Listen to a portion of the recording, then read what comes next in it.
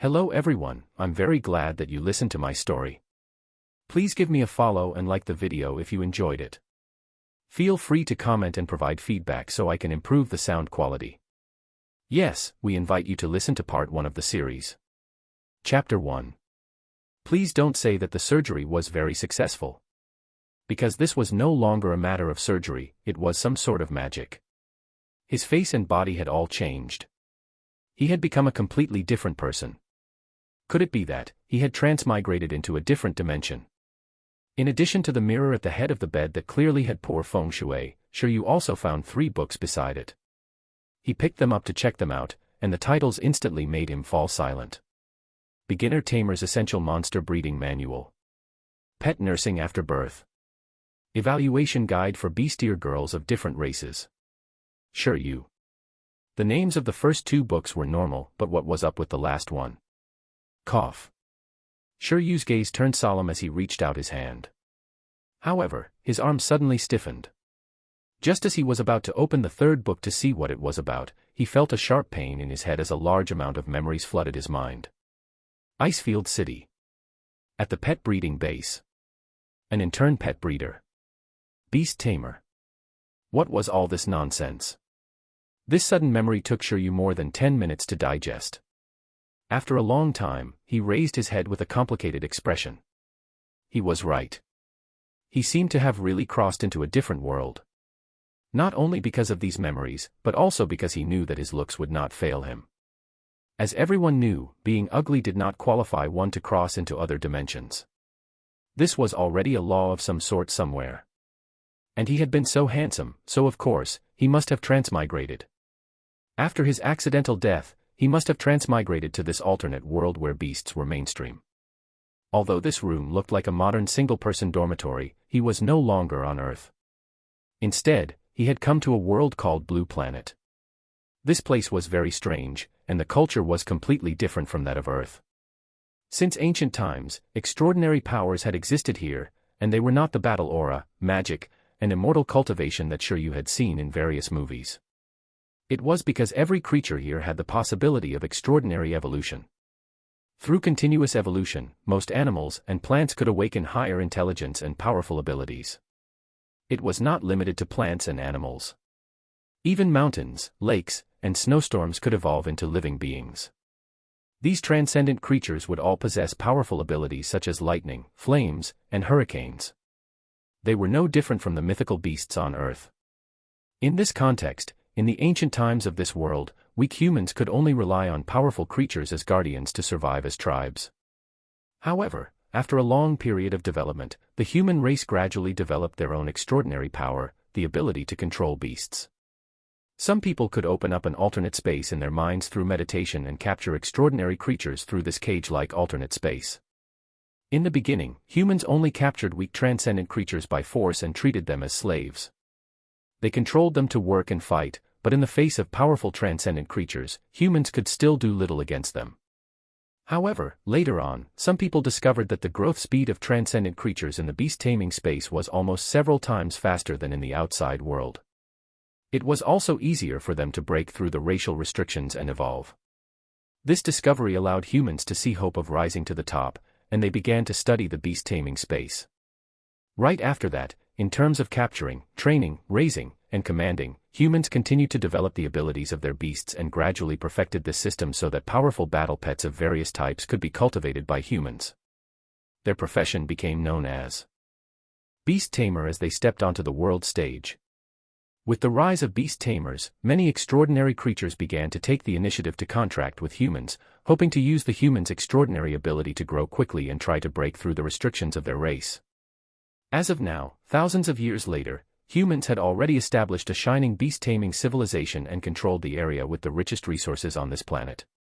In this era of beasts, being a beast-tamer naturally became a sign of status and class. All walks of life were closely related to beast-tamers. Only by becoming a beast-tamer could one become an elite among all fields. As an example, the appearance fee for a well-known beast-tamer in a tournament could be staggering and off the charts. The presence of a powerful beast tamer in charge of the city alone could directly boost the economy of the city. Beast tamers occupied the core positions in most industries, and the top positions were also held by beast tamers. However, although humans had risen up in the world, there were still a large number of beasts active in various places that could not be tamed, and they often caused disasters to human cities. This was also why some cities hoped to rope in powerful beast tamers to guard them. And in his memories, the family of his previous self had died in a beast horde. The beast taming world. I have a rough understanding. But why are things still so miserable for me after my transmigration? Shiryu took a deep breath. So be it. However, in such a dangerous alternate world, it would have obviously been better to transmigrate into some second-generation heir. It would be best if he had a protective dragon girl type and the companionship of sprites since young. Only then would he not have transmigrated in vain. Unfortunately, transmigration was just like reincarnation. It was a skill. He was still called Shiryu, but his identity was no longer that of mythology scholar Shiryu on Earth. Instead, he was an ordinary intern pet breeder in the pet breeding base of Icefield City. He wasn't a beast tamer. He was more like a handyman for beast tamers. This was a place dedicated to raising pets, but he was currently only learning how to raise them here. His daily duty was to feed some pet cubs, shovel feces, and clean up. He was a proper worker at the bottom of society. However, in this way, Shiryu could start his path toward knowledge from just these books. So, he was studying. The reason why his predecessor in these new/old memories worked so hard was that he hoped to become a beast tamer himself. But in reality, he was an orphan who couldn't even support himself, let alone train pets. With the original Shiryu's family background, it would be really difficult for him to become a beast tamer. However, Shiryu was also lucky in some ways. With a bit of talent and a bit of hard work, at least the current profession that he had was linked to being a beast tamer. It was not impossible for him to become a beast tamer in the future. He had even made a lot of preparations and had decided to buy high-quality pet cubs using loans to become a beast tamer. Yes, he had decided to take a loan for a pet at such a young age. Shiryu's defense line had been broken. It was indeed very tragic. The current Shiryu, who had a large debt from mortgage and car loans in his previous life, actually had 100 million points of sympathy. He didn't expect that he would also have to take a loan after transmigrating. This should be in the distant future. At the moment, Shiryu was just a lowly worker. Moreover, there would be tasks waiting for him in a while. He had a strict work schedule. To be honest, other than when he was in high school, he had not woken up at 6 in the morning for a long time. Shiryu rubbed his head in pain. Then, he walked to a wall and pasted a worksheet on it. This was the weekly task list that had just been issued yesterday. As an intern at the breeding base, his daily tasks were given out. Today's work was. Shiryu looked at the content below. Monday morning, feed the snow wolves, single task. Move the feed, group task. Afternoon, record the growth data of the green worm, collective task. If his memory served him right. Snow wolves were pack-dwelling, ferocious, and brutal carnivores, right? For such a dangerous mission, was the solo tag for real? Shiryu fell into deep thought. He had been bitten by a dog when he was young and was naturally more wary of canines. This mission was a little difficult for him. But it shouldn't be a problem. Shiryu suddenly recalled that he had the talent of telepathy. He could communicate with any creature normally, and he felt that nothing would go wrong.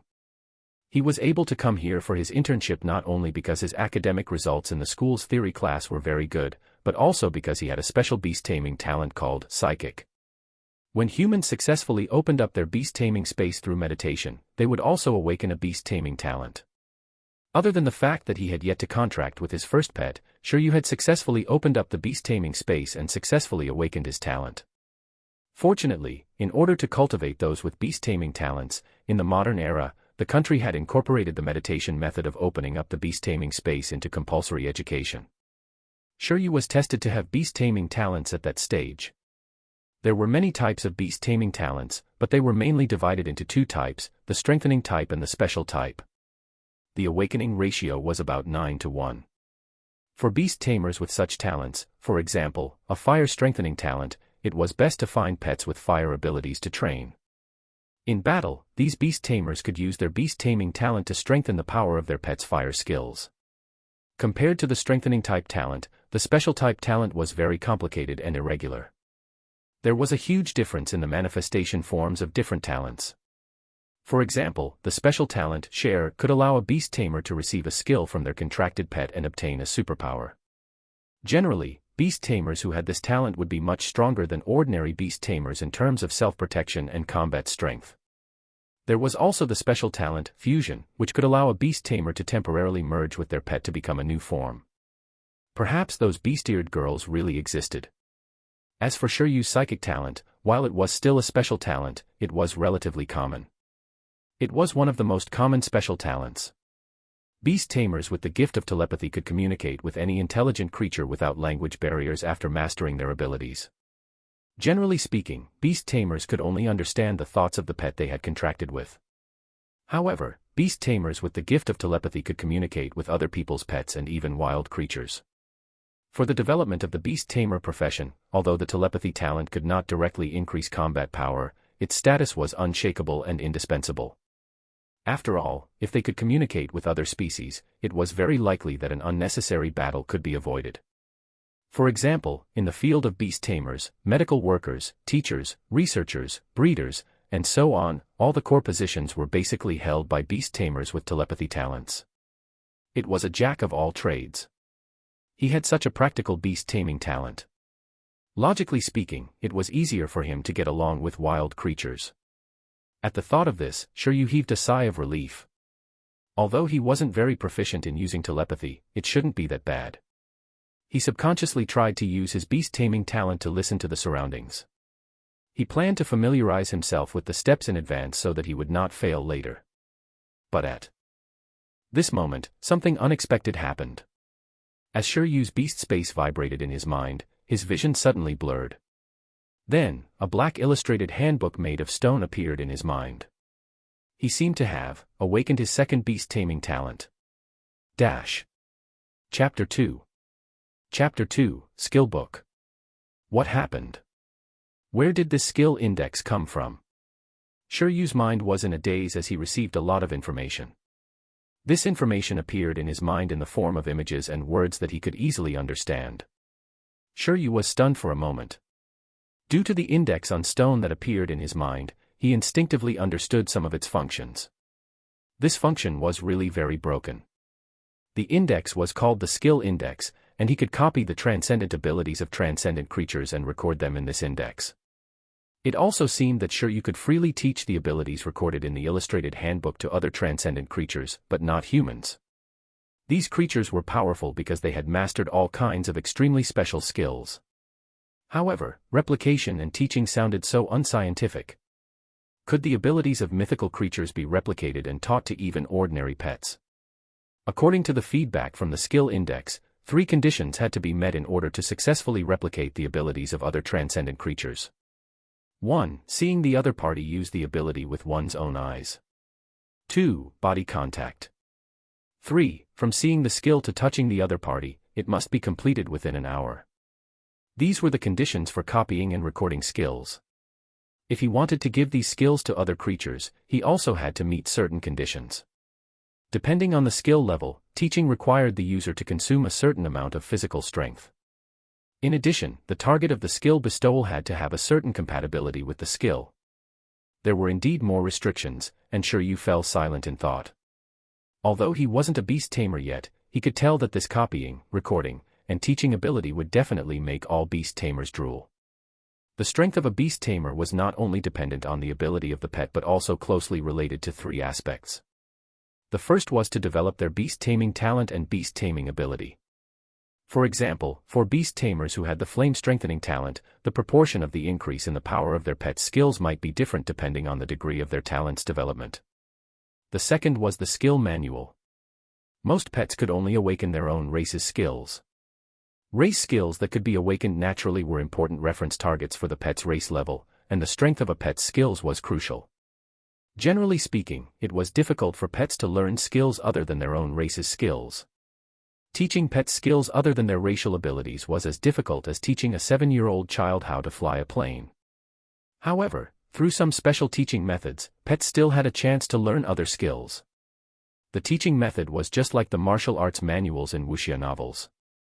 These were very precious and could quickly increase the strength of a pet. If a beast tamer mastered the teaching method of powerful skills and let his pet successfully master it, the pet could even defeat opponents across races and levels. The third was the evolution method. Most pets could evolve, but many evolution pathways were very secretive. Beast tamers who had mastered the evolutionary method could raise the level of their pets to a higher level and then awaken stronger racial skills. The first of the three was the development of the beast tamer's own abilities. For the second and third, it was the accumulation of knowledge and experience as a beast tamer. As for Shiryu's skill index, it was equivalent to him mastering a large number of skill manuals. Skill index. Was this his system? Or his second beast taming talent? Compared to some vague system, Shiryu was more willing to believe that it was his second talent. But wasn't his beast taming talent telepathy? Moreover, he had never heard of such a cheat-level beast taming talent. He had never even heard of a person having two beast taming talents. Shiryu's emotions surged. In just a second, countless possibilities popped up in his mind. But if it was him, it seemed possible. As a transmigrator, he was not a normal person.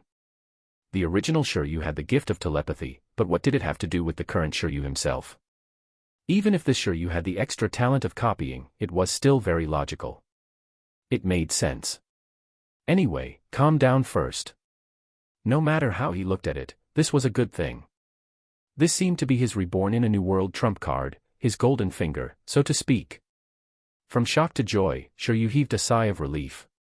Ever since he realized that he had transmigrated, he had always felt uneasy and felt that there was something lacking. Now, he finally felt comfortable. The joy of a transmigrator was just so simple, after all. Oh no, it's getting late. After being immersed in the shock of the awakened ability guide for a while, Shiryu suddenly realized that it was already very late. He put on his clothes and prepared to leave for his morning work. He did not even plan to eat breakfast. At that moment, Shiryu naturally did not want to work. Instead, he wanted to test if his newly awakened ability was real. Shiryu quickly left the dormitory with anticipation. The pet breeding base of Icefield City was very large. The environment included lakes, grasslands, forests, snowy mountains. They were all places where different pets lived. To take care of so many pets, there were many employees at the breeding base. There was a huge staff area nearby, and even the processing and transportation of all kinds of pet food were carried out here. In the base's feed factory, a large number of breeders had gathered. However, due to the different tasks, most of them did not have much interaction. After Shiryu arrived, he went to look for the feed he needed to carry. His goal was very clear, but after getting the feed, the specifications of the feed exceeded Shiryu's imagination. As Shiryu walked out with two heavy food containers, he could not help but think, no wonder ordinary people can't afford to be beast tamers. These pets eat better than humans. In the preservation box, there were layers of fresh beast meat. There were at least 7 or 8 types of meat, and it looked like it was specially matched for a nutritious meal. There was still a lot of food in the room. It was the breakfast for the snow wolves that he was going to feed next. Shiryu. Are you going to feed the snow wolves? When Shiryu was moving the meat over and over again, someone saw the type of feed Shiryu was moving and suddenly stopped to tease him. Those guys aren't friendly.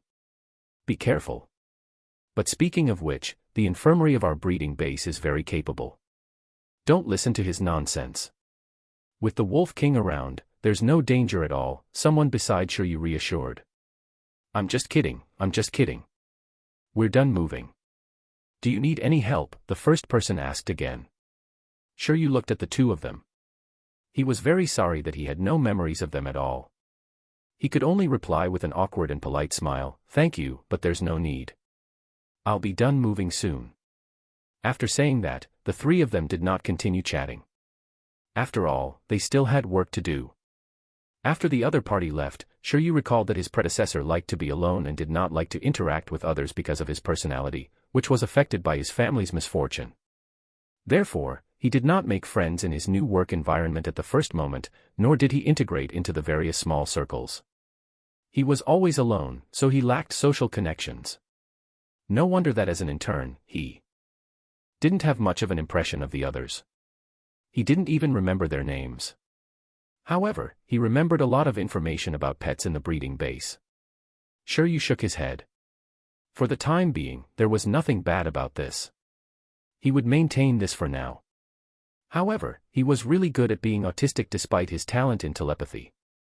In short, the most important thing now was to slowly familiarize himself with this world. He could rely on socializing later. Finally, after spending some time moving a cart of meat feed, Shiryu started the transport vehicle and arrived at a snowy mountain area alone. This was the habitat of the snow wolves. After arriving at the destination, he stopped the car, got out, and moved the meat. Shiryu quickly got to work. During this process, the white mountain in the distance flashed, and dozens of giant wolves appeared. Oh! Cries that made one's heart tremble rang out. Accompanied by these wolf howls, the snow-white wolves on the snow-capped mountains ran over. At first, they were very fast, but slowly, they transitioned into walking. However, even though they were just walking, he still felt extremely pressured. Each giant wolf was 2 meters long and nearly 1 meter tall.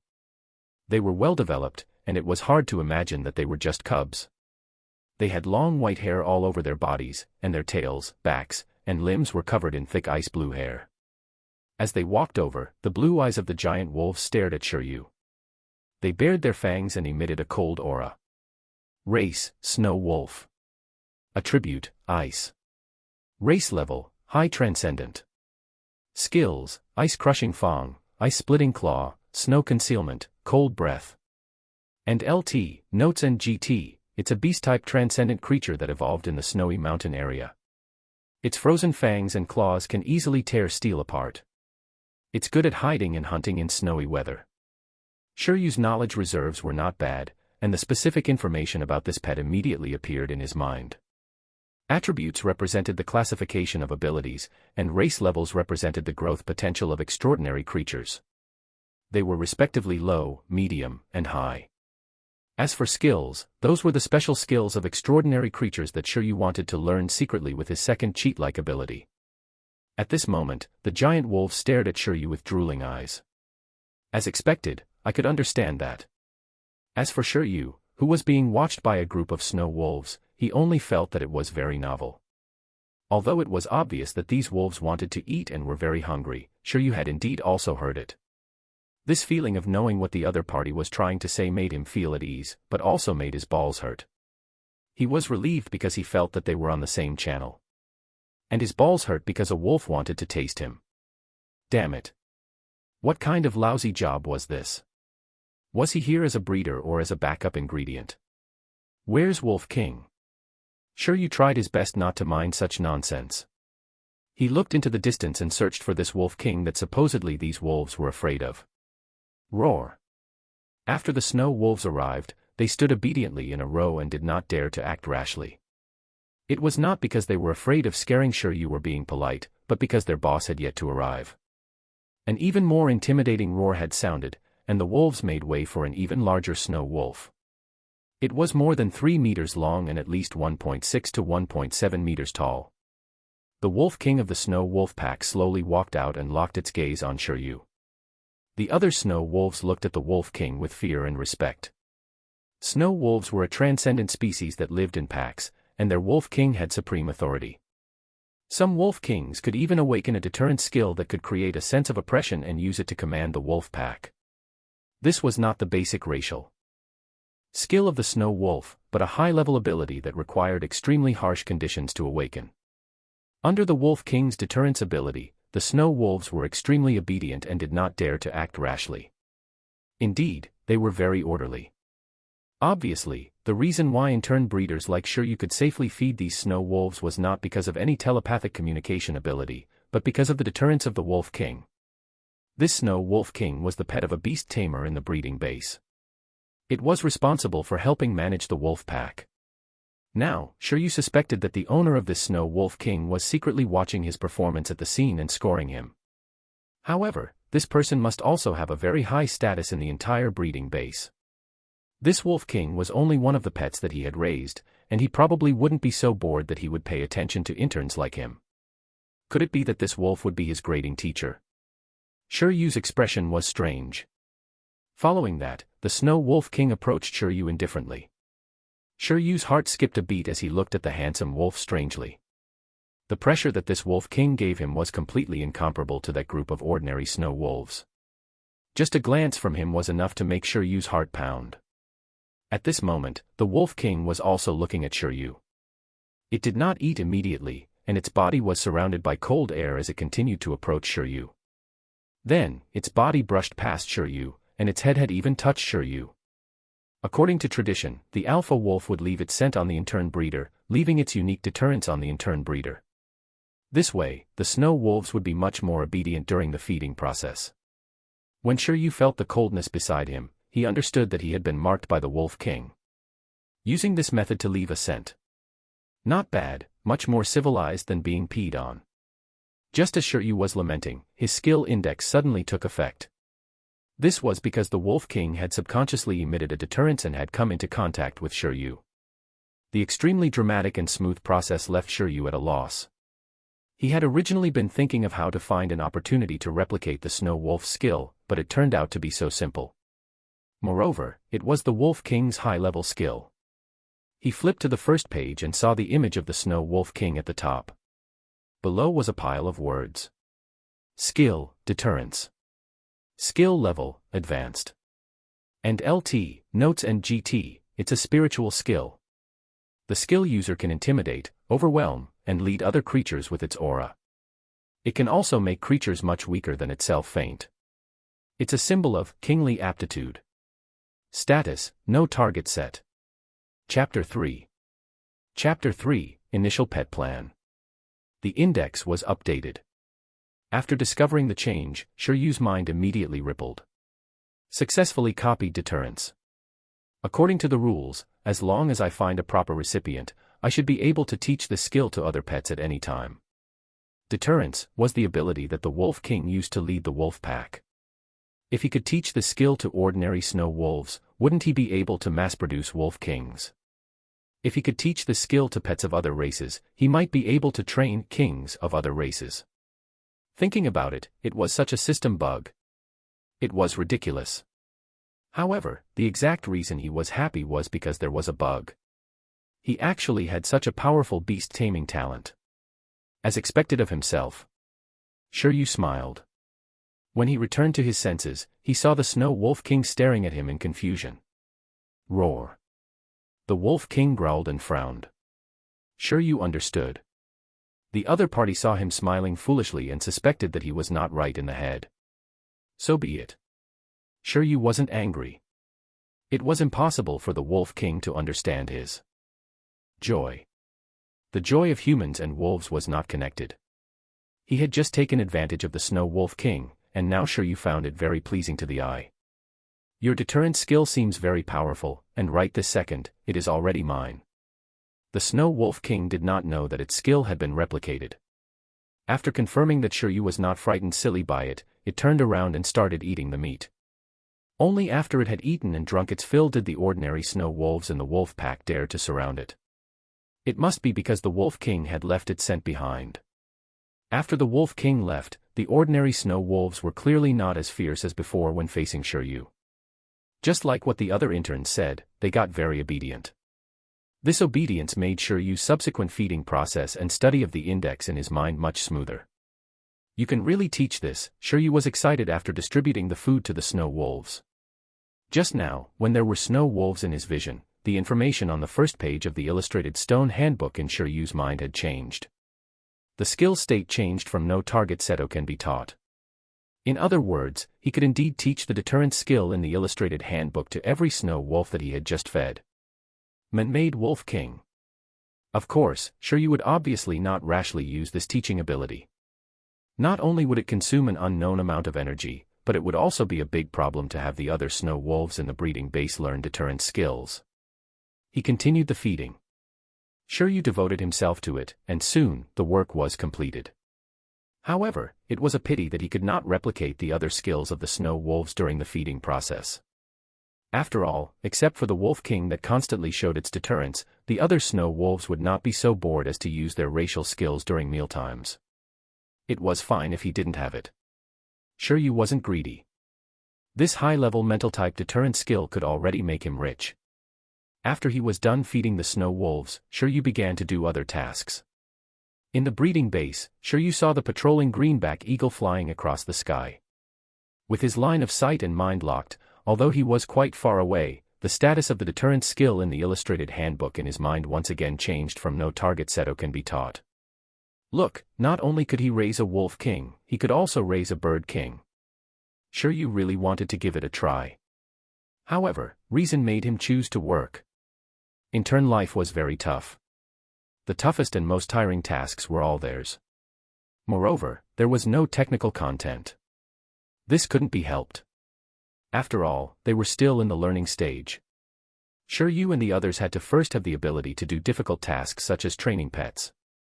Just like the wolf pack now, it would be very difficult to manage and train them without a wolf king that could use the deterrent skill. After training this group of snow wolves well and training them into pets suitable for beast tamers to raise and contract with, it would be up to other official trainers to raise them. Shiryu and the other interns could only do the relatively basic work. Of course, in addition to the more basic work, official breeders would also lead interns like Shiryu and the others to do other work regularly, allowing interns to learn many new things. There are still 3 months left in the internship period. I should study hard first. His predecessor had always wanted to become a beast tamer and had made many preparations. The profession of pet breeder was the springboard he had prepared for himself. Although he had obtained a cheat, Shiryu still had some things to consider. His understanding of beast tamers was really limited. It was impossible to let loose with the little knowledge in his memory. It was better to develop steadily at the moment. There was no doubt that the index was made for the path to becoming a beast tamer. It would be a pity if he didn't become a beast tamer, as a result. Though, apart from the teaching ability of the index, he didn't have any other qualifications to become a beast tamer. Therefore, Shiryu decided to treat his job as a pet breeder well. He would take this opportunity to understand more about the skill index and this world before making other plans. Moreover, the young pet he had reserved from the iron bamboo breeding base in the Pingqing district of Icefield City also needed his internship certificate to receive it. The iron bamboo breeding base had to consider Shiryu's ability to repay the debt. At the moment, he was not qualified to receive that pet, but after his internship ended and he obtained the breeder's certificate, he would be qualified to receive the loan. Therefore, Shiryu could not be sloppy with this internship. If all of Shiryu's plans went smoothly, becoming a beast tamer shouldn't be a problem. However, after that, it would be a long life of repaying the loan. During this process, becoming a beast tamer might allow Shiryu to soar into the sky, or it might drag him down.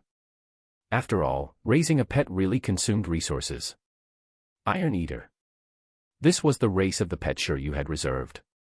Race, Iron Eater. Attribute, Metal. Race level, Medium Transcendent. Skill, Hardening. Iron-eating beasts were actually giant pandas. Shiryu did not expect that the pandas in this world would actually evolve into iron-eating beasts with a mid-level transcendent rating. Shiryu was quite satisfied with the initial pet that his predecessor had chosen for him. The appearance and rarity of a national treasure added points. If nothing went wrong, he would not change his choice. After all, he had already paid the deposit. However, the national treasures of his previous life had fallen to such a state. It was quite tragic. After all, if a normal giant panda was fighting a normal wolf, supposedly a giant panda could stun a wolf with one palm. However, the Iron Eater was one race level lower than the Snow Wolf. Shiryu knew that this was related to race skills. Compared to the Snow Wolf's ice-crushing fang, ice-splitting claw, cold breath, and snow concealment, the Iron Eater only had one racial skill.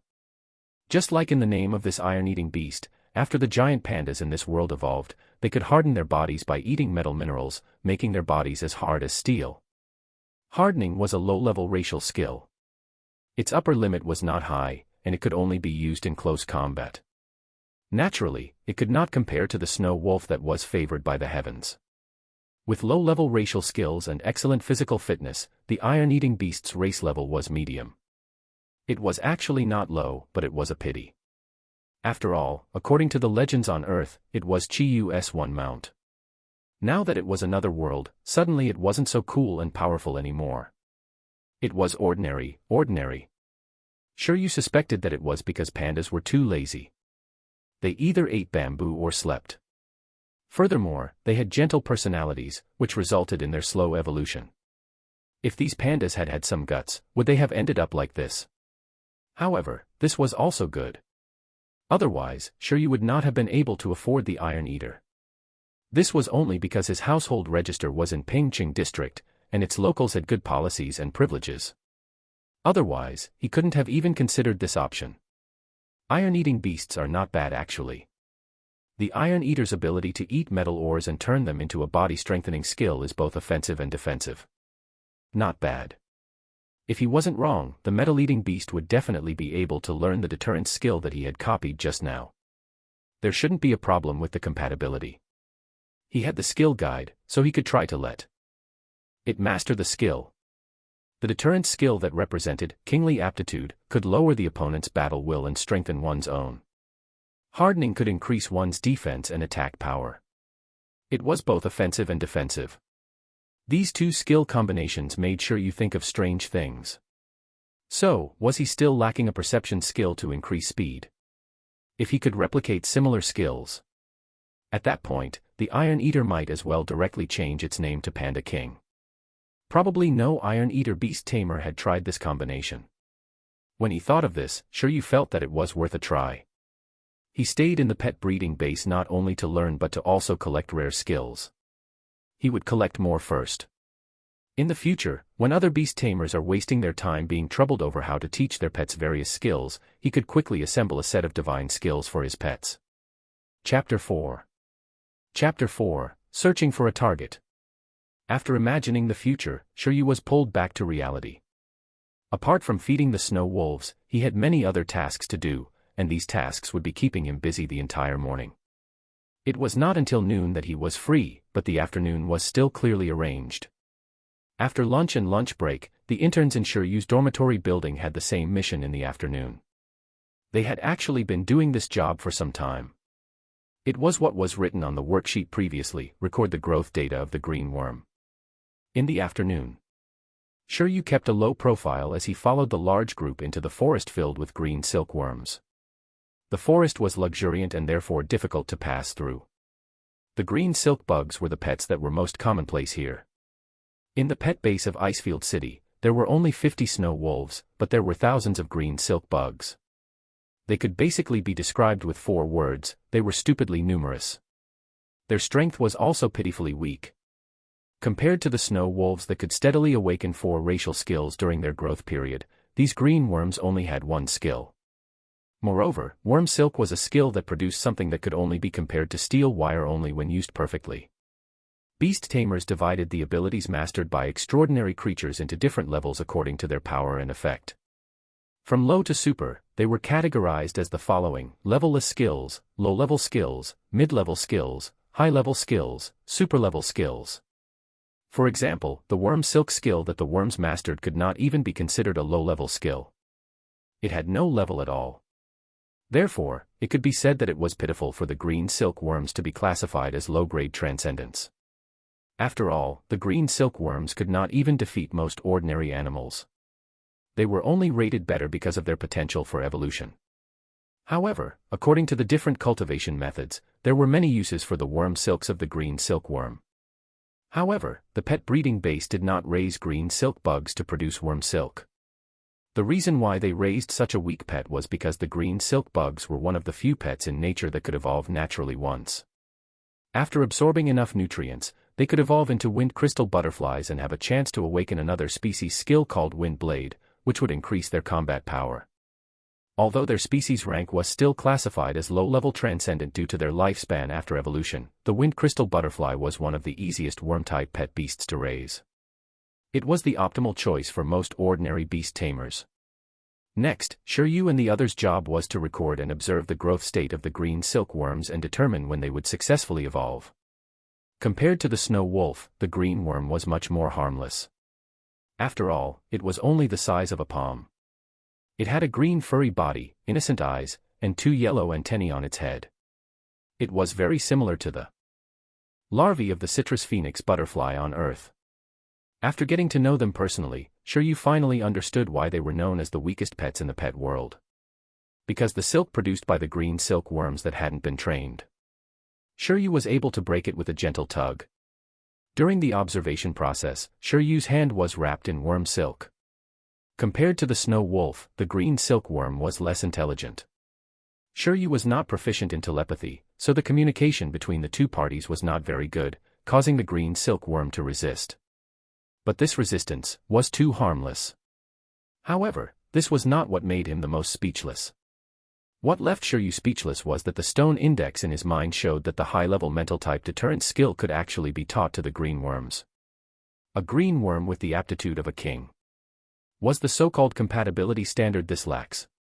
The way Shiryu looked at the green worm changed. From the looks of it, the skill index was not simple. After all, the green silkworm was known as the lowest level pet that could not learn any other skill other than the worm silk one before evolution. Just as Shiryu was lamenting over the situation, the green worm slipped away from his hand, and the index changed once more. At this moment, he flipped to the second page. This time, the new image of a green worm was added. There was still a pile of text below. Skill, worm silk. Skill level, none. And LT, notes and GT, this is an insect skill. It might be useful when used to the extreme. What's with this note? It's exactly what I thought. Forget it, forget it. Did he copy and record the bug's silk skill just like that? He seemed to have fulfilled those three conditions. Right now, the skill index had successfully recorded a useless second skill. Worm silk. He was actually not happy. After all, this skill looked really useless. Oh, wait. Such a weak skill could be used as an experiment to test the stamina consumption of teaching a skill. For the rest of the afternoon, everyone else was observing and recording the green worms.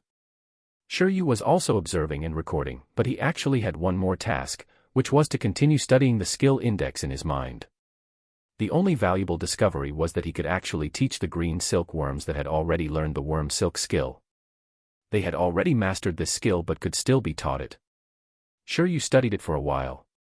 The feedback from the skill index was that repeating the skill could increase the skill's proficiency. He understood, but unfortunately, Shiryu did not dare to experiment here. Until evening. After dinner, Shiryu returned to the dormitory. After returning, he took out a manual and started searching. This was not the evaluation guide, but another book. This manual recorded the 51 pets raised in the pet breeding base of Icefield City and their species skills. Shiryu was trying to pick a target to attain skills from secretly. He planned to see if there were any skills suitable for his Iron Eater to learn. Skills could not appear out of thin air in the skill guide. He had to find a way to record new skills himself. However, as long as a rare skill was successfully recorded, the skill guide would be invincible. Which beast tamer had ever nurtured a green worm that could use deterrent skills?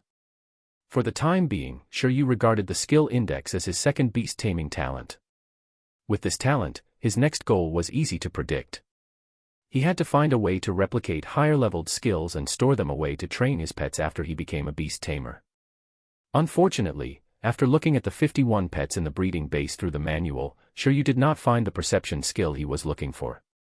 The skills that the young pets here might awaken were relatively basic low-leveled skills. They were very common and not worth copying. Of course, the more skills he collected, the better. It was better to be prepared. However, after replicating the worm silk skill, Shiryu suddenly thought of a problem. Was there a limit to the number of skills that could be recorded in the skill guide?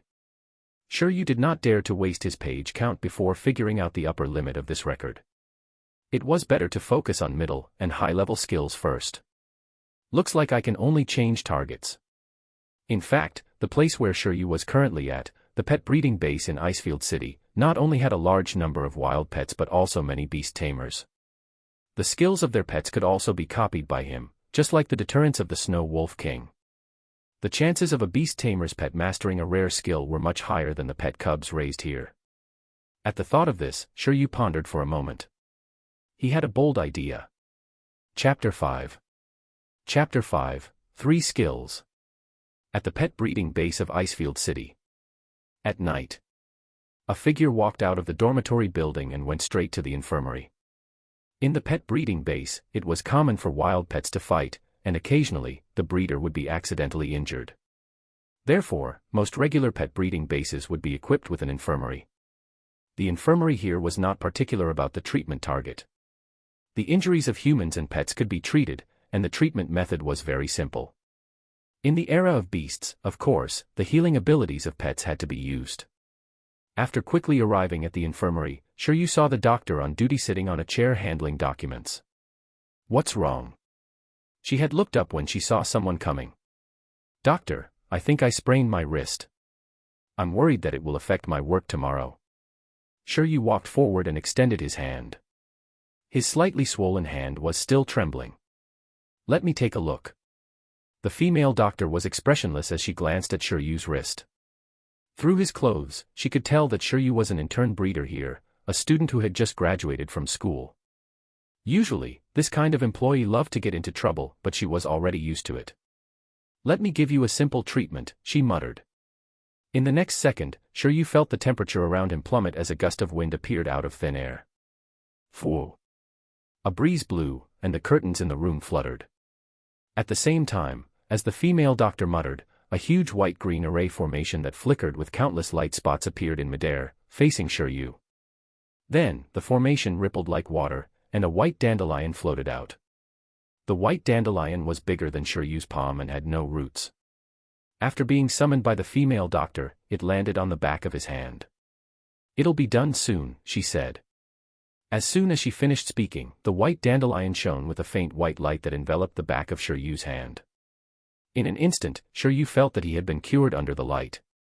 It was true that he had twisted his hand, but it was not that serious. He had done it on the road. Previously, the pain was still a little, but now, it was completely gone. Shiryu was amazed. No wonder the intern said that the infirmary in the breeding base was very impressive. It was indeed impressive. The existence of transcendent creatures was not bad at all for humans. They could be of great help in areas like medical treatment. After the treatment, the white dandelion floated up from Shiryu's hand. At the same time, in Shiryu's mind, the third page of the illustrated stone handbook flipped open. The image of the plant pet dandelion appeared. Skill, high-speed healing. Skill level, intermediate. And LT, notes and GT, wood-type healing ability. It can accelerate the healing speed of ordinary injuries. What was successfully recorded and replicated this time was an extremely rare healing ability. Its value and utility were extremely high. Not only did the dandelion use its skill, but it also made contact with Shiryu. It was just as Shiryu had expected. The doctors in the infirmary of the breeding base were all beast tamers and had contracted with rare healing-type pets. Previously, other employees had come here to receive treatment because of accidental injuries, so Shiryu quickly thought of this method to try to replicate healing-type skills. However, Shiryu felt that he was still too impatient. There were still 3 months left for the internship. There would be other opportunities in the future. There was no need to be so rash. It should be fine now, right? The female doctor looked at Shiryu after recalling her pet. Also, you're making too much of a fuss. Bai Puiying said it was just a minor injury. At that time, Shiryu's rich expression made her think that it was a serious injury. In reality, if she did not treat him, Shiryu's body would have healed itself. However, it was worth affirming that he had found a doctor the minute his body was injured, and the doctor noticed this. She had seen many beast tamers and pet beasts who didn't pay attention to minor injuries. As minor injuries accumulated, they would eventually become serious problems. Shiryu was speechless. Sorry, he had already gone through a lot of mental struggle to create this small injury. Shiryu quickly nodded and thanked her. I'll be careful next time. Thank you. At the same time, he felt quite embarrassed. After all, he had delayed someone else's work. He should buy some snacks that plant pets like tomorrow to thank her. Using healing abilities to heal injuries was the treatment method of the pet breeding base's infirmary. Even if it was a small wound, the doctors here liked to treat it with pets. The reason was simple. With many treatments, it could increase the proficiency of the pet's skills. Learning a skill did not mean that one could use it proficiently. Often, one needed to practice many times to transform the skill into one's own. Therefore, the ability of repeating the same skills in the skill guide to increase proficiency was actually a bug. It was equivalent to accelerating the training efficiency of the pet. Through the infirmary of the breeding base, Shiryu had successfully obtained a rare healing skill. He was in a good mood. After returning to the dormitory from the infirmary, Shiryu washed up and lay down. Before going to bed, he began to look forward to the day he became a beast tamer. After becoming a beast tamer, there would be more paths to choose from. This was especially true if one could pass the professional beast tamer examination. Other than fulfilling a small portion of their obligations, they wouldn't have to do anything else. The Beast Tamer Association would also pay them monthly, and it was also a huge leap in their class. The beast tamer who just contracted with a pet beast is an apprentice beast tamer. Trainee beast tamers and initial pets can participate in the Beast Tamer Association's unified assessment after their abilities reach a certain level. If you pass the assessment, you will officially become a professional beast tamer. Shiryu muttered softly. He did not know how long it would take for him to become an official trainee with the skill index. With the index, he should have a great advantage in training pets. 18 years old was the best age to become a beast tamer. As he thought about it, Shiryu fell asleep. After transmigrating, it had only taken Shiryu a day to adapt to the new world. Currently, he had already confirmed his next target. The next morning, Shiryu woke up early to start a new day of work. Moreover, he took the time to buy a thank-you gift for the auntie who helped him treat his injury yesterday. After adjusting his mentality and suppressing the urge to become a beast tamer as soon as possible, Shiryu began to slowly integrate into this world. In the blink of an eye, 3 months later, the internship period was about to end, and Shiryu could finally go and get his pet. With the convenience of his work, he successfully copied and recorded 2 more skills.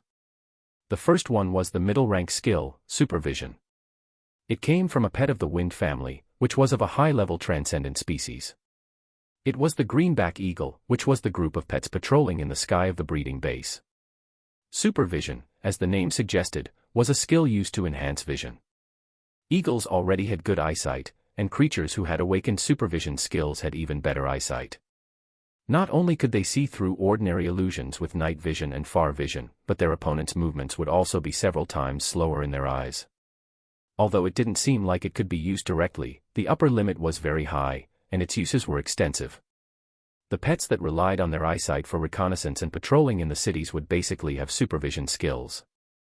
Unfortunately, there was still a gap between this and Shiryu's ideal perception skill that could enhance the 5 senses to their limits. If it wasn't because he couldn't find it, who would be willing to make do with just this supervision? However, this skill was not bad. If the iron-eating beast could learn this, its combat awareness would definitely increase by more than half. The second was the advanced skill, absolute sleep. It came from a pet of a high-level transcendent race, the sleeping demon. Sleeping demons were undead pets with only 2 racial skills, hypnosis wave and absolute sleep. Obviously, this sleeping demon was also a pet of a certain tamer. The other party often used the sleeping demon's hypnosis wave to make some pet cubs sleep soundly. It was a very good support skill. As for absolute sleep, it was a skill used on oneself. After using it, one could enter a deep sleep state and recover their physical strength at a high speed. It was a recovery-type skill. Very few pets could master the absolute sleep skill, but the Iron Eater should be able to, right? Shiryu had replicated this skill because he wanted to be self-sufficient in the future.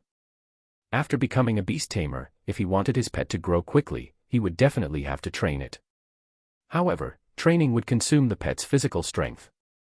The pet would also be tired and need to rest. Under normal circumstances, beast tamers could summon their pets back to the beast taming space to speed up their physical recovery. However, with this way, beast tamers would also consume a lot of energy. Those who were rich could naturally buy some nutritional supplements. However, Shiryu was different. He thought that if his pet beast could learn absolute sleep, it would be able to recover its stamina at a high speed. It would save money and energy. Anyway, the iron-eating beast loved to sleep, so it could sleep anywhere. If Shiryu was injured during training, he would have to go to the hospital and buy medicine, but if he taught his pet the healing skill, high-speed healing, it could heal itself. This way, he could save a lot of money. He was indeed a genius. Of course, Shiryu, who copied these skills, was definitely not trying to slack off. It was purely a forced habit due to life circumstances. He believed that the iron-eating beast he had yet to meet would understand him. Their family was too poor. Shiryu had spent a lot of effort to copy both skills, and he had secret learn high-speed healing.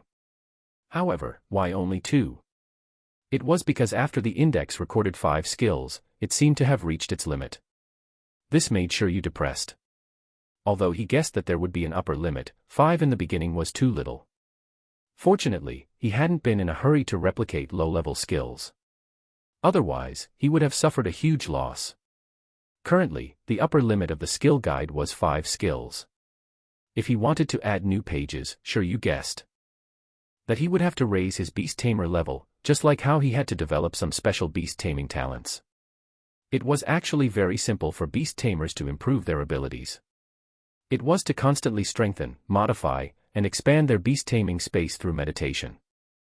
The stronger the beast taming space, the higher the level of the pet that could be contracted, and the greater its restriction on the pet.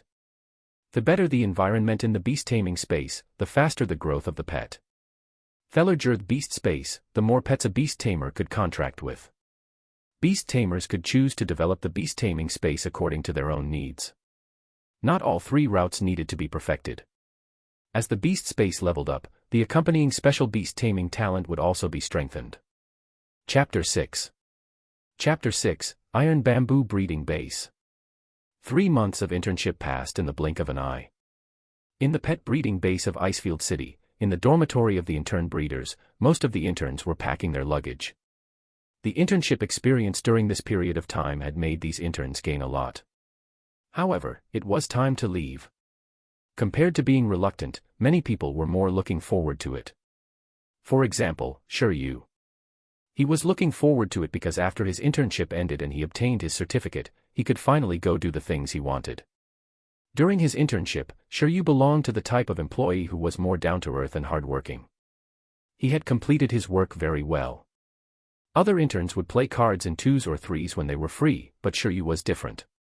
For the time being, he was acting out his predecessor's reclusive character and rarely interacted with others. Of course, Shiryu was not stifled. He could not be bothered to communicate with his fellow interns because there was something more important. Compared to communicating with people, he preferred to talk to pets and cultivate bonds.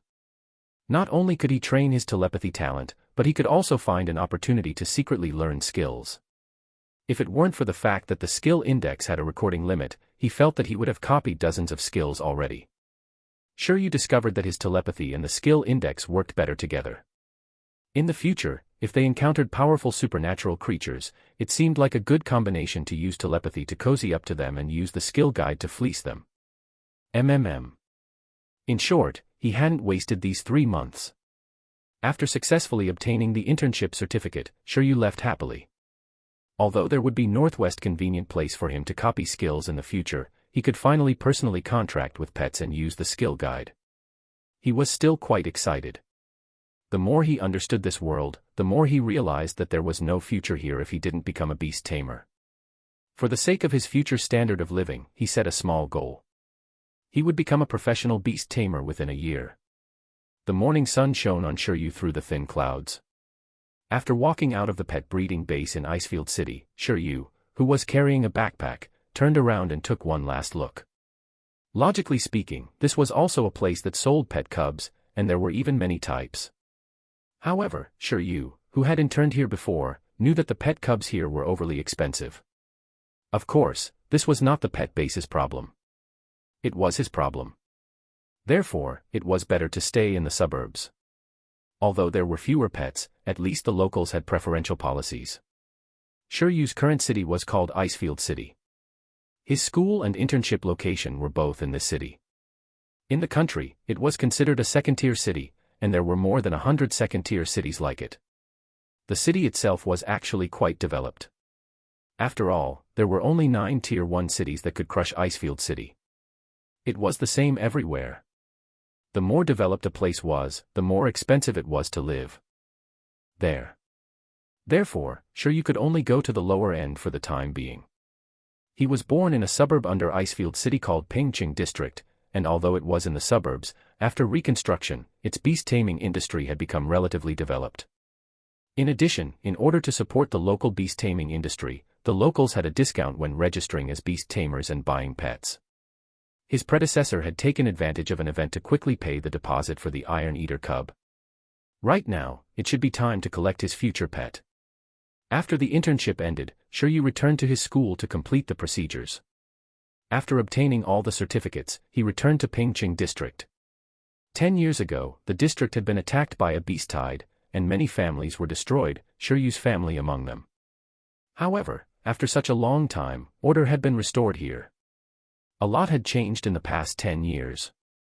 Pingqing district, which did not have any defensive facilities before, had already built high walls and stationed branches of the Beast Tamer Association and the Beast Tamer troops. Although Pingqing wasn't as prosperous as other areas, it wasn't particularly backward either. At the very least, traffic and communications were passable. It was just that its entertainment sector was lagging behind. In the downtown area of Icefield City, there were all kinds of beast competitions. However, in Pingqing, beast taming competitions were much rarer. When he finally returned to Pingqing, Shiryu's first goal was not to go home. Instead, his destination was very clear. It was one of the 3 major breeding bases in Pingqing, the Iron Bamboo breeding base. He had done all the procedures before he came back so that he could get a pet as soon as possible. He could not wait any longer. There were 3 pet breeding bases in Pingqing. All 3 of them were established by the government, but there were very few types of pets available. The highest level of pet species in them was only mid-level transcendent, which was incomparable to the official pet breeding base in Icefield City. The Iron Bamboo breeding base that Shiryu was going to was a family-run one. It was located in the dense forest of iron bamboo at the back of the mountain in Pingqing district, and around 800 iron eaters were being raised there. Iron-eating beasts were considered special pets in Pingqing and even in the country. In the entire country, the number of artificially raised iron-eating beasts might not exceed 5,000. It was even more so in other countries. It was worth mentioning that since this world was different from Earth, most regions were occupied by supernatural creatures. The humans only had 7 countries where they lived.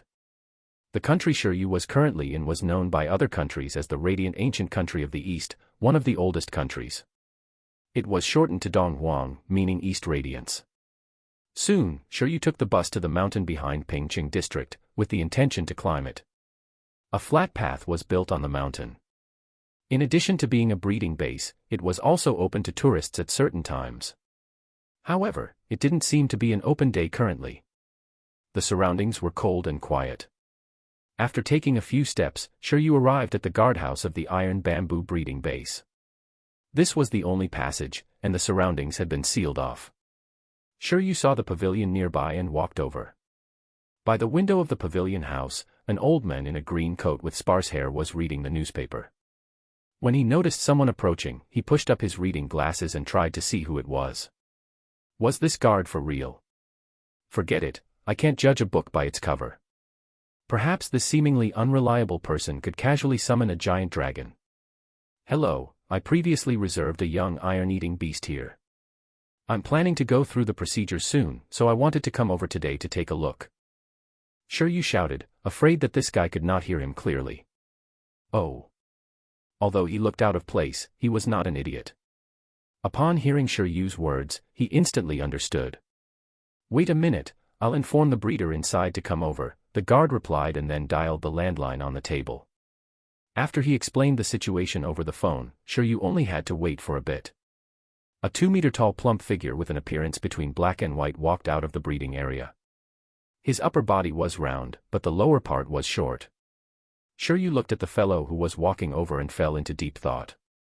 Following that, this fellow, who looked like a giant panda no matter how one looked at him, opened the door from the inside and came in front of Shiryu. He pointed at the sign on his chest. It said, Staff. Hello. She rubbed its bare paws as it spoke in a low, indistinguishable voice. Can't they send some of their normal employees over? There's no need to be surprised. This is just an iron orc costume, the staff member said. It's because you're wearing a costume that I'm surprised. Who would wear that on such a hot day? I am a staff member here, Lin Xiaoju. I'm sure you, he said. But don't you feel hot wearing that? There's no other way. This is all to better understand the mood of the iron-eating beasts, Lin Xiaoju said. If you want the iron-eating beasts to trust you, you must understand them well. This is the most basic skill of a breeder. Sure you, that makes sense. Trust, your ass. Whatever you say. As long as you're happy. I remember that in the information, Mr. Shiryu, you're also a graduate of the breeding specialization program, right? No wonder you can understand me. There shouldn't be many people who had reserved iron-eating beasts recently, but this person actually knew Shiryu's information through his name. Yes, but I'm still a newcomer. Far from you, Senior Lin. Although the name was very masculine, Shiryu could still tell that the other party's voice was that of a girl. He also deduced that the other party was also a graduate of the breeding specialization program. Using the word senior immediately pulled them closer. He hoped that there would be a discount later. Lin Xiaoju, you flatter me. Anyone can try this method. After you receive your pet, I can sell you 2 sets of puppet suits at a partial discount. There was a discount, but not a full one. Are you a business genius?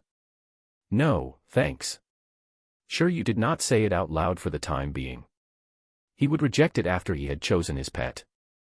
It was one thing to sell food as an add-on, but to sell cosplay clothes as well. Next, this staff member named Lin Xiaoju brought Shiryu into the pavilion. She then started to take off her costume. At this moment, Shiryu finally saw what the person looked like. Without the puppet outfit, she looked like a mature woman around 24 or 25 years old.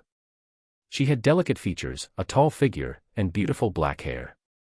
However, because she was wearing a puppet suit just now, her hair was a little messy. However, she did not seem to mind. Her expression was very casual. Shiryu really wanted to ask her how much she liked pandas. That was because the clothes under the costume were still panda-themed. She had on a pair of white shorts with black spots, a loose but slightly bulging black and white sweater, and a hat with panda ears. Are you going to sell me a set of these clothes later? She took a deep breath and said to Shiryu, let's register first. Oh right, have you brought all the materials? The procedures to purchase and collect pets from the breeding base were quite troublesome. Not to mention that Shiryu wanted to borrow money to buy his pet. The breeding base had to obtain all the certification materials. This trip would take a long time.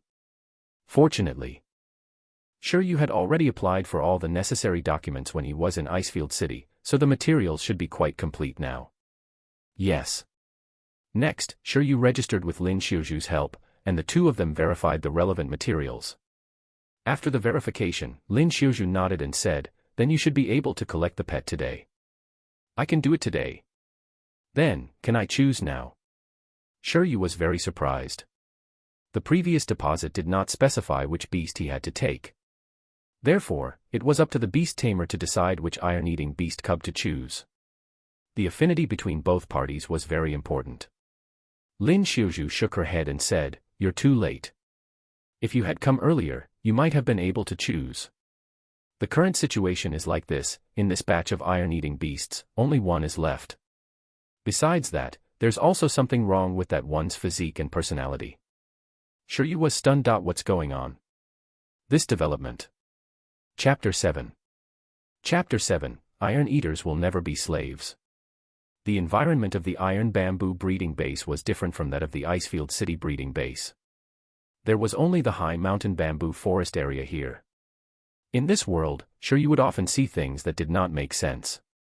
For example, 3 or 4 environments that were absolutely impossible to be adjacent to each other on Earth could completely fuse together here. However, if one were to study it carefully, they would realize that it was the special power of supernatural creatures that had affected the outside world.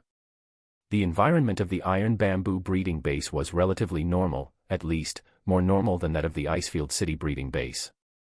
High-quality soil, lush forest, a good growth of iron bamboos, a rich water source, clear water-flowing sounds, this was the Iron Eater's favorite living environment. At this moment, Shiryu and Lin Xiaoju had already entered the breeding area. Although there was only one cub left, he still had to take a look. He couldn't wait another year for a new batch of iron-eating beast cubs to grow up. Life was not easy. Shiryu sighed. In the iron bamboo breeding base, there were not only young iron-eating beasts but also many adult iron-eating beasts. However, Shiryu had reserved a young one. A newbie beast tamer like him could only contract with a cub. Although adult iron-eating beasts could also be contracted, Shiryu clearly wouldn't be able to handle them.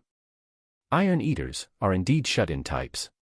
Along the way, Shiryu saw many iron-eating beasts that were alone nearby. All of them were sleeping, like a shut-in. Some slept in grass nests, some hugged tree trunks, and some slept on tree branches. It was surprisingly quiet. It's not the season for them to be active yet. The older iron-eating beasts are generally quieter, but the younger ones are more lively. Lin Xiuzhu walked in front as she spoke. Indeed, under her lead, Shiryu soon saw an obviously smaller iron-eating beast. It was less than a meter long and not very big. It was about a year old and had just bid farewell to its mother to live independently. The iron-eating beast cubs that beast tamers reserved were basically at this age. After all, if the cubs were too young, it would not be easy for beast tamers to take care of them. Is it this one? Shiryu was overjoyed when he saw the little metal-eating beast. He felt that he had not waited for 3 months in vain. This iron-eating beast cub had soft black and white fur, and its short tail was very cute. At this moment, it also noticed Shiryu and Lin Xiuzhu. Above its round cheeks, the eyes within its big dark eye circles were looking at them brightly and seriously. Yes, Lin Xiuzhu nodded. It seems very normal, Shiryu said.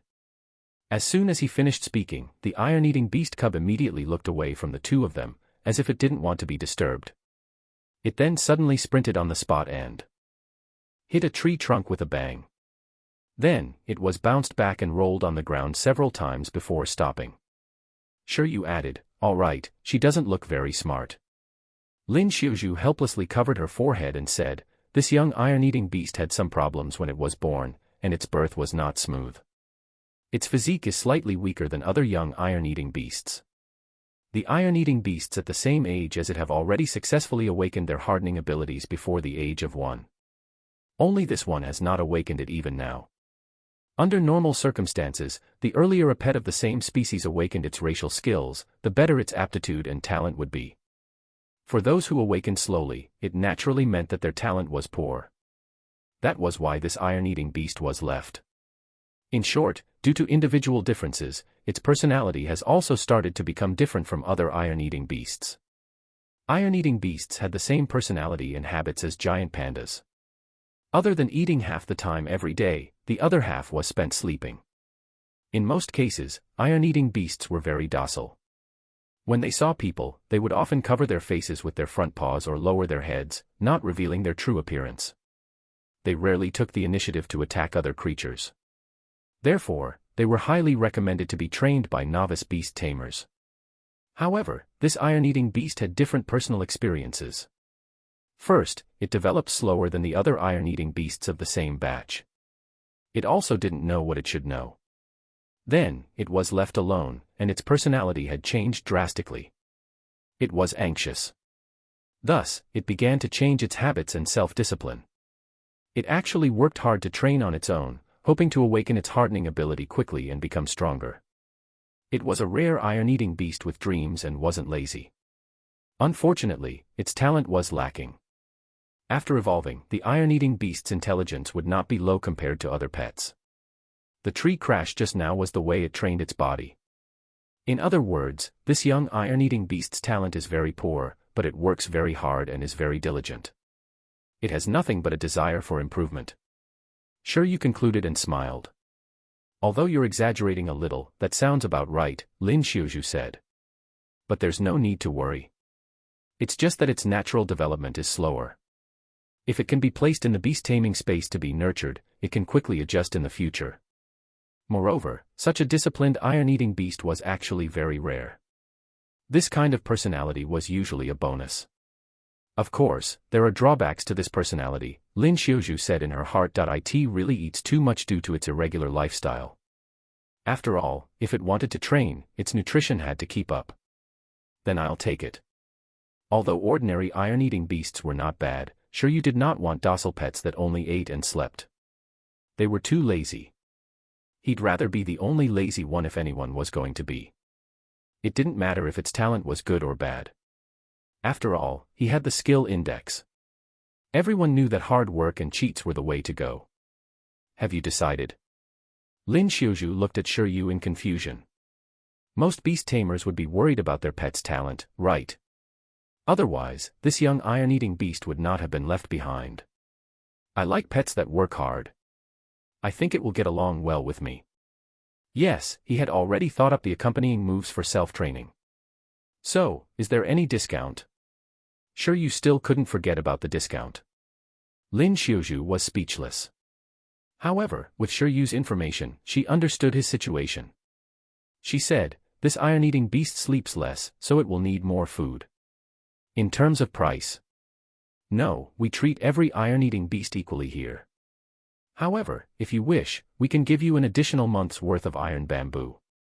The iron bamboo breeding base was not only the breeding base of the iron-eating beasts, but it also produced one of their favorite foods, the iron bamboo. Iron bamboo was as hard as steel and was a mutated type of bamboo. It was the core food used to cultivate iron-eating beasts to master their hardening abilities. It was not cheap, and iron-eating beasts ate a lot. A month's worth of iron bamboo food was indeed a good addition. After all, it was a necessity. Thank you, Shiryu accepted. Lin Xiuzhu nodded. Since Shiryu had already confirmed it, she walked forward and came to the side of the little metal-eating beast that was a little stunned by the impact earlier. 11. A beast tamer has finally chosen you. Are you happy? She squatted down and smiled at the iron eater. The iron-eating beasts here all had their own numbers, and so did the cubs. This special iron-eating beast cub was number 11, so the breeders here basically called it number 11. The iron eater sat up silently, then looked at Shiryu in the distance, and blinked. Although it was happy that a beast tamer had acknowledged it, it was too late. It sat on the ground with its arms raised high and howled. Iron-eating beasts would never be slaves. It could also grow stronger by itself. After saying that, it got up and wanted to run away. It planned to escape in front of the staff of the breeding base. Iron-eating beasts were fearless. There was no need for beast tamers. Then, before it could start running, Lin Xiuzhu grabbed its neck and lifted it up. Shiryu, who had telepathy, was speechless. Not bad, very energetic. On the other side, Lin Xiuzhu sighed and pressed the metal-eating beast to the ground. Although she was just a girl, she was surprisingly strong. She was definitely a beast tamer. After contracting with a pet, the power of the pet would also be fed back to the beast tamer, increasing the beast tamer's mental strength and physical fitness. Although she could not fight supernatural creatures with her bare hands, it would not be a problem for her to instantly kill the fighting experts and athletes on Earth. Listen up. If you dare to run away, you won't have any food. And after becoming a beast tamer's pet, not only will your growth speed be several times faster than it is now, but the hardening ability that you couldn't awaken before can also be awakened quickly. Furthermore, there's a more comfortable resting environment and a richer variety of food. It's much more blissful than staying here. Lin Xiuzhu was very serious as she explained to the young iron-eating beast. It seemed like she had the telepathy talent, or maybe she had been playing the role of the iron-eating beast for so long that they could even understand her words. After she finished speaking, the iron-eating beast cub was stunned. It looked at Shiryu with a blank expression. Shiryu said after a moment of silence, "Food and accommodation are included." "Only when there is still money," Shiryu added in his heart. The iron-eating beast cub howled again, its expression even more confused and conflicted. A better environment and food than a breeding base. Saliva dripped from its mouth. In the end, the temptation of the benefits a beast tamer could bring was greater than its willpower. The iron-eating beast cub nodded reluctantly. "I can't take it anymore." Iron-eating beasts would never be slaves and were fearless, unless food and shelter were provided. Chapter 8. Chapter 8, Contract. This iron-eating beast seems to have been smart since it was young. Shiryu was very satisfied when he saw that the iron-eating beast cub quickly recognized reality and submitted itself. Wasn't it just a better environment for growth? Wasn't it just all kinds of delicacies? When he became a powerful beast tamer, it could have everything it wanted. Well, before that, he would have to rely on the iron-eating beast to work hard to help him become a powerful beast tamer. Can I contract with it now? Shiryu looked at Lin Xiuzhu, who was holding the young iron-eating beast. Only by contracting with the iron-eating beast and establishing a spiritual connection could they truly be regarded as beast tamer and pet. After that, the various specialties of the beast taming system could be displayed. Sure. Lin Xiuzhu moved her hand away and nodded. You contract with it. I'll watch over it. After saying that, Lin Xiuzhu heaved a sigh of relief. Finally, a beast tamer was willing to take 11. Although there had been many beast tamers who had come to choose pets who had despised this iron-eating beast and thought that its talent was poor, Lin Xiuzhu did not think so. This iron-eating beast cub was born with a weak physique, but it was not a big problem at all. It could just be put into the beast taming space to recuperate for a few days. This kind of situation had happened before. On the contrary, under such a difference, and under the circumstances where it was despised by the beast tamers one by one, the hard-working character that it had gradually developed, one that refused to admit defeat and hoped to be recognized, was very special in Lin Xiuzhu's eyes. It was a display of outstanding talent. If the lazy iron-eating beasts were no longer lazy and could be more disciplined, and as long as they were trained well, they wouldn't be worse than pets of higher-level races. She grew up in the iron bamboo breeding base and had lived with this group of iron eaters since she was young. Her initial pet was also an iron eater, so she knew the situation of every iron eater.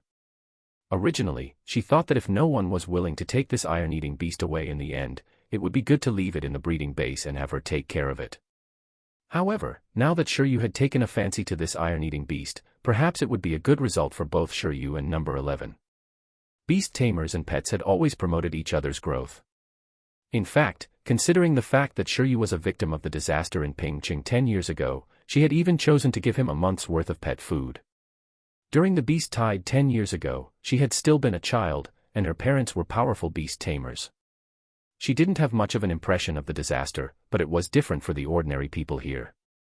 Many families had been destroyed, and many children became orphans. In fact, the local policies still supported the victims of the disaster like Shiryu. If he did not have this identity, even if Shiryu had a special telepathy talent and an intern breeder certificate, it would not have been easy for him to buy an iron-eating beast cub with a loan.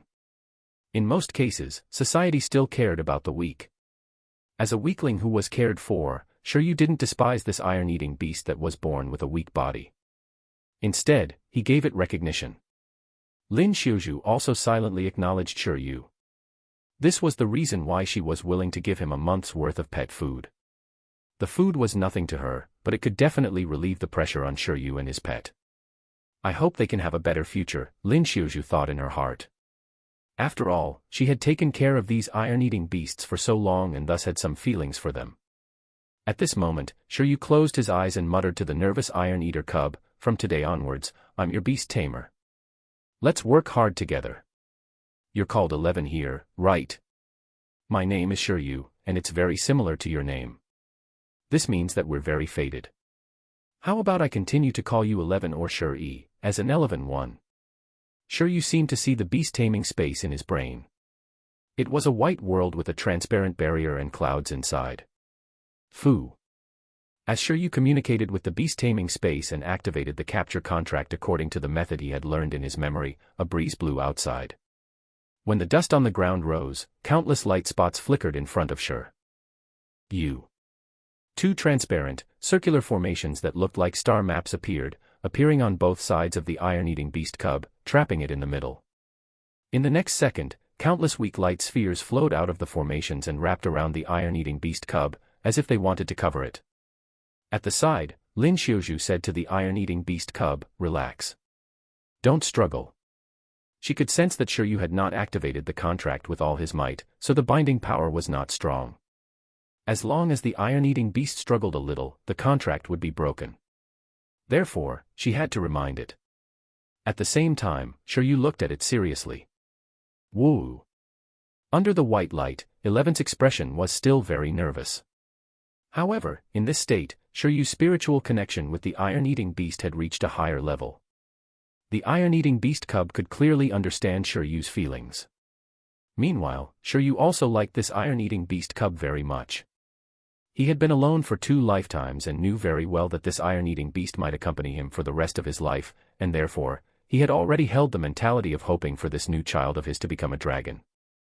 He was determined to nurture this iron-eating beast cub like he was taking care of a child. Sigh. I haven't gotten myself a wife yet, but I've gotten myself a pet that's even harder to raise than a baby. Sure, you felt tired already. Although he looked frivolous on the surface, it was his sincere heart that made the iron-eating beast cub let down its guard and start to accept the contract. It also completely acknowledged the beast tamer who chose it. Soon, the white light finally spread all over the baby iron-eater's body. At this time, the pattern that connected to the beast taming space began to ripple. Under this ripple, the baby iron-eater that was enveloped by the white light gradually turned into fluorescent light, disappearing from the outside world and entering the beast taming space. Buzz. Everything happened very quickly. Before Shiryu could react, he felt a warm current flowing through his entire body. He first felt exhausted, but he quickly recovered. Following that, he felt even more energetic and stronger. Just as Shiryu's brain was buzzing, Lin Xiuju's voice came from behind. Congratulations, you have successfully contracted with the Iron Eater. My suggestion is to let it familiarize itself with the environment of the beast taming space first. Don't summon and collect it too frequently. If it can quickly adapt to the environment in the beast taming space, it should be able to awaken its hardening ability within a week. All right. Shiryu nodded subconsciously. At the same time, he realized what had happened to him. After successfully contracting with his first pet and becoming a beast tamer, he immediately received the power feedback from his pet, and his mental strength and physical fitness had improved.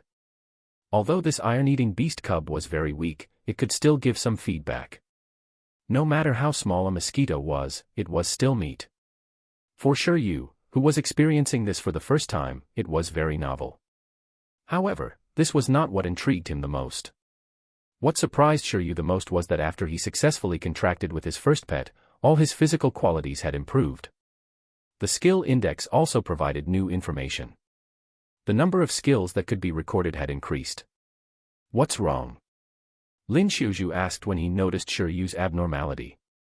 It's nothing. I just feel that my physical fitness has improved, and I'm not used to it, Shiryu immediately said. Lin Xiuju smiled. If it's your first time, so of course. You will get used to it in the future. Then I'll take you to complete the final procedures. I'll also give you a beast-raising manual. At the same time, you can fill in the address. The iron bamboo that I promised you will be delivered to you regularly. This kind of food must be fresh, and it's not suitable for long-term storage. After you finish these, you're welcome to order iron-eating beast food here again, but you'll have to pay for it. That's not a problem, Shiryu said. Actually, Senior Lin, I have a presumptuous request. Huh? Can I take a look around here? In order to nurture the iron-eating beasts, I want to understand more about their real living environment. Of course, that's not a problem. You can even bring the Iron Eater back to play at any time in the future. After all, this is its home. Well, it's strictly forbidden to freeload. Ahem, I won't freeload. By the way, can I touch the iron-eating beasts here?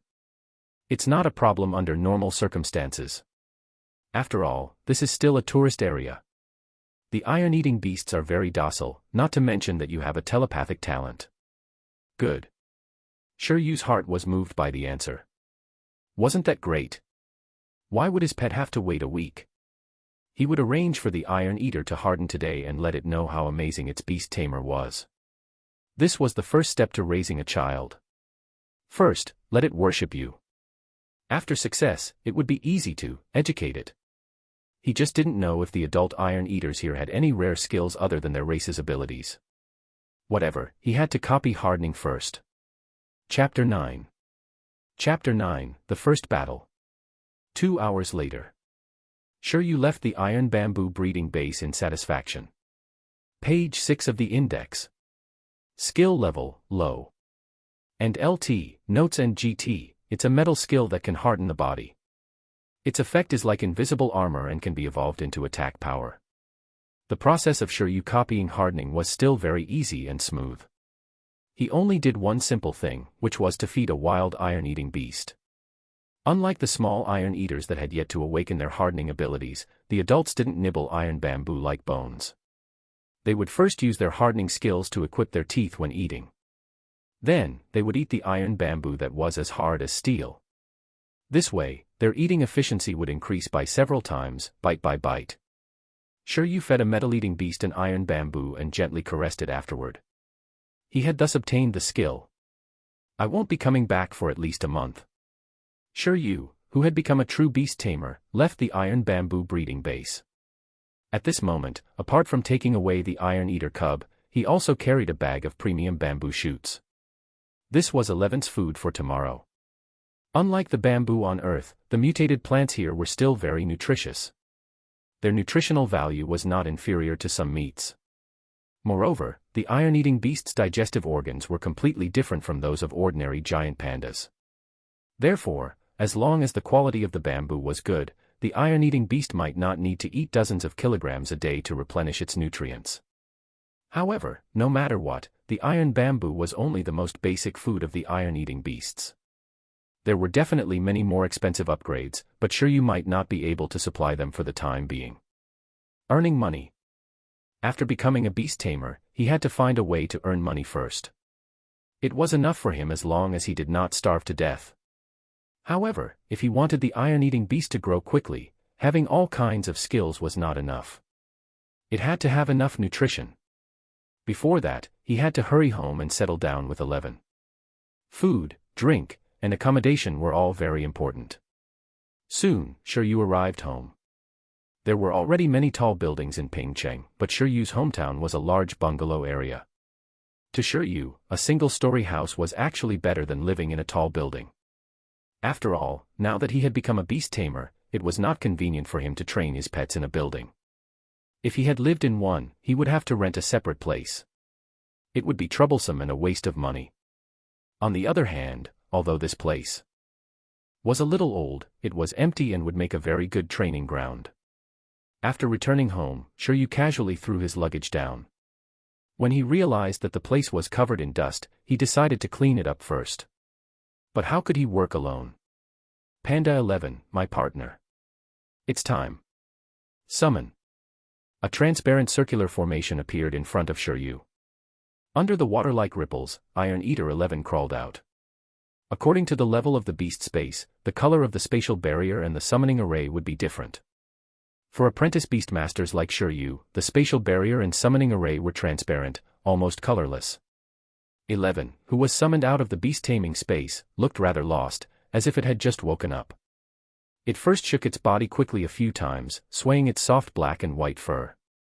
After its entire body relaxed, it began to turn its head to look at Shiryu, who had summoned it.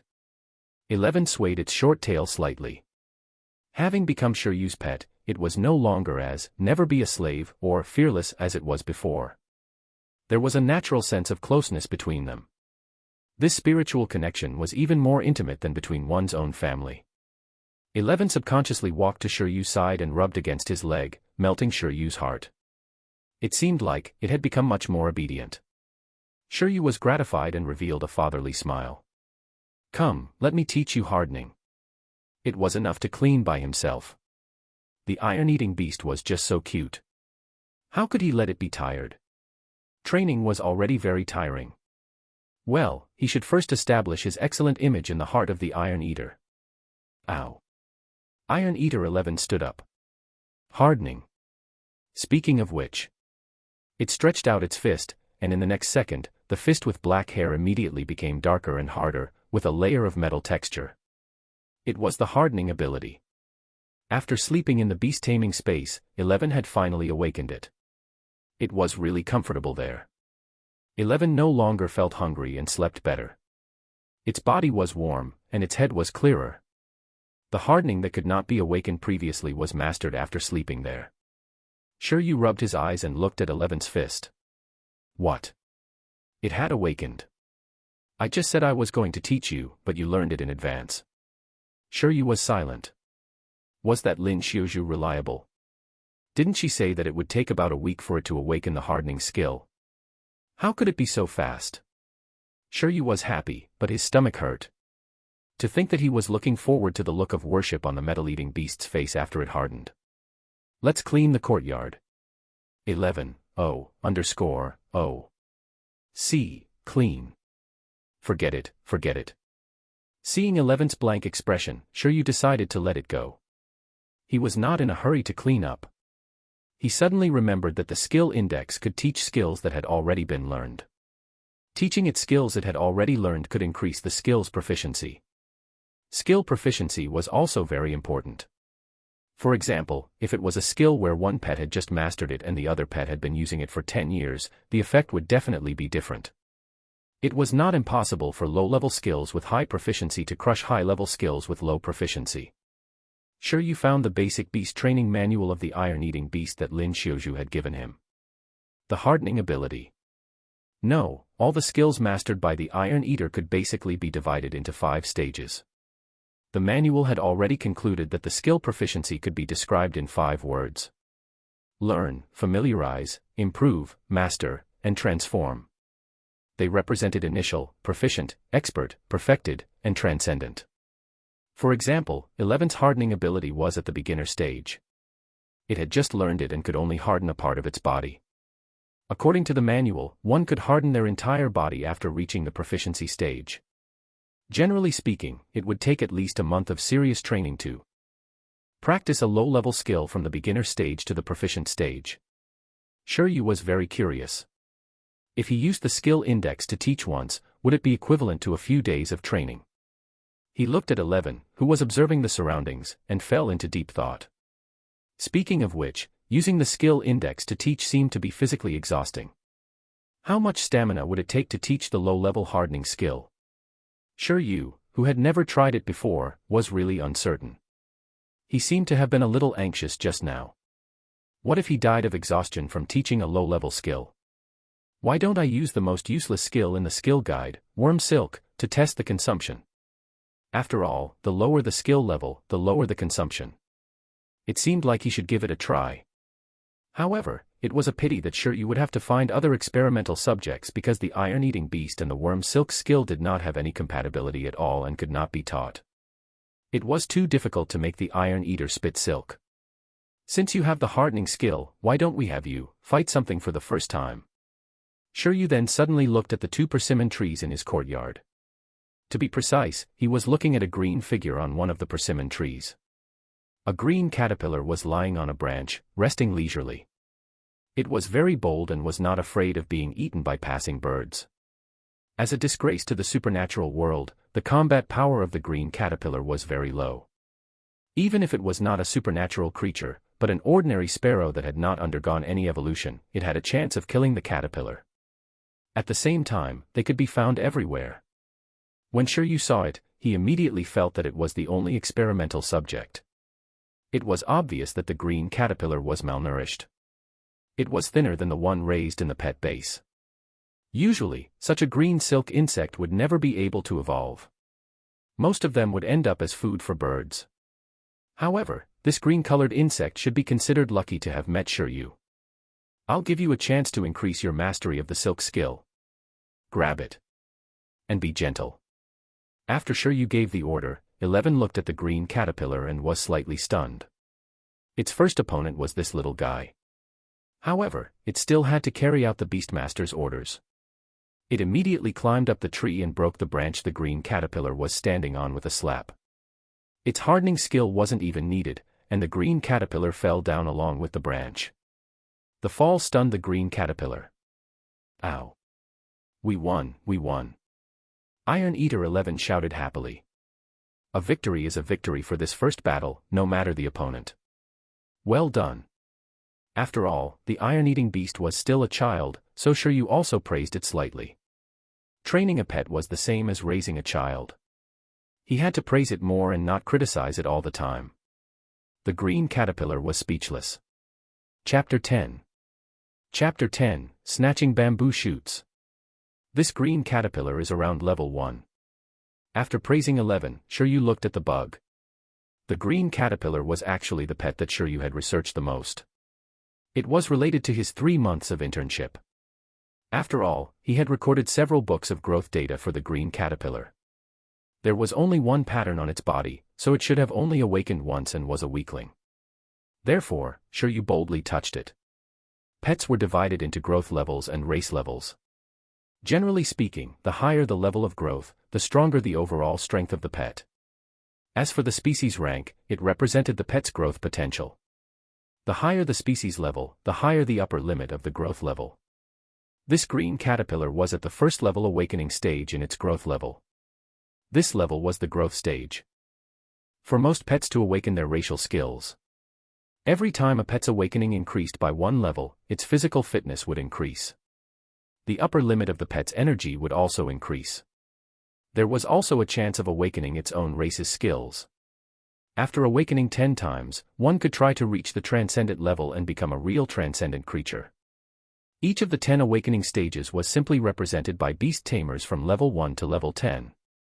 For example, this green caterpillar was at level 1, while Shiryu's contracted iron-eating beast was currently at level 3. It was equivalent to them awakening and transforming once and thrice. However, awakening a few times did not completely represent the strength of the pet. The strength of a pet at the awakening stage was mainly related to the race skills that the pet had awakened. In other words, at the same level of growth, the higher the species level of the pet, the stronger the combat power, unless the pet of a lower species mastered powerful skills other than the basic racial abilities. Therefore, even if a green caterpillar awakened 10 times, it would not be able to defeat an iron-eating beast that had learned hardening. Even if the iron-eating beast's growth level was much lower. This was a sort of power gap between races. The advantage of the green silkworms was that they grew faster than other pets of higher species. After all, their short lifespans forced them to grow faster. In short, this green caterpillar was very weak. This kind of unable to control its own fate strength directly made it become Shiryu's experimental subject. The green caterpillar was thrown to the ground. Because it was light, it was not injured. However, the iron-eating beast's broken branch and palm really frightened it. After being stunned, it was in shock. Green silkworm, sigma, degree _. It widened its eyes and looked at the giant in front of it in panic, as well as the iron-eating beast that jumped down from the tree. It turned around and climbed up, not even thinking of resisting with its insect silk. However, Shiryu was faster. He took a step forward and grabbed it. At this moment, the green caterpillar finally resisted. Worm silk. Snow-white worm silk shot out of its mouth and wrapped around Shiryu's hand. However, Shiryu pulled it away. After 3 months of internship, he was most familiar with removing the worm silk. Your insect silk is still too weak. Do you think you're the Don Quixote of worms? Little guy, behave yourself. Otherwise, I'll feed you to that guy next to me. Iron-eating beast, asterisk, is this even edible? Even though it was a supernatural creature, the green silk insect's intelligence was not high. It only had instinctive emotional reactions. Even so, Shiryu's telepathy was still somewhat useful. After all, it was a mind-to-mind link. Although the green caterpillar couldn't understand what it meant, it was more or less afraid to act rashly. Status can be taught. Shiryu looked at the green caterpillar in front of him. He summoned the skill index in his mind and flipped to the second page. Out of the 6 skills that he had collected, the most useless one was the worm silk skill. He pointed it at the green caterpillar. The green silkworm's racial skill, worm silk, was something that they had been born with. Therefore, this green silkworm could definitely use worm silk. Shiryu knew this from the beginning. Teach. Under the stunned gaze of the green caterpillar, Shiryu commanded and tried to trigger the index. This was the first time he tried it, and he was very nervous. He was expecting the green caterpillar to learn immediately, but instead, his hands gradually began to glow. Following which, the aura on Shiryu's hand was transmitted to the green silkworm like a stream of water. The light flowed forward, and in the next second, the halo disappeared from his hand. It covered the green caterpillar's entire body instead, causing it to flicker with light. At this moment, after everything was done, Shiryu felt a portion of his stamina being drained. It was as if his mental state had plummeted. He was hungry, tired, and wanted to sleep. However, the subsequent changes soon made him pleasantly surprised. This was because you could easily see the green caterpillar's body suddenly beginning to develop. This green caterpillar was undergoing its second awakening. A second pattern slowly appeared on its body. You quickly put it down and observed it carefully. From the perspective of the green caterpillar, this green insect was probably also very confused. This was because as the light entered its body, its physical fitness and the upper limit of its energy increased. At the same time, the green caterpillar felt as if it had unconsciously used its insect silk skill countless times. This experience made the green caterpillar feel that it was more familiar with its use. Even though it wasn't too sure what had happened, the fact that it had grown stronger was still something that the green silkworm understood. But none of that mattered. With the intelligence of the green caterpillar, it could not determine what was going on. It could only determine what it should do. To continue to escape Shiryu's demonic claws. It did not realize that Shiryu was a godsend and that the changes in its body were brought about by this human. It only wanted to eat and find a safe place to continue enjoying the wind and cool down. The green caterpillar turned around and ran again, but it was stopped by Shiryu. The green silkworm spat out another white worm silk. It started a second round of resistance, but the worm silk was still pulled away mercilessly. Although Shiryu's body was weak, it was more than enough to deal with the green caterpillar. Under the desperate gaze of the green caterpillar, Shiryu caught it again. This time, it simply gave up struggling and curled up at the side. The strength of the insect silk has indeed increased. It's even more skilled than before. Shiryu judged as he fought with the green silkworm in front of him. He looked at the marks on his hand and then at the green caterpillar. Was this considered the proficiency level of the worm silk? Had it gone from the initial level to the proficient level? The strength of the worm silk was comparable to the high-quality ones from those green silkworms that had been cultivated with spiritual plants in the breeding base of Icefield City. It might not be as good as its growth level, but its proficiency in worm silk was definitely high. It was within Shiryu's expectations that the mastery level of the worm silk skill would increase. However, he did not expect the growth level of the green worm to also increase. Could it be that because he had a deeper understanding of its race's skills, its strength had grown and undergone a second awakening? Or could it be that when teaching skills, it was equivalent to him giving it some power? No matter what, Shiryu was very satisfied with the effects of the skill index and the results of the experiment. Shiryu's expression suddenly changed. Because, as he opened the skill book, he realized that the color of all the pages had dimmed. Below the status bar of all the skills, a cooldown timer appeared. Cooldown time, 8 hours. It meant that he would have to wait 8 hours before he could use the skill guide again. There was a cooldown time. Shiryu was stunned. But it was still reasonable.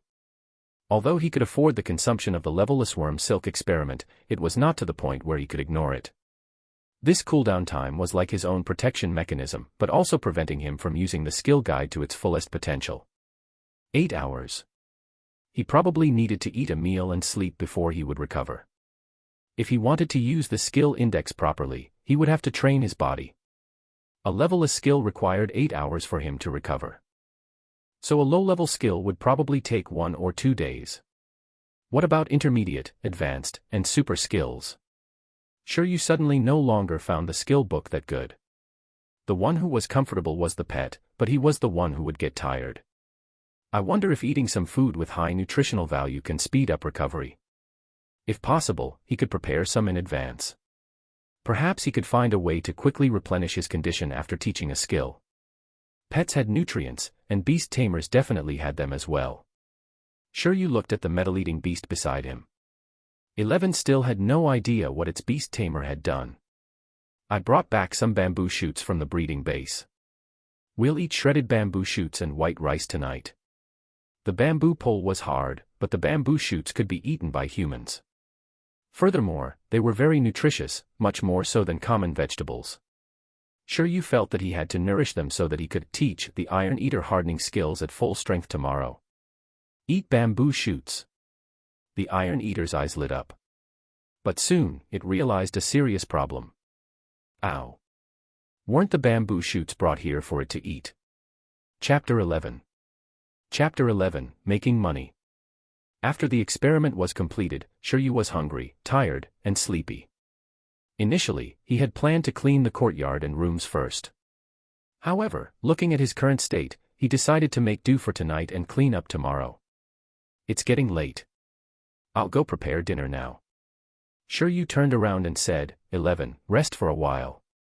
Wait for me to call for dinner. The Iron Eater behind the tree straight face. Rest. It suddenly shook its head. How could that be? It had finally awakened its hardening ability. How could it rest? It was already far behind its peers. It had to train harder. If it didn't complete 2 hours of training, it wouldn't feel at ease eating dinner. Shiryu, who had telepathy, was shocked. Breeder Lin Xiuzhu was right. There was indeed something wrong with this iron-eating beast. He clearly wanted to eat delicious food, but because he hadn't trained yet, he felt that dinner wasn't deserved. You're too disciplined. There's no need to rush. Today's situation is special. It's fine to rest well, Shiryu advised. The Iron Eater shook its head. Forget it. Then you should familiarize yourself with the hardening ability in the courtyard first, Shiryu said. Auu, 11 nodded. It had completely forgotten that Shiryu wanted to eat the bamboo shoots too. Its expression gradually turned serious. It then began to practice while looking at the surrounding walls. This gaze shocked Shiryu. Wait a minute, practice the maintenance, retraction, and release of the hardening ability first. Try to quickly arm and harden a certain part in the shortest time possible. The rest can wait. It was actually very simple to practice hardening abilities. This kind of low-level skill training method was very basic. There were even clear records in the cultivation manual Lin Xiuzhu had given him.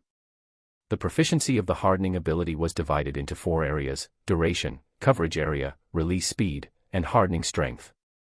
The iron-eating beast's gaze just now clearly showed an intention to practice hardening intensity. 11 had already mastered the basics of hardening in the breeding base, which was to train the normal body and harden body till it was like steel. In other words, he just needed to keep getting beaten up or use his body to destroy things. It had been fine before 11 mastered hardening, but now that it had learned it, if Shiryu were to let it practice hardening here, his home would be completely destroyed. Therefore, Shiryu hurriedly stopped the restless iron-eating beast.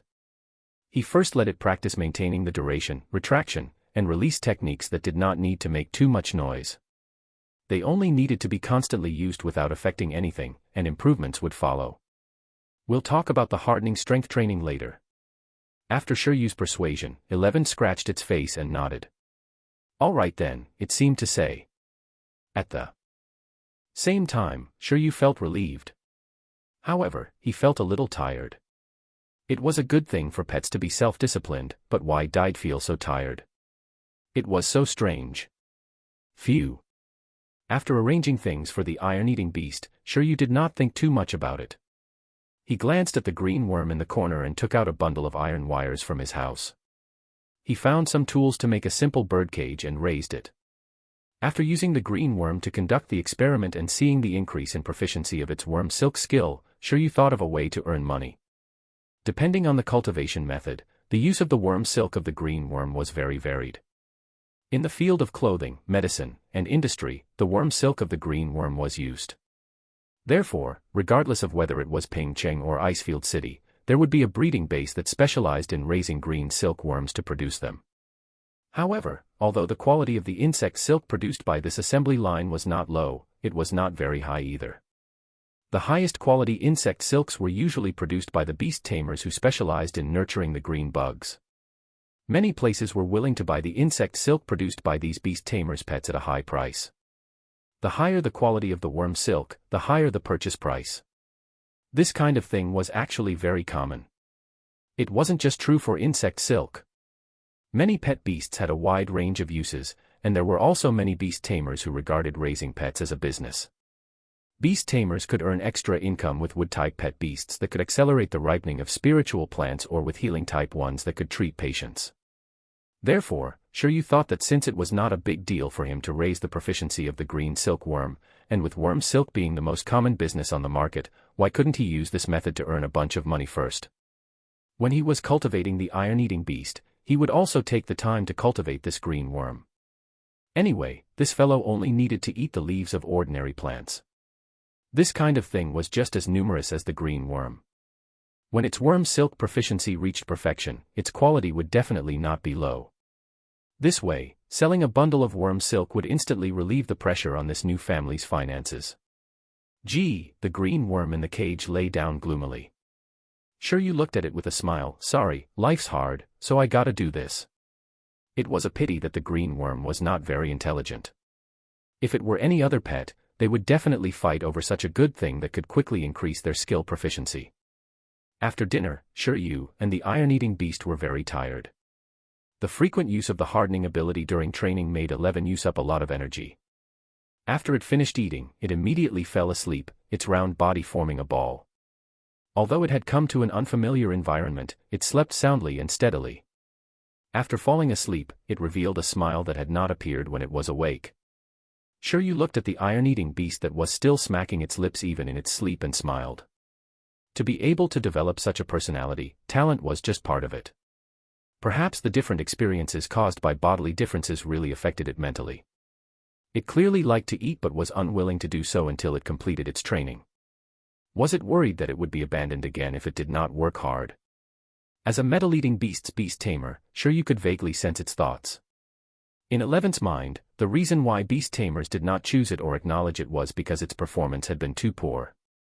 Don't worry, I won't abandon you, no matter what. It was very common for beast tamers to change their pet beasts, especially when the beast tamers advanced. They would choose to replace the low-level pet beasts they had contracted with pets of a higher race. Shiryu did not know what level of beast tamer he could become, but he was determined that he would not abandon any contracted pet beast. It didn't matter even if the contracted pet was of a low level. At most, he would take the risk of being drained dry and secretly learn 2 divine skills. Speaking of which, did the iron-eating beast have an evolution path forward? Shiryu was really not sure. After that, he put 11 back into the beast taming space. If it rested there, it would be able to recover and rest better than outside. It would also be able to sleep more comfortably. After that, Shiryu lay on the bed and fell into deep thought. I should not have sent it into my space. I've never slept with a giant panda as a pillow. Chapter 12. Chapter 12, Bug Hunting Youth. The next morning, the sun was shining brightly, and the cries of birds and green worms rose and fell. Shiryu woke up naturally and got out of bed in a daze. After washing up mechanically, he lay back on the bed. Right, I need to go out later, he muttered. At this time, his condition had almost recovered. He looked at the skill index and saw that the 8-hour cooldown had been cleared. This meant that he could use it again. Today, he planned to try teaching hardening. However, a levelless skill required 8 hours for him to recover, so the stamina required of a low-level skill would definitely be greater. Therefore, he planned to go out and buy some nutritional supplements to use after the skill teaching. Whether it was summoning, recalling, using the beast taming talent to strengthen the pet, or the pet's growth in the beast taming space, the beast tamer had to use up a certain amount of energy. Therefore, not only did pets have all kinds of nutritious substances and medicine available for them, there were also many supplements for beast tamers on the market as well. Shiryu had just become a beast tamer, so he did not know much about this aspect. However, he was sure that he could buy them. After all, these medicine advertisements were everywhere. He had studied the cooldown time of his skill index yesterday. That time should be calculated according to normal rest. If he ate supplements or took a deep rest, the cooldown time would accelerate. This was not a completely fixed cooldown time. It was only related to his current state. When the skill index determined that his physical condition had mostly recovered, he would then be allowed to start the next round of teaching. In fact, it was much nicer this way. In the future, he could bring a cup with him and make some different dimension wolfberries. He would also carry a box of pills for energy restoration in his pocket. It would not be impossible then for him to survive teaching the high-level and medium-level skills. Moreover, after becoming a beast tamer, his physique would also continue to become stronger. The situation where teaching skills was so strenuous might only be limited to now. In short, he had to control his pace well.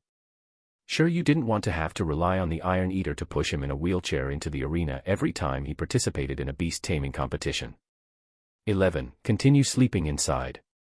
I'll let you out after I'm done shopping. After informing the Iron Eater through telepathy, Shiryu resisted the temptation to go back to sleep and chose to go out. "Oh right, I forgot to greet you." After Shiryu walked out of the room into the courtyard, he suddenly thought of something and looked at the persimmon tree. On the branch of the persimmon tree on the left, the green worm was already awake. It was eating the leaves calmly. At this time, there was a pile of persimmon leaves before it, some half-eaten. Shiryu thought for a moment. These were probably pulled over by the green silkworm with silk. It was easy for it to do this after its worm silk proficiency had reached the necessary level. At this moment, the green worm ignored Shiryu and continued eating leaves while sky-gazing alone. Why was it, an insect, locked in a birdcage? However, from another perspective, it could also be seen as locking the birds outside the birdcage. Its safety was greatly improved. Speaking of which, this green worm is also a little strange, Shiryu muttered to himself before leaving. Other green worms would head toward nutritious plants in pursuit of growth and evolution, but this one had no pursuit at all. It came to eat the leaves on the persimmon tree that it kept at home and stood aloof from the world. No wonder this green silkworm was malnourished. If not for the fact that he had used the skill index on the green worm and taught it how to use worm silk, it might not have been able to undergo a second transformation, even at the end of its lifespan. When I come back, I'll pick a few more ordinary plants from the roadside to improve its food. He couldn't afford the spiritual plants and fruits in the breeding bases that could promote the growth of the green caterpillars, but there were still many ordinary plants on the roadside. As his future supplier of worm silk, he couldn't allow it to die from malnutrition. After reaching level 10, there was a chance for the green caterpillar to evolve. At that time, they would wrap themselves in cocoons with silk that they spat out. The higher the proficiency of the insect silk skill, the higher the probability of them successfully evolving, and the greater the individual difference. Therefore, as long as this green caterpillar stayed obediently in Shiryu's birdcage, he could completely change its fate in the future. It has changed a lot compared to what I remember. After leaving the house, Shiryu walked along the streets of Pingcheng and sighed again at the changes that had taken place here. Apart from the tall buildings, he also noted that there were many pedestrians on the streets. Whether one was a beast tamer or not, raising a pet seemed to have become a trend in this world.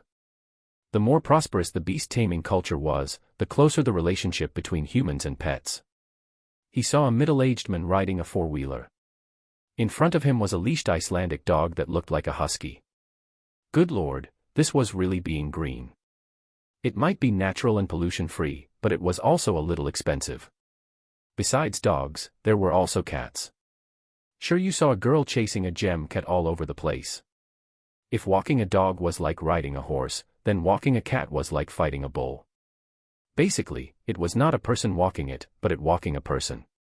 This uncontrollable situation was most likely because the cat owner wasn't a beastmaster and the two parties hadn't contracted with each other.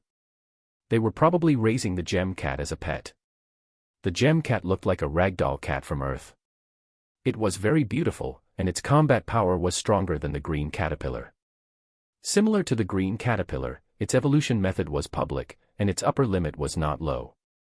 As long as one had the rare cat's eye gem, the gem cat could obtain different racial abilities according to the type of gem and complete its evolution. The better the quality of the cat's eye gem, the stronger the power of the gem cat. This was also a pet that used ocular skills. Basically, gem cats without cat's eye gems could only be pets. Gem cats with cat's eye gems, however, were high-quality battle pets. Shiryu's gaze did not linger for long. It was an ordinary gem cat. There were no signs of evolution. Perhaps it was in the basic growth stage. After all, the price of a cat's eye gem was higher than that of the gem cat itself. Gems were a natural resource and were extremely rare. However, cats could reproduce continuously. As time passed, the price of cat's eye gems increased, and the price of gem cats decreased. At this moment, Shiryu was looking for the pharmacy while sensing the current atmosphere in Pingcheng. In the end, he came to a place 4 kilometers from his house called the Great Herb Hall Pharmacy. The layout here was no different from that of a pharmacy on Earth. After entering, Shiryu saw various boxes and jars of medicine in the glass cabinets. If he had to note a difference, it might be that the pharmacies in this world were for humans and beasts. Due to cultural differences, even doctors who specialized in treating people would, more or less, have some ability to treat animals. It was for no other reason than to earn more money.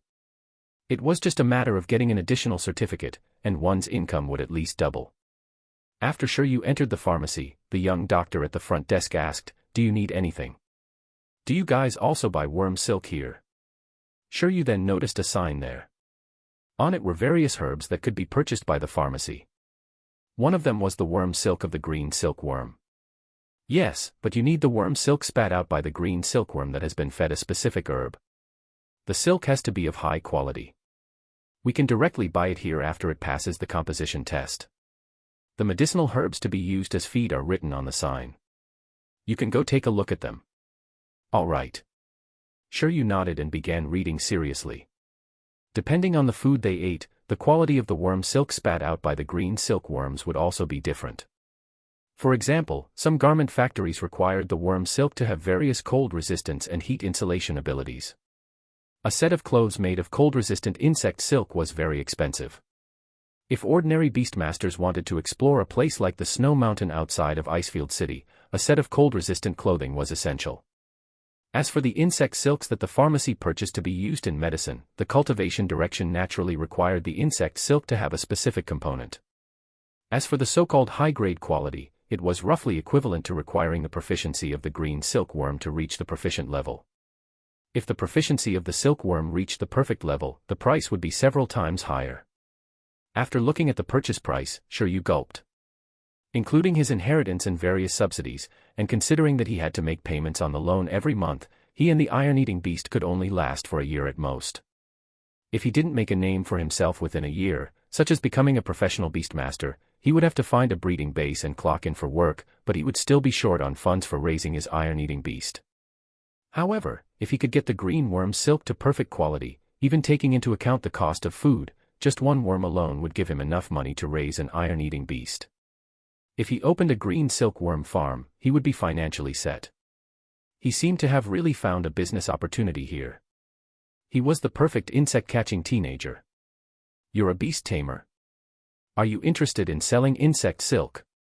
While Shiryu was studying the sign carefully, the young doctor had asked casually, bringing him back to reality. "Not at the moment. Please get me 2 bottles of that medicine." Shiryu pointed to a section. Doctor. Chapter 13. Chapter 13, From Initial Level to Death. Shiryu returned after buying the tonics. The supplement he bought was called Refreshing Capsule. The raw materials seemed to be materials from several plant-type extraordinary creatures. Just like with how the doctors from the breeding base in Icefield City treated Shiryu effortlessly, the effects of the medicine in this world were also top-notch. After all, the medicinal materials in his previous life were basically extracted from ordinary plants. But here, the vast majority of high-grade medicinal materials were from plant-type extraordinary creatures. There was no need to elaborate on the effects of the stuff that grew on these extraordinary creatures. In fact, according to legend, the pollen of some fabled plant-type extraordinary creatures even had the effect of reviving the dead. Of course, the refreshing capsule was only the most common type of medicine he could try, and it wasn't that amazing either. The effect of the Bright God capsule, on the other hand, was very simple. It was mainly used to eliminate the symptoms of weakness in the body and strengthen the physique. It could allow the user to maintain a conscious state while weakened and be at ease and clear-headed. It was said that the effect was very good. Many beast tamers liked to have one after a battle and would immediately feel full of energy. However, one couldn't eat too much of this either. After all, there were side effects from consuming too much medicine. Moreover, financial conditions didn't allow Shiryu to eat this capsule like candy. Apart from 2 bottles of capsules, Shiryu also bought some nutritious food. Only then did he dare to go home satisfied. After returning home, Shiryu first summoned the iron-eating beast.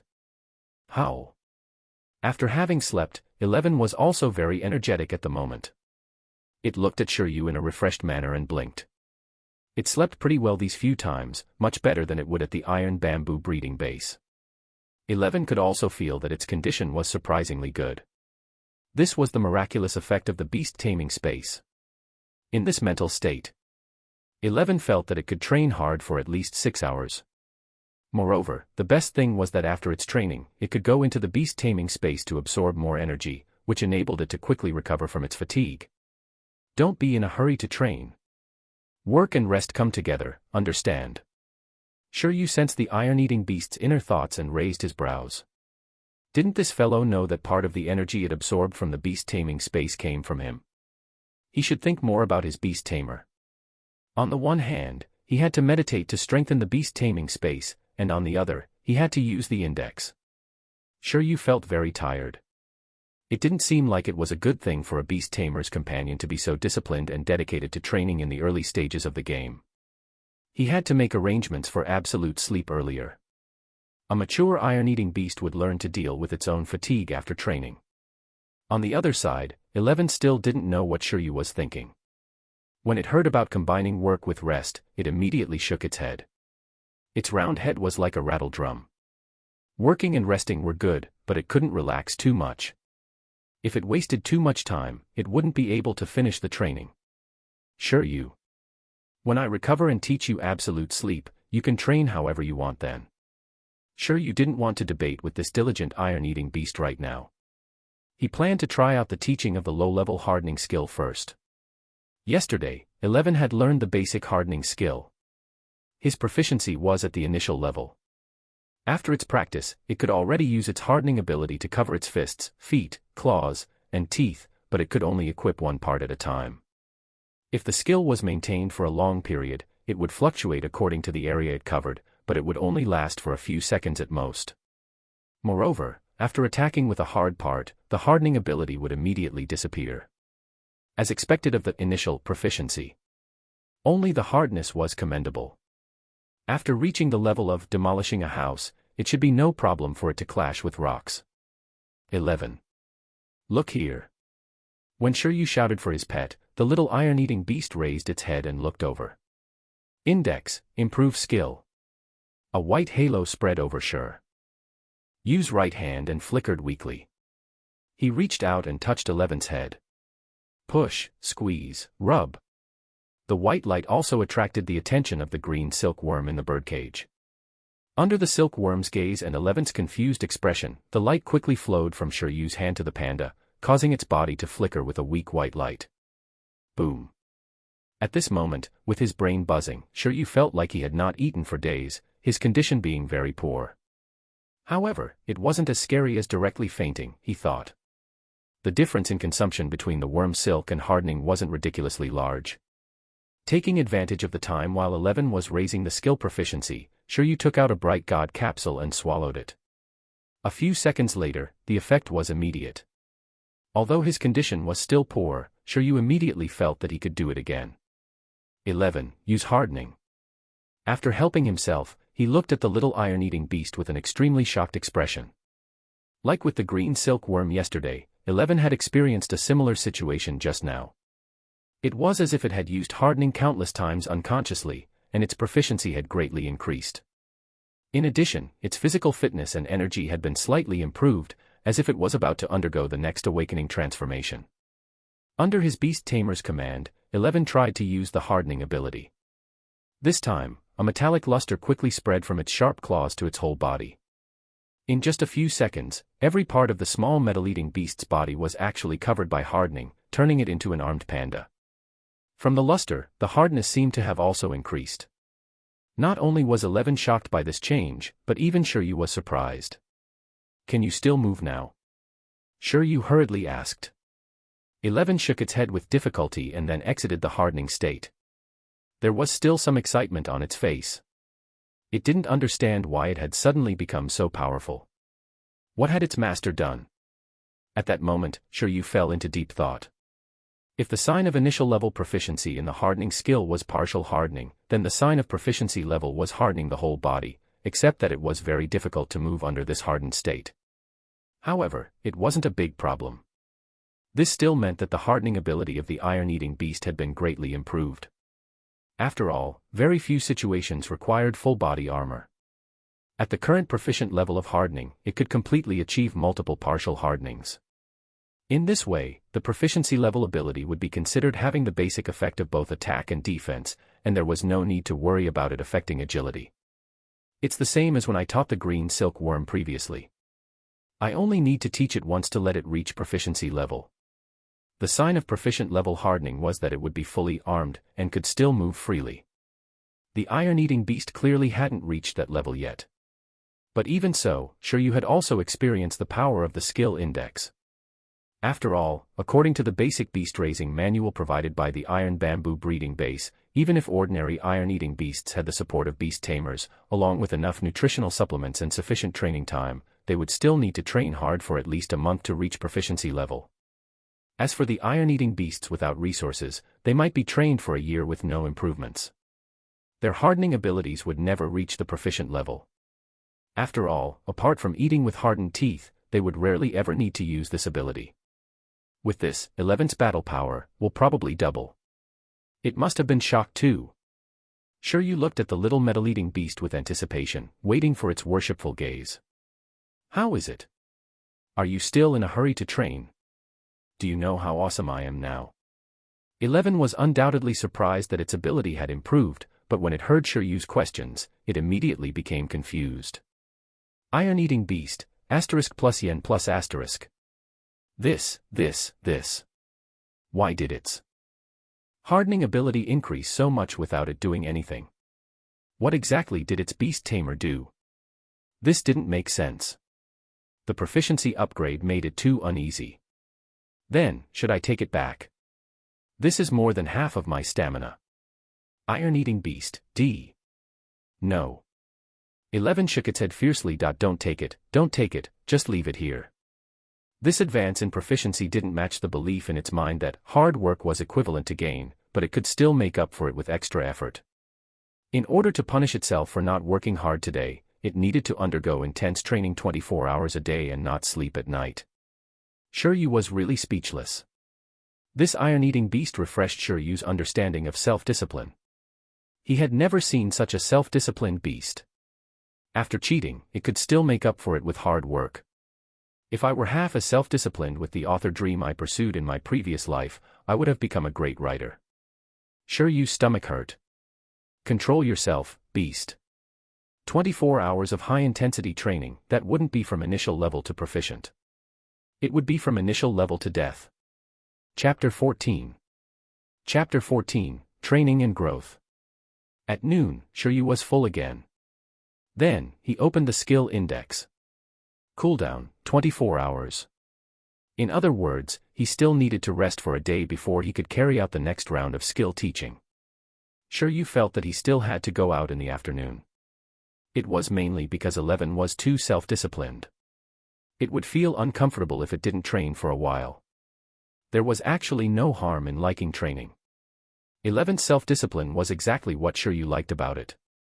If it were a lazy pet that didn't improve, Shiryu wouldn't have been willing to spend so much energy to teach it skills. Although skill duplication was convenient, one couldn't always rely on it. The basic training that a pet should have was also beneficial. This process was also a tempering of the mind, spirit, and will. However, since it was already willing to train, he had to increase its training efficiency. Otherwise, it would be useless. Therefore, he planned to find some training equipment for 11 to use. The training equipment for pets doesn't seem cheap. I'll have to find a more cost-effective training method instead. After careful consideration, Shiryu went out to search in the afternoon. And for the whole day, 11 was seriously practicing maintaining, retracting, and covering with the hardening ability. After the hardening skill reached the proficiency level, the hardening could be maintained for half a minute. Moreover, there was no longer the situation where the hardening would be cancelled after a slightly strong impact. As for the retraction speed, it had also increased. Right now, 11's main training content was for it to harden and cover many parts at the same time. This was very crucial in battle. After doing this, the skill could basically be both offensive and defensive. These were all the training content it did. There was still no training on the strength of the hardening. After all, this house's finances were too weak and couldn't withstand having to repair the damage. However, regardless of whether the training content was comprehensive, 11's training volume was indeed not small. This also caused its appetite to increase again. Moreover, the consumption produced in the beast taming space was even greater. The current situation made Shiryu confirm his training methods. The responsibility of beast tamers wasn't just to raise pets and arrange training plans for them. They also needed to develop their own beast abilities. Apart from the beast tamer talent, the upgrade of the beast taming space was a training that no beast tamer could avoid. Strength, environment, and scale were the three elements of the beast taming space. Beast tamers could choose the training route freely, including doing all three. Of course, all of it required much more effort than normal methods. Those beast tamers who liked to change their pets frequently and replace weaker pets with stronger pets were basically inclined to develop the strength of the beast taming space and increase the space's binding power. Because only in this way would it be very difficult for a pet that was forced into a contract to attack the beast tamer. In contrast, some beast tamers focused on establishing emotional bonds with their pets.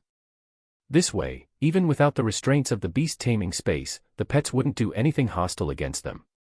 The environment of the beast taming space determined the efficiency of the pets in terms of digesting food, nutrition, and battle experience. The better the environment, the faster the growth of the pets. This was one of the elements of the beast taming space that the beast tamers paid the most attention to. And the size of the beast taming space represented how many pets a beast tamer could contract with. Some beast tamers who specialized in cultivating a single pet simply ignored this element.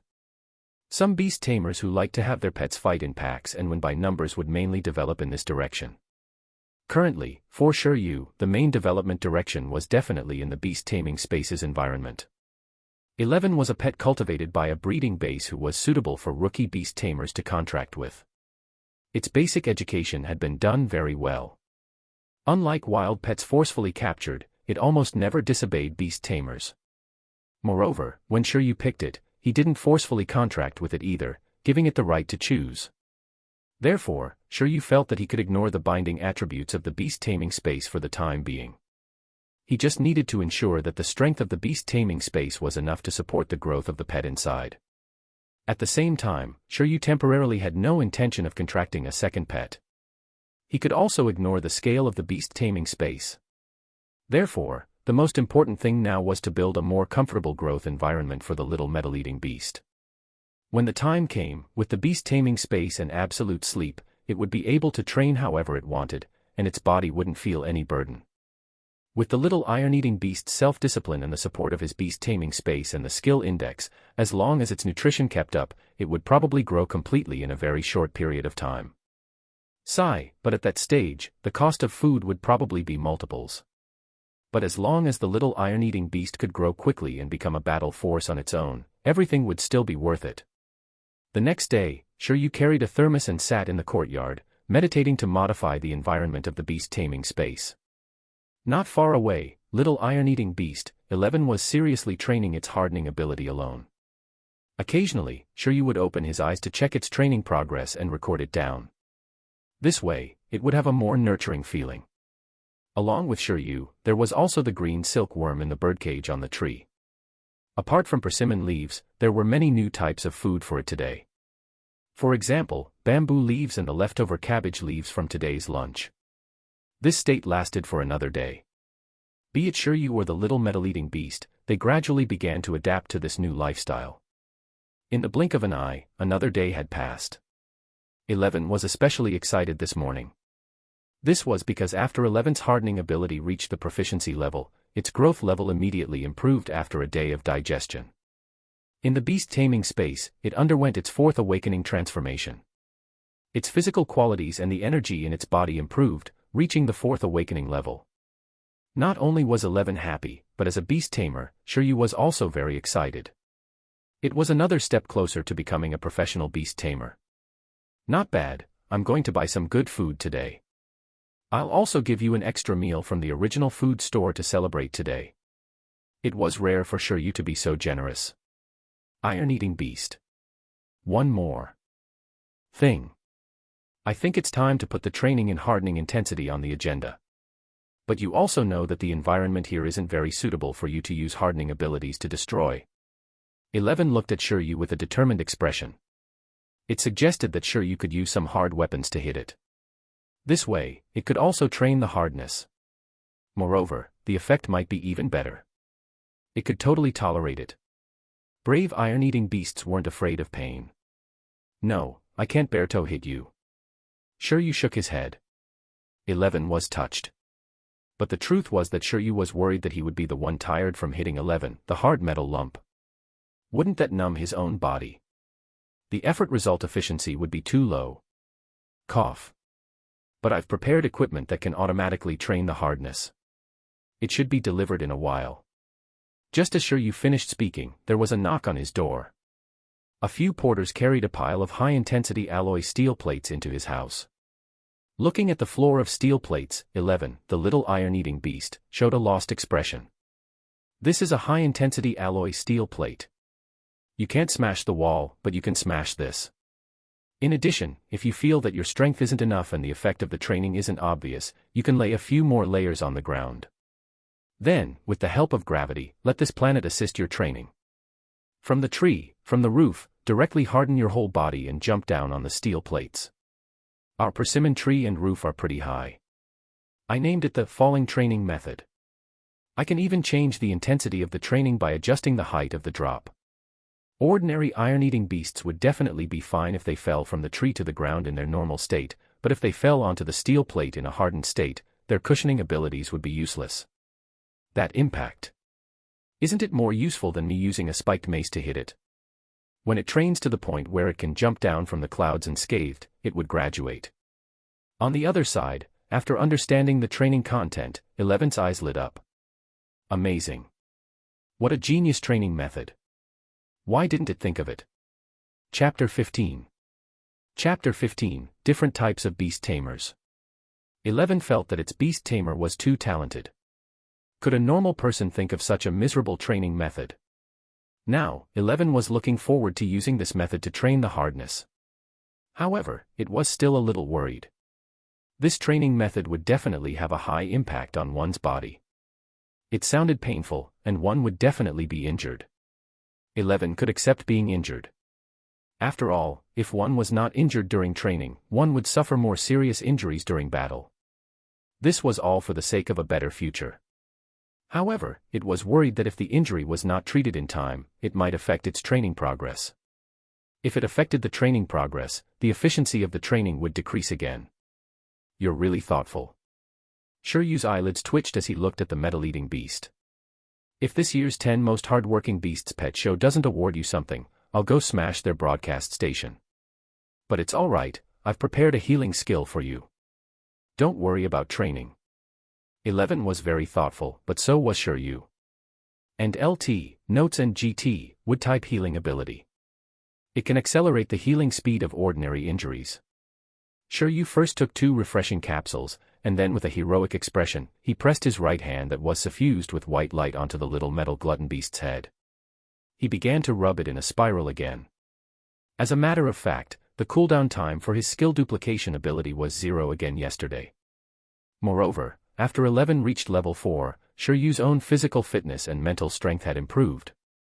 This made Shiryu want to try teaching intermediate healing skills. In any case, he would have to teach it sooner or later. The earlier he taught it, the easier it would be for him. Since the index showed that it could be taught, theoretically speaking, even if he taught the high-level skill deterrence, he would not die. At most, he would be in bed for a few days.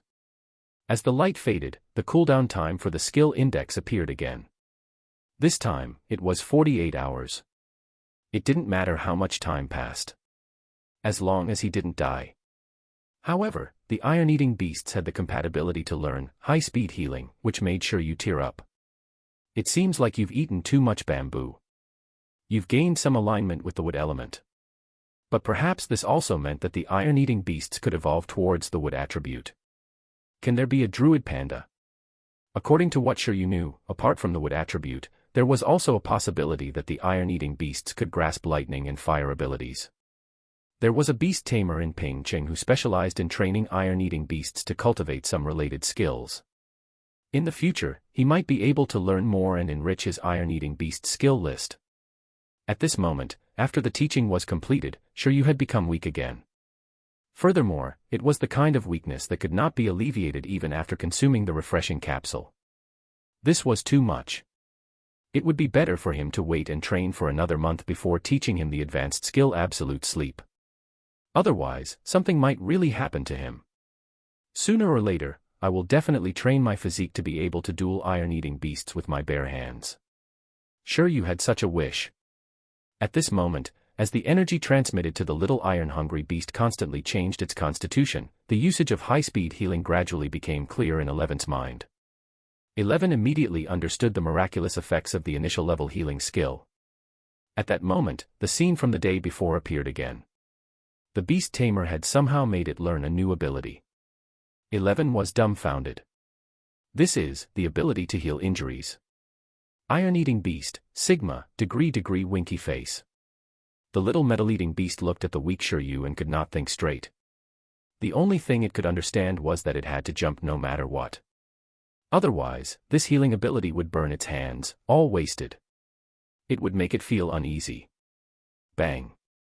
Bang. Bang. Inside the room, Shiryu was lying peacefully. The sounds of 11 and the alloy steel plates colliding could be heard from outside. Along with a certain green silkworm's heart-wrenching cry. The green silkworm in the birdcage was watching 11's training method and was shocked. What kind of freaks were these people? Was he going to torture it like this too?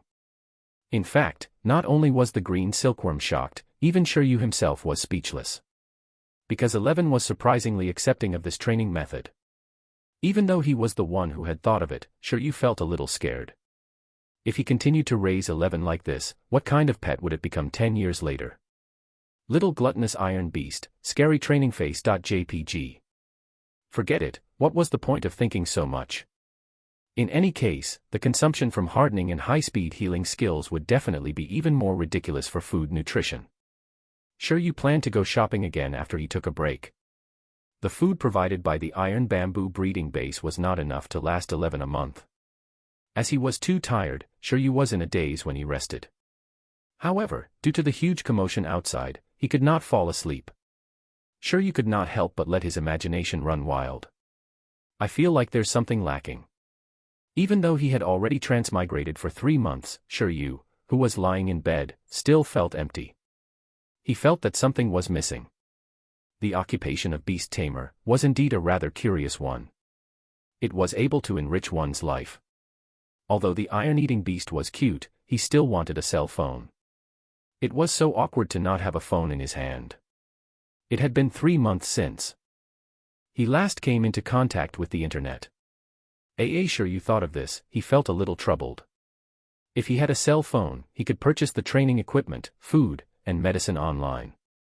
It would save him a lot of trouble. Unlike now, he still had to make trips outside. Not that this world's technology was lagging behind. Actually, that wasn't the case. Television, computers, and cell phones existed. However, most of the time, Shiryu had been studying and doing his internship. He did not need these things, so he did not waste money to buy them. Although he was still very poor, Shiryu had already made up his mind. When he had money, he would definitely get himself the best equipment. He wanted super smartphones that could detect a pet's energy level. From a certain point of view, although the technology of this world was not very popular, it was really advanced. Not only did animals and plants evolve into supernatural beings, but even some machines had evolved into supernatural beings in recent times. Artificial intelligence had become highly developed in certain countries. In some places, there were even beast tamers who used mechanical beings as their contracted pets. Furthermore, instead of beast tamers, they preferred to call themselves mechanics. In fact, beast tamer was just a general term passed down from ancient times. In the course of history, according to the different types of pets, many beast tamers who specialized in contracting certain types of pets had already found other titles for themselves. Those who specialized in taming and contracting with dragons were dragon tamers, those who specialized in communicating and contracting with the undead were spirit mediums, and those who specialized in modifying and contracting with mechanical beings were mechanics. They all had new vocation names, but in essence, they were still beast tamers. But even though they were essentially the same, a hierarchy of contempt would often appear because of the difference in their names. Among them, spirit mediums who specialized in contracting with the undead were the least popular. After all, not many people were willing to deal with the undead. Those who specialized in nurturing mechanical beings were all highly intelligent and talented. Their job requirements were also the highest, and there was a huge gap between them and ordinary beast tamers. Due to the power of the dragon pet, the dragon tamer could tell all the beast tamer subclasses that they were trash. Beast tamers who contracted with supernatural animals were the most common. This was because animal pets were the easiest to get. Shiryu was speechless at his profession's disdain pyramid that he had learned about. He thought that it was very childish and uninteresting, because as an ordinary beast tamer, he stood among the masses at the despise level. It's not a big problem. A beast tamer is a beast tamer. Based on 11's training intensity, I think he's not far from tearing a dragon apart. After this round of training, let's find a real opponent to test the waters. Chapter 16. Chapter 16, Expert Level. The year 177 of the Alliance calendar, July 7th. It had been 3.5 months since Shiryu had come to this world. It had also been 4 days since he became a beast tamer. On the first day, Shiryu's contractual pet, Iron-Eating Beast 11, awakened the hardening skill and welcomed its first victory, defeating the beast with the greatest population, the silkworms. The next day, Shiryu used the skill duplication book to upgrade 11's hardening skill to the proficient level. On the third day, 11 was training like always, upgrading its hardening ability daily. On the fourth day, the Iron-Eating Beast reached level 4 and learned an intermediate healing skill. Then, it started its falling training. Falling training was a good way to train. If the steel plate at the landing point was not broken, it meant that 11's hardening strength was not enough, and it could continue training. If the steel plate broke, it meant that the training had paid off. At that time, there would be no need to worry about the broken steel plate being wasted because it could still be fed to the iron-eating beast. By then, it should have the ability to eat and digest metal matter. Therefore, not only did Shiryu buy training equipment, but he also bought 11 spare food. This cost-to-effect ratio was really too high, and Shiryu felt suffocated by his own intelligence. On the 5th and 6th days, Shiryu began to recuperate and recover from the weakness brought about by the teaching of the healing skill. In the past 2 days, 11's appetite had doubled again. The frequent use of the two skills made it consume a lot of food, and it relied more on the nutrients in its food rather than the beast taming space. On the 7th day, a week after becoming a beast tamer, Shiryu was shocked to discover that using the skill index affected more than just stamina. There were also hidden benefits. As long as he had enough nutrition, every time he recovered, his physique would increase slightly, just like how the consumption from using the index was equivalent to the consumption from exercising. This discovery suddenly made Shiryu feel that there was nothing wrong with frequently teaching skills to enter a weakened state. After all, the body was the capital to control beasts. On the same day, Shiryu used the skill index again and taught 11 the hardening skill again. After this lesson, the proficiency of hardening did not reach expert level. However, compared to before, 11 was indeed better at hardening. Currently, it was already proficient in various states. It could simultaneously harden multiple body parts without affecting its movements. But still, it wasn't enough, and the minor improvement made 11 very uneasy.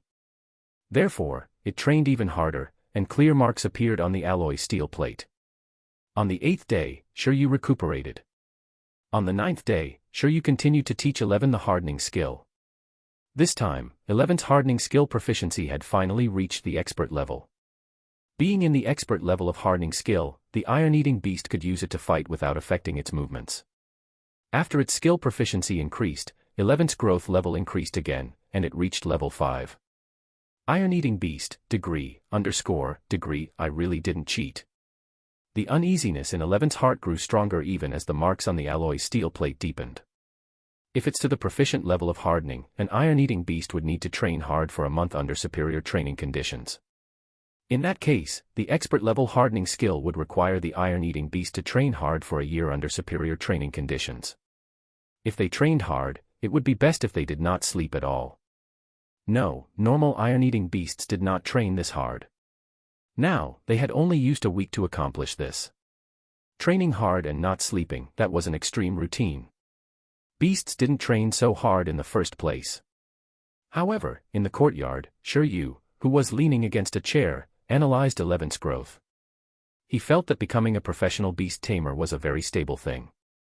Both he and 11 had a bright future ahead of them. On the 10th day, he rested. After that, Shiryu did not use the skill book to continue increasing 11's hardening skill proficiency. From beginner to proficient, one lesson had been enough. From proficient to expert, it seemed to require 2 lessons. Then, from expert to perfected, what would that take? The sign of the perfected level proficiency of hardening skill was flow. Expert level hardening could already harden the iron-eating beast's entire body, while perfected level hardening could make the hardened area flow like liquid on the iron-eating beast's body, superimposing to form an even stronger effect. When an attack was needed, the hardened part would flow into the sharp claws, forming a weapon with stronger attack power. When they needed to defend, the hardening would flow to the defensive parts, creating the thickest armor and taking the lightest hits. In essence, it was an increase in the efficiency of the usage of strength. It could concentrate all its strength at one point in order to pursue extreme output and defense.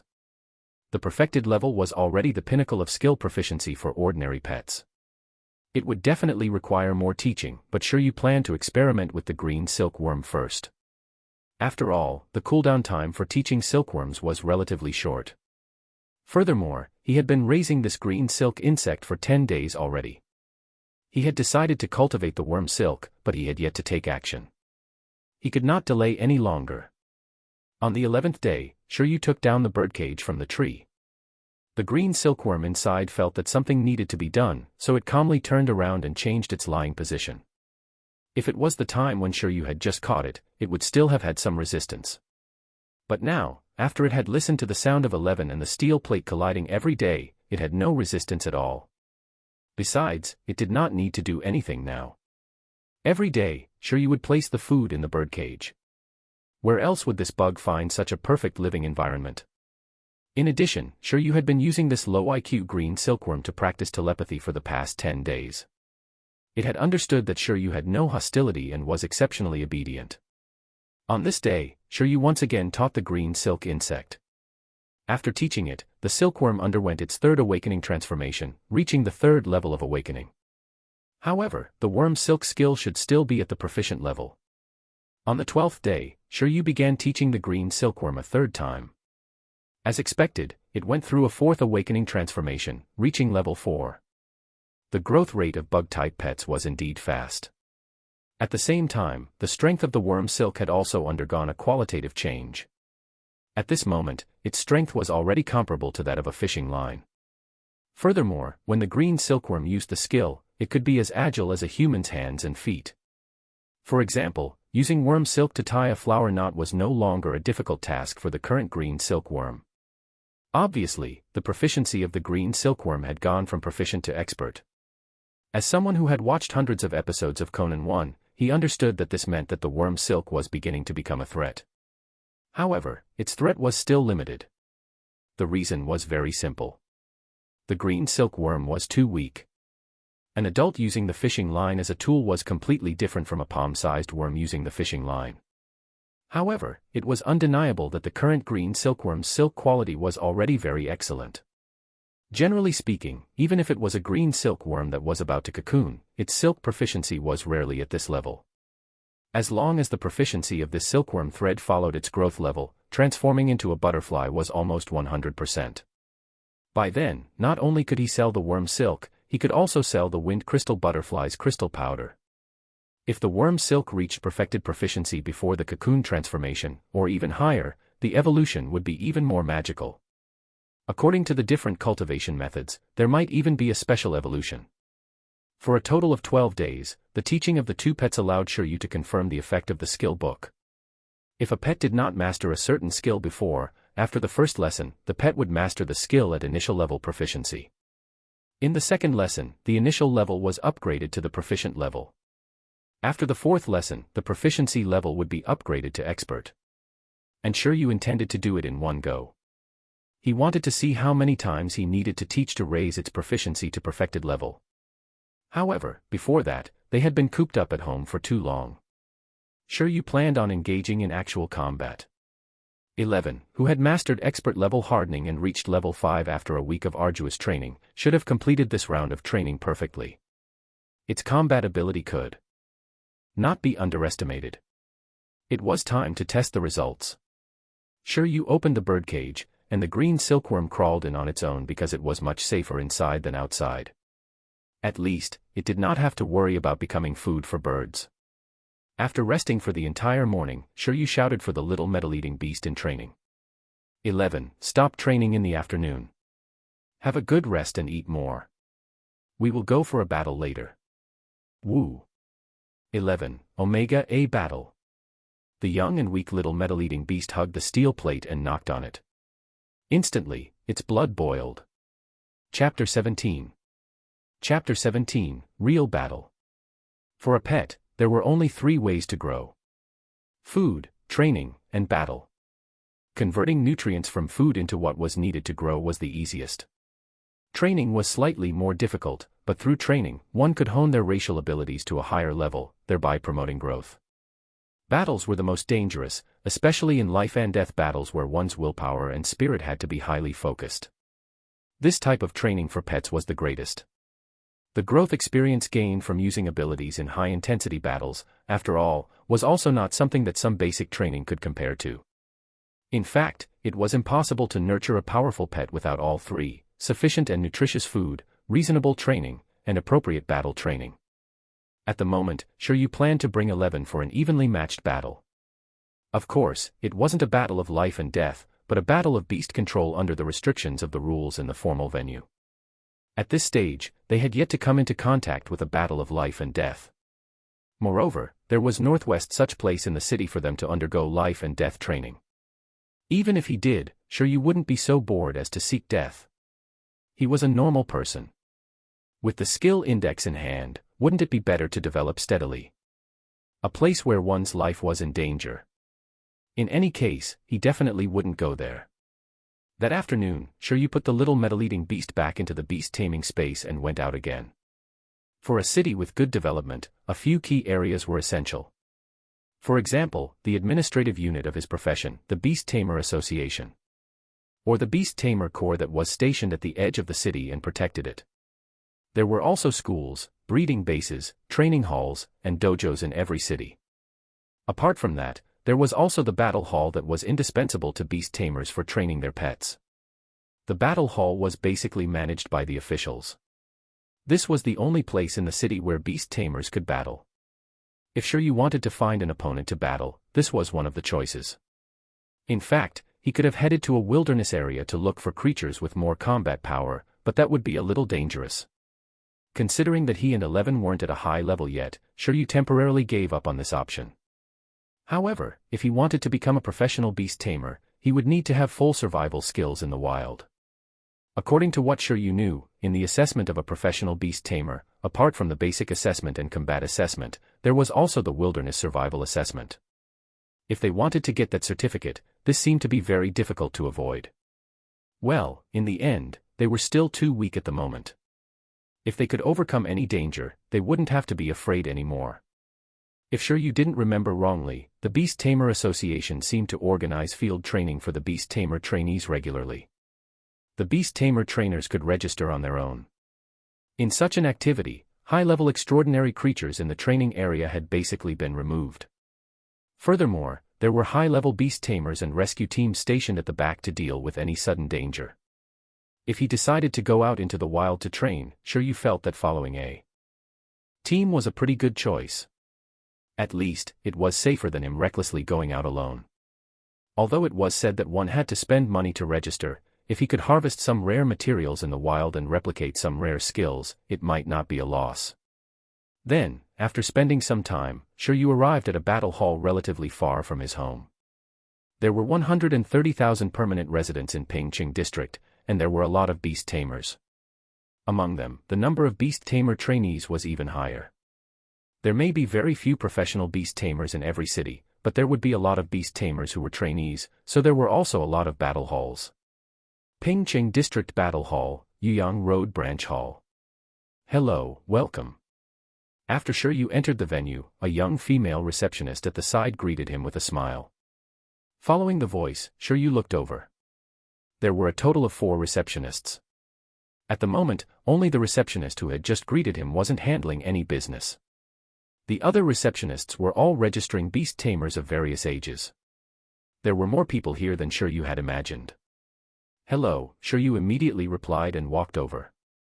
The receptionist looked at Shiryu and said, "May I help you?" Shiryu said, I want to battle, but this is my first time here. Can you give me a brief introduction? The receptionist smiled and nodded. We provide battle venues below extraordinary level at the battle hall. You can choose to fight someone or fight at random here. The arranged battle is with the battle candidate you've arranged in advance. We only provide venues, judges, and medical services for that. As for random battles, you would need to fill in some basic information.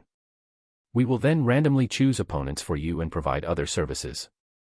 Among them, random battles are divided into groups of 2 categories, level 1 to 6, and then level 7 to 10, depending on the level of the beast tamer's pet. We will randomly match opponents for you in the suitable range according to your pet's level. Regardless of the model, the cost of using a battle arena is 100 yuan per person. 100 yuan. Sure you felt the pinch. 100 yuan for a battle. So expensive. 100 yuan was enough for him to live for 3 days. However, when he thought about the venue maintenance costs, referee fees, and even medical expenses, this price seemed to be normal.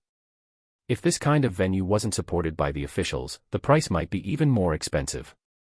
Oh right, there's also the bet battle, the receptionist added. The bet can be made before the battle between the 2 parties. The loser will pay the usage fee for both parties. In other words, the person who loses the battle will have to pay 200 yuan, while the winner will pay nothing. I choose the random bet battle. The range of the pet's levels should be below level 6. Sure you immediately chose. At the moment, the gluttonous little iron beast's growth level was at level 5. It had mastered the hardening ability to proficient level and even had an unscientific high-speed healing skill. Even if the opponent was a high-rank 6th-rank pet, they might not necessarily lose. In order to save money, he could only let his opponent down. As for the situation of losing, if he lost, sure you could only accept it. He hoped that the opponent was very weak, but not too weak either. All right, please fill out the form here, the receptionist handed him the form. Sure you took it and looked at it carefully. Then, he picked up the carbon pen beside him and quickly filled in the form. Names, ID numbers, type of pet, and the growth level of the pet were basically the key information to fill in. The rest were some options, such as whether it would be a random battle and whether it would be a bet battle. After filling it all in, sure you handed the form back. At the same time, sure you couldn't help but ask, may I know if additional stakes can be added in the bet battles here? He was already betting, so he might as well do something big. If the Pokemon trainer could earn money after winning a battle, the beast tamer should also be able to, right? Sorry, this is out of our business scope. There was one less way to earn money. Then, according to the information filled in by Shiryu, the young receptionist began to input information on the big-assed computer in front of her. At the same time, she said, "This is your card number. Next, you can wait in the hall. After matching suitable opponents, the hall screen will display your name and the battle venue number." All right, thank you. After taking the account card, Shiryu nodded. Then, he walked to the chair in the hall and sat down to wait for his opponent. At the same time, a boy in a blue and white school uniform and glasses was also registering at the front desk. Name, Chen Kai. Beast type, Ice Armored Beast. Pet level, 6, battle mode, random bet battle. After filling in the information, the boy in the school uniform was filled with anticipation. As the top student in his class, he felt that his classmates were too weak and couldn't give him any pressure at all. With such a growing environment, how long till he became a professional beast tamer? He needed pressure. Therefore, he chose to come to the battle hall with no age restrictions and only level restrictions, hoping that there would be some in-turn beast tamers he could learn from. That being said, Chen Kai felt that it was very difficult for him to lose. He was an outstanding model student, after all. Chapter 18. Chapter 18, The Iron-Eating Beast's Kindness. In the hall of the battle hall, Shiryu, who was holding a card number, sat on a public seat, his eyes fixed on the big screen on the wall. There seemed to be quite a lot of people in this hall right now, and 3 other halls were also available for battles. The matching shouldn't be slow, right? Indeed, Shiryu didn't have to wait too long. He had only sat down for less than a minute, and before his buttocks could even warm up, the machine had already begun to call out numbers. ID, 4399, Beast Tamer Shiryu, please head to battlefield number 11. ID 4401, Beast Tamer Chinkai, please head to battlefield number 11. Ground number 11, Shiryu vs Chinkai. As his name and the name of another Beast Tamer appeared on the screen, Shiryu immediately got up, turned around, and walked towards battlefield number 11. Number 11 was really auspicious. It looked like this was a home ground battle. However, the pet was called 11, and the venue he rented for the first time was also number 11. The symbol for being single. He wouldn't be single for the rest of his life, right? Ground 11. After sending away the previous batch of competitors, a young man in a referee uniform waited for the next group. At this point, he had already gotten the information on the next contestants and knew that they were two low-level beast tamers. Beast tamers below the 6th rank are usually not very old either. They are still at their most naive and innocent stage then. Looks like it's going to be another showdown, the judge thought. Before long, Shiryu and Chinkai arrived while the judge was waiting. The two of them bumped into each other at the entrance of the venue. The two of them looked at each other and didn't talk. They continued to walk into the arena. This was an open-air battlefield. The scale was similar to a tennis court. Outside the huge square field, there was a grid-shaped energy isolation net. Actually, there were battlefields that were indoors, but there weren't many of them. If one wanted to use one, they had to book it in advance. The difference between outdoor and indoor venues wasn't that big. The difference was in the degree of privacy. Usually, indoor battles were relatively private. Apart from the referee, there were basically no other spectators.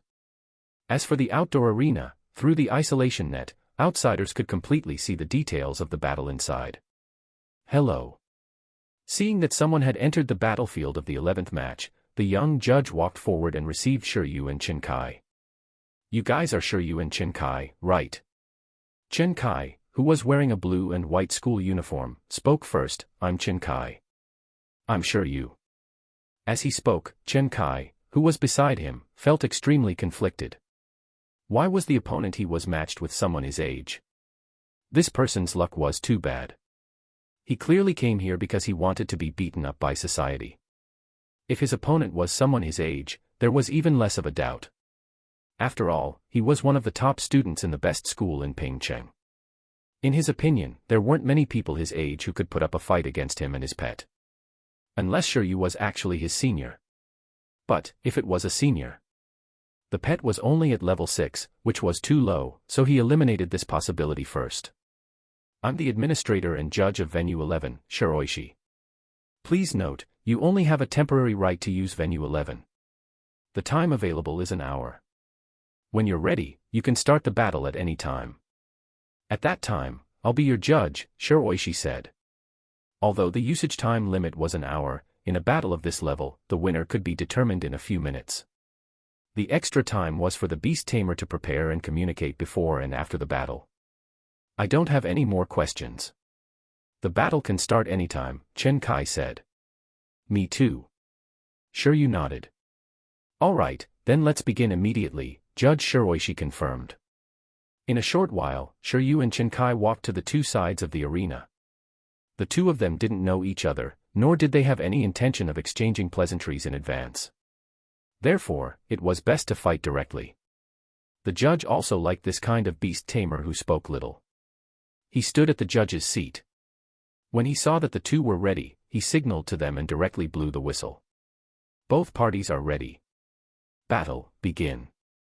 The battle between beast tamers didn't give either party time to summon their pets in advance. After all, how the pets appeared also concerned the strength of a beast tamer. Some beast tamers who were proficient in assassination summoned their pets in ways where the opponent couldn't clearly follow. Then, all of a sudden, their opponent would have already been beheaded. Of course, there were very few competitions where you could directly attack the beast tamer in the nation of Donghuang. At least, in the current conditions, it was impossible for such competitions to happen between beast tamers. Shiryu and Chinkai were both newbies and had yet to grow to that level. Therefore, after they heard the command to start the battle, they were only carrying out the basic summoning. Hoo hoo hoo.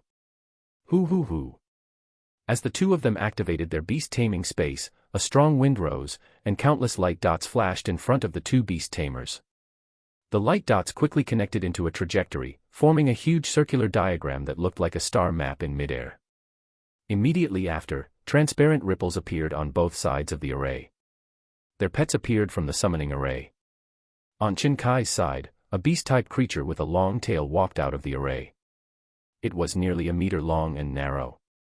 It was covered in ice blue scales and had short limbs and a thick tail. At this moment, it raised its cone-shaped head, its small eyes filled with light. Race, Ice-Armored Beast. Race level, Medium Transcendent. Skills, Ice-Splitting Claw, Ice Armor. Sure, you looked at the pet that looked like a pangolin and immediately recalled its information in his mind. In Icefield City, there were quite a lot of ice element pets.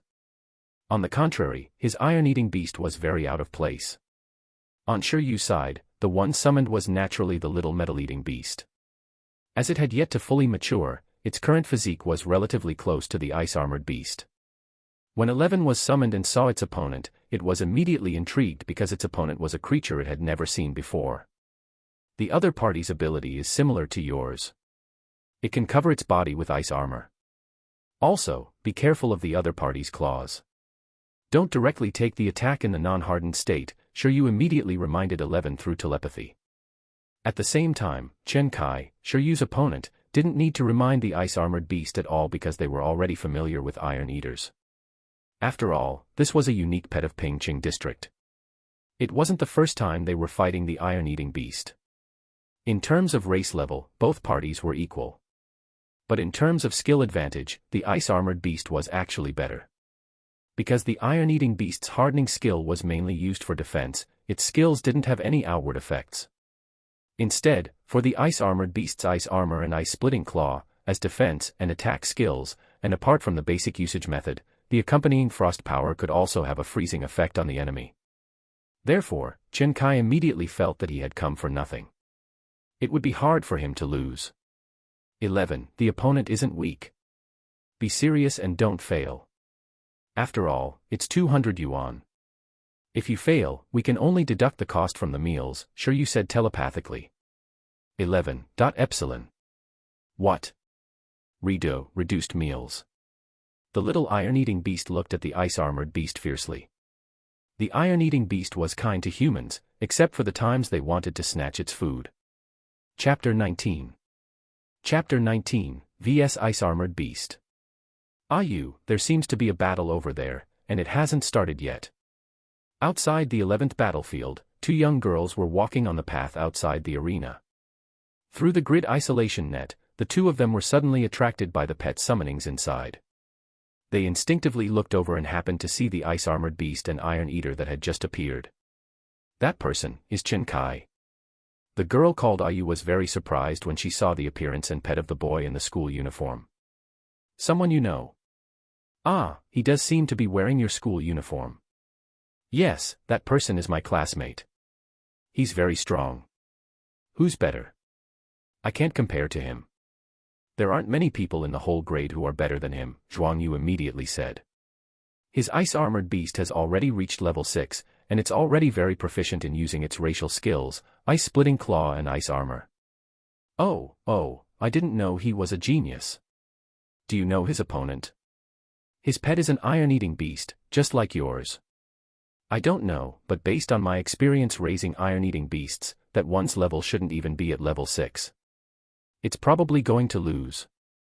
Unless it has mastered proficient level hardening, it's very difficult to break through the ice armor, and the iron-eating beast is a classic example of laziness.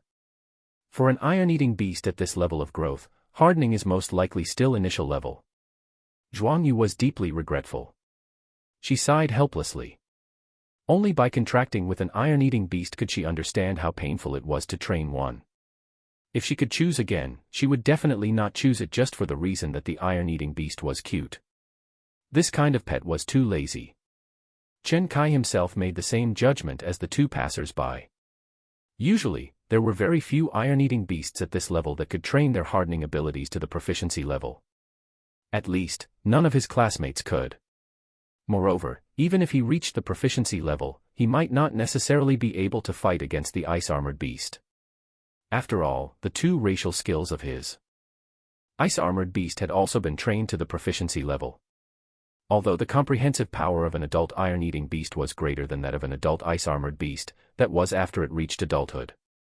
This iron-eating beast was clearly still a cub. Ice-armored beast, ice-splitting claw. Beast tamers and contractual pets could communicate mind-to-mind, similar to telepathy. At the start of the battle, Chen Kai ordered the ice-armored beast to initiate an attack. Swoosh! The ice-armored beast suddenly erupted, its ice-blue body charging towards 11. At the same time, frost spread on its front claws.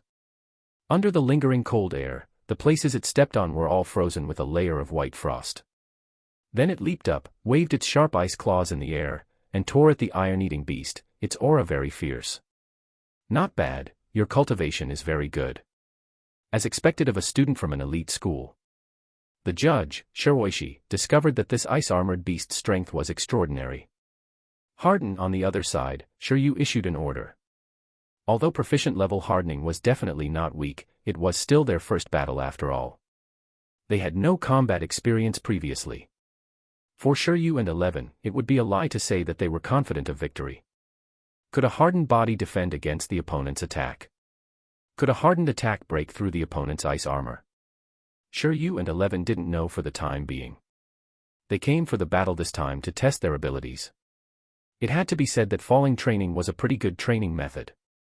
Apart from the final impact, the fall was also a form of training for 11's heart. After all, despite knowing that it would soon suffer a very strong impact, it still had the courage to jump down and smoothly use its ability in the air. It was hard not to develop a firm willpower. Therefore, in the face of the ice-armored beast's claw, 11's mental fortitude was surprisingly good.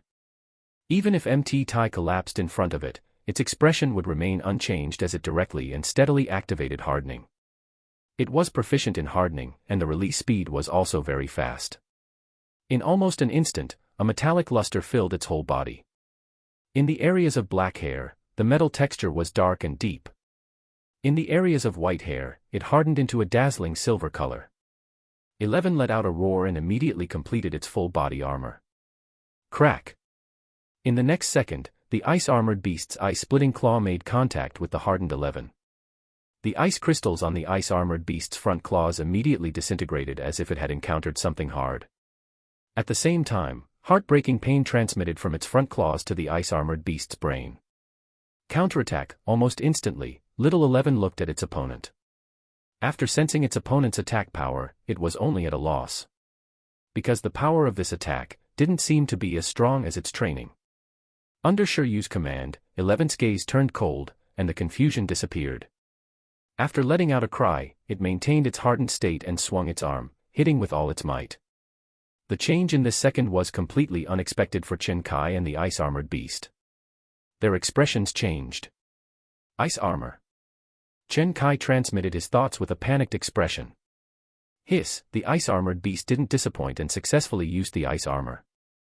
The ice-blue scales on its body became even more crystalline, and cold air spewed out. Apart from the fact that its scales had become harder, the energy that gushed out could also freeze its opponent on touch.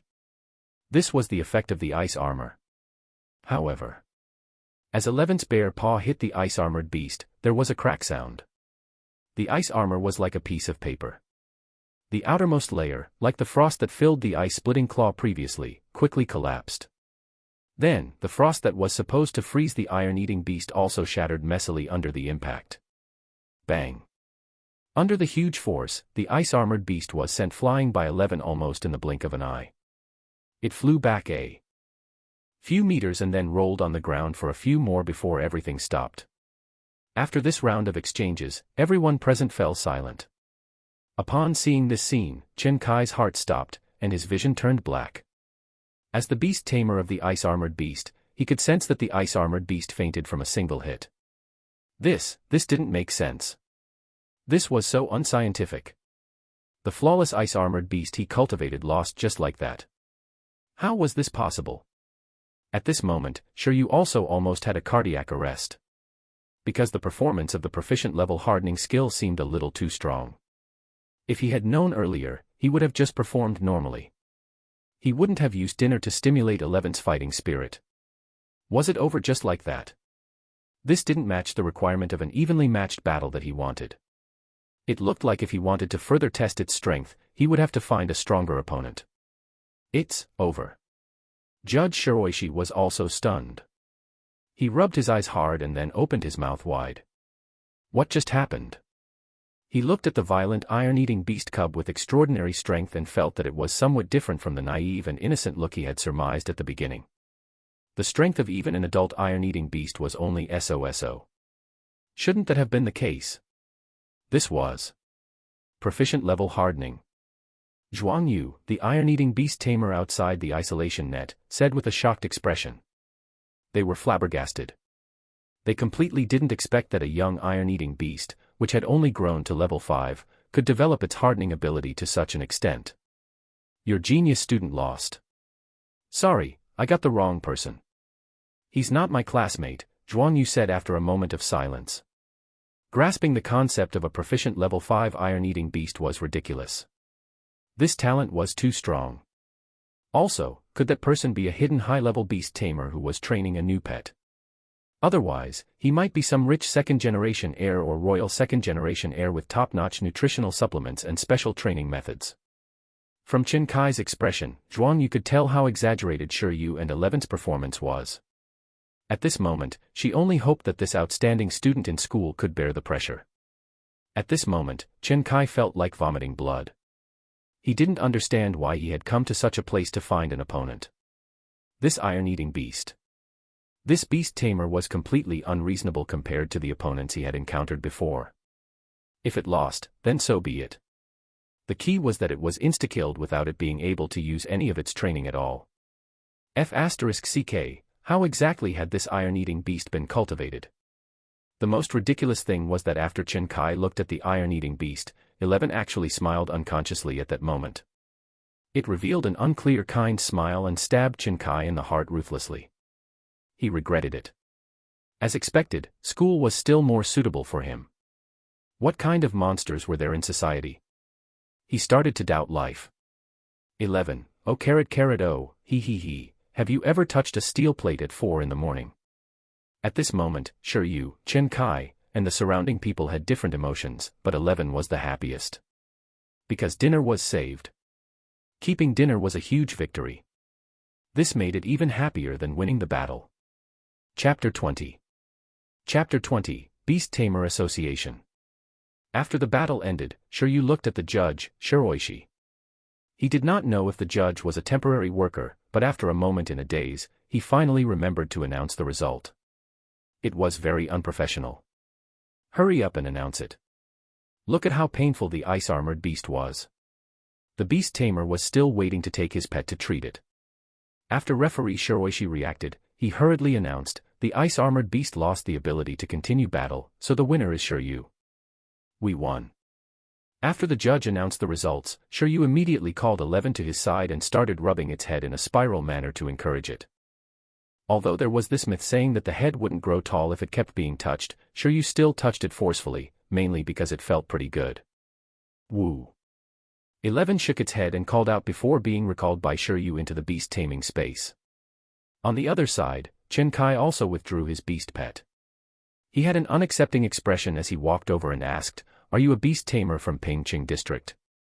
Perhaps a student or?" He just wanted to understand. Yeah, a beast tamer from Pingqing district. Just graduated this year, but I was studying in Icefield City. Shi Yu smiled, knowing that the other party wanted to find out more about him. When he finished speaking, Chen Kai was stunned. Even the judge, Shiroishi, who walked over was stunned. Pingqing district was a suburb of Icefield City, so its educational level was naturally inferior to that of the city. If some students had good grades, they would try their best to apply to the city for better educational resources during the last stage of their school enrollment. Therefore, although Chen Kai was considered an outstanding student in Pingqing, he might not necessarily be better than the students in the city. At this moment, Chen Kai knew why he had lost so badly. However, this difference was still difficult for him to understand. He could only subconsciously imagine that even in the city, Shi Yu would also be among the most outstanding batch of young beast tamers. In a sense, Chen Kai's imagination was right. Even though Shi Yu was like this, he was also a genius. Even in an elite school in Icefield City, his grades were among the best, and his grades for the written test had been very outstanding. Otherwise, he wouldn't have been able to study in the city and intern at the breeding base in Icefield City. It was actually very troublesome to be a beast tamer because just memorizing the thousands of common pet species, appearances, and skills was enough to make ordinary students suffer. And this was just the foundation. From the appearance of the pets, deducing their growth levels, knowing the weaknesses, habits, and food preferences of different pets were all things one had to learn. Every time Shiryu saw a new pet, memories related to it would involuntarily appear in his mind. This was also related to his academic personality. It could be said that if not for the fact that Shiryu was too poor and did not meet some conditions, with his results, he could have totally continued on to higher-level educational institutions to further his studies and would not have had to apply for graduation directly after his internship. There was no such thing as the college entrance examination in this world. Most students could enter society at the age of 18. For example, assessments such as the Professional Beast Tamer examination and Class Breeder examination were more like alternative college entrance examinations, but they required the graduates of various specializations to register themselves. After passing these assessments, not only did one get the key to a more comfortable job, it was also equivalent to having a chance to enter a higher-level institute. This was also why Shiryu coveted the certification for evaluations such as Professional Beast Tamer and Professional Breeder. Without a professional certificate, he couldn't even afford to raise pets. Sigh. There's nothing else, right? I'll leave first. After greeting Shiroishi and Chinkai, Shiryu left directly. Oh, Chinkai nodded blankly. He kept feeling that something was wrong. That's not right. I'm also a prospective graduate for this year. Isn't there still a month before graduation? Chinkai suddenly thought.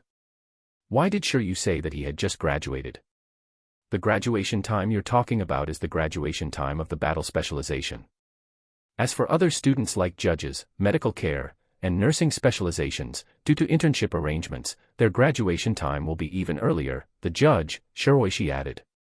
Chinkai was confused. He looked at Shiryu's departing figure and cursed in his heart. So this Shiryu wasn't even a battle specialization student. Student Chinkai, do you need to bring your ice-armored beast to the infirmary? In addition, you are in a bet battle. After that, please pay the usage fees for 2 people. Chinkai had a headache. I'll go to the infirmary first.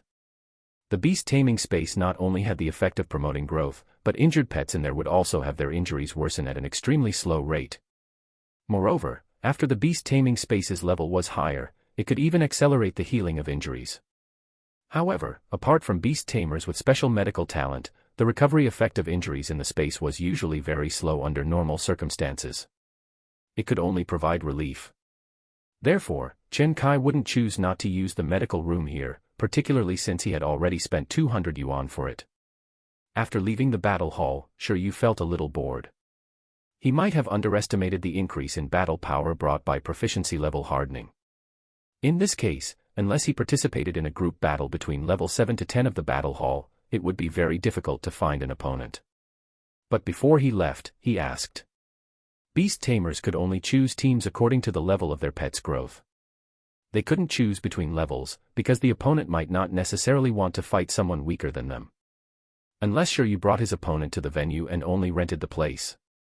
However, there was still the problem that Shiryu had no place to look for an opponent. He didn't know anyone. Forget it, let's go to the Beast Tamer Association to take a look. Because the battle ended faster than he imagined, and because Shiryu felt that there was no need to waste more time in the battle hall, he decided to look for suitable battle venues elsewhere. After spending some time, he went straight to the Beast Tamer Association in Pingqing District. This was a huge building complex, located in the core of the area. In the center of the building complex was a rather large 13-story tall building. Shiryu had come here to settle various procedures before. It wasn't his first time here, so he easily found his target, the mission hall. The Beast Tamer Association also had the function to accept and issue missions. Beast tamers could receive some missions here and receive rewards after completing them. These missions were carefully selected by the association for the trainee beast tamers. In a way, these missions could train the various abilities of a beast tamer. The Beast Tamer Association Mission Hall of Pingqing District was similar to the field training organized by the association every 3 months. In fact, they were all methods to nurture local beast trainers. No matter which city it was, everyone hoped that there would be more professional beast tamers in their cities. Beast tamers were stronger, whether it was through missions or training, they would all lay the foundations for the trainee beast tamers. In the beginning, sure you didn't want to come here. This was because the missions were all under the transcendent level in the Beast Tamer Association. They were mainly to train beast tamers and pets. The core was to provide training areas. It was a classic example of tiring work for little money. If he let the iron-eating beast carry bricks, they might get more money for their effort than here. However, the current situation was that he wasn't here to earn money. He purely wanted to see if he could find suitable opponents in the missions here.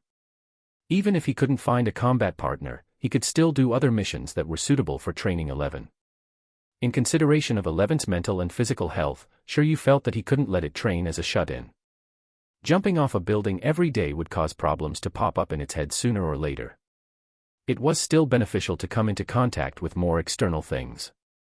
Shiryu could clearly feel that 11 was very happy to be brought out to battle this time. 1-star mission. Capture stray cats.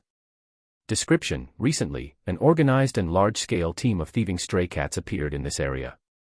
In the mission hall, Shiryu, who was standing in front of the mission board, had a face full of question marks. How could stray cats be organized? Well, considering that some extraordinary creatures had pretty high intelligence, it was really possible that they were organized. What did they steal? Seafood. Cat food. Well, that was fine. 1-star mission, battle sparring partner. Description: needing wind element pets above the 6th level of growth as sparring partners. This mission reward was alright. Unfortunately, 11 couldn't fly, and so, Shiryu passed it. 1-star mission, wilderness escort. 1-star mission, capture the living body of the wind locust. 1-star mission, eliminate the earth mouse. There were hundreds of missions densely packed. Shiryu studied them carefully. Chapter 21. Chapter 21, Eliminating Earth Rats. Although there were many missions, there didn't seem to be many suitable for 11. The missions here were purely because some people wanted to spend little to hire beast tamers as temporary workers. For example, the mission to capture the wind locust alive was issued by a hotel and entrusted to the Beast Tamer Association. Wind locusts were extraordinary creatures, agricultural pests, and even popular food on the dining table. Compared to directly buying live wind locusts from the farm, it was more practical to purchase them here in the form of a mission. The only downside was that the efficiency was slower, but this obviously wasn't a time-limited emergency mission. They wanted it to be long-term. It was actually quite troublesome to catch a flying wind locust. Although these guys weren't much stronger than the green silkworm, their agility was very high. Their racial skill was wind wings, so they were very fast. After looking around, if it wasn't because 11 couldn't fly and it was too difficult to carry out this mission, perhaps Shiryu would have chosen this mission. In the battle just now, although victory was relatively easy, it wasn't like Shiryu didn't reflect on it at all. That ice-armored beast's attack was very fast. 11, who didn't have much battle experience, could only instinctively harden his whole body's defense against the attack. However, there was actually another choice at that time. It was to determine the opponent's attack position and only carry out a partial hardening.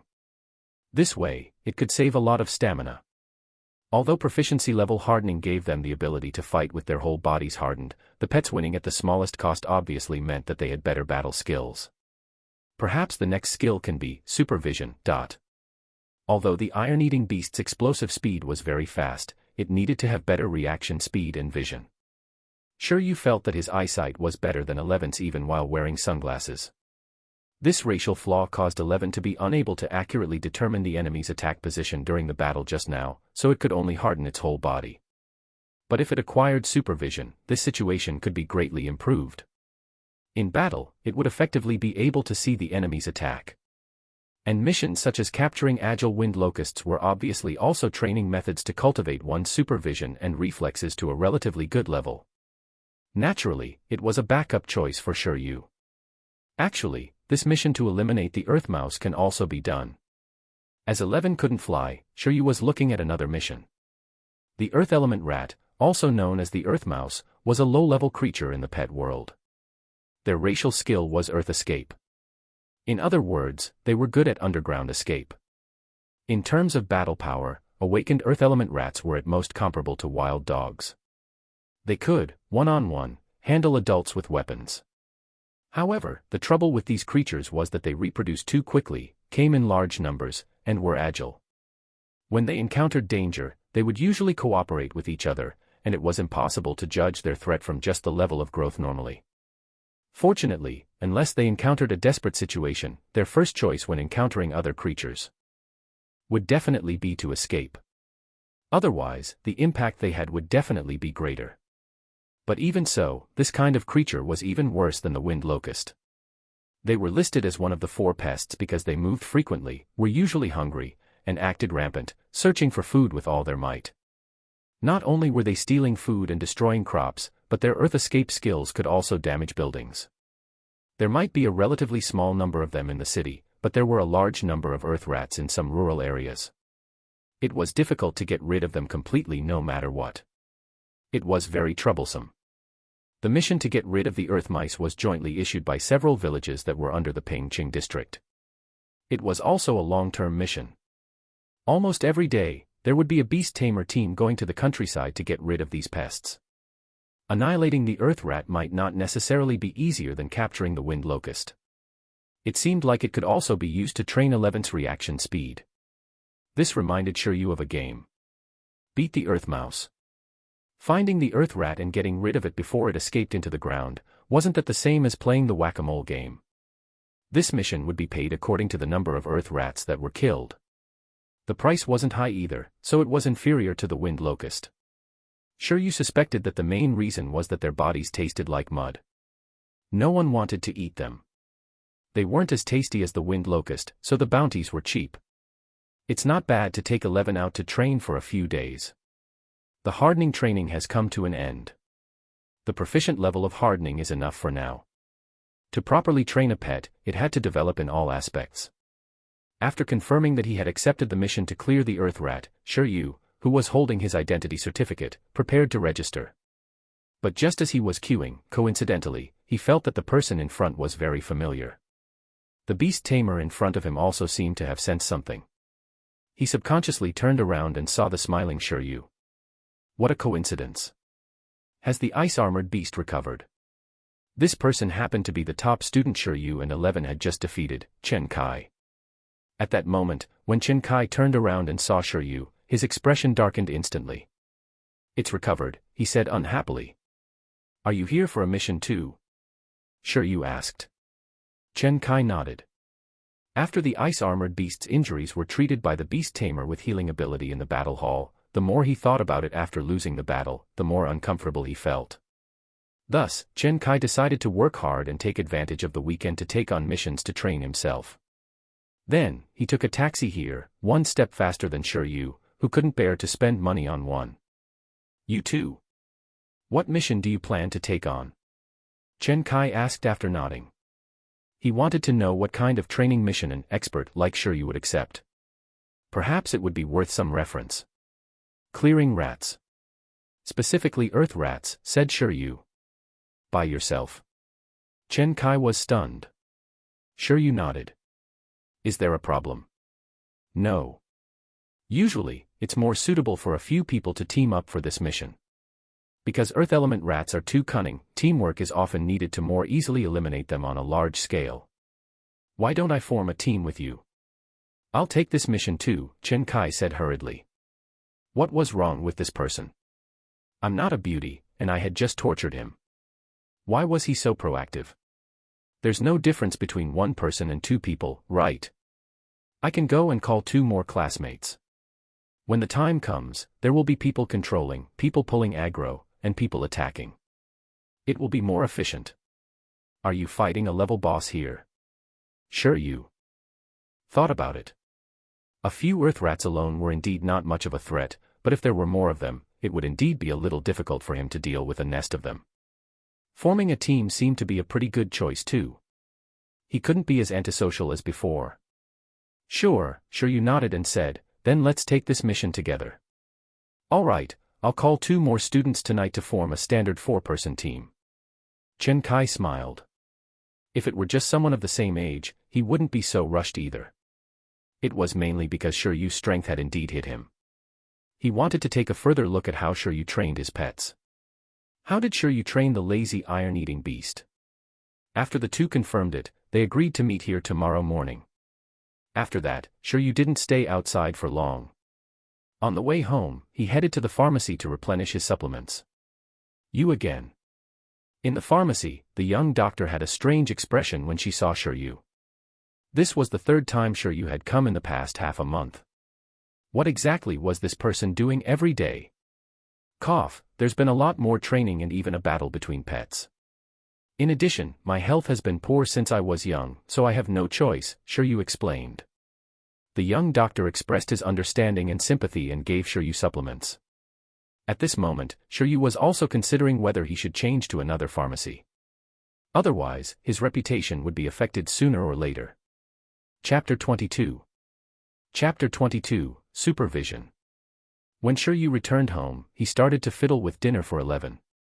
At night, after the little iron-eating beast finished eating the iron bamboo, Shiryu also swallowed 2 refreshing capsules. Then, Shiryu called 11 over to teach it new skills. 11, come here. 11, who was full, was about to celebrate today's victory, and the celebration method was to double the training tonight. With food and drink, he just had to work hard and train so that he could gain powerful strength and easily win battles. This kind of life was very fulfilling for the little metal-eating beast. The only flaw was that it felt uneasy whenever Shiryu used the skill index. Skill, supervision. And LT, notes and GT, a spiritual type skill. Consumes mental power to strengthen vision. Under 11's confused gaze, Shiryu taught it the supervision skill. 11's heart skipped a beat. It wanted to be able to tell everyone that its strength came from its own hard work. Little gluttonous iron beast, degree. Unfortunately, it couldn't say it now. Sigh, this free strength was too unstable. What I taught you just now is a supervision skill. You can use your spiritual power to activate it. Now, your vision should have been strengthened quite a bit, and you should be able to see clearly at night. 11 was originally very conflicted, but after hearing that its vision had been enhanced and that it could even see at night, its expression gradually became serious. 11 rubbed the dark circles on its face and then quickly ran out. It looked at the dark night and gradually became excited. It jumped up excitedly. Great! It was even more convenient to train at night now. It had not worked hard enough previously, and now, it was going to make up for it overnight. At the same time, as the cooldown time of the skill duplication scroll changed to 48 hours, Shiryu slumped onto the bed in despair. He estimated that he would only be able to recover his energy in the morning. Now, all Shiryu wanted was for 11 to stop hitting the steel plate tonight and let him have a good sleep. With this energy, it would be better to keep it for catching earth mice tomorrow. In a certain house in a luxurious neighborhood not far from the Beast Tamer Association in Pingqing District. When Chen Kai returned home, he was just about to call some people in the class chat group to go hunting ground rats together tomorrow. However, at this moment, a private message popped up in his messaging app. Zhuang Yu, I saw you on the battlefield this afternoon. Chen Kai. Chen Kai, what did you see? Zhuang Yu, I saw enough. The corners of Chen Kai's mouth twitched. He was famous. The image of his classmate Zhuang Yu's bespectacled face appeared in Chen Kai's mind, and he felt a wave of anger. She saw it. Didn't this mean that all the girls in the class would know? Then, the whole class would know that he was insta-killed by a passerby. Zhuang Yu, do you know the beast tamer of that iron-eating beast? Chen Kai, why? Do you want to learn from him about raising iron-eating beasts? Zhuang Yu, sort of. He left too quickly yesterday. I couldn't keep up. Chen Kai, you've asked the right person. Do you want to fight the Earth Rat? Well, find another beast tamer with a control-type pet. We have enough damage output, no need for more attack types. The next day. At the old place, the Beast Tamer Association's mission hall. Shiryu arrived early, but Chen Kai arrived earlier than him. Didn't sleep well yesterday. When Chen Kai realized that Shiryu had yawned all the way over, he had asked in confusion. I didn't rest well, but it's all right. Although 11 was very obedient and considerate last night, the after effect of teaching mid-level skills was still very strong. However, Shiryu could still accept this state. After all, when he was in his third year of high school, he had been in this state the whole school year. Once he got used to it, he would be more energetic after a while. After all, no matter what, in his student days before transmigration, he had also been a little Superman with good learning, good health, poor sleeping and food, and a comprehensive development of virtue, intelligence, beauty, and labor. This weak state couldn't destroy his willpower at all. You said you were bringing some teammates. Shiryu asked immediately. Not here yet. But it should be soon, soon. After waiting for a while, the person Chen Kai called arrived. It was two girls about his age, both wearing ordinary sportswear. A small round face with glasses and a single ponytail. The other one had a standard oval face. The student had short hair and wasn't short. Shiryu, this is my classmate, Zhuang Yu. The other is her friend, the beast tamer of experimental high school, Yu Jingjing. Hello. Shiryu nodded. Hello, Divine One, the two of them said in unison. What praise was this? It was so awkward. Chen Kai coughed dryly and said, the two of them passed by the battlefield yesterday and saw us fighting. All right, let's each introduce ourselves. Chen Kai didn't want to talk about yesterday's battle anymore, so he quickly changed the topic. My pet is a level 6 ice-armored beast. It has mastered proficient ice-splitting claw and ice armor. My pet is a level 6 iron-eating beast. It has mastered initial level hardening, the round-faced girl, Zhuang Yu, said. With that said, she glanced at Shiryu. After all, compared to Shiryu's proficient level in hardening, her pet's initial level was really quite embarrassing. My pet is a level 6 thorny monster. It has a proficient level entanglement skill, the tall girl, Yu Jingjing, said. The thorny monster was a plant-type wood-element pet and looked like a snake with long spikes all over its body. It could freely control the thorny branches that it created. The prey that was wrapped around would either die or be crippled. My pet is a level 5 iron-eating beast and has mastered expert-level hardening. Shiryu also introduced himself. When he finished speaking, the three students felt suffocated. Because the growth level and skill proficiency were really not proportional. This is too exaggerated, Zhuang Yu couldn't help but say. Shiryu felt that it was all right. When they saw how diligent 11 was, they would probably understand. Shiryu looked forward to seeing the look on their faces when the iron-eating beast went through its endless self-discipline training. You guys should hurry up and register for the mission.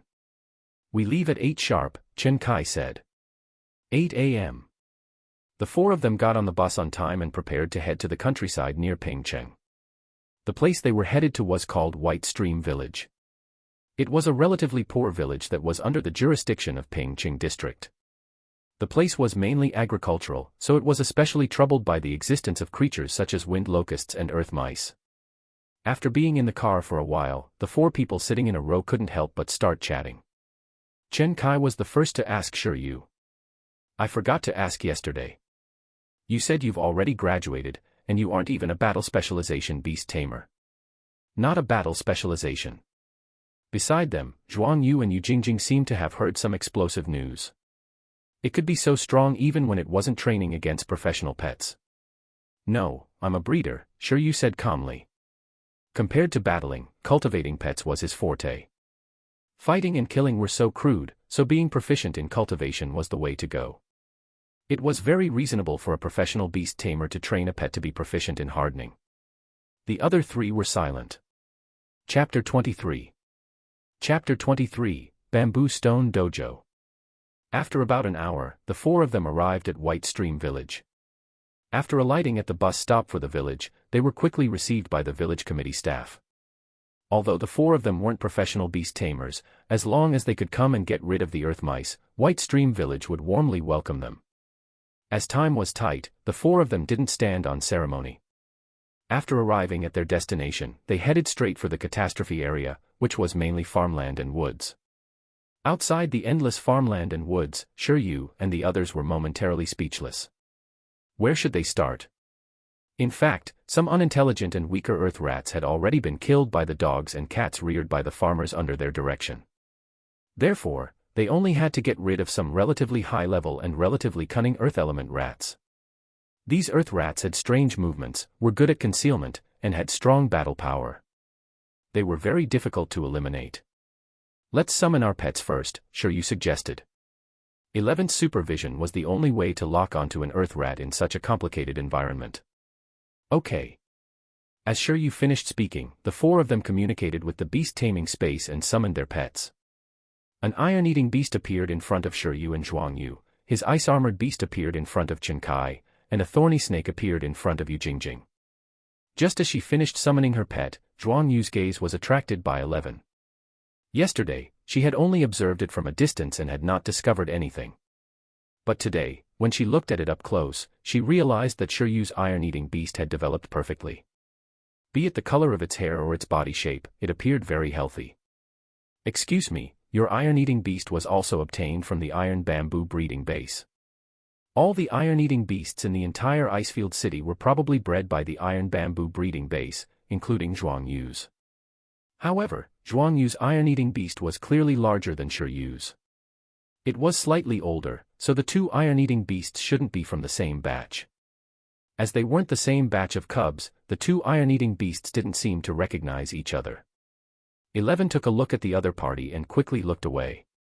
On the other hand, Chen Kai's ice-armored beast looked at 11 fearfully the whole time. Its body was about to melt. Wait. Zhuangyu suddenly thought of something. Could it be? Are you an apprentice from Bamboo Stone Dojo? This seemed to be the only explanation for how powerful Shiryu was. No, Shiryu shook his head. Bamboo Stone Dojo and Iron Bamboo Breeding Base were one. The owner of the dojo and the owner of the farm were the same person. The Iron Bamboo Breeding Base was the place iron eaters were bred and raised, and the Bamboo Stone Dojo was the place specially designed to nurture beast tamers who signed contracts with iron-eating beasts. The current owner of the Bamboo Stone Dojo was a master-rank beast trainer who cultivated iron-eating beasts. Apart from mastering hardening abilities, his iron-eating beast had also mastered the power of lightning and fire. It had required very special cultivation methods. It could be said that in Icefield City, the beast tamers would definitely say that the beast tamers of Bamboo Stone Dojo were the ones who knew the most about cultivating iron-eating beasts.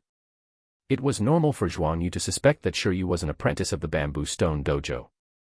Even if Shiryu said that he was a personal disciple of the Bamboo Stone Dojo, she would probably believe him. However, although Shiryu and Bamboo Stone Dojo weren't related now, he would go and seek guidance sooner or later. Well, or maybe they could learn from each other. You aren't. I thought you were definitely a personal disciple of Bamboo Stone Dojo, Zhuangyu laughed. Currently, the most powerful beast tamer in Pingcheng is Hall Master Lin, right? Chen Kai said. From apprentice to professional to master, these ranks were further divided into primary level, intermediate level, and advanced level. The Bamboo Stone Dojo's Hall Master Lin that Chen Kai mentioned was a master rank beast tamer. His strength was ranked among the top, even in the entire Icefield City. I don't know if Hall Master Lin is the most impressive, but his daughter seems to be the youngest professional beast tamer in Pingcheng District. Yu Jingjing said. I think she passed the vocation assessment when she was 18 years old. Later on, I heard that she entered one of the 9 major schools to study. She should have graduated now. I wonder what level she has reached. Your news is outdated. That Lin Xiuzhu later chose the feeding specialization. Now that she has returned to Pingcheng, she was the one who helped me choose my iron-eating beast, Zhuangyu said.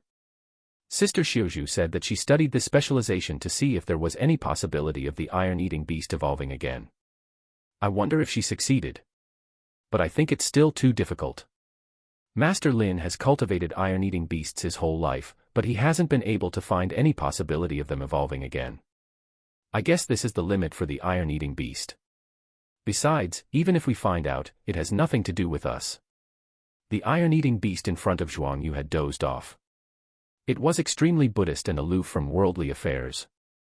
Stop chatting. I found the earth mice, said Shiryu. While the few of them were chatting, 11, who used his supervision, had already locked onto an earth rat. Shiryu didn't care whether it could evolve at all. It was fine for now. After being reminded by 11, Shiryu followed its gaze. In a corner of the farmland, a huge rat about 30 centimeters long with no hair and a body made of stone was secretly picking red fruits. Over there. Shiryu pointed over, and the other three also looked over. Based on its size, it's probably level 4. Besides, it's alone and doesn't pose much of a threat. The difficult part is how to eliminate it before it reacts and flees. Chen Kai said. The books say that earth mice are very vigilant. Compared to sound and light, they are more sensitive to temperature. When the iron-eating beast and ice-armored beast get close to it, their body temperature will affect them, so they might notice, Yu Jingjing said. I'll let the thorny monster disguise as a plant and approach it first. Let's see if I can get my pet to wrap around it directly. But I wonder if the thorns of the thorny monster can affect its earth shell body. When the time comes, you guys follow up. The other three agreed to this strategy. Under Yu Jingjing's orders, her thorny monster started to disguise itself as a plant and slowly crawled on the ground. The thorny monster was indeed very similar to a plant. After all, it was a plant life form. The earth mouse didn't sense it at all. After all, in its eyes, this kind of plant was just food. High-level hunters often appeared in the form of prey. At the same time, 11 and the ice-armored beast also started to prepare for the hunt. Only Zhuang Yu's iron-eating beast was still at a loss. It widened its eyes under its dark circles and looked over with all its might. Where was the earth mouse? Why couldn't it see it? Ordinary iron-eating beasts were like this. After all, the protective colors of the earth element mouse were too good. Soon, the thorny monster arrived near the earth mouse. It extended a branch covered in spikes and locked onto the earth mouse. The thorny monster let out a fatal entanglement, but none of the earth mouse, which could grow to level 4 in such an environment, was easy to deal with. At the critical moment, the earth mouse sensed danger and was so scared that it threw down the red fruit and ran. Whoosh! It turned and ran. Its speed was very fast as it successfully dodged the attack. Usually, when earth mice came out to look for food, they would dig holes in advance to escape. They wouldn't escape on the spot. As for earth escape, its speed was actually not very fast, so slow that it would have been very easy to be caught. It was better to use an emergency route. After losing the first attack, the thorny monster no longer hid. More branches grew out of its body and flew towards the earth mouse, restricting its movement and speed. At the same time, 11 and the ice-armored beast had already released their full strength. Think you can run? Chen Kai shouted. The ice-armored beast was also good at digging holes. If it was given time, it could even penetrate an iceberg. Even if the earth mouse escaped underground, it wouldn't be impossible to catch it. Of course, the best situation was to kill the earth rat before it approached the hole. However, the ice-armored beast was still a step slower. The earth rat successfully arrived at the entrance of the cave. Just as the earth rat was overjoyed and wanted to enter, 11, who was much faster than the ice-armored beast, descended. In the previous battle, 11 had instantly defeated the ice-armored beast without moving, but this didn't mean that its explosive speed was inferior to that of the ice-armored beast. From running, 11 quickly overtook the ice-armored beast and caught up to the earth rat. It leaped up and hit the hole the earth rat was about to enter with its hard palm. Like a huge piece of steel falling from the sky, a huge impact was accompanied by dust and mist. A huge pit was directly smashed out of the ground by 11. With its supervision and explosive power, it felt much more agile than yesterday. It discovered the hole a step ahead of the thorny monster and ice-armored beast. 11 showed a proud expression. The earth rat was stunned on the spot. What about its home? Aeawea. After that, the rat was captured with an entanglement. But right now, everyone's focus was on the huge pit beside 11. What kind of power was this? Why did it feel like it had fallen from the sky? The other three people's scalps went numb. They looked at the iron-eating beast cub, which was like a little fatty, and felt that with it around, they could directly go and find trouble with the group of earth rats. Chapter 24. Chapter 24, An Unusual Duo. Ordinary people would definitely have a headache dealing with these earth element rats. That was why they were always handing them over to beast tamers, even a group of rookie beast tamers like Shiryu and the others, since the efficiency was extraordinary. The battle power of the earth mouse. that had grown some was basically comparable to that of a wild dog. It was very strong. In other words, ordinary people would definitely be afraid of wild dogs even if they had weapons in their hands. But before the current iron-eating beast with battle power and supervision, it could only be said that these earth rats were unlucky. One by one, the earth mouse was glad that it wasn't a bamboo rat. It didn't taste very good, all right. Otherwise, it would definitely be annihilated. But even if it was a bamboo rat, 11 might not be willing to eat it. Due to the evolution of its body, the iron-eating beasts in this world basically didn't like to eat meat anymore. Instead, they loved to eat metal ores, which was quite novel. Sure, you just didn't know if there were any creatures like iron-skinned rats.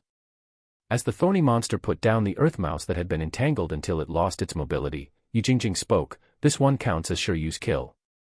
Without his iron-eating beast, this earth rat would definitely have run away." She had still underestimated the earth mouse's reaction speed.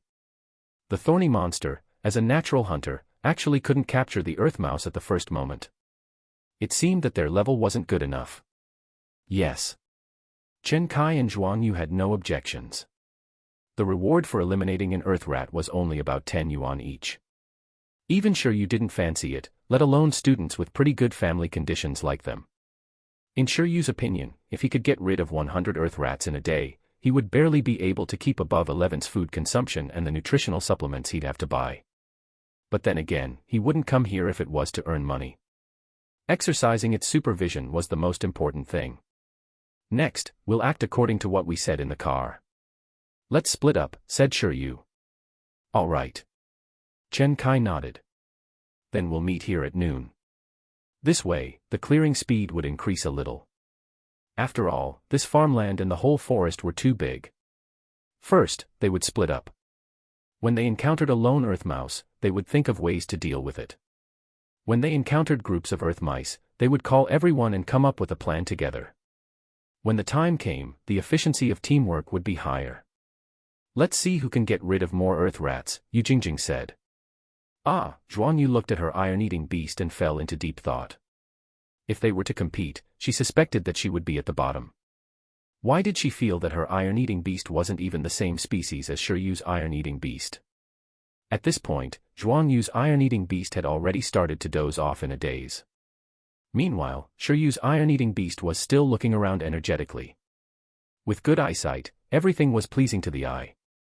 With poor eyesight, everything looked like a mosaic. This was 11's current mood. After making the agreement, the four of them separated. The target is 20, before noon, Shiryu said to 11 who was following beside him. Woo!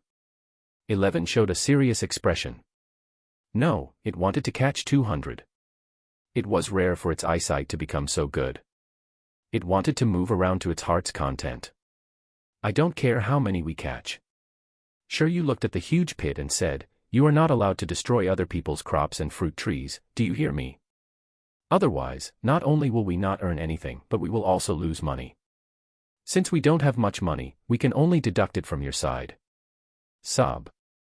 11's face fell, and it looked aggrieved as it dispelled the palm that was hardened already. Life was hard. Let's not train hardening today. The main thing is to train your reflexes. With your physique, you can defeat the earth rat without using any skills. Shiryu heaved a sigh of relief. This fellow could even leave marks on steel plates now. Those fruit trees and crops really wouldn't be able to take it. But no matter how many you catch, the remuneration you receive can all be used to increase your meals. When the rewards and punishments were clearly distinguished, 11's eyes lit up. Then, 11 started galloping wantonly in the field. The middle-aged farmer who was in charge of guarding and patrolling the farm arrived late. He followed behind to count the number of earth rats they had cleared. This group of giant rats was indeed difficult to deal with. It was still all right if they encountered those far away from the hole. With 11's explosive power, he could completely capture their trajectory and quickly knock them out. But when it encountered those near the hole, even though 11 tried very hard, a few of them escaped. It was so angry that it wanted to get Shiryu to teach it earth escape on the spot so that it could directly go underground to catch them. Didn't you dislike skills that you reaped without sowing? Now he knew that having more skills was a good thing. However, replicating Earth escape was impossible. With the upper limit of the number of skills recorded in the skill index, every skill had to be chosen carefully. Didn't he see that he was so poor that he was looking for business opportunities with the worm silk skill? If he got the Earth escape skill, he would have to directly open an underground construction business. Time passed quickly. At noon, Shiryu and 11's battle results were temporarily at 22. On average, they had captured an Earth mouse every 5 minutes. Unfortunately, they didn't encounter groups, or else there would have been even more. At this moment, because 11 was full of energy, it was still looking for Earth rats all over the field. Typical rats didn't rest, so it didn't rest. The other 3 returned feeling dizzy from hunger. Only Shiryu and 11 were still working hard. "Damn, you guys are still catching," Chen Kai said in disbelief. After the 3 of them gathered at Shiryu's side, they looked at 11, who was extremely active in the field, and their mentality was slightly affected. It had been more than 2 hours. How was this iron-eating beast still so energetic? Especially Zhuang Yu, who had a strange expression on her face. After all, her iron-eating beast had started to nap not long after it started to move. After all, this is also a form of training. "Apart from eating, my iron-eating beast likes to train," Shiryu said after a moment of silence. "This is nothing compared to his usual training." The 3 of them. "Weren't you in a bad state this morning? Why are you so energetic now?" Chen Kai looked at Shiryu blankly. It was fine if the iron-eating beast wasn't tired as it was a supernatural creature, but why was Shiryu still so energetic? Despite being under the sun for so long, it was as if he had been doing nothing. Shiryu casually took out the refreshing capsule and said, "Want one? It's pretty useful." The 3 of them were affected even more. After all, when a normal person was tired, they would subconsciously want to rest. But Shiryu relied on supplements to recover. "I think I know how I lost to this beast tamer from the city." Chen Kai subconsciously imagined the scene of the students in the city staying up late to study medicine. He wasn't afraid that others were more talented than him, but he was afraid that others would work harder than him. Damn it, he had completely lost.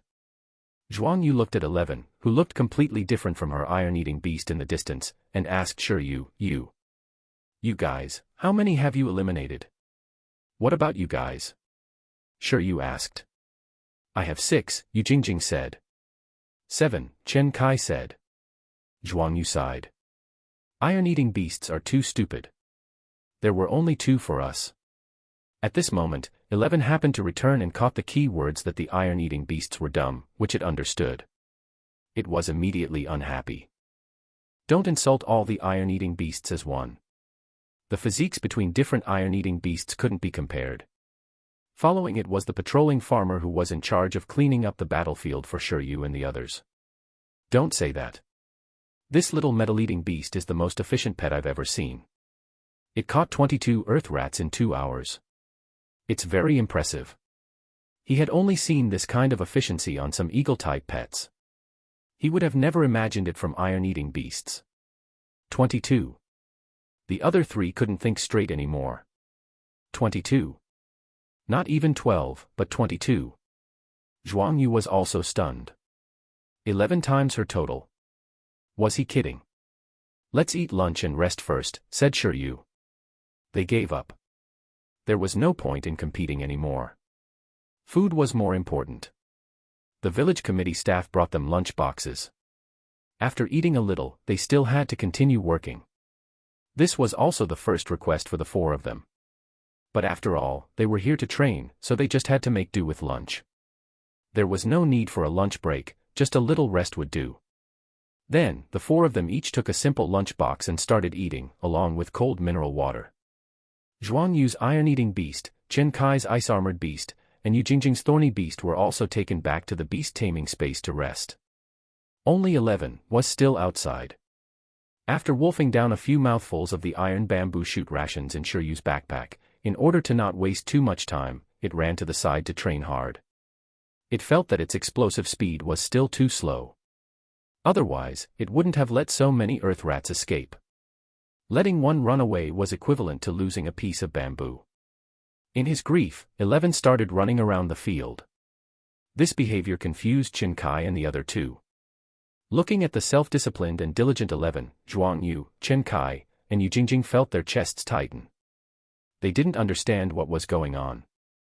Although there was mineral water, they felt that this box lunch was really hard to swallow. They looked at Yu, who thought this was very normal. This. Doesn't your iron-eating beast need to rest? Zhuang Yu asked. This didn't make sense. Iron-eating beasts shouldn't be like this. Back then, she had been picking at the breeding base for so long. Why didn't she see such a lively iron-eating beast? Why else do you think it can master proficiency level hardening? Yu was very calm throughout. The three of them were immediately speechless.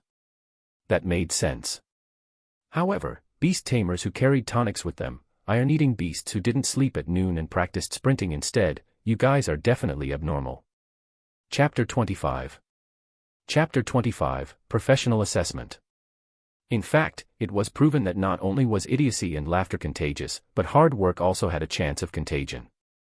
After finishing the box lunch and taking a short rest, Chen Kai and the others looked at the iron-eating beast that was still in training and felt a little uneasy. Even the known-to-be lazy iron-eating beast was so hard-working and diligent. If it didn't waste any time, what right did they have to rest? I finally understand why the passing rate of the Beast Tamer Vocation Assessment in the city is so high. Are all the beast tamers in your city so hard-working? And how exactly did you train your pet to be so disciplined? Chen Kai's face twitched. Was the education level in the city really that much higher than in the suburbs? He had never seen such a situation like Yu among the beast tamers he'd met. It's not that exaggerated, Yu said. It seemed that he had unknowingly increased the three people's views on beast tamers in big cities. Misunderstanding, it was purely a misunderstanding. He brought supplements purely because he was helpless. He didn't want to work so hard either, but the cost of using the skill index was just that high. What could he do? As for 11, it was purely an accident. It had the hard work attribute from the start. It had nothing to do with him. 11 might have belonged to someone else but was left over for Yu to pick up. Back then, only Lin Xiuzhu and he could tell that 11 had extraordinary potential. Lin Xiuzhu had a lot of experience in raising pets, and he purely had the trump card guarantee of the index, so he had confidence in choosing any kind of pet. By chance, an illogical combination of interplay occurred between Yu and 11. In any case, there was really no need to learn from them. They were special cases. You mustn't believe what you see with your eyes. You will only run astray. Although that was the case, it was difficult for Yu to explain. He couldn't persuade others not to work hard, right? How is it not exaggerated? But it's also good to exaggerate a little. Only then will there be a future. Don't say any more. In the future, I'll request the ice-armored beast to train at this level. Me too. I'll go to the pharmacy tomorrow to buy a box of refreshing capsules and stay up late to study. I don't believe it.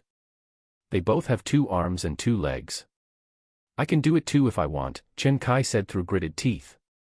He had shamelessly followed Yu on this mission because he wanted to see why Yu was so strong and find the relevant reasons. Now that he had finally found it, he naturally had to give it a try. Zhuang Yu and Yu Jingjing looked at each other. Although they didn't say anything, they felt that they had indeed relaxed a little. There was clearly still a lot of time to work hard. Tomorrow, definitely. Were they really going to work so hard? Then he wished them success. It wasn't a bad thing to be hard-working anyway. Yu was very pleased that his excellent quality could affect others. Yu, are you going to take part in the Professional Beast Tamer assessment? By the way, are you going to take the nursing specialization, or are you going to take the professional feeder assessment? Chen Kai asked. Well, a professional beast tamer was the traditional beast tamer promotion route. It tested the battle power of the beast tamer. The assessment for professional feeders was the beast tamer's level of raising and cultivation level, so most of the work would be done at the farm. The higher level ones could work alone, help other beast tamers take care of their pets, and even give birth to related occupations such as skill teachers and evolution planners. Logically speaking, you should be a breeding specialist, and he even had the index. He would definitely earn a lot of money in the future by taking the professional feeder assessment. However, his second talent was really strange. Shiryu was really afraid of being caught and cut into pieces after being exposed. Although this country was also a society governed by law now, there was clearly a hierarchy between high-level beast tamers and ordinary people. From the fact that there wasn't even a relatively fair promotion route like the college entrance examination, it could be seen that this world's monopoly was very serious. In some public battles, there were also cases of beast tamers scheming against each other. It was very dangerous for sects to compete and countries to get involved. Besides, there were also some highly intelligent transcendent creatures eyeing the human area. He didn't want to lose his freedom. Shiryu thought about it. If the teaching method of the skill index couldn't be changed, he definitely wouldn't use this talent to teach other people's pet skills before he had strong self-preservation abilities. Even if it was a slightly intelligent wild creature, he wouldn't teach it. Unless it was a pet with almost no intelligence like the green silkworm. After teaching it, the green silkworm would not even know what happened. That way, there would be no safety hazards. In short, only a pet that had signed a soul contract with him could be taught by Shiryu safely. Therefore, Shiryu felt that it was better to take the professional beast tamer assessment first to increase his own battle power. Some outstanding beast tamers could teach themselves skills outside of their pets. For example, many iron-eating beasts in the bamboo stone dojo could master thunder and fire skills. It was even possible for some talented rare wild pets to master skills outside their own species. For example, the wolf kings of the snow wolf pack basically all had deterrence skills. Even though this kind of cross-species skill teaching was very ridiculous, it was relatively common in higher-level beast tamer domains. It wasn't impossible. Although, there had never been a teaching talent that could teach pet skills the moment it was touched. Besides, he was a transmigrator with 2 talents at the beginning. In other words, it was a dangerous situation. In this relatively dangerous world, strength was the foundation of everything. It was always right to increase one's strength first. Although I'm in the breeding specialization, I want to prepare for the beast tamer assessment first, Shiryu said.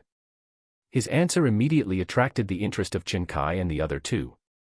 Chinkai said, "Let me calculate." Next one. No, the next one, right. I think, maybe we can still go together. The beast tamer assessment was held on January 1st, once a year. It was already July, there was less than half a year left until the next assessment started. Shiryu's iron-eating beast was currently at level 5, while Chinkai's ice-armored beast was at level 6. This level didn't meet the professional assessment criteria. To qualify in the first round of the beast tamer assessment, the minimum requirement was for the beast tamer's pet to have transcendent battle power. This was the level after awakening level 10.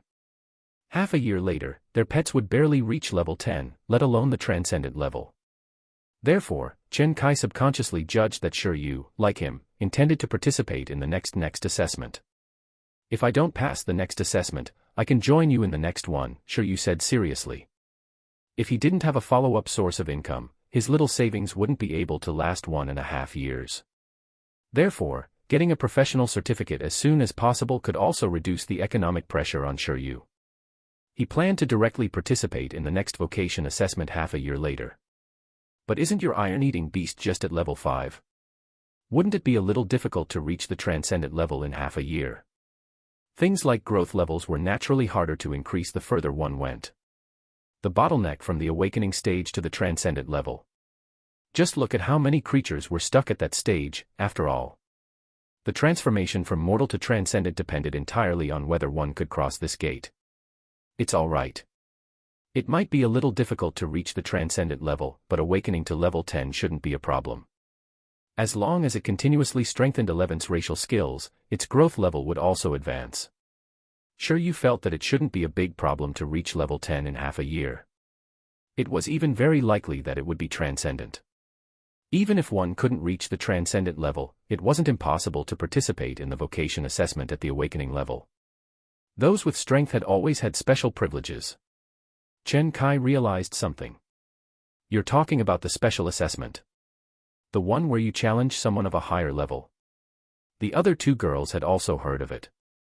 For some genius beast tamers and pets with higher racial levels, there was a special criterion for the vocation assessment. That was, although its growth level had not reached the transcendent level, it could defeat real transcendent level creatures while at the awakening stage.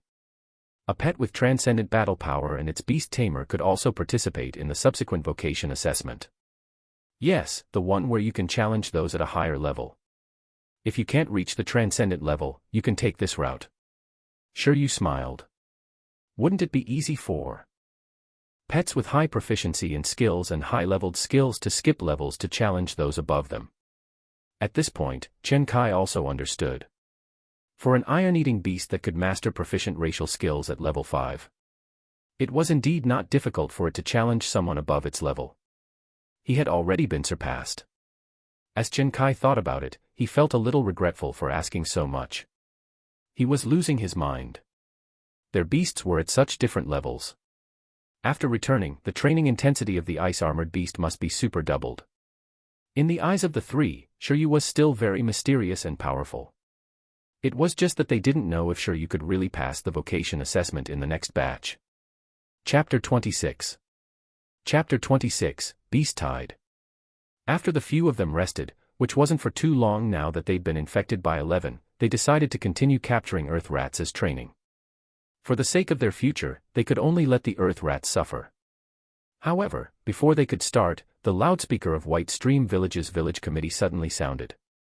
The broadcast was loud, and Shiryu and the others, who were far away from the center of the village, heard it clearly. At that moment, when they heard the contents of the broadcast, the expressions of Shiryu and the others changed. Attention all villagers, attention all villagers. The city has issued a yellow warning alarm for a beast tide. I repeat, the city has issued a yellow warning alarm for the beast tide. There's already a certain scale of ferocious beasts gathering inside the city wall, and the scale is showing signs of increasing. Please make the corresponding preparations according to the defense guidelines. What the F***CK? Surrounded by the voices of the others, Chen Kai couldn't help but vent his emotions. Zhuang Yu and Yu Jingjing also clearly looked confused and nervous. Beast tide. The few of them weren't unfamiliar with the term. 10 years ago, Pingqing district was rebuilt precisely because it had encountered a beast tide. At that time, although everyone was still young, it was impossible for them to not know about such things. The beast tide came again. Not good. While the four of them were stunned, the middle-aged farmer patrolling the farm came to their side. Children, today's situation is special. Why don't you go back first? Uncle, what about the broadcast just now? Shiryu asked. I'm not sure either, but the animals on the snow mountain are probably restless again. Yellow warning. Sounds pretty serious. If things escalate, we might have to evacuate. The middle-aged man couldn't figure it out either, but judging from his expression, he wasn't that flustered. At this moment, Shiryu also reacted. Indeed, it wasn't time to panic yet. Unlike 10 years ago, high city walls had already been built between Pingcheng and the dozen or so towns and snow mountains below. The Beast Tamer troops of the Beast Tamer Association was stationed outside the city wall and was the first line of defense against a beast tide. The so-called warning was only to warn the surrounding townspeople. It didn't mean that there was really danger. If there really was a danger of them breaking into the city, it wouldn't be as simple as a yellow disaster warning. Why don't we go over and take a look? Chen Kai suggested. Icefield City was located at the border of the country, and the subordinate Pingcheng and the surrounding towns were even adjacent to the snow mountains filled with ferocious beasts. This was also why only Pingcheng and the surrounding 2 districts had been the first to bear the brunt of the beast tide 10 years ago. What are you thinking? At a time like this, there must be barricades both inside and outside the city walls. Wouldn't you be causing trouble if you went? Zhuang Yu said. Let's go back first, said Shiryu. Although he felt that nothing would happen, the atmosphere at this time was tense. It was better not to cause trouble for others by leisurely playing Earth Mouse. Whack-a-mole could be done anytime. It was more important to understand the Beast Tide early warning after returning to the Beast Tamer Association. The other 3 nodded. They didn't have much desire to fight the Earth Mouse now. After packing up, they quickly returned to Pingcheng. Icefield City, Pingcheng District, Beast Tamer Association. After the few of them ended the Earth Mouse mission, they explained the warnings of White Stream Village to the staff at the front desk of the mission hall and asked what was going on. The staff at the front desk shook his head and said, I'm not too sure either. But this doesn't seem to be the first time this month. The previous 2 times were blue warnings. Is it yellow this time? Towards this answer, Shiryu and the others appeared very confused. This was equivalent to saying nothing. Chen Kai was about to ask something when someone called his name from afar. Chen Kai, Zhuang Yu. The voice came from afar, making Chen Kai and Zhuang Yu shiver. They subconsciously turned their heads. Shiryu and Yu Jingjing also looked over and realized that an honest-looking, bespectacled beast tamer had entered. The other party was only in his 30s, but his hair looked a little sparse. He should be an expert. Teacher Zhang, Chen Kai and Zhuang Yu said. Why are you here? This person was a teacher from Chen Kai and Zhuang Yu's school. I was nearby. I just saw you guys chatting in the group chat, so I came over to take a look. I didn't expect to bump into you guys. On the way back, Chen Kai and Zhuang Yu had shared the yellow warning of the beast tide with their classmates in the class group chat. They didn't expect the teacher to see it. So you guys actually chat in a class group with teachers? Shiryu looked at the group of strange students and thought to himself. Under normal circumstances, shouldn't it be that students didn't bring their teachers along and created a group to play alone? If you guys did this, it wouldn't be as natural to talk in the group. These two are. The person addressed as Teacher Zhang looked at Shiryu and Yu Jingjing. Chen Kai said, they are my friends, beast tamers from other schools. Teacher Zhang smiled and nodded. You must be wondering about the beast tide warning. Yeah, teacher, is the situation serious this time? Don't tell me the same thing is happening again. Chen Kai knew that his teacher was a professional beast tamer and should know more inside information, so he had immediately asked. It's too noisy here. Let's talk outside, Teacher Zhang said. None of them had any objections. They left the mission hall and started to circle the buildings around the Beast Tamer Association. Although he didn't know this Teacher Zhang, Shiryu, who wanted to know the situation, also went with them. If there really was danger, he had to make preparations in advance and escape to the city with 11. After all, the houses around the city center would get expensive after the tide. Building houses in the countryside or even in the suburbs might be cheap, but it was also close to the wilderness. It was too dangerous. On the stone path, Teacher Zhang looked at the group of young children and said, you don't have to worry too much. It's already very different from 10 years ago. The protective facilities around the snow mountain are doing very well. Even if there's really any danger, the Beast Tamer Association will be able to react quickly. If the Pingqing group isn't strong enough to defend, the beast tamers in the city will naturally come over. If the beast tamer troops in the city can't defend it, the troops in the surrounding cities will also provide support soon after. At present, the creatures on this snow mountain are no longer enough to pose a threat to Icefield City. Chen Kai asked, so, teacher, you mean that the beast tide might appear again? At the moment, it's only a small-scale gathering of ferocious beasts. It's far inferior to the sudden change 10 years ago. It was much greater then. Zhuang Yu said, why is it happening? Aren't those ferocious beasts all ice element creatures? Compared to cities, they probably prefer the environment of the snow mountains. The books say that the lack of food and resources creates pressure from competing over them and is the main reason for the beast tide's appearance. Shiryu looked in the direction of the snow mountain. But this shouldn't be the main reason for the snow mountain beast tide, right? After all, beast tides with this kind of reason are usually very frequent. There are signs, and it wouldn't suddenly happen like 10 years ago. Teacher Zhang looked at Shiryu and nodded. That's right. But we don't know exactly why. The trigger of the beast tide 10 years ago is still an unsolved mystery. But in terms of speculation, the answer is within Icefield City. Do you know the history of the city? They shook their heads. Actually, it's not history. After all, it hasn't been completely proven. At the moment, it's just a guess. According to archaeological discoveries, there shouldn't be any snow mountain environments around Icefield City from 2,000 years ago. This was the territory of a rather developed beast tamer tribe in an ancient country at that time.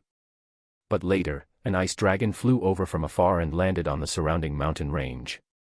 This ice dragon was very strong. Even if it only lived in the surroundings, it had indirectly triggered the descent of a mini ice age, making this beast tamer tribe suffer indescribably. Then, this beast tamer tribe decided to expel the ice dragon. They formed an army and started a protracted war with the ice dragon in the mountain range. It said that this snow mountain was formed at that time. Shiryu asked, which side won? Teacher Zhang said, it should be the beast tamer tribe that won. There's an ice dragon ruin on the snow mountain. It said that the skeleton of the ice dragon was sealed inside. It was sealed by the beast tamers back then. Even now, there is still dragon aura coming from the ruins from time to time, but it's been 2,000 years. Even that ice dragon should have completely died. There's speculation at the moment that the sealed ice dragon turned into a spirit and influenced those ferocious beasts in the snow mountain. The dragon's aura is thus causing the ferocious beasts to lose their minds and take revenge on the city. Shiryu and the others looked in the direction of the snow mountain again. An ice dragon undead. This was the first time they had heard of this. Teacher Zhang pointed at a stone giant statue not far ahead and said, do you see that? That's one of the ancient artifacts excavated by archaeologists. It said that the stone giant is the totem of that tribe. As they chatted, they had already arrived at a huge park. In the center of the garden was a stone giant statue. The stone giant was an elemental extraordinary life form. It was another type of pet. It was placed here to increase the historical heritage of the Pingqing district and make this place look more historical. That tribe used this thing to defeat the ice dragon. Chen Kai looked at the stone statue. He hadn't noticed this thing before. He had thought it was a decoration, but he didn't expect it to be an ancient item from Icefield City. Shiryu and company's gazes were all on the stone giant statue. As they stared, Shiryu's heart suddenly accelerated. His brain rumbled, and his telepathy talent seemed to have taken effect passively. He heard a strange voice. It wasn't like that. This sudden voice made Shiryu shudder.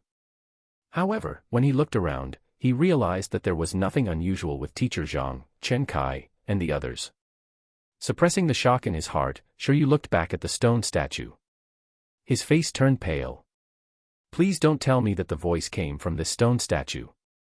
What's happening to me?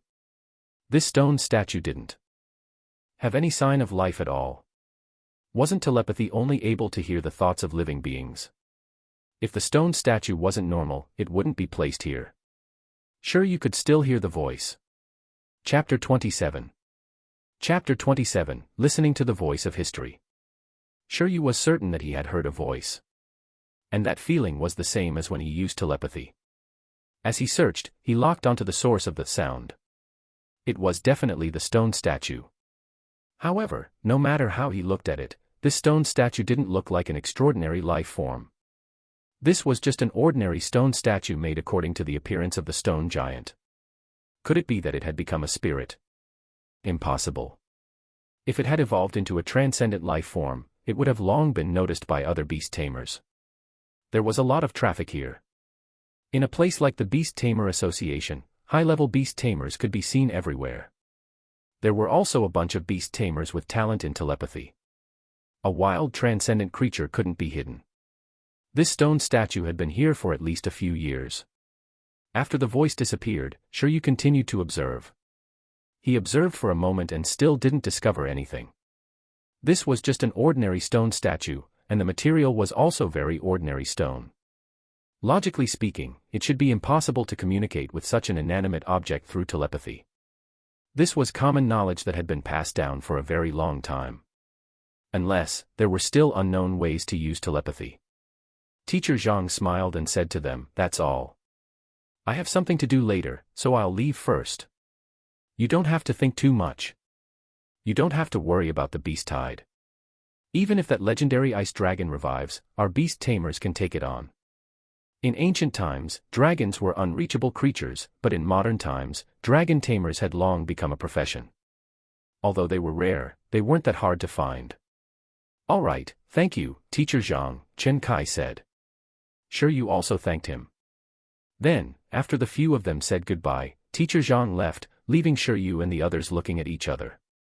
"Then, are we going back to hunt earth rats?" Chen Kai asked. "No, let's talk about it in the future," Shiryu said.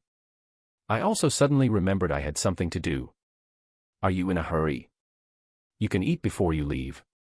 It's urgent." Initially, Chen Kai and the others wanted to have dinner with Shiryu before leaving.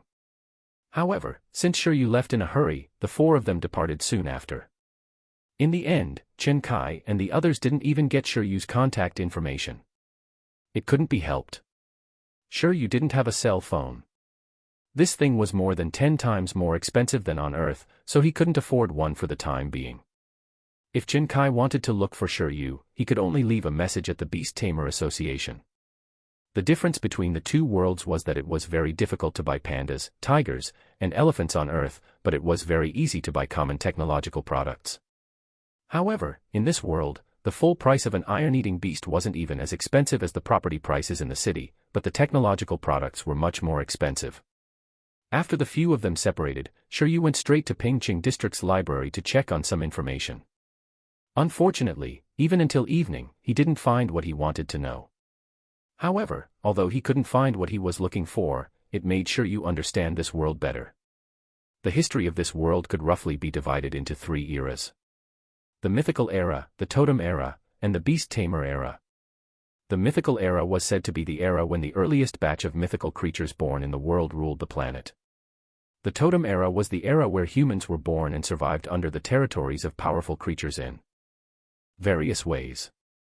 The Beast Tamer Era was the era when humans began to master the ability to control beasts. This Beast Tamer Era could also be divided into ancient and modern generations. The turning point was more than 100 years ago when 7 human countries jointly established an alliance. It was a very simple division of 3 eras. However, due to some special reasons, there were many gaps in the history of this world. For example, why the first batch of mythical creatures had collectively disappeared was a historical enigma that had happened at an unknown time. And what happened in Icefield City 2,000 years ago was clearly a history that the people of today had yet to fully explore. After coming out of the library, Shiryu kept repeating to himself, "I shouldn't be too curious, I shouldn't be curious, I shouldn't be curious." He forced himself not to think about these things. This was his old habit again. In his previous life, Shiryu was an archaeologist. Later on, due to some special reasons, he had come into contact with an unknown mythical system. Out of curiosity, he had changed his profession to mythical scholar. Then, going to various ruins, ancient sites, and exploring this unknown mythical system with his teacher became his daily routine. Then, he had died. During an exploration, they had encountered an accident. They had encountered a mountain collapse and were buried alive. Then, they transmigrated here. Curiosity kills. Shiryu recalled that he had been obsessed with researching the history of the unknown mythical system back then and wanted to slap himself. Wasn't it better for shut-ins to just play games and watch anime? Why would they go to all kinds of dangerous places to investigate and research for no reason? In short, now that he had transmigrated to this more dangerous world, Shiryu only wanted to live more comfortably within a safe range. He had to enjoy this life. Although the history of this world seemed to have more mysteries and had a more realistic mythology system, it was definitely impossible for him, Shiryu, to walk the same path as in his previous life. Impossible. In the garden area of the Beast Tamer Association of Pingqing, under the stone giant statue. At this point, the sky was already dark, and there was basically no one else in the park. Shiryu looked at the stone statue under the moonlight and asked, "Were you the one speaking during the day? You were refuting the history recount of that teacher." It wasn't like that. No matter how one looked at it, it seemed to be refuting what that teacher Zhang said, but only Shiryu heard this refutation. "Big Brother Stone, say something." Shiryu used his telepathy to communicate with the stone statue. However, unlike during the day, the stone statue didn't react at all. "If you don't say anything, I'm leaving." The stone statue was still indifferent. Shiryu fell silent. Could it be that he had been hallucinating or something? He recalled how he felt when he looked at the stone statue in the afternoon. At that time, he had just finished listening to the history described by Teacher Zhang and was curious about that history. As Teacher Zhang had said that piece of history was only speculation and had not been verified, when Shiryu looked at the stone statue, his subconscious thought was wanting to know what the real history was. It was then that he heard the stone statue's voice. "Tell me." As Shiryu stared at the stone statue, he subconsciously recalled his trip to various ruins, researching ancient artifacts, and exploring the truth of history. "Tell me. I can return history to the truth." At this moment, Shiryu's thoughts were clear, he really wanted to make this historical truth public. At this moment, he didn't want to listen to the voice of the stone statue, but to listen to the voice of history. He believed that his current state was already extremely similar to this afternoon's. At this moment, he activated his telepathy and searched for the feeling from the afternoon. It seemed like his brain was rumbling. Boom. The voice came, and the boom directly made Shiryu's scalp tingle. But this voice clearly didn't come mentally but had exploded in his ears instead. He looked up and opened his mouth, because the sky seemed to have suddenly trembled. Crack. Then, Shiryu was attracted by the stone statue again. This time, the stone statue indeed made a sound, but it was the sound of cracking. Under his gaze, the stone statue directly cracked from top to bottom. F***ck, something happened. Shiryu turned and left. He swore that if he touched his old profession again, he would be a dog. That career was too dangerous, even more dangerous than being a beast tamer. 11. Save me. Chapter 28. Chapter 28, Rumbling Icefield City. Union Calendar, July 177. The recent abnormality of the Snow Mountain's ferocious beasts had made the various beast tamer associations in Icefield City extremely alert. In particular, the various professional beast tamers of the Beast Tamer Association in Pingcheng District had long entered a battle-ready state. 10 years ago, the beast tide had already heavily injured Pingcheng's vitality. The various parties in Icefield City had spent a lot of manpower and resources to rebuild Pingcheng. This time, no matter what, they couldn't let the ferocious beasts get past the city wall and cause destruction again. In this state, beast tamers were naturally very sensitive to the commotion outside. It was during such an emergency period that a huge vibration came from the sky above Pingcheng, causing the taut string in the hearts of some beast tamers to snap with a crack. F***ck, the beast tide is attacking the city. Why isn't there any news at all? On the bright side, it might just be an earthquake. What exactly happened? The sound had been very loud. Not only the beast tamers, even ordinary people had heard it clearly. Everyone subconsciously walked out of the house and looked outside. However, it was just a loud vibrating sound. After that, there were no other abnormalities. On the top floor of the tall headquarters of the Beast Tamer Association in Ping City, a middle-aged man in a gray suit stood there. He looked up at the mirror-like sky and fell into deep thought. President, what was that just now? The associations in the other districts, counties, and cities also sensed the abnormality. The door of the top floor opened, and a tall secretary walked over anxiously. The impact of that commotion on Icefield City was unexpectedly huge. Even other areas sensed slight changes. The president in the gray suit said, "I've only heard of this situation before. I'm not sure if it's what I'm guessing. Even so, it might not be a bad thing." The entire Icefield City was shaken to different degrees. Even the changes here were gradually spreading out of the city to other places. At this moment, the protagonist who caused this incident had already returned home nervously. He wore an apron and started eating. 11. Eat more. Grow up quickly. This world is too strange. You have to become stronger to protect us. UNN. The little metal-eating beast received the pile of bamboo shoots blankly. Although it didn't know what had happened, Shiryu was being surprisingly generous today. At home, Shiryu naturally didn't know about the situation outside, but as he listened to the discussions of passers-by on the way, he kept feeling that things weren't that simple. The commotion was too big. Ah, Shiryu, your mouth is so annoying. Why were you chatting with a rock? Now, something was wrong. Before figuring out what was going on, Shiryu decided to stay at home obediently. Apart from buying groceries and medicine, he didn't go anywhere else. Gee. When Shiryu made up his mind, a cry came from the persimmon tree beside him.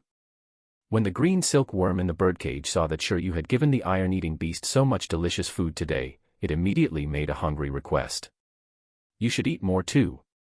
Only when you become fat can you spit out more silk. Sure. You then got a pile of leftovers for the green silkworm. Finally seeing some food, it ate happily. It was much easier to serve than 11. Sigh, I've finished preparing dinner for them. Let's sleep first. It's been a tiring day. After teaching supervision yesterday, he had still yet to recover from the after effects. Now that had happened, it really made him dispirited. He planned to sleep first. Tomorrow might be a more hopeful day. After he recovered, he would teach 11 more skills and quickly strengthen its battle power. Level of growth, level 5 awakening. Skills, hardening, expert, high-speed healing, initial, supervision, initial. At present, 11 stats were still satisfactory to Shiryu. Among the 6 skills he had collected, there was still deterrence and absolute sleep that he had never taught. Both of these were high-level skills, so the consumption would definitely be greater. Shiryu planned to wait for a while before deciding. Next should mainly be to strengthen the already mastered skills. The next day, Shiryu recuperated. In order to make use of all the resources, he released the green silkworm from the birdcage and assigned it a mission under its confused expression. You're in charge of training 11 today. A good sparring partner can have an extra meal. Shiryu had divided the courtyard into 2 areas. The green silkworm occupied one side, while 11 occupied the other. After getting the green silkworm's worm silk into the proficient level, this worm silk could now actually be used in many ways. For example, worm silk ray. This technique involved the green silkworm condensing a worm silk about the length of a finger in front of it and then shooting it out like an arrow, almost like a hidden weapon. Although with its current power, it couldn't even penetrate the clothes Shiryu bought from a street stall, but its speed was acceptable. The worm silk could go from one end of the courtyard to the other with a whoosh. In addition, the green silkworm that had mastered super worm silk could also fire continuously, shooting the worm silk like a dense rain of arrows. Shiryu had obviously arranged it this way because he wanted to make use of the worm silk to let 11 continue training its supervision. Whether it was dodging the tiny and inconspicuous high-speed shots or accurately judging the landing point, it was a good training method for 11 who had to harden the area in advance. Most importantly, the commotion was small. Shiryu knew that the green silkworm's intelligence wasn't high, so he tried his best to communicate with it through telepathy. He even gave various examples. Green silkworm at. In the end, Shiryu didn't know if it understood, but 11 did anyway.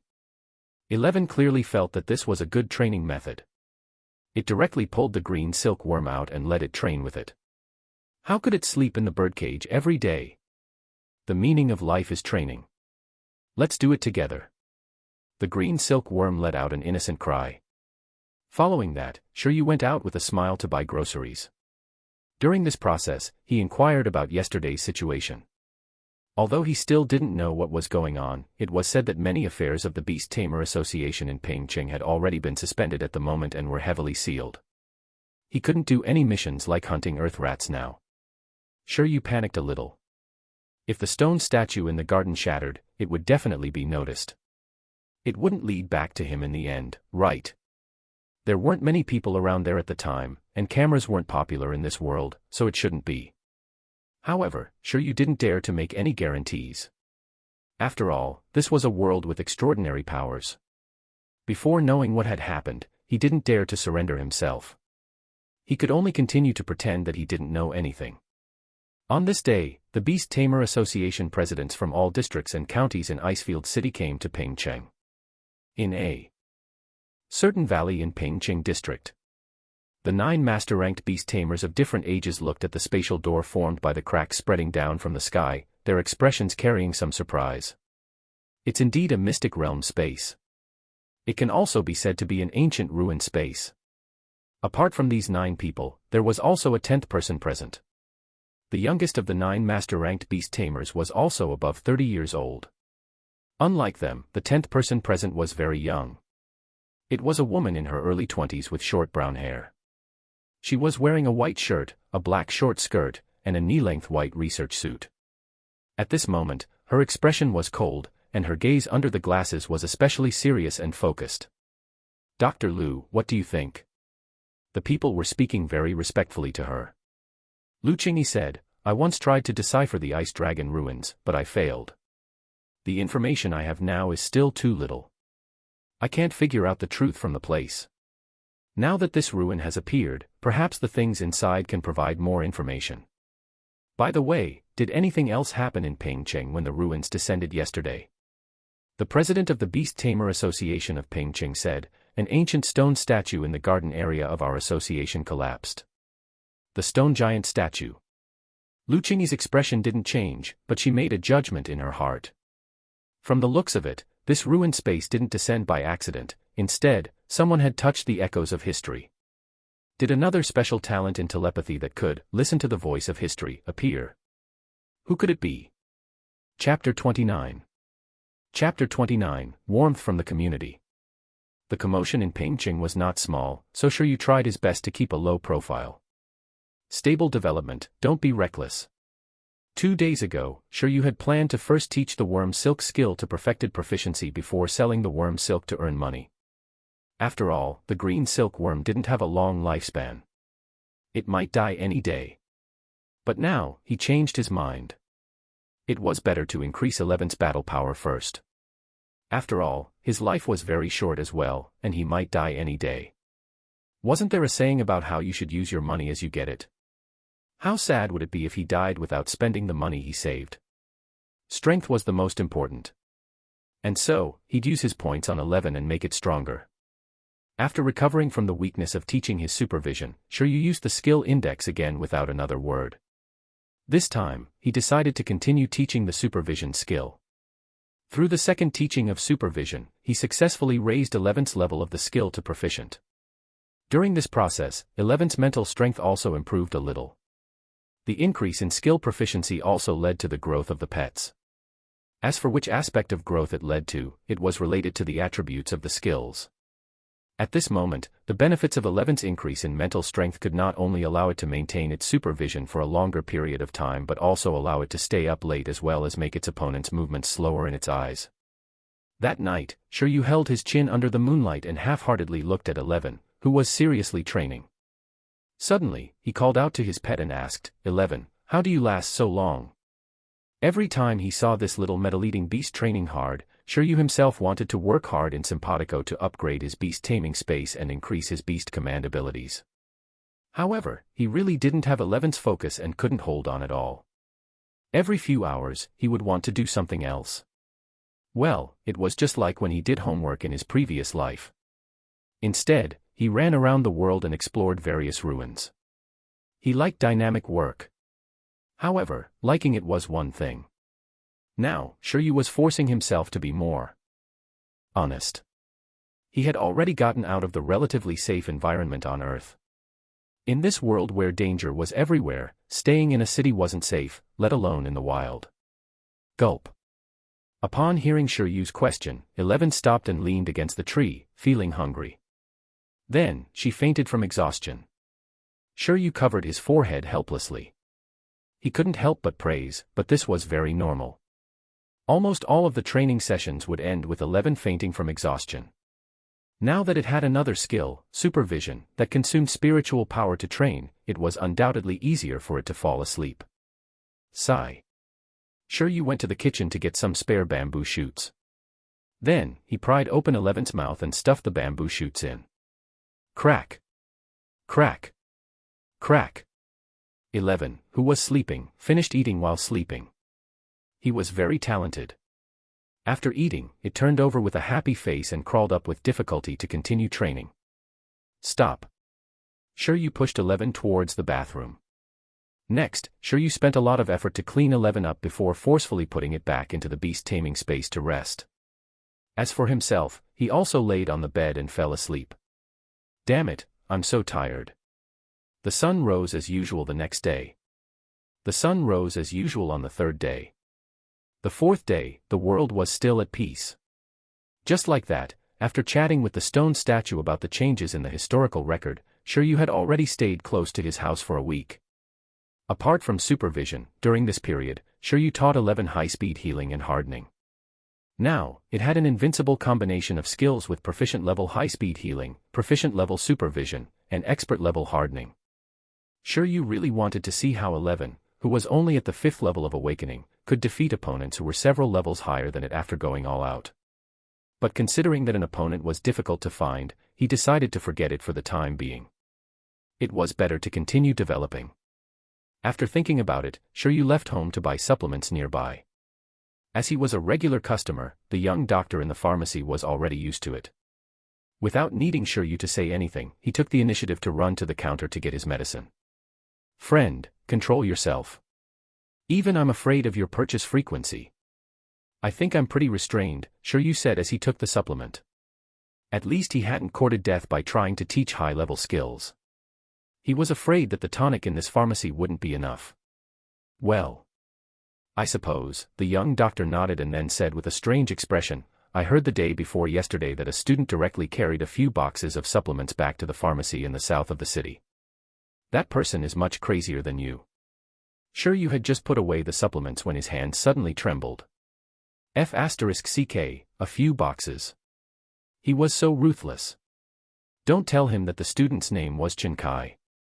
The students these days are too complicated. Shiryu sighed and said, by the way, why was the association sealed off recently? Have they investigated the cause of the loud bang in the sky? The young doctor smiled and said, you've asked the right person. Let me tell you, although the exact situation hasn't been announced yet, it's very likely that our ping-cheng is about to take off. Huh? Tell me more. After coming to buy medicine many times, Shiryu had learned that this young doctor was also a beast tamer, an apprentice ranked 1. Therefore, the other party was also quite concerned about the event. According to sources, a mystic realm might have appeared, the young doctor said. Mystic realm?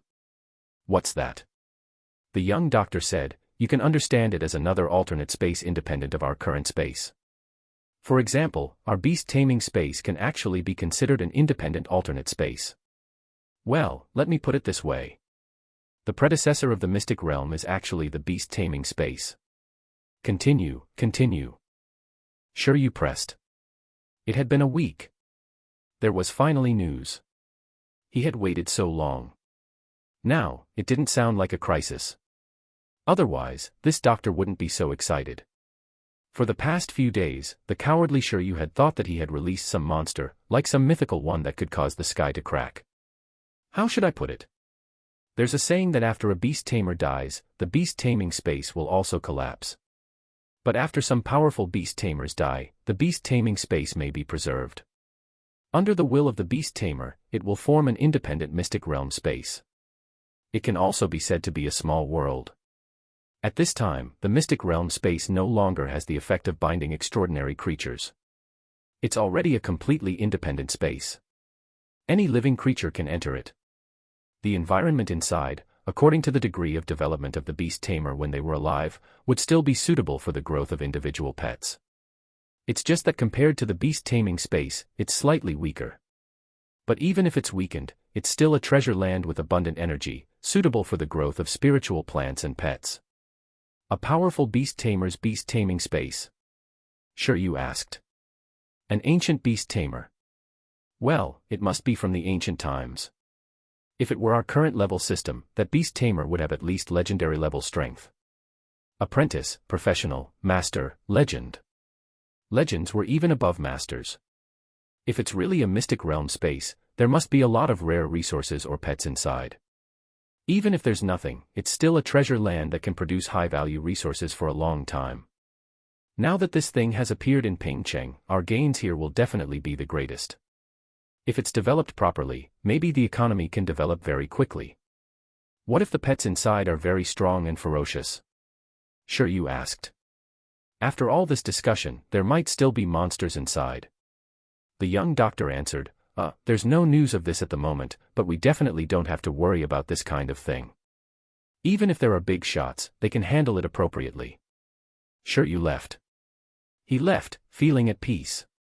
Because from the information obtained from the young doctor, the cracking of the stone statue didn't seem to be a bad thing. However, why did he summon a mystic realm when he was just chatting with the ancient stone statue? This had nothing to do with the truth of history. Or was there information related to the true history of the icy plains in the mystic realm? But no matter what, it had nothing to do with him anymore. I'm sorry, Big Brother Stone. Although I promised you to return history to the truth, judging from the current situation, I can't get close to that mystic realm at all. Sorry, I made you crack. It had already been a week. When Shiryu returned home, he looked at 11 and the green silkworm training in the courtyard and felt that he was very safe. Exploring mystic realms was impossible. That place sounded very dangerous. But, since he had already promised it, Shiryu couldn't go back on his word either. When he had the ability, if there was still a chance, he would talk about it then. He smiled and looked at the sky. The weather was clear, and it was better to continue training quietly. Suddenly, there was a knock on the door. Boom. Boom. Boom. Open the door. The community sends warmth. Shiryu's smile became even wider. There was true love in the world. The community knew that he was an orphan, and so, they had some warm gift for him. There doesn't seem to be anyone. Prepare to break in. Shiryu, 11, Green Silkworm. Chapter 30. Chapter 30, Backstabbed by One's Talent. Wait. The community was providing warmth, and if no one was around, they were preparing to break in. This was too heartwarming. Instantly, 10,000 iron-eating beasts rolled across Shiryu's heart. At the same time, 4 words appeared in his heart. He had been exposed. It was most likely that his conversation with the stone statue had finally been discovered. Actually, Shiryu had already expected this outcome.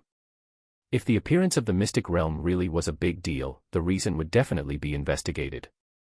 Although there were no cameras in places like the park, it wasn't difficult to find someone in this world using supernatural power. Scouting of aura, divination, time reversal. It was very normal for some extraordinary creatures to master these strange abilities. I hate it. Shiryu hated his curious personality to death. Then, he ran to open the door in a depressed mood. According to the young doctor, this incident didn't seem to be a bad thing. He didn't do anything illegal either. Even if the evidence pointed to him, he could say whatever he wanted. It's finally open. When Shiryu opened the door, a cold voice came from outside, stunning him. Because there wasn't a crowd of people from the relevant departments outside as he had imagined. Instead, there was only one person. Moreover, this person wasn't the cold and aloof big sister of the street committee that he had imagined. Instead, it was an even younger beautiful woman, probably still in her 20s. This is the Wind Demon Lion. Shiryu hadn't paid attention to her for long. The thing he noticed was the creature beside her.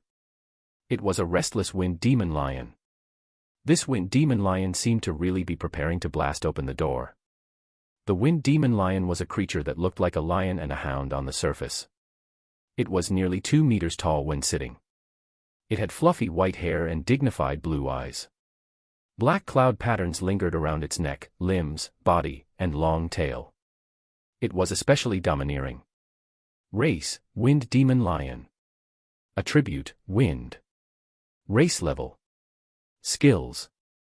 Due to the fact that Shiryu was unlikely to come into contact with higher-level creatures at his level, he had only memorized the information about certain extraordinary creatures during school. As for the Wind Demon Lion, it was clearly a higher-level creature. Shiryu had only seen its picture before, and he hadn't paid attention to the other information. However, among the ranks of Transcendent, Commander, Monarch, Overlord, and Myth, he guessed that the Wind Demon Lion species should be at Commander rank. Roar, the Wind Demon Lion grinned. Let me introduce myself. Lu Qingyi. I have a doctorate in archaeology from the Donghuang Capital University, and I'm a member of the Donghuang Archaeological Association. Lu Qingyi looked up at Shiryu. I want to know something from you. I hope you can cooperate. The woman smiled. Doctor of Archaeology. And it was even one of the 9 great academies, Donghuang Capital University. Shiryu looked at this young lady and felt his liver hurt. She seemed like such a good girl. Apart from being a little bossy, why did she make things so hard for herself? Archaeology had no future. Shiryu, unemployed wanderer, trainee beast tamer. Please come in. After the other party's introduction, Shiryu was completely certain of the reason.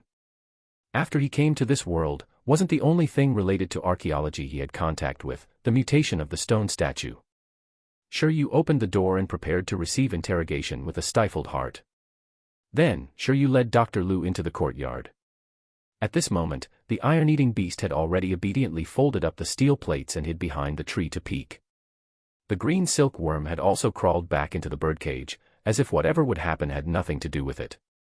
After entering the courtyard, Lu Qingyi and the Wind Demon Lion's gazes immediately looked at the little iron-eating beast behind the tree and the green silk worm in the birdcage. Then, they looked at Shiryu again. I'll get straight to the point. The shattering of the stone statue of the Beast Tamer Association in Pingcheng has something to do with you, right?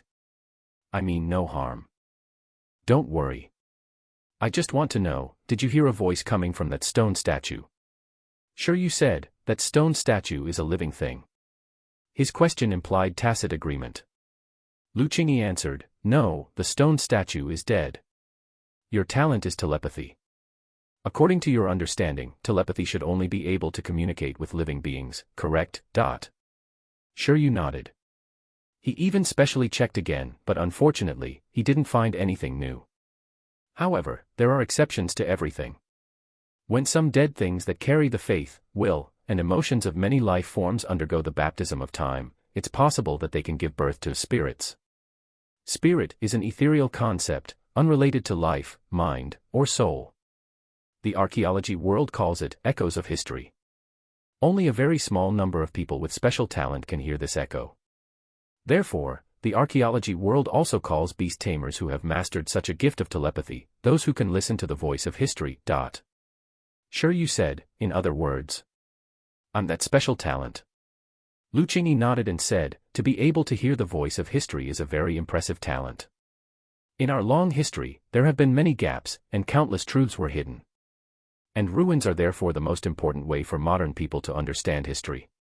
However, these preserved ruins are often protected by extraordinary powers, and it's also very difficult to decipher or even find them. But someone who can listen to the voice of history is far easier to find. They can crack the key information of the ruins much better than ordinary people. This time, because you woke the spirit of that stone statue, it triggered an ancient ruin to surface. The truth of the area's history might be found within. Sure, you had a bad feeling. So the purpose of your visit is? Lu Qingyi said, you're very talented and a natural archaeologist. I want to invite you. Impossible. It was impossible to do archaeological work in this lifetime. He could earn some money, raise a giant panda, and then find a beautiful girlfriend to raise a cute cat with her. Wouldn't it be good to go to a safe city and live a happy and relaxed life? Sorry. I'm not interested in archaeology. I don't want to join any archaeological association, nor do I want to go to any archaeological university. Sure, you apologized. Lu Qingyi was puzzled. Who said I wanted to invite you to join the archaeological association? No. With your talent, it's a little wasteful to join the archaeological association. Currently, in the entire ancient country, there are only 11 known listeners of history, including you. They are even fewer than legendary beast tamers, even fewer than the number of myth-level creatures in the country. Do you know what this means? You were invited by another organization. Besides, you don't have to be in a hurry to refuse. Men are all creatures who say one thing and mean another. Having this talent means that you must like this field. Otherwise, it would have been impossible for you to hear the voice of the stone statue. Lu Qingyi walked to the bottom of the birdcage and looked at the green silkworm. Her words made sure you feel uncomfortable. Why? Why was it that even after transmigrating, he had to have some relationship with archaeology? Wasn't this telepathy talent super common or something? What was all this all of a sudden? How could this talent stab me in the back? Chapter 31. Chapter 31, Joining the Organization. Sure, you rejected it in his heart. He was very resistant. If it weren't for archaeology, he wouldn't have died. He was already traumatized. At least, that's how it was at the start. However, what the other party said made sure you a little concerned. There were only 11 people in the entire Donghuang nation who could listen to the voice of history. It was rarer than legendary beast tamers, even rarer than totem guardians. He looked at Panda 11 behind the tree. He didn't expect for himself to be a national treasure one. Only 11 people could listen to the voice of history, and his beast was also named 11. How fated was he with this number? Sure, you temporarily threw away his useless thoughts.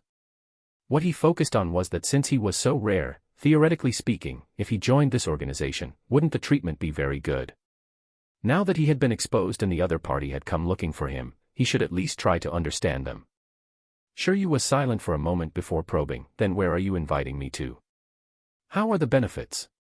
Lu Qingyi smiled sweetly and said, the benefits are naturally very good. Even if you become a legendary level beast tamer, you won't receive benefits this good.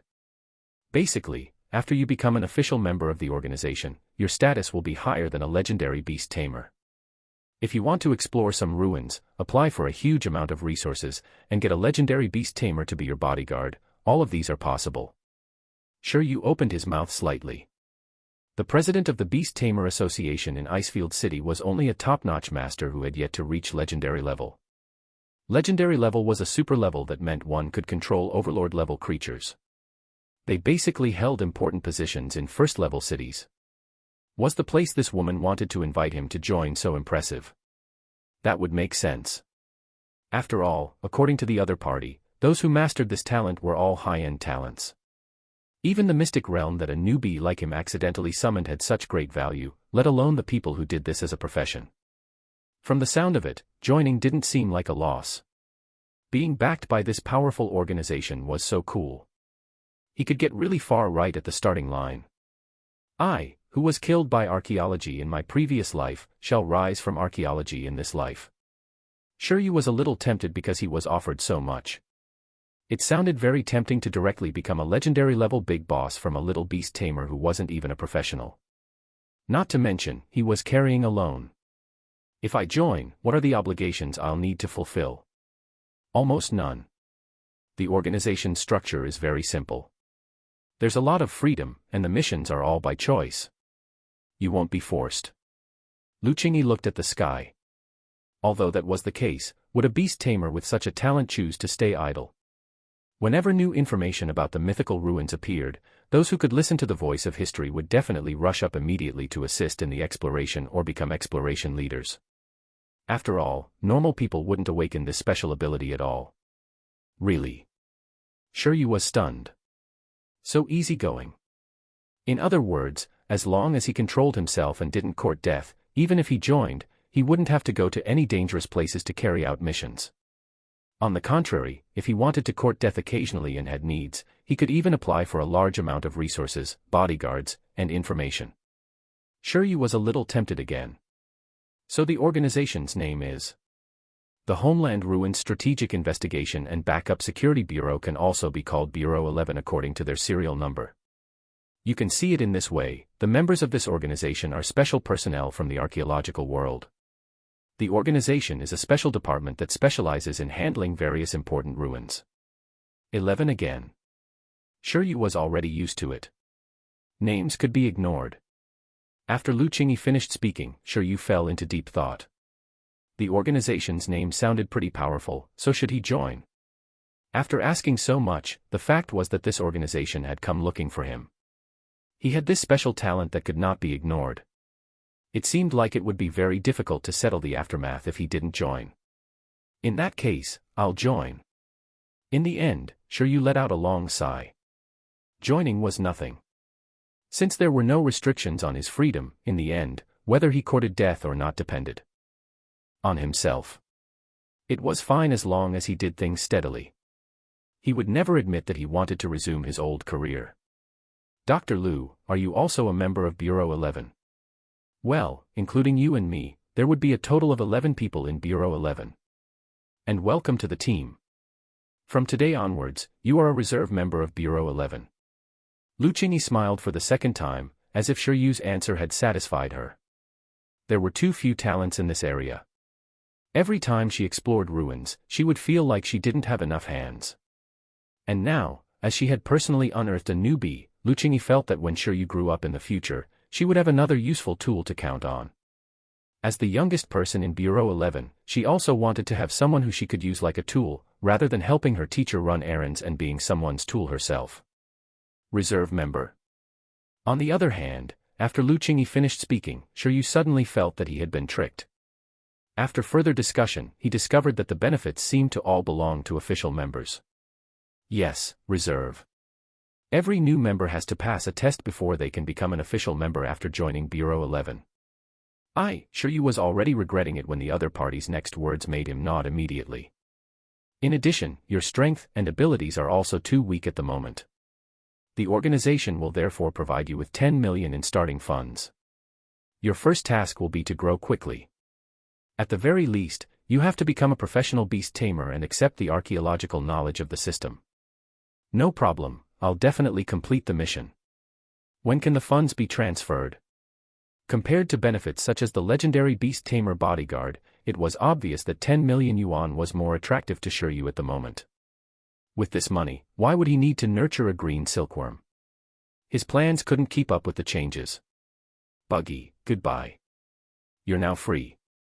Tomorrow, Lu Qingyi said. Your credentials and funds will be in place tomorrow, but unless it's a special situation, I suggest you don't casually expose your identity as a member of Bureau 11. Otherwise, some foreign spies will make you so annoyed that you'll explode. By the way, only Bureau 11 knows that the descent of the ruins is related to you. Next, before you become an official member, I'll be your contact with the organization.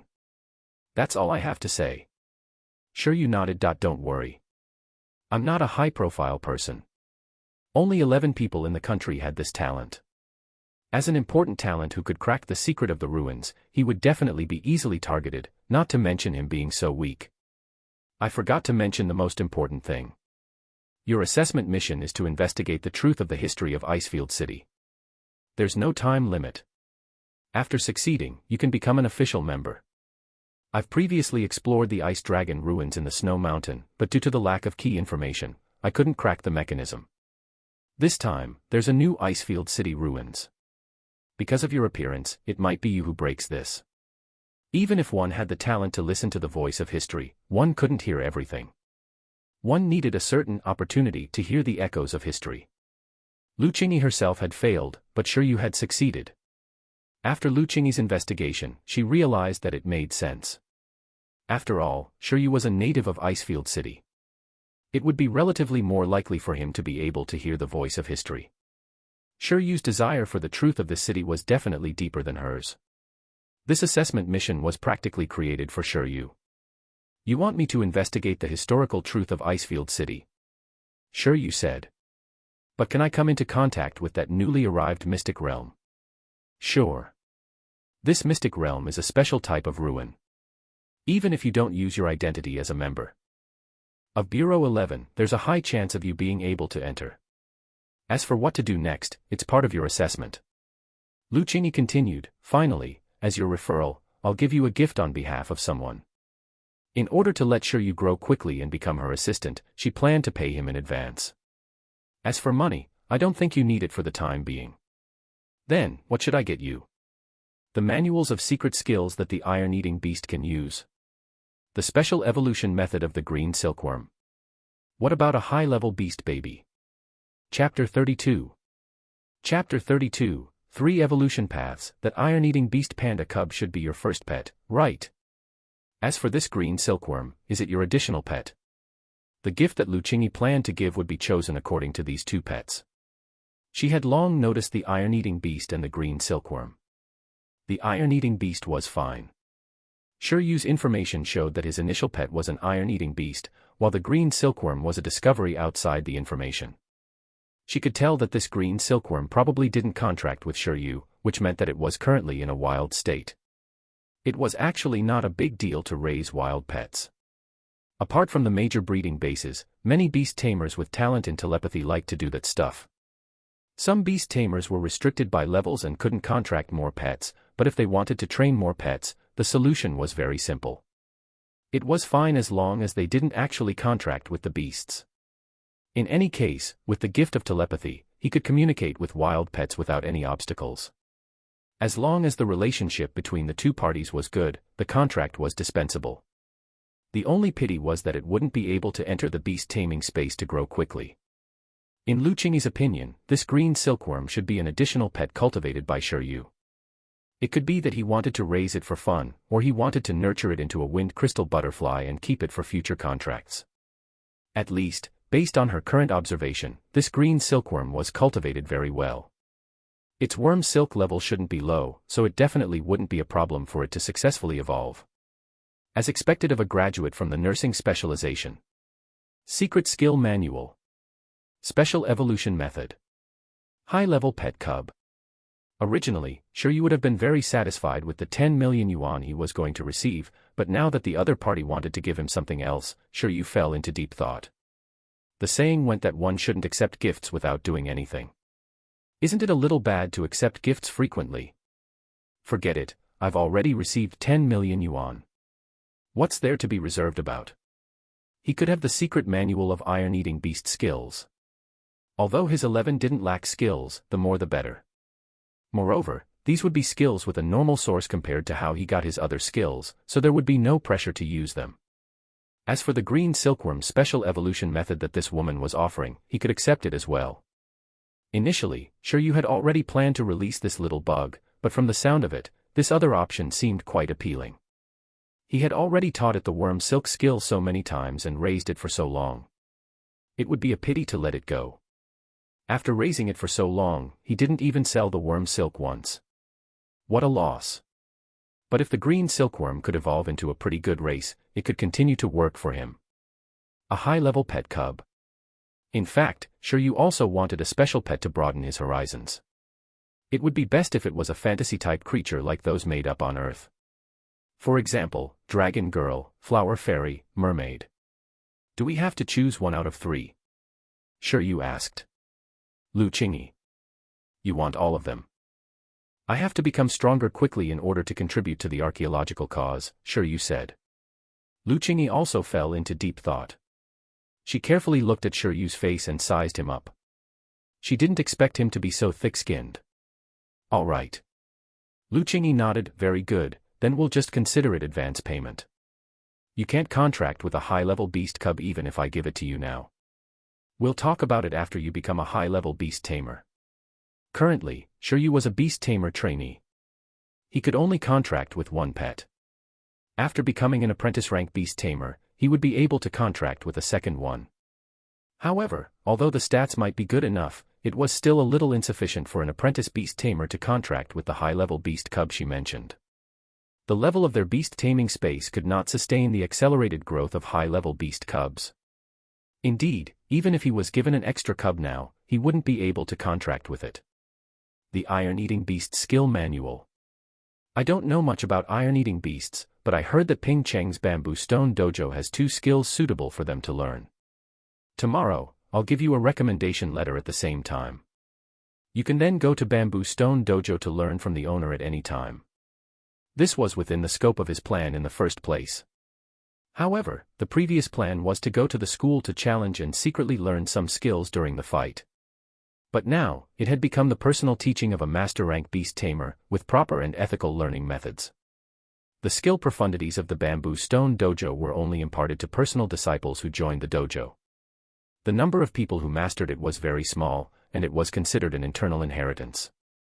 However, since the potential power of 11 was so great, it wasn't impossible for an outsider like Shiryu who hadn't joined the dojo to learn it. All right. Shiryu nodded. That was fine too. Having a reasonable learning method was better than secretly copying it. Then there's the evolution method. By the way, are you planning to nurture the green silkworm into a wind crystal butterfly and contract with it? Lu Qingyi took one last look at the green silkworm in the birdcage and asked. No, it's just that the green silkworm is one of the most malleable pets. I can't help but want to nurture it. In other words, the green silkworm's worm silk was very malleable. There were different buyers based on different cultivation methods. He was very short on money and couldn't help but want to nurture it. Green silkworm. Shiryu had his own method of understanding things, but Lu Qingyi had another. The green silkworm was indeed one of the most malleable pets. Among the known evolution routes, the green silkworm could evolve into the highest number of pet types. As a complete mutated pet, according to different cultivation plans, during its first evolution, it could evolve into most moths and butterfly-type creatures. There were already dozens of known types. Almost every researcher who studied evolution would use a pet like the green silkworm as the initial experiment subject. The reason was also very simple. The cultivation period of the green silkworm was short, and the process of breaking out of the cocoon and becoming a butterfly was even like a lucky draw. Everyone was a gambler, and no one knew what would come out of the cocoon. That kind of anticipation felt very good.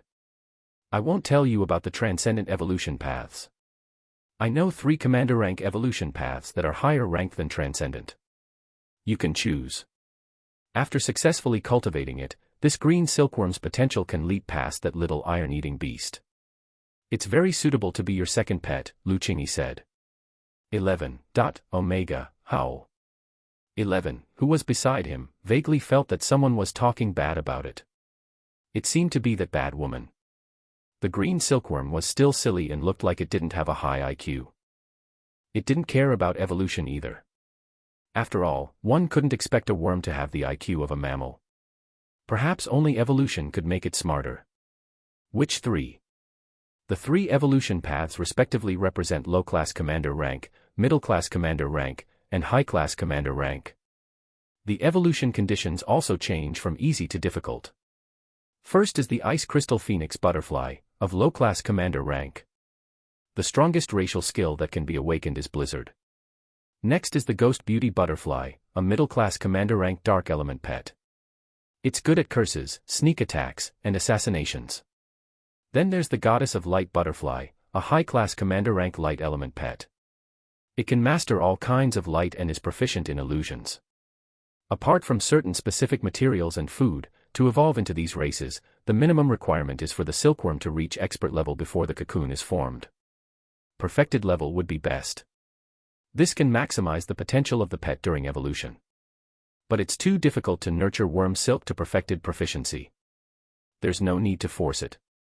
After all, the lifespan and talent of the green silkworm are limited. Chapter 33. Chapter 33, Breaking the Rules.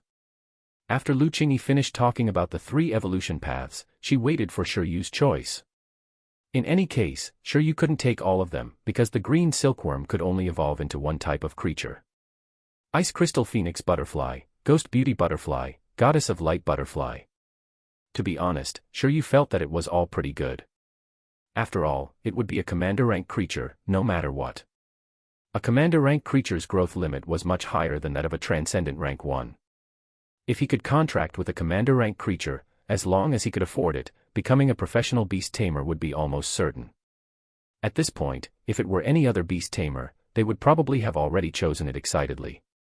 However, after hearing it, Shiryu didn't immediately choose one happily. It wasn't that he had difficulty choosing, but he had heard a key piece of information. In order for the green silkworm to evolve into a commander rank creature, apart from some necessary evolution materials, its worm silk proficiency actually only needed to be expert level. He had previously thought that it would need to at least be perfected level. It was simply difficult to even reach perfect proficiency for the worm silk skill. But what if he did pursue perfected level worm silk proficiency? At that time, would it stimulate the potential of the pet to 200%? Are there any green silkworms that have reached the skill level of perfection before evolution? Shiryu asked. Lu Qingyi said, it's not impossible. If you can find mystic realms and ruins suitable for the growth of the green silkworm and spend a huge fortune to nurture it, you might then be able to raise its worm silk proficiency to that level in its lifetime. Or, when you get to the level of a legendary beast tamer, you can return to nurture the green silkworm. However, putting aside the cost-effective ratio, this green silkworm won't be able to live until then. There are roughly only two methods. At the moment, it's not like there are no successful cases in the country. There was a green silkworm that evolved into a monarch rank ice phoenix moth. Why? Are you tempted by this? Shiryu smiled. I'm just asking. Lu Qingyi said, don't be too greedy. If you plan to evolve it, the level of the green silkworm's worm silk isn't, the higher the better. The higher the level of the worm silk, the greater its potential after evolution. However, the evolution process will also be more difficult. There's a greater risk of failure in breaking out of the cocoon, so this is the reason why there's no need to deliberately pursue perfect proficiency. Unless you can guarantee that the evolution materials you use can definitely allow the green silkworm to awaken powerful new racial skills during the evolution process, and that with this skill, it can absolutely break through the cocoon. But this kind of thing, even the best evolution planner can't guarantee it. Sure. You roughly understood. The level of the green silkworm's worm silk, the level of the cocoon formed, the difficulty of breaking through the cocoon, and the potential after evolution, these were all positively correlated. And if he wanted it to successfully break out of the cocoon, he would need it to successfully awaken a powerful new species skill inside the cocoon and use this ability to break out of the cocoon. As for how to awaken new racial skills during the evolution process, one needed to provide it with suitable evolution materials before it cocooned. If the evolution materials provided were wrong, the awakening skill would fail, and the evolution of the cocoon would also fail. After thinking about it carefully, Shiryu's heart stirred. If the green silkworm's evolution mechanism was like this, perhaps he didn't have to take the known evolution path. Shiryu looked at the green silkworm in the birdcage. So, what would the outcome be if he taught it a skill from the skill index before it cocooned? In this way, there would be no need to take the traditional evolution path. He could directly use the skill index before its evolution to have it break out of the cocoon. As long as the skill level was high enough, there was no risk of it not breaking out of the cocoon. At the same time, the worm silk level could also be stacked to the maximum without any worries, allowing the highest level worm cocoon to nourish the green silkworm inside. This method seemed to be feasible. Initially, Shiryu thought that commander rank creatures were pretty good, but now, he suddenly wanted to nurture a new evolution form for himself to take a look at. He could completely break the normal evolution method and use an unscientific evolution method. Skills learnt before evolution plus perfected level worm silk plus deciding attributes at will equals. Shiryu suddenly understood those researchers who liked to study the new evolved form of the green silkworm. It was really awesome to win a prize. He nodded and said, "Then I'll choose the goddess of light butterfly." Although it might not necessarily evolve into this, it was definitely correct to choose the rarest one at the moment. He wanted to take a look at how the evolution materials of other evolution paths were matched. Lu Qingyi said, "As expected, you chose the highest level. But as I've just reminded you, the evolution difficulty of the three of them is from easy to difficult, so you have to be sufficiently prepared before letting the green silkworm try to evolve. Wasting precious evolution materials is a small matter. If it fails to break out of the cocoon, your green silkworm might die trapped in it." The evolution method was probably Lu Qingyi's private collection or harvest. She wrote down the evolution method on the spot for Shiryu, and the quantity and level of the materials listed were also very comprehensive. An evolution method that could nurture the disgraceful green silkworm of the beast world into a high-class commander rank creature. Its value was naturally needless to say. It could totally have been the foundation for a powerful beast tamer family, yet Lu Qingyi had very casually told Shiryu the method. This also made Shiryu believe even more that the Bureau 11 mentioned by the other party might really be very powerful. He might really be able to arrange for a legendary beast tamer bodyguard in the future. Race, green silkworm. Evolution route, goddess of light butterfly. Skill requirement, worm silk skill above expert proficiency. Evolutionary materials, uncooked heart of light aged 1 to 3 years, 1, mature sun petal, 10, firefly nucleus, 3, luminous fungus, 50 grams, sunlight rock powder, large amount, mature light containing grass, large amount. Evolution method, after the green silkworm's growth level reaches level 9, it needs a 9:1 ratio of sunlight rock powder to soak the light containing grass as its main food. The food soaking time is 1 hour. Feed until the green silkworm's growth level reaches level 10. After the green silkworm's growth level reaches level 10, it needs to eat 1 uncooked heart of light within a day, 10 mature sun petals, 3 firefly nuclei, and 50 grams of luminous fungus. After finishing all of them, it can then use the worm silk skill to make a cocoon. The evolution process requires about 30 days. If it's successful, the green silkworm will awaken the skill rainbow light in the cocoon and break out of the cocoon to evolve into the goddess of light butterfly. These materials. The heart of light was the name of a special fruit. The sun petal was a high-level spiritual plant. The firefly nucleus was the energy crystal of a fluorescent worm. The luminous fungus was a true core creature on the rainbow light mushroom. The sunlight rock was a rare mineral, and the light-containing grass was also a rare spiritual plant. Just by looking at the name, Shiryu could already imagine the price of this pile of materials. He couldn't help but feel a headache.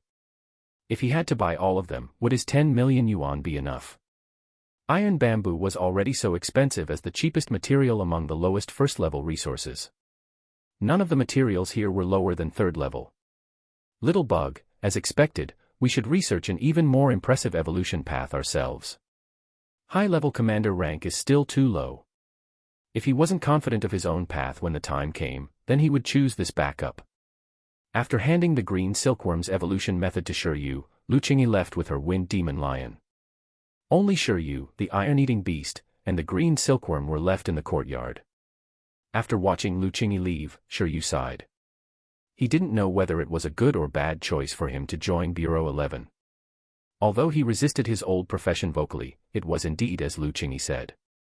If he really resisted from the bottom of his heart, he wouldn't have resonated with that stone statue. Forget it, I won't think too much. In any case, I'll have money tomorrow.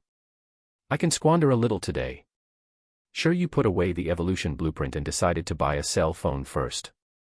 He had been eyeing this thing for a long time, and now, he could finally steel his heart to buy one. Chapter 34. Chapter 34, Opening of the Ruins. After figuring out the truth behind the stone statue's mutation, and knowing the huge sum of money that was about to be transferred to his account, Shiryu was overjoyed. That day, he came to the building of Century Corporation and prepared to look around. Century Corporation was the leading company in the high-tech field of the Donghuang Nation and had stores in almost all cities above level 3. Shiryu planned to buy a smart cell phone here. Actually, when Lu Qingyi was around, Shiryu had already asked her if the organization would give him a phone. And the answer he got was naturally no. The other party had asked Shiryu to use a portion of the initial funds of 10 million yuan to purchase it himself. At Shiryu's level, there was currently no real need for him to equip himself with a private phone.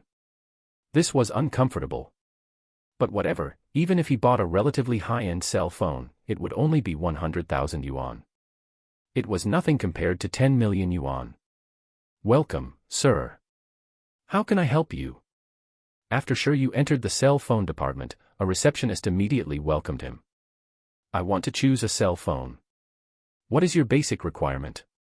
It can connect to the internet. It should also have the ability to detect energy and the pet catalog function. After Shiryu finished speaking, the receptionist immediately took out a silver-white cell phone from the counter and said, "What do you think of this one?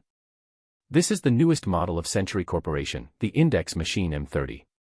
It contains information on 6,029 types of pets and their skills. In addition, it can accurately detect the energy level of pets below transcendent level. Its price is 99,998 yuan. If you choose this one, you can even get 1,000 yuan as a gift if you buy it now. Can I try it?" Shiryu asked. Of course. Shiryu took the cell phone and found the index function. This function was actually not that magical. It was similar to the face detection feature of Earth smartphones. It needed to use the cell phone camera aimed at some creature to take effect. After opening the index function, Shiryu aimed his cell phone at a black and orange dog with a ferocious expression lying outside the hall. In an instant, the cell phone immediately broadcasted a voice message. Species, mechanical hound. Attribute, machinery. Race level, mid-level transcendent. Level of growth, level 10 awakening. Race skills, image storage, aura detection, electric bite, self-explosion. Introduction, artificial mechanical life used for care, tracking, and investigation. Not only was there a voice broadcast, the cell phone screen also displayed specific information about the mechanical dog. The information was relatively comprehensive, and one could also get more detailed information through clicks or voice commands. Skill, self-explosion. Introduction, explode all the energy in your body. You will die after using it. This skills level was really high, but if he wanted to replicate it, would there be a bug? Seeing and touching. Those were the requirements for him to copy the skill. They would have already been blown to pieces. What would be left for him to touch? Forget it, forget it. 11 and the green silkworm didn't need this skill anyway. Because of the basic energy wave detection function, the mechanical dog's growth level was also successfully registered. Level 10 was considered pretty high. It was just a step away from becoming a transcendent creature. Very good, Shiryu thought to himself. This index function was what he would find most useful. Although he was also considered a genius, he only understood transcendent ranked creatures the most, and he didn't dare to say that he could understand everything. But with this cell phone, in the future, no matter if one encountered rare or precious pets of high races or with rare skills, they could find relevant information immediately. Although he definitely had to continue learning if he wanted to become an outstanding beast tamer, using high-tech products could more or less supplement his shortcomings and aid him. In short, this cell phone was good in every way, and its looks were all right, but it was so expensive. If he bought it now, his savings would go straight to the bottom. The 10 million promised by Lu Qingyi was supposed to be transferred to his account tomorrow. If not, he and 11 could only eat dirt then. Roasted earth rat, ugh. If he had known it would drain his finances, he would have come tomorrow instead. Sure, you deeply realized the shortcomings of his personality. He was very curious and had a rather impatient personality. Such a personality was very suitable for courting death. No wonder he was someone who had transmigrated. Forget it, I'm already here. She had already given him the rare evolution method, so why would she run away with the 10 million? Give me one, Sure, you said to the receptionist. Yes, sir. The receptionist immediately smiled. He seemed to be quite happy with the sale. After buying the cell phone and settling a series of business matters, Sure, you left in pain. But he wasn't in a hurry to go home. Instead, he went to another company, Talent Group. Talent Group and Century Group were two of the 5 largest corporations in the nation. They were both widespread. The latter focused on high-tech products, while the former focused on rare spiritual plants, minerals, pet food, and nutritional supplements. Since he had already spent so much money, Sure, you didn't mind spending a little more. 11 had eaten enough iron bamboo every day for the past month. Although it liked it, Sure, you wanted to give it something better. In the end, he bought some level 2 resources, iron heartwood. This was also a recommended food in the metal-eating beast cultivation manual given by Lin Xiuzhu, and it was of a higher level than iron bamboo. Iron heartwood, as the name suggested, was wood with metal minerals growing inside. It was considered a spiritual plant with stuffing and also one of the best foods for iron-eating beasts. Its attributes were also inclined towards gold and wood, which could effectively strengthen the iron-eating beast's hardening ability and its vitality. This kind of ingredient provided more nutrition than iron bamboo. Typically, only transcendent rank iron-eating beasts would eat it as their main food. Otherwise, it would be very easy for it to be overnourished. Although that was the case, Sure, you considered the expenditure of his iron-eating beast. He felt that it wasn't a problem for it to consume all this nutrition. After all, its appetite was several times that of an ordinary iron-eating beast. As for the green silkworm, it grew quickly anyway. It didn't lack the nutrition needed for the occasional skill index upgrade, so Sure, you didn't spend too much on it. What he ate was what the green silkworm ate. This was a restraint. A restraint that even 11 didn't have to deal with. Later on, Sure, you even planned to see if there were any higher-level supplements. After all, his body was about to develop resistance to the refreshing capsule already. Besides, the level of the capsule was indeed not high. He would be rich soon. Sure, you also planned to treat himself better. Only if he was good could his pets be good. However, considering that the capsules at home had yet to be finished, Sure, you finally decided to use them all up before looking for new substitutes. After squandering money to his heart's content, Sure, you returned home feeling refreshed. As usual, 11 pulled the green silkworm along to do daily training. As for Sure, you himself, apart from meditation, he could also lie in the courtyard and use his cell phone to learn. After browsing for a while, because Sure, you had registered with his beast tamer identity, he suddenly received a message notification from the Beast Tamer Association of Pingqing regarding all trainee beast tamers there. The ruins near Icefield City have already been opened. Those who wish to explore it can sign up for the Beast Tamer Association's field combat training and participate in the assessment. Those who pass the assessment can obtain the right to explore. Everything you find in the ruins will belong to you. Chapter 35. Chapter 35, Decision. The access rights are open just like that. Isn't it said that all the treasures in these ruins and mystic realms belong to the person who discovers them? Heh, no wonder that Lu woman said that there's a chance to enter even without the identity of Bureau 11. How is this a gift? It looks like she's just recruiting cannon fodder. We don't even know if there are treasures inside. Maybe there are only monsters. Sure, you sense that something was wrong. In order to gain access, one had to go through the field combat training organized by the Beast Tamer Association. From the looks of it, one of the entry requirements was to have a certain amount of combat ability. What would happen if he didn't have actual combat ability? Needless to say, he would most likely die in the ruins. There are hundreds of millions of pitfalls. Just as Shiryu wanted to search for more information about the Mystic Realm ruins, he suddenly heard a gurgle from the side. Auuu. 11 staggered over and asked when the meal would start. At this moment, the green silkworm was lying limp in the birdcage like a crippled worm. It really didn't have a single thread left. There's a sumptuous meal today. Don't worry, I'll get it right away. Shiryu looked at the time. Good heavens, it was actually so late. Usually, when he was meditating, days felt like years, and time passed very slowly. Now, he had just swiped his phone for a short while, and the sky was actually almost dark. If the cell phone could evolve into a mechanical life form, it would most likely be able to awaken racial skills that could control time, like that TV show, Silly Girl. 11 wasn't the only one who was hungry. Shiryu realized that he also felt a little hungry, so he quickly went to prepare the food. A moment later, 11's iron bamboo pole, bamboo shoots, bamboo leaves, and iron heartwood. Shiryu's steamed buns and tomato egg soup. The green silkworm's vegetable leaves. The three of them started eating their own food. As they ate, Shiryu asked 11, "Are you interested in field combat training?" After returning from the battle hall the last time, Shiryu had already thought of getting some field combat experience. At the moment, this was probably the only thing that could put pressure on 11. Although this training was said to be a field battle, the safety of the whole process was still guaranteed. After all, it was organized by the association to train local beast tamers. To be honest, he was still a little afraid of the Mystic Realm ruins to explore it.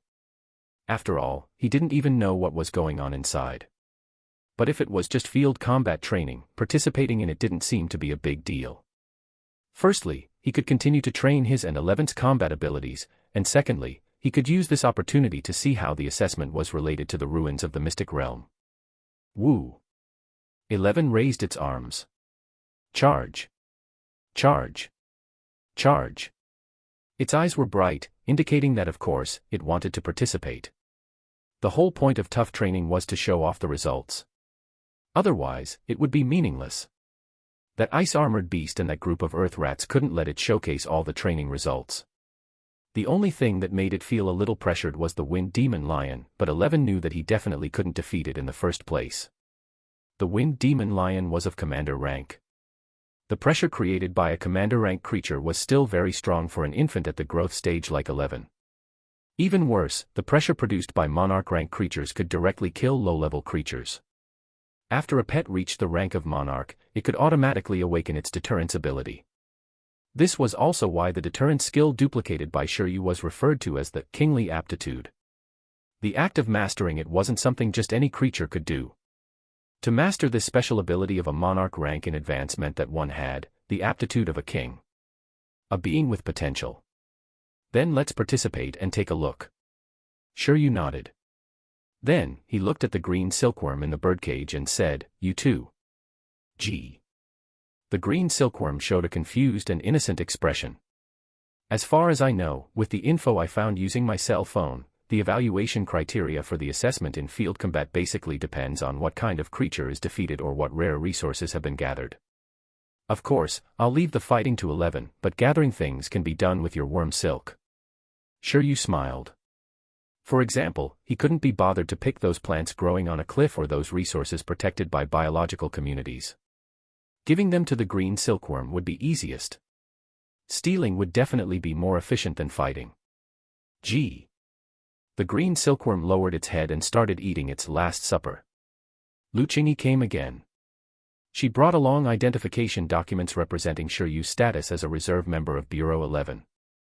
At the same time, she also handed a bank card with 10 million yuan in savings to Shiryu. As for the Bamboo Stone Dojo's recommendation letter, it was nothing compared to the first two. With this certificate, you can have the authority to directly explore most of the ruins.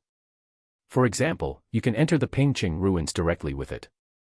As for the Ice Dragon ruins in the Snowy Mountain, well, I suggest that you should reach the abilities of a professional before exploring there. Otherwise, even if you wear a cold-proof suit, your physique definitely won't be able to withstand the temperature. Are there any bodyguards? Shiryu asked. You can apply for a bodyguard for the Ice Dragon ruins on the Snowy Mountain, but not for this one that you triggered. I've said before that this ruin is relatively special, so, unfortunately, you can't. Lu Qingyi smiled. Shiryu's eyelids twitched. So what exactly is going on inside this ruin? You might as well tell me directly. The cracked stone statue was still waiting for him to restore the truth, but if it was too dangerous, he would have no choice but to do it next time. There's no harm in telling you in advance. The predecessor of the Mystic Realm ruins is the beast-taming space of a beast-tamer. You know this, right? Firstly, the space in this ruin is very unstable. According to an experiment, only trainee beast-tamers can enter normally. If the beast-tamer's level is too high, the beast-tamer space in the ruins will have a spatial rejection reaction. Of course, we can also forcefully develop it, but that could easily cause the space to collapse. That wouldn't be worth it. After all, the most precious thing is the ruin itself. I guessed it. Otherwise, the Pingqing District Association wouldn't have been prepared to give a large number of beast-tamers access to such an important ruin, Shiryu said.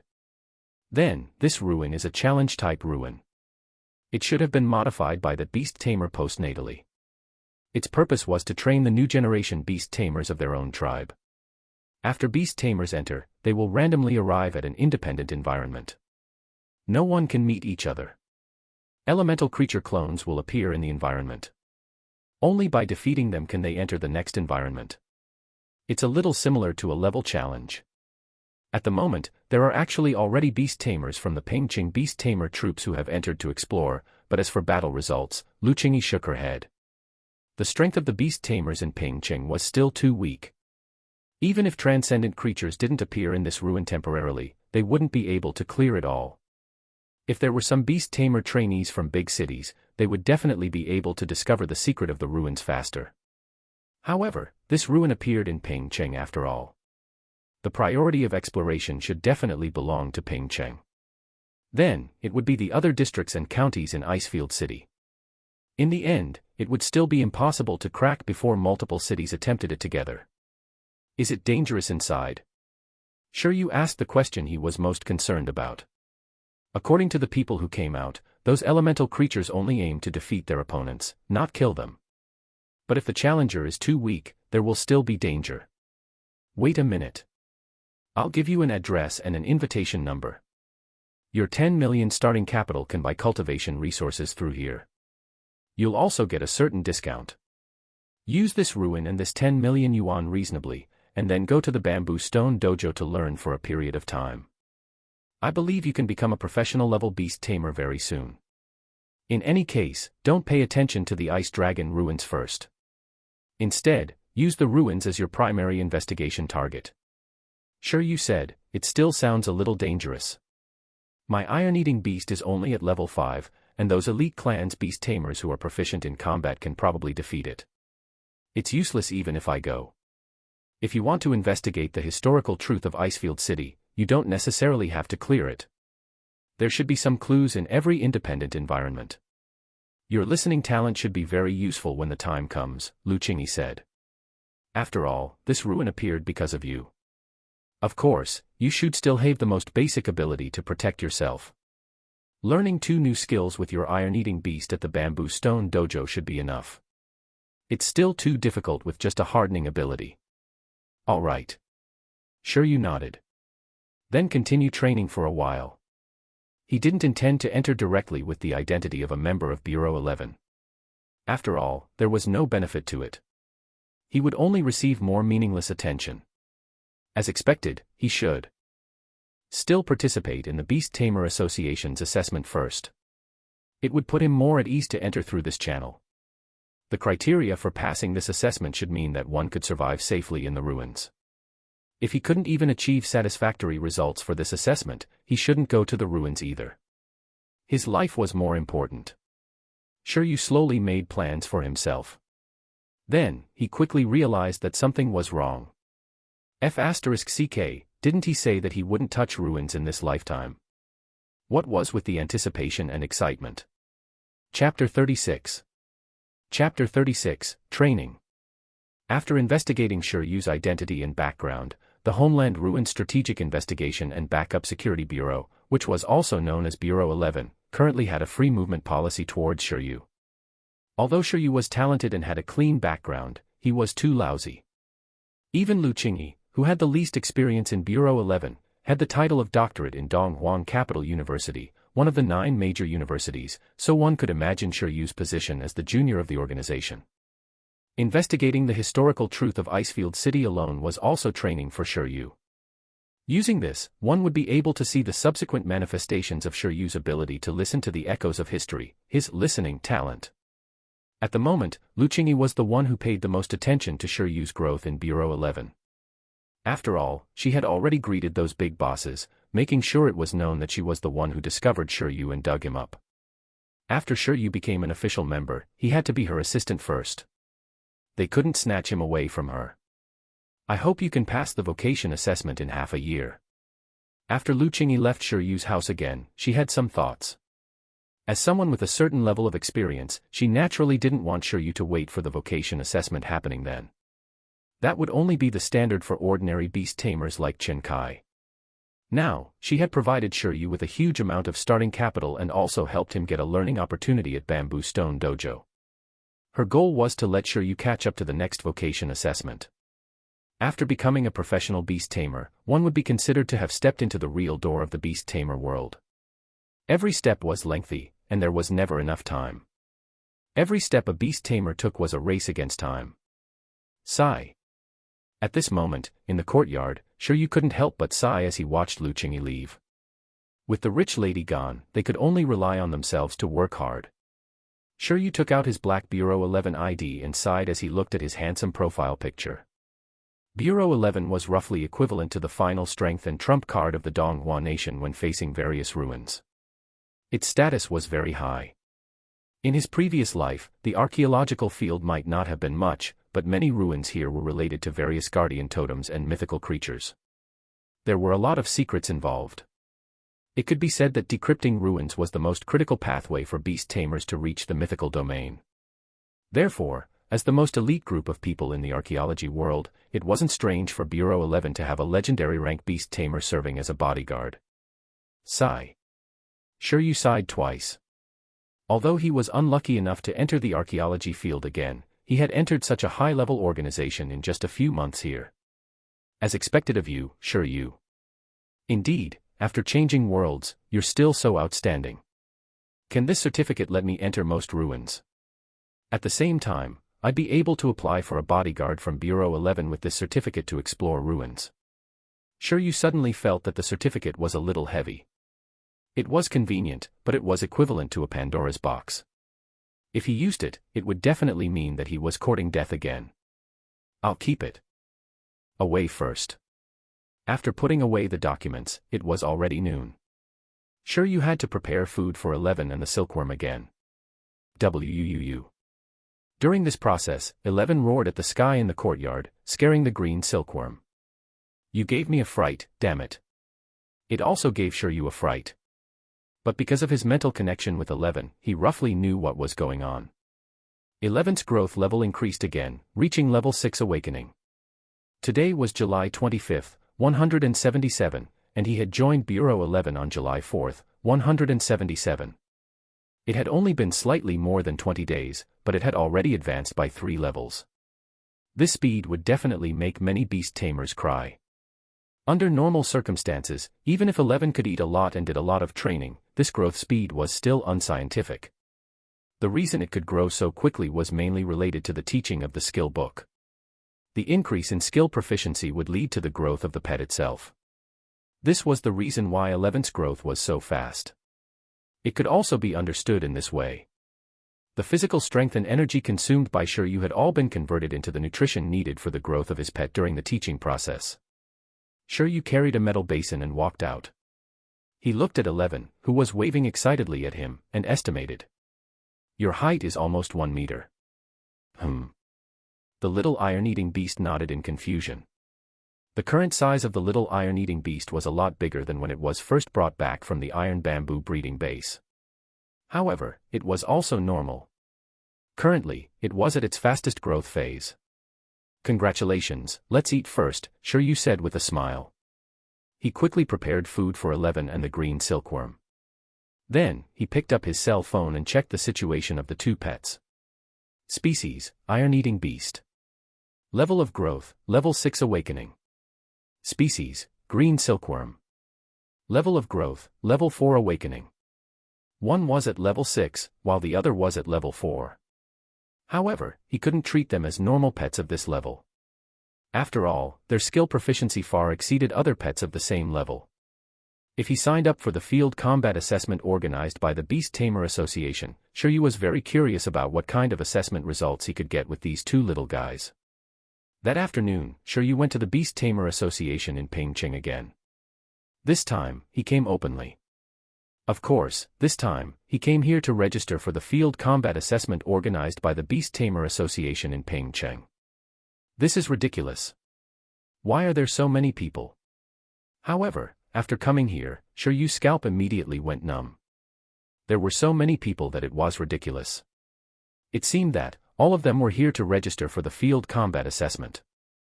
The appearance of Mystic Realm ruins in Pingcheng was no longer a secret, and most beast tamers knew what the ruins represented.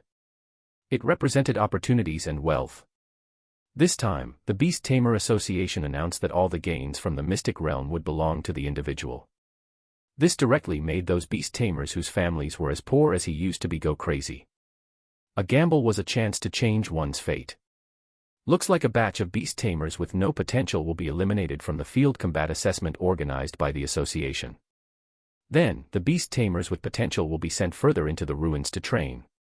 This way, after a period of time, another batch of beast tamers qualified to challenge the vocation assessment will appear in Pingcheng. In a sense, just the news of the appearance of the ruins had completely mobilized the enthusiasm of Pingcheng's beast tamer trainees. In the past, there hadn't been so many people signing up for wilderness training. After a while, it was finally time. There were 3 combat training venues in Pingcheng. The venue designation would be according to the situation of the beast tamer. There were definitely simple and difficult spots in the 3 locations. Shiryu estimated that at his level, he definitely wouldn't be getting the hardest spots. Hello, the location of your assessment is Mount Tianmang. The assessment is held for a total of 3 days. The time starts on July 28th, which is 3 days later, and ends on the 30th. Please arrive at the training base at Mount Tianmang by 9 a.m. on the 28th. If you are late, you are considered to have given up voluntarily. The registration fee will not be refunded. The lady at the front desk added sweetly, as for the details, please go to the hall to take a look. Thank you. Shiryu turned and left. The registration fee for an assessment was 10,000 yuan. Actually, it wasn't expensive. It was already considered cheap. After all, in every training location, there were high-level beast tamers from the Beast Tamer Association who had eliminated the risk factors in advance. They also had professional security teams who were responsible for the safety of the trainees throughout the entire process. In order for them to gain more experience, the Beast Tamer Association would also transfer a large number of pets that were not local to be placed in it for the apprentices to broaden their horizons. Apart from that, the rare resources in the training venue had also been controlled to a full extent. Experts could freely obtain them. After they came out, they would be split at a certain ratio with the Beast Tamer Association. Therefore, as long as the beast tamer who was training didn't take it too far, with a little bit of ability, this registration fee could be recouped, and the stronger ones could even earn money. Shiryu's goal this time was not to earn but to not lose out. Then, Shiryu took a look at the things to take note of in the registration hall. In fact, there wasn't much to pay attention to. The trainees were just reminded that they needed to bring some necessities on their own. After paying a little attention, Shiryu returned home. There were still 3 days until the so-called field combat assessment. Shiryu planned to just pass it normally. There was no need to train desperately at the last minute, or else it would affect his pet's condition. His goal was only to train 11's combat ability so that its combat ability and growth level wouldn't be out of sync. He also wanted to see if he could replicate some rare skills instead of only combat abilities. If he wanted to go on a killing spree, he wouldn't have been in such a hurry to register. After stably developing for half a year with 10 million yuan, he would have had everything ready. 3 days passed in the blink of an eye. These 3 days were indeed passed normally. 11 and the green silkworm still had the usual training and food. Shiryu, on the other hand, spent his days on meditation and playing with his cell phone. The only thing worth mentioning was that during this period, Shiryu used the skill book 3 more times. He taught worm silk twice and hardening once. In this way, including the previous time, 11 was probably taught 2 more times by the skill index on top of its already expert level hardening skill. On the other hand, the green silkworm was taught twice by the skill index on the foundation of the expert level worm silk it already had. It was just an additional 2 times, so their skill proficiency naturally wasn't at the perfected level yet. As for their daily bit of training, the relatively large experience gap made it naturally insufficient. After this, Shiryu was thinking about a mathematics problem. When a pet that didn't have any foundation for a skill was taught by the skill index once, it would be at initial level, teaching it twice equaled proficient level, and teaching it 4 times was expert level. Then how many times did he have to teach it for it to be at perfected level? 8 or 16 times? This question is too difficult. I can't figure it out. Shiryu gave up struggling. It would be better to wait and verify it personally. That morning, Shiryu woke up very early. Now that he was rich, he decided to use a taxi for once. When he arrived at the street under the training base of Mt Tianmeng, he discovered a large number of beast tamers gathered at the entrance. They were basically around 20 years old. Shiryu. When Shiryu arrived, he heard someone calling out to him. He looked around and immediately saw a guy with dark eye circles that looked like an iron-eating beast. As expected, "You're here too," Chen Kai, the top student of his class, said. "I knew you wouldn't miss this." "No, what's with your dark eye circles? Don't tell me you really ate supplements like candy when you went back." Chapter 37. Chapter 37, A Strange Creature. "Why are you here too?" Shiryu raised his eyebrows and looked at Chen Kai. This guy was so weak. The ice-armored beast couldn't even withstand 11's attack previously. What was it doing here? What's wrong with me? It's not just me. Most of the students in our class are here. The teachers are pretty encouraging. Did you know that after we left that day, that stone statue in the garden exploded that night? How exciting. Yes, I remember how exciting that was. Shiryu scratched his cheek. What else could he say? He couldn't possibly say that he was the one who had caused the explosion, right? Even that Mystic Realm ruin was something he caused by talking to the statue. By the way, your training method is pretty useful. My ice-armored beast is already level 7. Chen Kai thanked Shiryu. He had worked hard before realizing how great his and the ice-armored beast's potential was. He had long wanted to thank Shiryu. He had had a premonition that Shiryu would definitely come for this assessment, so he had paid attention to his surroundings in advance. He didn't expect to really bump into him. In short, this week was too fulfilling. I advise you to control yourself. Shiryu's face was rather speechless. Your story has spread all over the pharmacy in Pingcheng. Stop it. He didn't want to be the culprit behind the destruction of the country's youth. Yes, I have control. Chen Kai looked up at the sky. In short, the assessment this time would depend on his performance. In order to find Shiryu, Chen Kai deliberately didn't follow the students who came to participate in the training earlier. On the way to the training base with Shiryu, Chen Kai said, I heard that there are 100 applicants in each batch for a training site. Teacher Zhang revealed that only those who are ranked in the top 20 of each training base can enter the ruins. To be honest, I'm a little unsure. 1/5. That's not low. Shiryu walked beside him and said, Don't worry, you're an excellent student. If it was a level 6 ice-armored beast, it might be difficult, but Shiryu didn't expect Chen Kai to really break through by using all those refreshing capsules. The current environment was too complicated. Chen Kai blushed, son of AB*TCH, after all, he had already realized back then how he was a shitty top student. After witnessing Shiryu's strength, he knew that he could only be impressive in school. He couldn't compare to the beast tamers outside. However, although he said he wasn't confident, Chen Kai was still a little confident. Although his ice-armored beast was only level 7, its strength wasn't weak. Shiryu's iron-eating beast's growth level was even lower, wasn't it? But its strength was similarly ridiculous. The growth level of an awakening stage pet didn't mean anything at all. A level 10 green silkworm, without any training, might not even be as strong as a dog. This growth level was at most a reference. The battle power test was still the various training conditions of the beast tamer on the pets. Otherwise, there would be no need to organize any combat assessment. Everyone could just compete. 4 levels. By the way, have you participated in similar events before? Shiryu asked again. The school organized it once, but the scale was definitely incomparable to this time. Chen Kai shook his head and asked, "What about you?" "First time." "That's right. You're from the feeding specialization. You definitely wouldn't have participated in it before." Shiryu nodded. After transmigrating, this was indeed his first time coming to such a relatively dangerous place. At this moment, even his cells could not help but feel excited. Sigh. I'm indeed a restless person. A moment later, the two of them arrived at the inner area of the training base. At this moment, there were more than 50 beast tamers who had already arrived. Currently, these beast trainer trainees carrying backpacks were talking in groups of 2 or 3. In the distance, 5 beast tamers in green camouflage clothes were talking to each other. They seemed to be the people in charge of this training and LT, segment 3348 and GT. The surroundings became noisier and noisier. 11, who was sleeping soundly in the beast taming space and preparing for a big battle, was still alright. It couldn't feel anything, but the green silkworm in Shiryu's backpack subconsciously woke up from its sleep and hurriedly breathed through the gap in the backpack. Are the 2 girls from before here?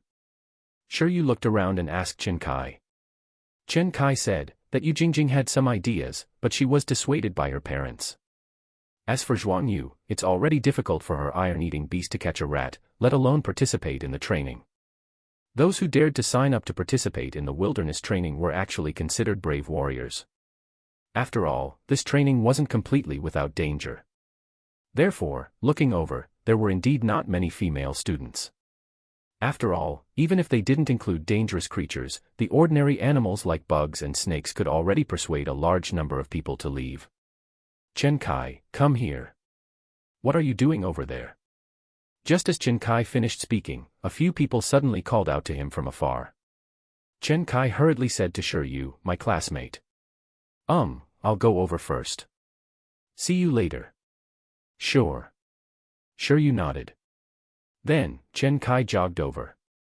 Shiryu continued to look around. He mainly observed the group of beast tamers in camouflage clothes and was curious about their identities. Were they the beast tamers hired by the security company or the beast troops? The former were only workers, while the latter were more like soldiers on Earth.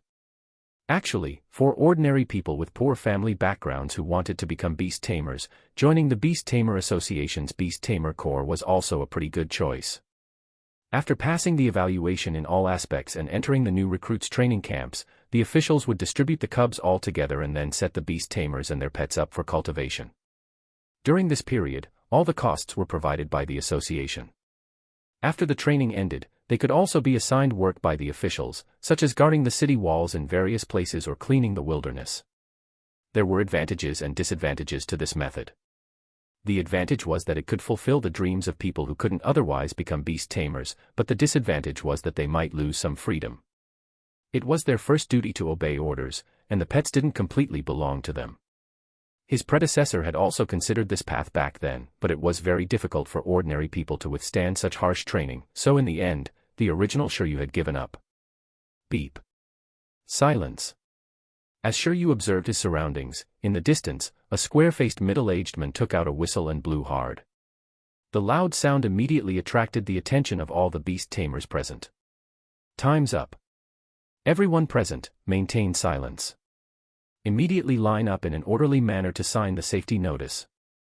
During this process, listen to me explain the things to take note of in this assessment. Firstly, I'm the overall person in charge of the assessment at this time. I, Zhou Wanshan, will be in charge of your assessment. There are also 4 other professional beast tamers and a group of security personnel.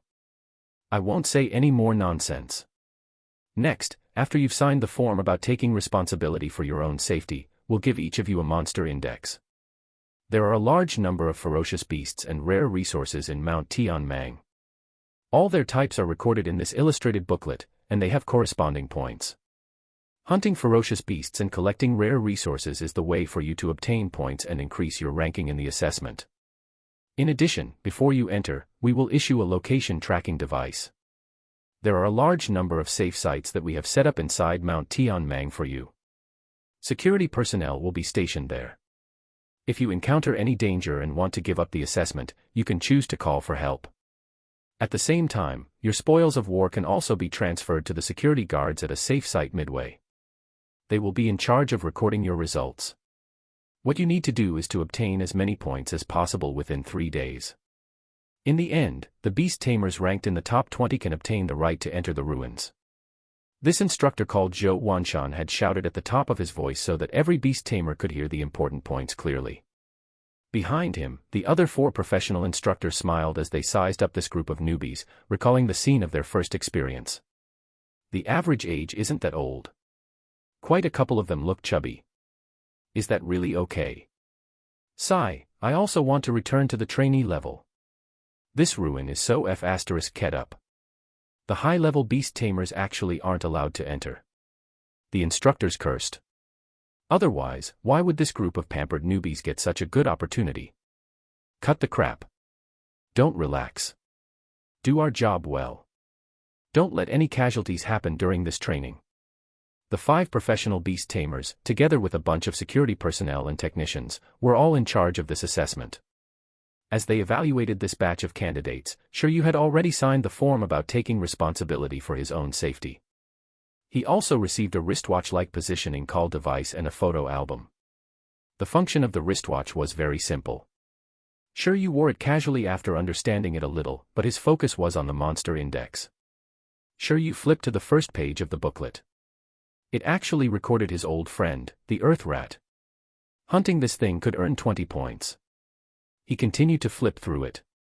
It seemed that the fewest points that could be given was 20 points. This Earth Mouse really didn't have much respect. But it was also true. Apart from the Earth Mouse, the other creatures like red-crowned snakes, great blade mantis, man-eating grass, and thorn monsters only gave a few more hunting points, but their names sounded like they weren't to be trifled with. As Shiryu flipped to the last few pages of the Ferocious Beast catalog, he discovered that the ferocious beasts that appeared were getting more and more ridiculous. Name, Mad Python. Attribute, Water. Race level, Mid-level Transcendent. Race skills, Berserk, Torrent Tail. Introduction, Green Water Lake and Little Mang Lake are located on the map. There are 2 of them. It's extremely dangerous. It's not recommended to hunt. Points, 4,000. These guys didn't recommend hunting them, but they were still assigning 4,000 points to them. That was equivalent to 200 earth mice. Although he was complaining, Shiryu naturally understood that it was not recommended for weak beast tamers to hunt. It was specially labeled as prey prepared for those beast tamers who were confident in their abilities. Shiryu continued flipping through a few more pages and discovered that there were several boss-type prey like Mad Python marked in the book. To be honest, that Mad Python's Berserk transformation skill was pretty good. After using it, it could increase its strength and speed completely. The disadvantage was that it would lose its mind. But if he could increase the proficiency to perfected level, it should be able to overcome the shortcomings, right? A berserker iron-eating beast. The training base really was a different place. Such a skill couldn't be found at the farms near Icefield City. Shiryu, who was still reading the booklet, suddenly stopped. He saw a strange creature. Name, Electric Slime. Attribute, Thunder. Race skills, Multiplication, Electricity. Introduction, the Magnetic Mountain Range is on the map. There are 3 of them, and they are extremely dangerous. Hunting is not recommended. Slime. Shiryu felt that the training base really knew how to play. It was just like how the iron-eating beasts were unique creatures of Donghuang. Slimes were unique creatures of other countries, but there weren't any in Donghuang. In order to broaden the horizons of the beast tamers, the training base had even captured this thing to be a boss. Wait, this multiplication. Shiryu was suddenly attracted by the slime's skill again. If he remembered correctly, this multiplication was a skill that could let the creature control its size at will. It could shrink or expand. In the shrunken state, It could maximize the preservation of physical fitness and increase the speed of physical recovery. The enlarged state was a state of extreme energy consumption, sacrificing speed in exchange for greater strength. This skill seems to be very suitable for 11. I wonder if I can learn it. The size of the iron-eating beast was still too small. It was only 2 meters even when it reached adulthood. It was still alright now, but if it faced those huge beasts that were dozens of meters tall at every turn in the future, it was a little too small. On the other hand, if he could learn this multiplication, sure you could easily imagine the scene of a huge iron-eating beast tearing apart a huge dragon with its bare hands. Then, in the blink of an eye, it would be another scene of a small iron-eating beast panda cub being held in his hand. This skill was equivalent to giving a pet 3 forms. That was, the shrunken state for preserving physical fitness and accelerating energy recovery, the normal state for both strength and speed, and the huge transformation for extreme strength enhancement.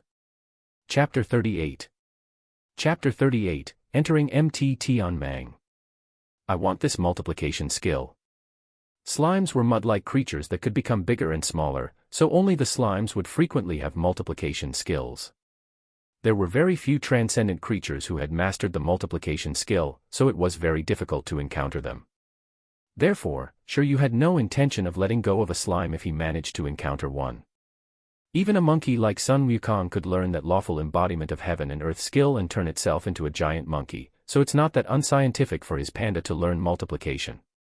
In short, this was a universal skill. All pets were suitable to learn it. It was not a loss to keep it. Everyone, listen up. After searching for a proper skill to obtain for a long time, sure you finally felt that he couldn't miss this one. At this moment, the professional beast tamer, Zhou Wanshan, who was in charge of training, suddenly shouted. The training will officially begin in half an hour. In this half an hour, you can still go to the store beside the training base to replenish your food and medicine. But after entering Mount Tianmeng, except for some special circumstances, you can't come out again for 3 days. In any case, everyone only had one backpack. How many items they could store would depend on the candidate's own arrangements. Sure you had naturally prepared the basic items, but they wouldn't last more than 3 days. He would still have to find the follow-up food after entering Mt Tianmeng. At the same time, he also prepared a sleeping bag and a tool worm. At this moment, sure you started to feel helpless. If only the beast taming space could store other things. It was so troublesome without spatial equipment. Speaking of which, was there spatial storage in this world? This was a question worth considering. If there was, he had to get one in the future. We boys have to get what we want. JPG. Right, that Mystic Realm ruins in Pingcheng looked like a very large spatial storage. It could even contain non-living things. Sure you. Just as Sure you was wondering if the Mystic Realm ruins could also belong to him, Chen Kai suddenly came over. Do you want to form a team? Chen Kai asked immediately. Our class plans to form a team to hunt the Mad Python. My ice-armored beast can play control. There's someone in the class with a thunder element pet who can blow up fish in a lake. Sure you asked, you can also team up this time. How do we split the loot? Chen Kai said, in any case, the examiner didn't say no. It should be possible. Don't the lakes around the Mad Python still have rare resources? It should be enough. Sure you shook his head and said, no, you guys go ahead. I have other goals. He felt that following these guys might not be as efficient as him going solo, and it was also inconvenient. Ah, I see. All right. Although Chen Kai wanted to team up with Sure you more, he couldn't help but feel a sense of pity since he and his classmates had already agreed to act together. Regarding whether or not candidates were allowed to form teams, there were indeed no clear rules in the training base. However, the only similarity was that both the lone wolves and some small teams had their eyes on the few small bosses whose growth levels were above level 9 and were few in number. If he took down one of them, perhaps he would be in the top 20. Next, Sure you went to the store to buy an insulation glove. Before long, he returned.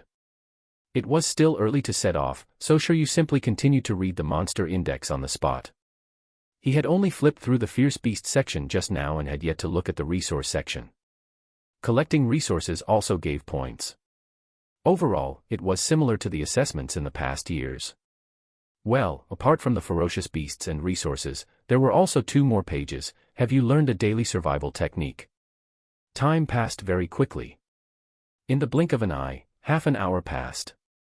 The person in charge of the training gathered everyone again. Currently, it's 10 in the morning.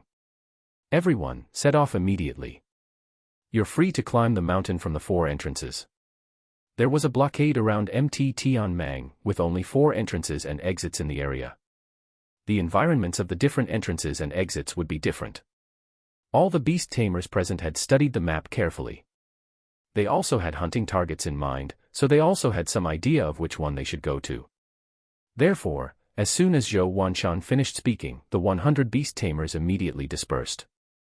At the same time, a certain number of mechanical birds the size of sparrows started to fly up from the training base and the safe areas in the mountain. They started to circle above Mt Tian Mang. Race, mechanical bird. Race level, low-level transcendent. Race skills, image storage, acceleration. And LT, notes and GT, artificial mechanical life that is used to track, investigate, and monitor. After the mechanical bird flew up, the situation at the various locations of Mt Tian Mang started to clearly appear on the big screens in the monitoring room and various monitoring rooms in the training base. Especially those ferocious beasts with higher growth levels, they were all important targets for monitoring. This was not only to ensure the safety of the trainees but also to see their performance more directly. The viewing process was also one of the few pleasures these examiners had. Wouldn't it be too boring to directly wait for the assessment results?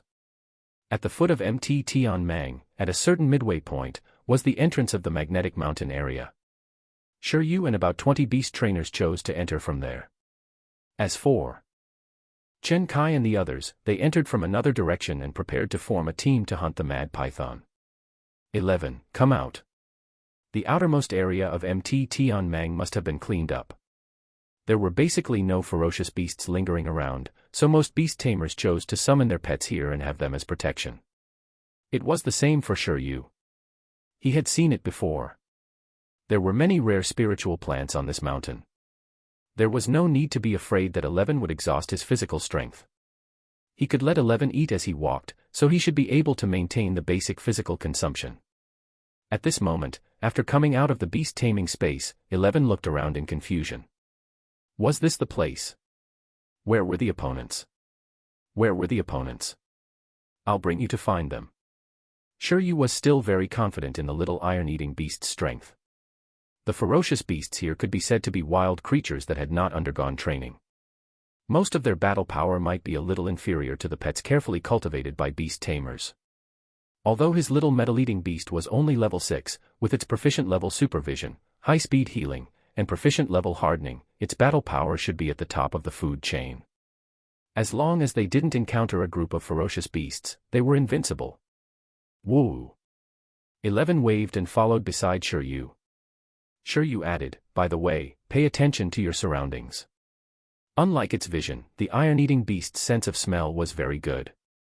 However, 11 had both. With this assurance, they could basically relax and not encounter any sudden danger. Now, it was time to train 11 in this area.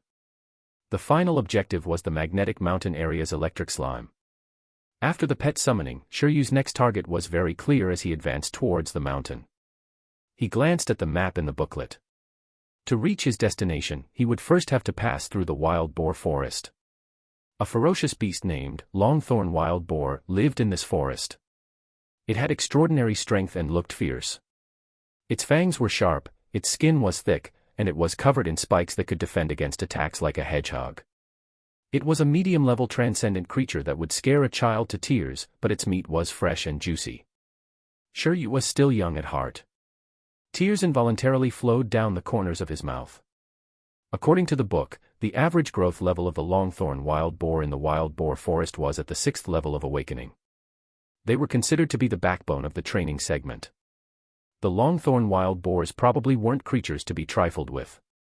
Their battle power wasn't weak, so the points assigned to them weren't low either. However, the more it was like this, the more Shiryu was delighted.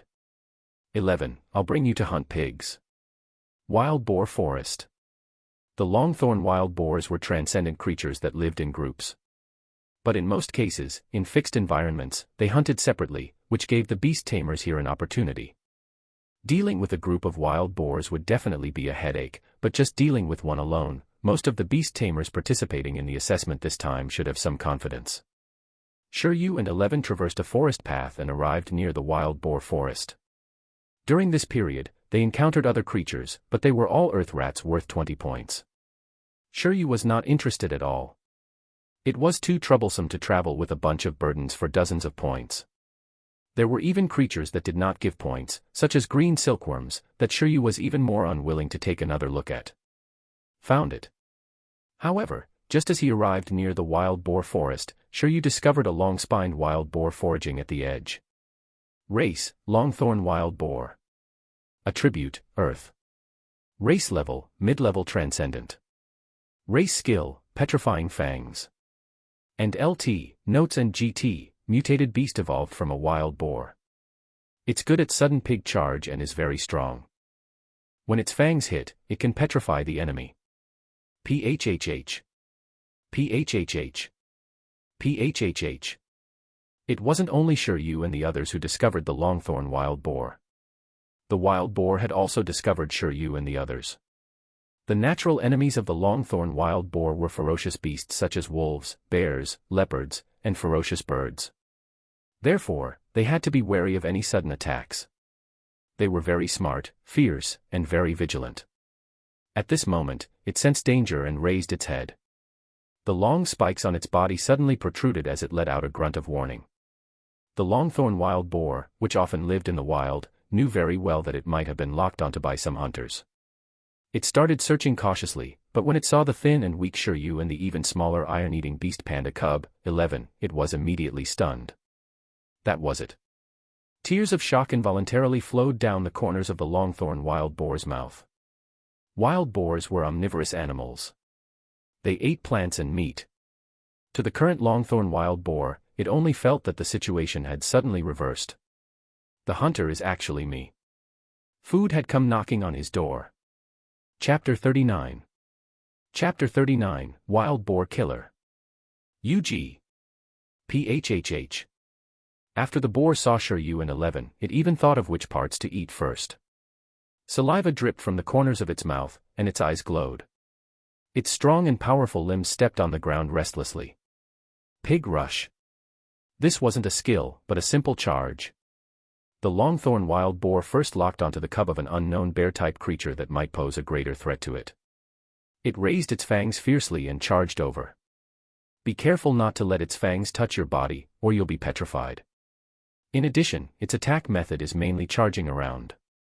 Shiryu used telepathy to give 11 a simple order. He immediately retreated to a tree and planned to watch the show. This wild boar was nearly 2 meters long. Compared to 11, who was nearly 1 meter tall, it was a big difference in size. As it rushed over, 11 experienced a completely different feeling from when he fought the ice-armored beast. The charging speed of the Longthorn wild boar wasn't any slower than that of the ice-armored beast. Moreover, in terms of strength and physique, it was even more threatening. To 11 a week ago, perhaps it could have only resisted or dodged in a hurry, but now. The black and white hair standing on its legs swayed with the wind.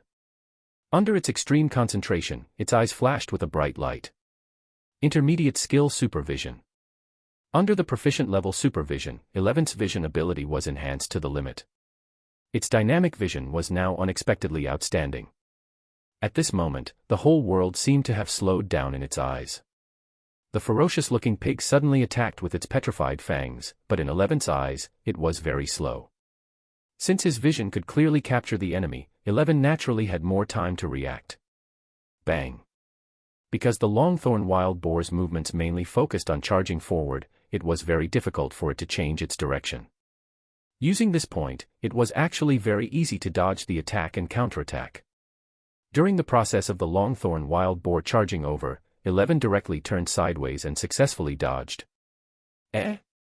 Where's the prey? In an instant, the boar lost its prey as it disappeared from its sight. After it missed, it became extremely confused.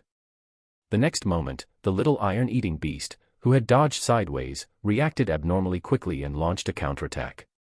After all, it had started practicing this in its mind ever since it saw the attack mode of the long-spined wild boar.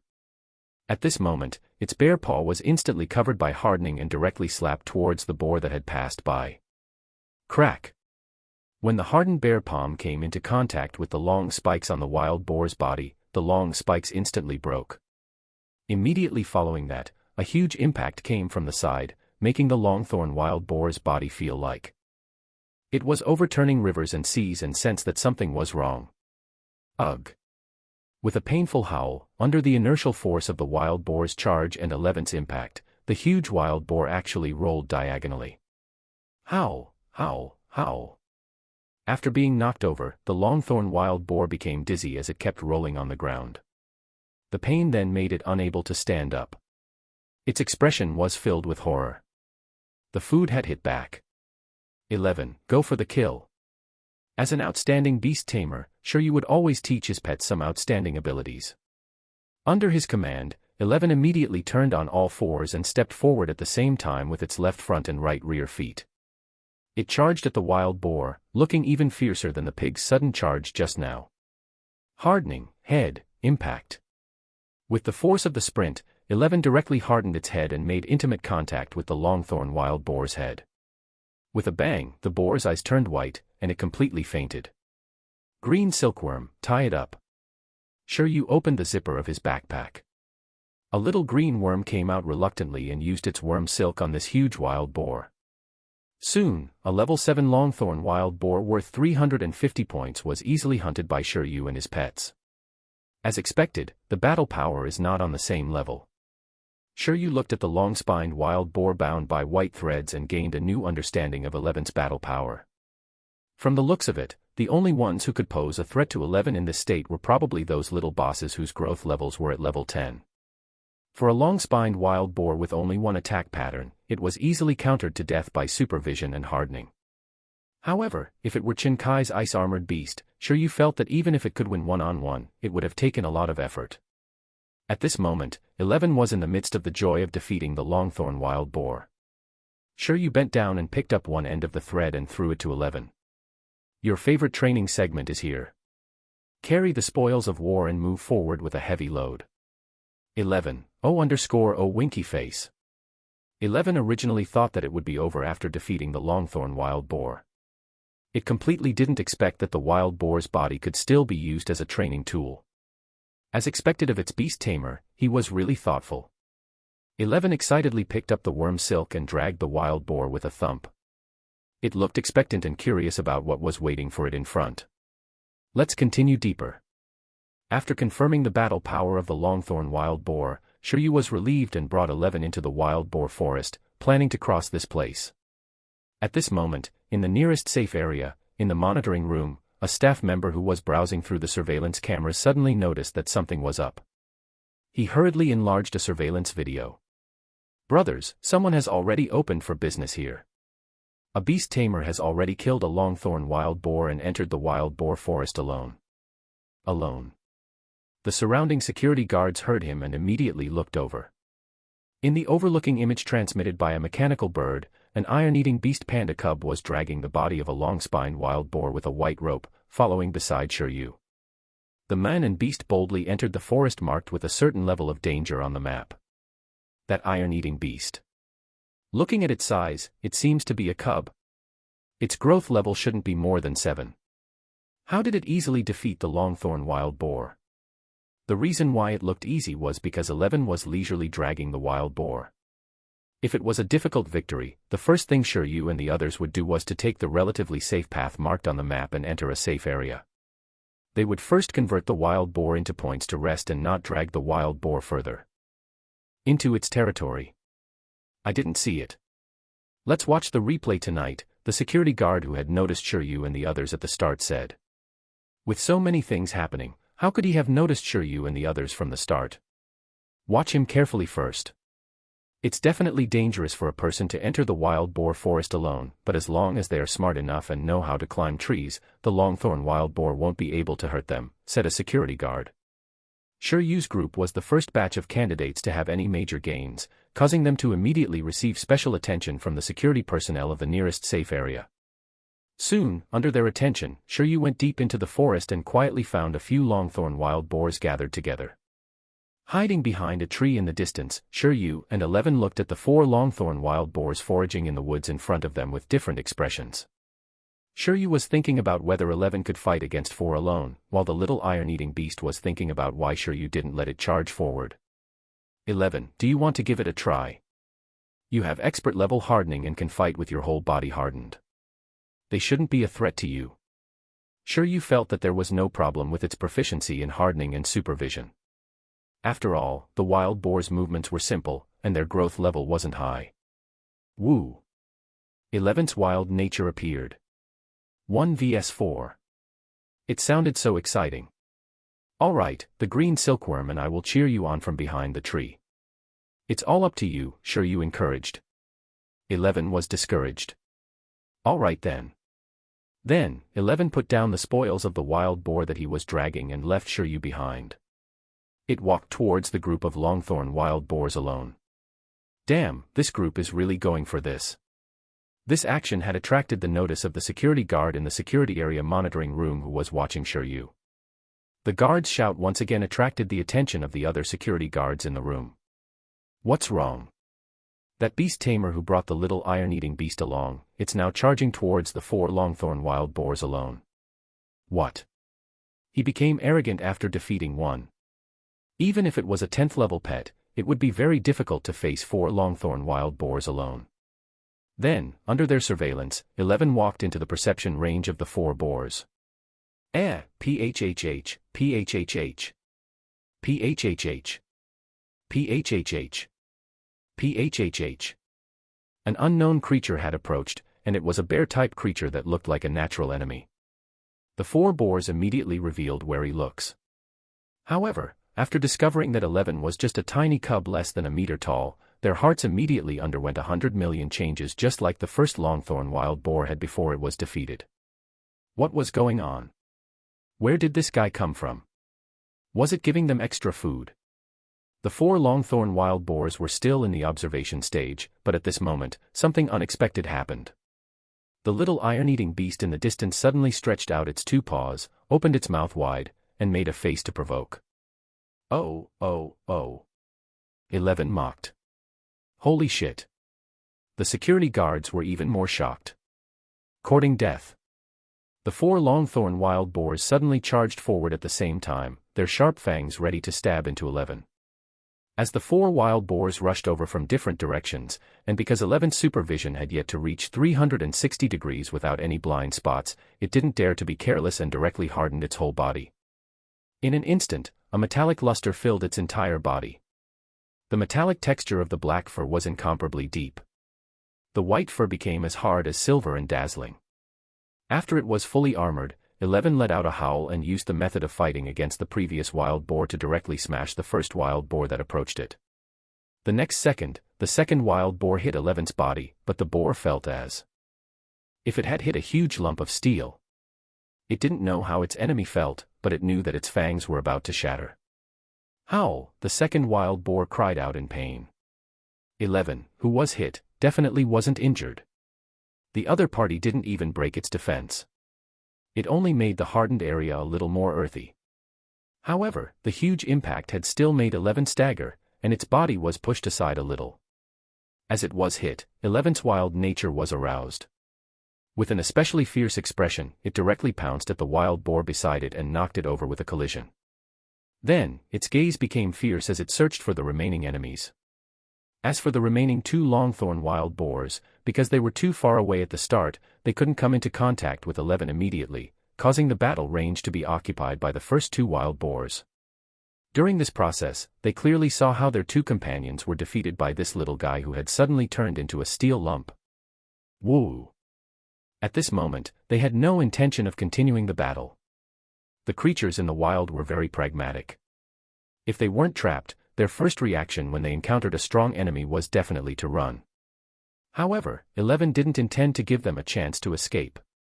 It locked onto a longthorn wild boar that had turned around and fearlessly bumped into it, scaring the wild boar into howling and jumping up as it ran. Holy sh*t. This was already the third, what the f*ck, in the monitoring room of the safe area. The 4 security guards surrounding the surveillance video looked at the screen in disbelief and rubbed their eyes hard. Wait a minute, they didn't see wrongly, right? An iron-eating beast panda cub, facing 4 long-thorn wild boars, defeated 2 in 2 moves. Then, it scared the other 2 into fleeing and even chased after them. It was like a wild boar killer. Expert level hardening. Who is this candidate? A security guard suddenly said with a serious expression. Chapter 40. Chapter 40, First place for now. Expert level skills were clearly unscientific on a 2-year-old iron-eating beast panda cub. Iron-eating beasts were not pets that liked to train in the first place, so the skill proficiency on most of them was not very high. Most of the time, they relied on their strong physiques to defeat their opponents, not their skills. Even if this iron-eating beast started training when it was in its mother's womb, it would still be too ridiculous. It was fine if this was an adult iron-eating beast, but the key was that it was a cub. Sure. I think that's his name. Do you know him?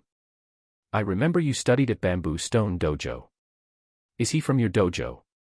A person beside held the name list and asked the security guard who Shiryu was. No. I've never heard of him, the security guard said. The few of them looked at each other.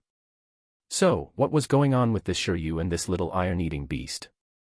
A green silkworm. At this moment, another painful scene appeared on the screen. On Shiryu's side, 11 had already successfully defeated the 4 long-spined wild boars. At this moment, it was the green silkworm's turn again. It crawled out of Shiryu's backpack and used all its strength to spit out worm silk to tie up the boars. Isn't he a beast tamer trainee? Why does he have a second pet? Seeing the green silkworm, the few of them were even more surprised. Maybe it's just an additional pet without a contract. It wasn't that no beast tamer had done this before, but for ordinary beast tamers, this was too difficult. It was alright to raise a pet like a pet cat or a pet dog, but if one wanted to nurture a battle pet that understood commands and was willing to fight, it was very difficult without contracting with it. It was probably equivalent to the difference between a pet dog and a police dog. It was only because Shiryu had the gift of telepathy that the green silkworm could understand his meaning slightly. Otherwise, this green silkworm would definitely not be as obedient as it was now. This candidate is awesome. Not only does he have such a strong iron-eating beast cub, he even raised an additional green silkworm. I think this green silkworm silk's level isn't low either. It's inevitable that it will evolve into a wind crystal butterfly. Brothers, let's bet on a cigarette. I bet they can rank in the top 3 of this assessment. The security guards at the security area's monitoring room started talking noisily. All right. Forget about him for now. Someone's already injured. But soon, the discussion stopped. The few of them were reprimanded by a serious security guard. It was time for work right now, so they couldn't place all their attention on Shiryu. It was good enough that they knew that Shiryu wasn't there to court death. The other beast tamers also needed a certain amount of attention paid to them. Although the training had just begun, there were already beast tamers and pets injured. They had to deal with it quickly. Big harvest. Shiryu and his pets still didn't know that their battle results had already been noticed by a portion of the security personnel. At this moment, he was happily looking at the tied-up long-spined wild boars. He was in a good mood. Very good. He had 1,750 points now. These points didn't look that difficult to obtain. Compared to points, Shiryu was hungrier for the meat of the long-thorn wild boar. Previously, he was fortunate enough to have eaten spicy stir-fried wild boar meat once in the canteen of the Iron Bamboo breeding base in Icefield City. He wondered how it would taste if it was handled by him. Speaking of which, the spoils of war should be edible, right? Shiryu looked at 11, who shook its head. Woo. I don't know. Don't ask me. It was only in charge of fighting and wasn't interested in wild boar meat. Compared to wild boar meat, it was more concerned about the bamboo shoots in Shiryu's backpack. Gulp. After the battle, 11's stomach rumbled. Although it was very fierce, it was still a cub after all. The consumption from such a battle was also very high. I know. Shiryu took out 2 sections of sliced iron bamboo shoots and threw them to 11. At the same time, Shiryu also placed the green silkworm on the tree trunk and said, "Go and find some leaves to settle yourself. I don't think there are any spiritual plants in this wild boar forest." After vomiting so much silk, the green silkworm must have consumed as much as 11. Shiryu and the others rested for about 20 minutes before continuing deeper. This time, dragging 5 longthorn wild boars was a little difficult even for 11. Shiryu, of course, had no problems letting this training addict panda carry the load. He treated it as him exercising too. Next, they had to continue passing through the wild boar forest and reach the nearest safe area. Then, after passing through that safe area, they could head to the magnetic mountain area for the electric slime. In front, Shiryu and 11 were pulling 2 ropes made of worm silk. The green silkworm was lying in the backpack behind him to replenish its strength because it might need to tie up wild boars later. After walking for another 5 minutes, 11 suddenly stopped. "There's a wild boar?" Shiryu asked. 11 nodded. Then, Shiryu heard a commotion not far away.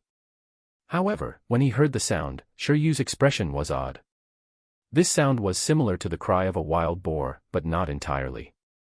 Instead, it sounded more like a human scream. "Ah, run! There's a tree in front. Run to the tree." F***ck, why are there suddenly 10 longthorn wild boars? How do we fight them? Before long, Shiryu saw clearly that it was a group of wild boars chasing after 2 people. Beside the 2 of them, there was also a level 6 Icefield Hound and a level 7 Snow Stripe Mink running together. Using the terrain and their skills, the Icefield Hound and Snow Stripe Mink would interfere with the wild boar group's speed from time to time, creating an opportunity for them to flee. As for the longthorn wild boars behind, their levels were all above 6. It was probably very difficult for 2 to defeat 10, and these pets clearly didn't number 11. It was no wonder that the 2 beast tamers would run away crazily. They didn't dare to face such a large pack of longthorn wild boars, but they didn't want to give up the assessment by seeking help. They could only run and decide what to do later. The nearby trees were all very thick, and the longthorn wild boars wouldn't be able to knock them down for some time. As long as they climbed onto the trees, the wild boars would be at their wits' end. Wait, there seems to be someone ahead. A beast tamer who was running suddenly saw Shiryu in front. Ugh, phhh, phhh. Phhh. Phhh. Phhh. It wasn't just them. The group of longthorn wild boars also smelled these newcomers. 10 at once. Shiryu and 11 stood there. Shiryu was calculating the chances of 11 winning against 10 longthorn wild boars. Ordinary longthorn wild boars couldn't break through 11's defense in his hardened state. Even if they did, it could still heal at a high speed. Therefore, it would be a test of 11's physical strength. Forget it, what am I overthinking about? Shiryu quickly shook his head. This was because when this group of pragmatic wild boars saw their companions on the ground and being dragged in a pile, they immediately turned and ran without a word. They had no intention of fighting at all. Let's run for it. At a distance, the group of wild boars scattered and escaped, directly leaving the 2 beast tamer trainees, the Icefield Hound, and the Snow Stripe Mink stunned on the spot. They ran away. They stopped chasing. Right on the heels of that, they saw Shiryu and the little iron-eating beast walking over slowly with the 5 longthorn wild boars' spoils of war. The scene was extremely striking. "Oh my," the Icefield Hound's beast tamer exclaimed and looked at the spoils of war dragged by Shiryu in disbelief. He had some impression of Shiryu. They had entered Mt Tianmang through the same entrance together.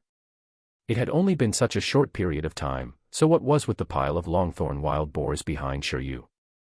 At this moment, the Snow Stripe Mink's beast tamer also noticed why the group of longthorn wild boars had run away. It was because at this moment, Shiryu and his pet, who were dragging a group of longthorn wild boars, had an especially strong aura. Even he was shocked, let alone the boars. If you want to find lone longthorn wild boars, go to the periphery. Don't go deep into the forest. After Shiryu passed by them, he casually reminded them and continued to drag a bunch of longthorn wild boars with 11. I understand. Thank you, big boss. The 2 of them hurriedly thanked him, but after being chased by the wild boars, they temporarily had no intention of hunting anymore. They planned to go to the safe area to rest first. After taking a breath on the spot, they chose to follow far behind Shiryu. After all, the path Shiryu took was the path that would allow them to safely pass through the forest and reach the safe zone.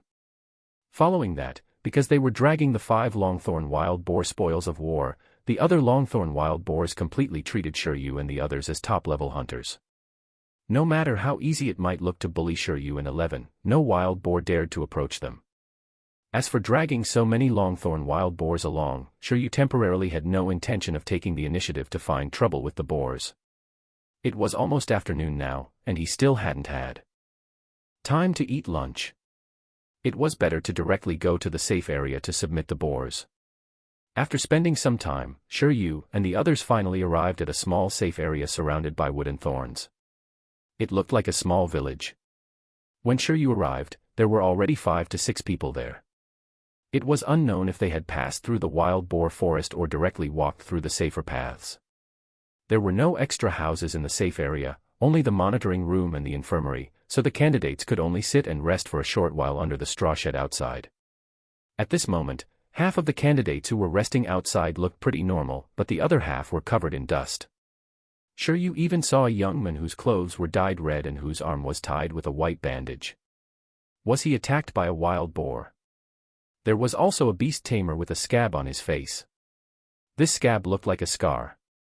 What the F***ck, was he disfigured by the great blade mantis and then healed? Because of the existence of healing-type pets, as long as the candidate didn't die on the spot, the chances of saving him were still pretty high. Although that was the case, when Shiryu saw the 2 to 3 bandaged beast tamers, he still subconsciously swallowed his saliva. How miserable. It was kinda scary. Shiryu felt that this group of injured people was dispelling his motivation to continue hunting the level 10 boss. When Shiryu entered, his gaze swept across the candidates who had already arrived at the safe area. The candidates were also paying attention to Shiryu who had just entered. When the 6 people saw Shiryu and the little iron-eating beast dragging 5 Longthorn wild boars in, their eyes immediately widened as though they had seen something unbelievable. 1, 2, 3, 4, 5. Did they count wrongly? 5.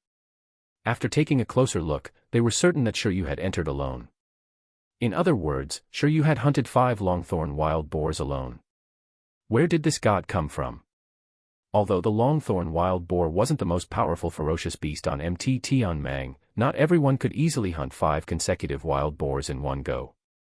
After all, the pet's physical strength was limited, and not much time had passed. You're finally here. At this moment, a security guard in a blue uniform walked out of the control room and said, "We've been watching you through the surveillance cameras for a while now. Your iron-eating beast is very strong. Do you want to register your points? I'll help you register." Shiryu looked over and nodded. "Yes, please. By the way, can I eat this wild boar?" The security guard was stunned. "How do you want to eat it?" "Roasted." "I advise you not to eat it. The meat of the Longthorn wild boar is indeed delicious, but that has to be processed through multiple procedures." Shiryu was greatly disappointed. Then, he could only eat the braised beef instant noodles in his backpack. He had originally wanted to eat well here and then go replicate the skill in the afternoon. At the training base of Mt. Tianmang. In the main control room. Unlike the situation where each safe area of Mt. Tianmang only needed to monitor fixed areas, this place had to pay attention to the situation of the entire Mt. Tianmang, so it didn't have a very good oversight over the situation of individual candidates. However, as they looked at the points transmitted in real time from the safe areas, the 5 professional beast tamers here quickly knew which contestants had performed very well. At the moment, the first place on the big screen was a beast tamer named CFA.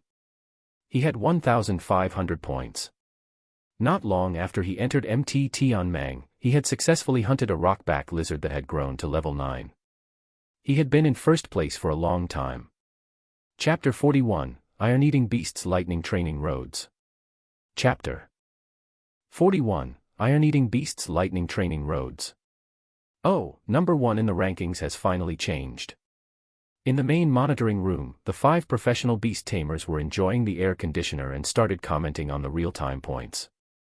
They weren't directly responsible for the security work. Generally speaking, the security company's personnel were still in charge of rescuing the candidates. I think they hunted 5 longthorn wild boars. Good lord, they look like a rather energetic combination of beast tamers and pets. With just a slight evaluation, they changed the topic. They didn't pay too much attention to this change.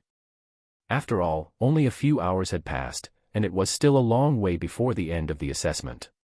Professional beast tamers were undoubtedly beast tamers who had transcended pets. However, those security personnel who had yet to pass the vocation assessment might not necessarily have transcended battle power.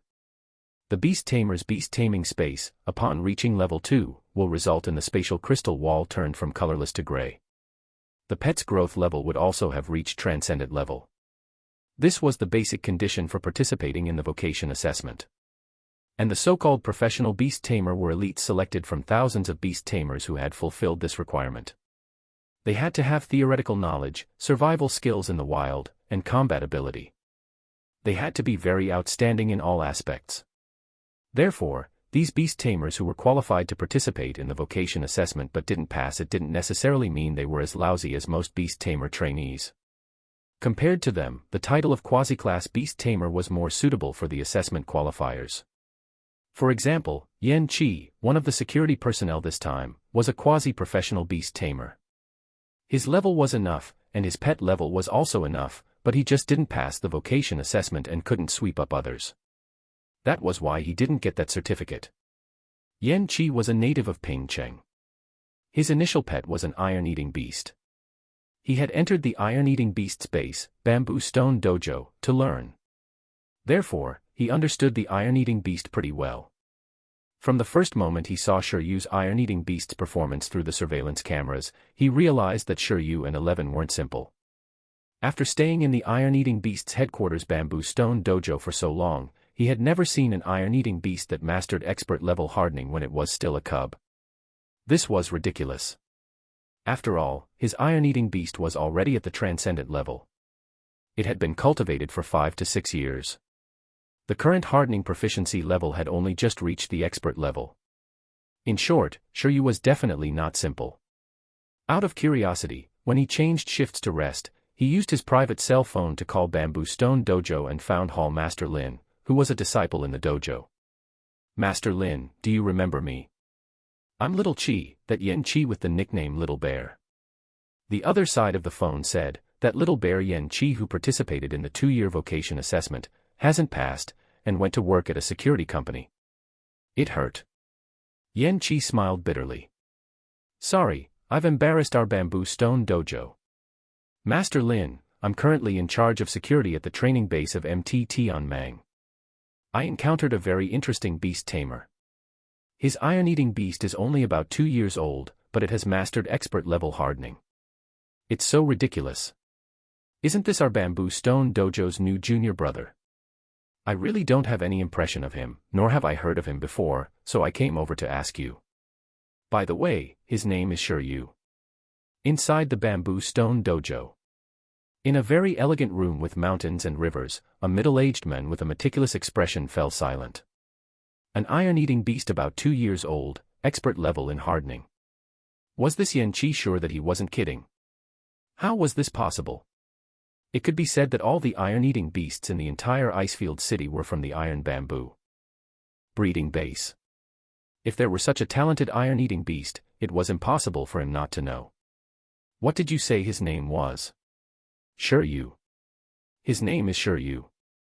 Shiryu. It's him. Lin Hongyan recalled that a few days ago, Dr. Liu from the ancient capital university came to visit him at Bamboo Stone Dojo. The other party seemed to be saying that she had entrusted him to help nurture a distant relative. That relative was called Shiryu. Because Shiryu's initial pet was an iron-eating beast, she had found him. Moreover, she even used a high-level resource obtained from the ruins as a reward. Towards this Shiryu, Lin Hongyan also investigated the situation of the pet collection in the iron bamboo breeding base. The result of the investigation was that Shiryu's information was very ordinary. The pets were all bought with loans. He was a native of Pingcheng. He had no idea how Shiryu was related to Lu Qingyi, who was considered a proud daughter of heaven in the country. However, he couldn't not sell Dr. Liu a favor, not to mention that the other party had also given him a sufficiently precious reward. This Shiryu, the iron-eating beast he received, is clearly only a year old. Moreover, the time he received the iron-eating beast didn't exceed a month, right? Expert level hardening. Lin Hongnian discovered the blind spot and his expression became serious. Did Dr. Lu help him nurture it using a special method? Otherwise, Lin Hongnian couldn't imagine how a beast trainer could cultivate the racial skills of an iron-eating beast cub to expert level in such a short period of time. Perhaps Lu Qingyi had given Shiryu some rare cultivation resources. Master Lin, realizing that there was no sound for a long time, Yan Qi spoke again. Yan Qi, you mean that Shiryu is training at MT Tianmeng, right? Yeah. Yes, I understand. You do? So is he really an apprentice of our bamboo stone dojo? Lin Hongnian said, not yet, maybe later. By the way, since his iron-eating beast's hardening has reached the expert level and he is also coincidentally at MT Tianmeng with you there. Guide him to the magnetic mountain area. Let him mainly train there, even if it's to lay the foundation for him to learn dojo skills in advance. Huh. Yan Qi had yet to react. Damn it, what was going on? He hadn't even entered the sect, and he was already teaching the unique skills of the dojo. He was so jealous. At the safe area, Shiryu finished his hot instant noodles and ate 2 ham sausages. Only then was he barely not hungry. After preparing to rest for a while, he went straight to the magnetic mountain area to find the electric slime to play with. As for the 5 longthorn wild boars, there was finally no need to continue dragging them. It was fine to leave them here. While Shiryu was quietly resting in the corner of the straw shed, the security guard who was in charge of registering his points came over again. Shiryu opened his eyes and turned to look at him. Yan Qi chuckled and said, "It's nothing. Let's get to know each other. I'm Yan Qi. Are you still planning to continue hunting in the afternoon? Then I suggest going to your magnetic mountain area. There's electric ore there. It's considered a level 1 energy iron ore resource, one of the recipes for iron-eating beasts." Electric iron ore. Shiryu recalled. This did indeed seem to be a recommended food in the iron-eating beast cultivation manual, but the recommendation priority was not very high. Compared to the iron bamboo, it was not very useful for hardening skills and its own growth. At most, it could be said to just fill one's belly. Come with me. Yan Qi called for Shiryu and planned to talk in a relatively empty place.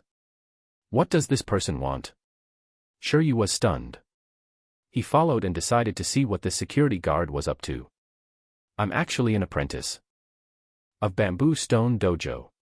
My initial pet is also an iron-eating beast. By the way, do you know what the 2 great mysteries of Bamboo Stone Dojo are? After leaving the straw shed, Yan Qi said. I remember that it's a skill called Thunder Palm and a skill called Cannon Fist, right? Shiryu recalled. So this guy was an apprentice from Bamboo Stone Dojo. No wonder he was so interested in him and the iron-eating beast. The iron-eating beasts taught by the Bamboo Stone Dojo were famous for their ability to control fire and lightning.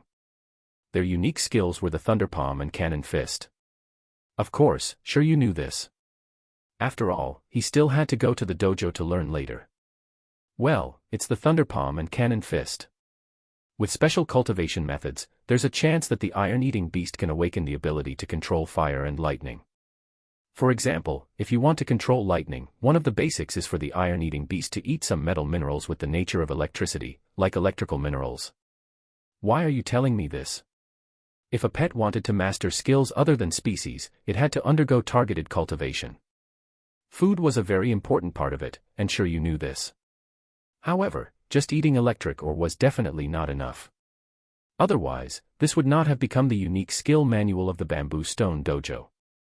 Even if the evolution method wasn't as complicated as the green silkworm to the goddess of light butterfly, it was impossible for only one food to be enough. I heard from Master Lin of Bamboo Stone Dojo that you might be going to the dojo to learn later, so I greeted you in advance. The minimum requirement to eat an electric ore is for the iron-eating beast's hardening to reach the expert level. Your iron-eating beast's hardening has already reached the expert level. It definitely won't be a problem to perfectly absorb the nutrition of the electric ore. If you plan to enter Bamboo Stone Dojo to learn in the future, The most suitable training environment for you at MT Tianming is actually the magnetic mountain area. There are many electrical ores there, and many thunder element creatures. Eating electric ores and letting the body constantly receive lightning attacks is actually the basic training to master the thunder palm. I think you can come into contact with it in advance. Skill, thunder palm. Skill level, intermediate. And LT, introduction, and GT, it's a thunder-type skill.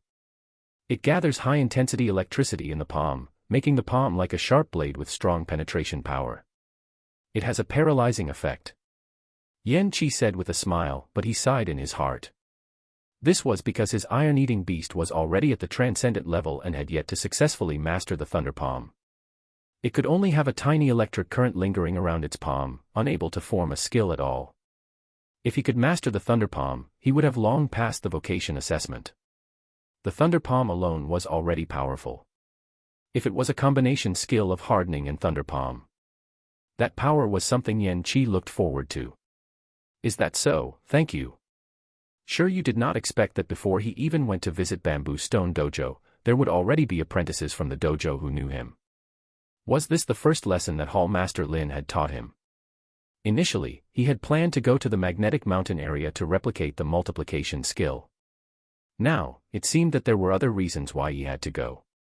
When it came to food, sure, you felt that the electric ores in the magnetic mountain area no longer needed to be exchanged for points. If 11's combat and training intensity were too high, the ores would probably enter 11's stomach for the next 3 days. Chapter 42, Electric Oregon. Chapter 42, Electric Oregon. Yan Qi didn't chat with Shiryu for too long. After all, he still had work to do next. 11, I'll take you to eat good food. In the afternoon, sure. You called 11 out of the beast taming space. 11 was exhausted from the battle and travel in the morning. It had only slept and rested in the beast taming space for a while before it was almost completely recovered. This was the power of the beast taming space. On Shiryu's side, he rested a little and was rather energetic. With a new goal, Shiryu didn't want to delay any longer and planned to continue setting off with 11. In the outside world, 11's figure slowly appeared. When it heard the word eat, it subconsciously wiped its mouth with its arm. Due to the skill index, Shiryu's physique should be relatively outstanding among beast tamers of the same level. When he prepared to set off again, the other candidates, regardless of whether they arrived at the safe area first or later, were still resting. When these people saw Shiryu and the little iron-eating beast leave the safe area, they looked at each other. Didn't they just hunt 5 longthorn wild boars in the morning? He actually went to hunt again in the blink of an eye. Was his liver all right? If Jin Kai were here, he would definitely say, as expected of you guys, you're simply our role models. In the magnetic mountain area. This was actually a mountain covered by a special electromagnetic field. The special environment made many magnetic metals known as electric ore appear here. Xz. Electric ore was very dangerous. It would suddenly release electricity, but this kind of electricity was also a favorite snack for many thunder element creatures. The map in the booklet marked that the magnetic mountain area was one of the most dangerous areas of MT Tianming. There were 10th level ferocious beasts living there. Moreover, most of them were thunder element ferocious beasts known for their skill, attack power, and destructive power. Apart from that, the special magnetic field here, although not very strong, was also not suitable for beast tamers with weak physiques to stay long. If too much time passed, it might have a certain impact on the beast tamer's liver and brain, causing the beast tamer to hallucinate. However, despite the danger, Shiryu still had to come. Compared to the ruins, this place was already very friendly, and it even produced food. That's the electric ore. With a clear target, Shiryu, 11, and the others avoided some ferocious beasts to avoid wasting unnecessary physical strength. They only spent half an hour on the road before arriving at the edge of the magnetic mountain area. At the border between the mountain and the ground, 11 quickly discovered a special blue and white mineral. It howled and reminded Shiryu. The electric ore was a prismatic mineral, sandwiching between the ground and the magnetic mountain like a protruding rock. Electricity shot out from time to time. From the surrounding black scorch marks, the current strength didn't seem to be low. In your hardened state, go break a piece to eat. Shiryu encouraged. Sigma, degree LLL, well. To be honest, 11 had never eaten electric ore before, just like how it had never eaten a green silkworm. Therefore, when it encountered such novel food, it would always doubt whether it could be eaten. Foodies were also very particular. They didn't eat everything. If it ate something bad, it would affect his training. Don't worry, it's edible. The basic requirement for the iron-eating beast to eat a level 1 thunder element metal mineral resource was expert level hardening. Since 11 was at that stage already, digestion would definitely be no problem. Woo! When 11 heard that, it reluctantly approached the electric ore carefully. It hardened its palm and pried with all its might. When the electric mine was pulled out, the lightning suddenly cracked, and the sound shocked 11, causing it to sit on the ground. Sure you. How could it be so stupid? It was so fierce in battle, how could it explode from digging ore? Woo!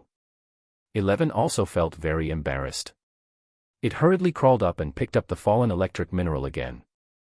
At this moment, the electric current stimulated 11's entire body, making it feel numb. Its hair stood up, and it was very uncomfortable. Whether it was before it ate the iron bamboo or before it ate the iron hardwood, 11 could smell the fragrance of the food in advance. However, this thing didn't. Instead, it looked and felt very dangerous. Could it really be eaten? 11 turned around and handed it to Shiryu. Maybe it would be better for the beast tamer to eat it first. It's all right, eat it first. You don't have to worry about your body getting injured. Your high-speed healing is already proficient, and the electrical burns in your body can also heal on their own. What Shiryu said made sense. He wanted the iron-eating beast to master proficient level hardening that allowed it to be fully armed before it ate the electric mine, so that the electric current wouldn't hurt the fragile cells in the iron-eating beast's body. However, it was actually fine even if 11 was injured. The entry-level healing speed could heal external injuries. The proficient level healing speed could also heal the injuries in the body. Therefore, there was no problem at all. Shiryu was very relieved. Even with such a healing skill, 11 could still eat a large amount of electric mineral in the short term. He did not have to worry about his body being burdened, and from that, he could awaken his thunder talent faster. Expert level healing at a high speed. This was also why Shiryu thought that 11 could eat such big amounts of food in 3 days. Woo, since the beast tamer had said so, 11 showed a determined expression. It hardened its entire body and bit at the electric mineral in its mouth with its hardened teeth. Crack! Crack! 11 tried hard to chew the electric ore. Under the pulsing current, it ate the electric ore like a candy. After the chewing was completed, 11 tried hard to swallow the electric mineral fragment. Woo! As 11 swallowed the electric ore, the electric current spreading in its body made it numb again. Then, 11 was extremely shocked. Although it couldn't be said to be delicious, the numbing feeling after swallowing the electric mineral made it feel as if lightning had exploded in its body, making it feel very strange. It didn't reject this feeling. It even felt that it was as comfortable as during the special training. It seemed that it could really eat this. Burp! 11 opened its mouth and spat out a weak electric arc. Then, it patted its stomach and looked at Shiryu. Anything else? Well, looks like there's no problem. Then, let's continue looking for more electric ore to eat, Shiryu said. According to the description of the apprentice from the Bamboo Stone Dojo, after the iron-eating beast ate a large amount of electric ores, it would produce a certain amount of lightning affinity and accumulate a certain amount of lightning talent. During this process, being struck by lightning more could also accelerate the development of thunder element talent. These were the basic conditions to master thunder-type skills. In fact, Shiryu was still very interested in thunder element skills. If there were any fire ores or cold iron ores here, he definitely wouldn't be so interested. With the limited number of skills recorded in the skill index, compared to the fire attribute cannon fist, he was more inclined to let the iron-eating beast learn thunder-type skills. The reason was very simple. Metal and thunder types were more compatible than metal and fire types. For those powerful beast tamers, a single skill was only the foundation. Only by combining different basic skills and forming a combination skill could one truly be considered to have entered the door of the pet taming industry. Combination skills were very difficult for ordinary beast tamers because it tested the proficiency between different skills. If the proficiency was not high enough, the skills could not be perfectly combined and connected. In a situation where the skill proficiency was really difficult to train, there were very few beast tamers who could have results that exceeded the original combination. It was basically something that only master level beast tamers could do, but for Shiryu, it might not be that difficult. Because he could quickly increase his proficiency. For example, he could upgrade hardening to perfection. This skill could even form a long-range combination skill with thunder-type skills. The perfect level symbol for hardening skill was flowing and superimposing. As for above that, the transcendent level symbol, it was releasing and applying. It was said that in the entire Icefield City, only one iron-eating beast had reached this level. It meant that the iron-eating beast could use hardening substances to condense weapons that left its body, or stack a layer of hardening on other external items. Shiryu found this effect very interesting. Therefore, Shiryu was thinking about how violent it would be if 11 condensed a metal cannonball in front of his palm after mastering perfect level hardening and used the electromagnetic force to accelerate and throw it. The hardening skill at close range directly turned into a double-element high destructive long-range combination skill, electromagnetic cannon.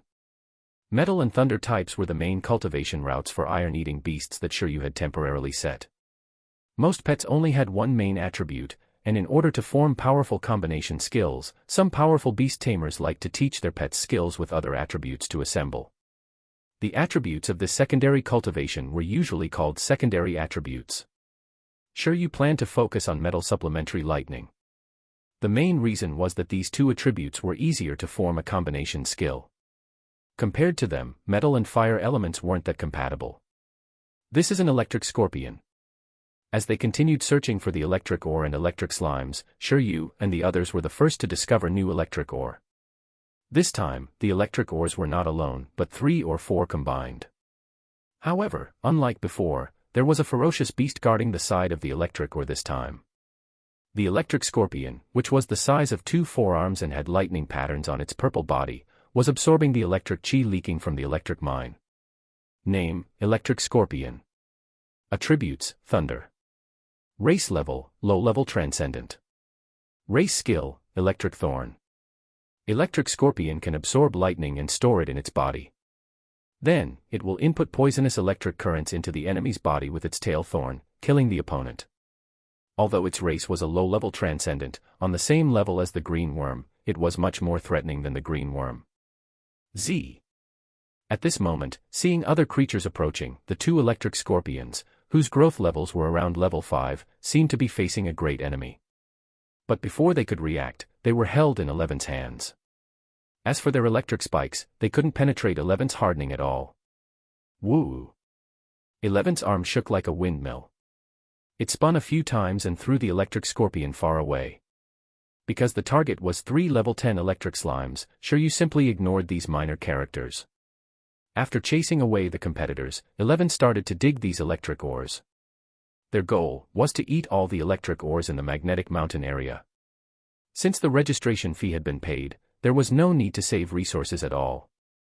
Presumably, the Beast Tamer Association of Pingcheng wouldn't really mind the disappearance of these electricity ores either. Chapter 43, Replication and Multiplication. Chapter 43, Replication and Multiplication. What are these 2 guys doing? The magnetic mountain area was clearly also an area focused on by the staff. In the monitoring room of the training base headquarters, as Shiryu temporarily obtained first place in points through the 5 Longthorn wild boars, he also became the main focus of the 5 professional beast tamers. On a whim, a professional beast tamer searched for Shiryu's figure on the surveillance cameras, but he really found him. However, Shiryu's current behavior was really unfathomable. On the screen, Shiryu and the iron-eating beast were like bullies, charging into the territories of Thunder Element ferocious beasts. Then, the little iron-eating beast defeated the Thunder Element ferocious beast in a few moves. Then, a turning point came. Shiryu and the iron-eating beast did not have the slightest mentality of participating in the assessment. They directly threw the ferocious beasts far away, looking like they did not feel the value at the points they represented. In addition, they had unearthed the electricity ore that represented points, but they had no intention of exchanging points. Instead, the iron-eating beast opened its mouth and eliminated them with a crack. It was simply walking all the way and snatching all the way. Expert level hardening. There's something wrong with this iron-eating beast. a professional beast tamer leaned over to look at the scene. He opened his mouth slightly and said, "Where did this monster newcomer come from?" Real outstanding beast tamers and pets couldn't be hidden. Shiryu and the others could easily kill the ferocious beasts blocking the way because they relied on their expert-level hardening and proficient-level supervision. They were completely invincible. The group of professional beast tamers naturally sensed Shiryu and 11's extraordinariness, and they spoke in shock. No wonder they could hunt 5 wild boars. When I was an apprentice, I was far inferior to them. This candidate clearly can't be bothered with these small points. His target is definitely a level 10 creature. From the performance of this iron-eating beast in the image, fighting a level 10 creature is not a problem at all. The level 10 creatures in the magnetic mountain area are those 3 electric slimes imported from outside, right? The person in charge of training, Zhou Wanshan, said, "It's the slime. I wonder if they can handle it. But even if they can't deal with it, it won't be a problem to retreat unscathed." Slimes were creatures with relatively slow movements. As long as they passed the high school physical test, they wouldn't be caught up by the slimes jumping around. However, on the contrary, even if Shiryu and his panda could defeat the electric slime, they would probably have to pay a price. The main reason was that the electric slime's electric release skill was a thunder element skill. Its penetration power was very strong according to its power. In addition, there was a 4-level difference between the two, so even if it was expert level in hardening, it might not necessarily be able to deal with it unscathed like dealing with low-level ferocious beasts. Mt Tianmeng, Magnetic Mountain, Electric Cave. After eating a pile of electric ores, 11 successfully imprinted the taste of the electric ores in his mind. Then, with its sensitive sense of smell, they found this place. "I've finally discovered the first electric slime." Outside the small cave, Shiryu's expression was excited. He had finally discovered an electric slime. The electric slime was a blue-purple mud-like creature, very similar to an electric ore. Electric currents shot out from its body from time to time. At this moment, it was in a shrunken state, lying in the middle of a pile of electric ores. It was not afraid of the electric current around it. Instead, it looked very comfortable. After all, with their attributes and physiques, they could be immune to weak corresponding elemental powers. Lightning was nourishing to them, not harming. They found the electric slime. Shiryu and the iron-eating beast finally arrived at the electric cave. The few professional beast tamers watched with interest. Although this iron-eating beast looked agile and had astonishing strength, it clearly didn't have long-range skills. As long as he fought, he would definitely come into contact with the slime. As for the slime, its entire body was wrapped in electricity. As long as one touched it, they would be hit by its discharge. It was very unsolvable. Therefore, in their opinion, this battle might be quite interesting. It was a brilliant battle between evenly matched opponents. In the electric cave, the electric slime sensed that an enemy was approaching. It immediately woke up from its meal and bounced out to look at Shiryu and the others cautiously. A huge battle was about to break out. At this moment, an unexpected development occurred. Shiryu quickly opened his backpack and threw the high-pressure insulation rubber gloves he bought to 11. "Put it on, catch it, and squeeze out all the electricity in its body." Woo!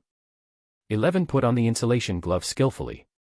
Obviously, this was a battle strategy arranged in advance by Shiryu and 11.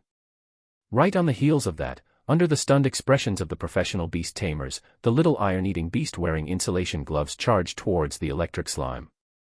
At the same time, the electric slime's entire body was filled with electricity as it bounced and hit 11 under the discharge state.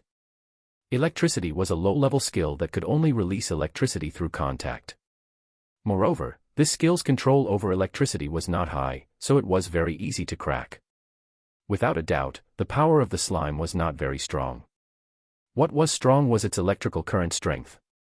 However, before it reached the transcendent level, its thunder element skill facing the high-pressure insulation rubber gloves was like a son meeting his father, immediately getting shut down. 11 caught it in its hand like it was picking up a baseball. Crack! The electric slime kept releasing electricity in midair, and at the same time, it was stunned. 11, who was wearing an insulation glove to catch the slime, turned its head sideways and didn't dare to look at the electric current shooting out of the slime's body. This is so scary. It doesn't look like it can be eaten like an electric ore. Holy shit. This development directly made the professional beast tamers in the control room widen their eyes. What was going on? It could even be done this way. The base store sells insulation gloves. It does, right? But before this, no beast tamer was so clear-headed as to put them on a pet to challenge Thunder Element ferocious beasts.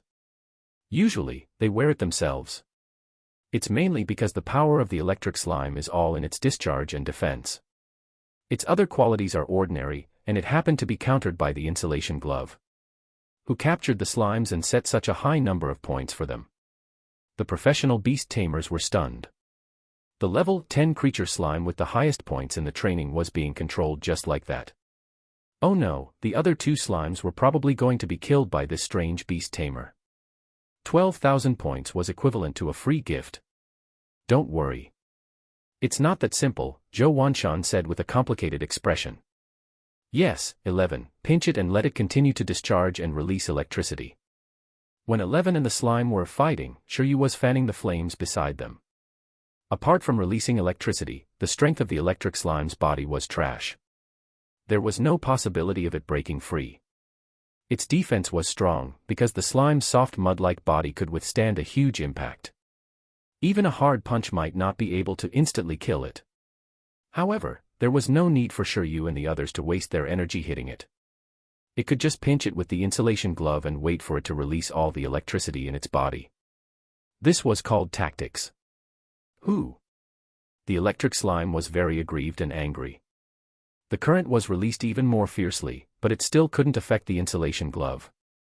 In fact, facing a level 10 boss, it was really not that easy to cheat through the fight. Even in this situation where it was restrained, the slime still had a chance to resist. However, unless it was desperate, the electric slime was very unwilling to use this skill. High-level skill, multiplication. If it used this skill to multiply its size, its strength would increase, and the electric current in its body could be stimulated at a greater limit. But the side effect would make it exhausted for a long time. The purpose of the slimes was to shrink and act cute if possible. Unless there were special circumstances, they would never multiply their size into giant, scary Demon King slimes. And now, the electric slime that had encountered a desperate situation clearly encountered a special situation. Woo! It cried out in extreme anger and its size began to increase continuously. At this moment, no matter how strong 11 was, it definitely couldn't pinch it with its two hands and could only retreat. Rip.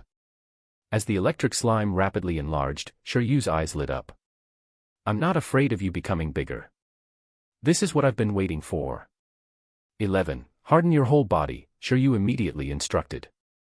During the electric slime's transformation, 11's entire body hardened. In the next second, the electric slime, which had finally escaped its control, launched a counterattack and directly bumped into it with its electrifying body. After enlarging to a huge electric slime with a diameter of 1.5 meters, the impact power and the current strength of the slime were much higher than before. 11 also slapped him. In an instant, neither side won. The huge electric slime was sent flying by 11, but due to its soft physique, it did not suffer much damage. Although 11 was wearing an insulation glove, the current released by the huge slime was too much. After all, 11 was only wearing gloves and not an insulation suit, so he couldn't completely defend. The other parts of his body were still accidentally invaded by the electric current. Even the hardening of the metal attribute couldn't completely defend. The combination of multiplication and discharge had already begun to take shape. It's reversed. Although the energy consumption of the electric slime is huge, that iron-eating beast definitely won't feel good either. It's probably a situation where both parties are injured. The professional beast tamers watched the show. However, the reversal occurred again. 11 finally used the skill of high-speed healing. Although it couldn't be seen from the outside, the place where 11's body was paralyzed and burned by the electric current was immediately healed by a green wave of life. Woo, woo, woo, woo. After being cured, 11 became braver the more he fought. Like a bear, it continued to charge at the huge electric slime. This scene directly shattered the views of the professional beast tamers. Is expert level hardening that strong? It can even defend against a huge discharge. Or is that iron-eating beast's willpower strong? It resisted the stimulation of the current and counterattacked forcefully. After all, 11 had a history of eating electric ores as candy. At this moment, the slime was stunned again because after that attack, it completely lost its energy. When it was first captured, it wasted too much electricity, causing it to be unable to counterattack after multiplying. Capture it and continue to squeeze it dry. Shiryu's evil command came from the side. Meanwhile, outside the electric cave, the electric slime, which had all its energy drained, dimmed significantly. There was really no electricity at all, and it returned to its normal size. It was hugged by the excited and panting 11 and fell asleep. At this moment, Shiryu began to approach with a smile. He touched the slime with his loving hand. In the initial 5 skill sections of the skill index, upon contracting the first pet, 11, there were 5 new skill sections. Next, the index was about to record the 7th skill, multiplication. Discharge wasn't worth it, however.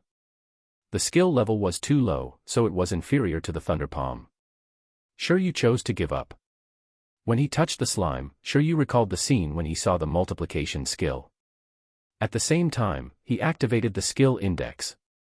In the next moment, the 7th page of the stone-illustrated handbook flipped open in Shiryu's mind. The image of the Thunder Element pet electric slime appeared. Skill, multiplication. And LT, introduction, and GT, it's a special ability. It can shrink and expand the body. Under a shrunken state, the strength will decrease and the energy recovery speed will increase. Under the enlarged state, the energy consumption will increase and the strength will increase. He had obtained the all-purpose skill. When Shiryu ravaged the level 10 creature electric slime in his hand like it was made of rubber, all the professional beast tamers in the control room fell silent. Not only did he defeat it, but he even dared to personally destroy a level 10 creature. This was so scary. For beast tamers and pets.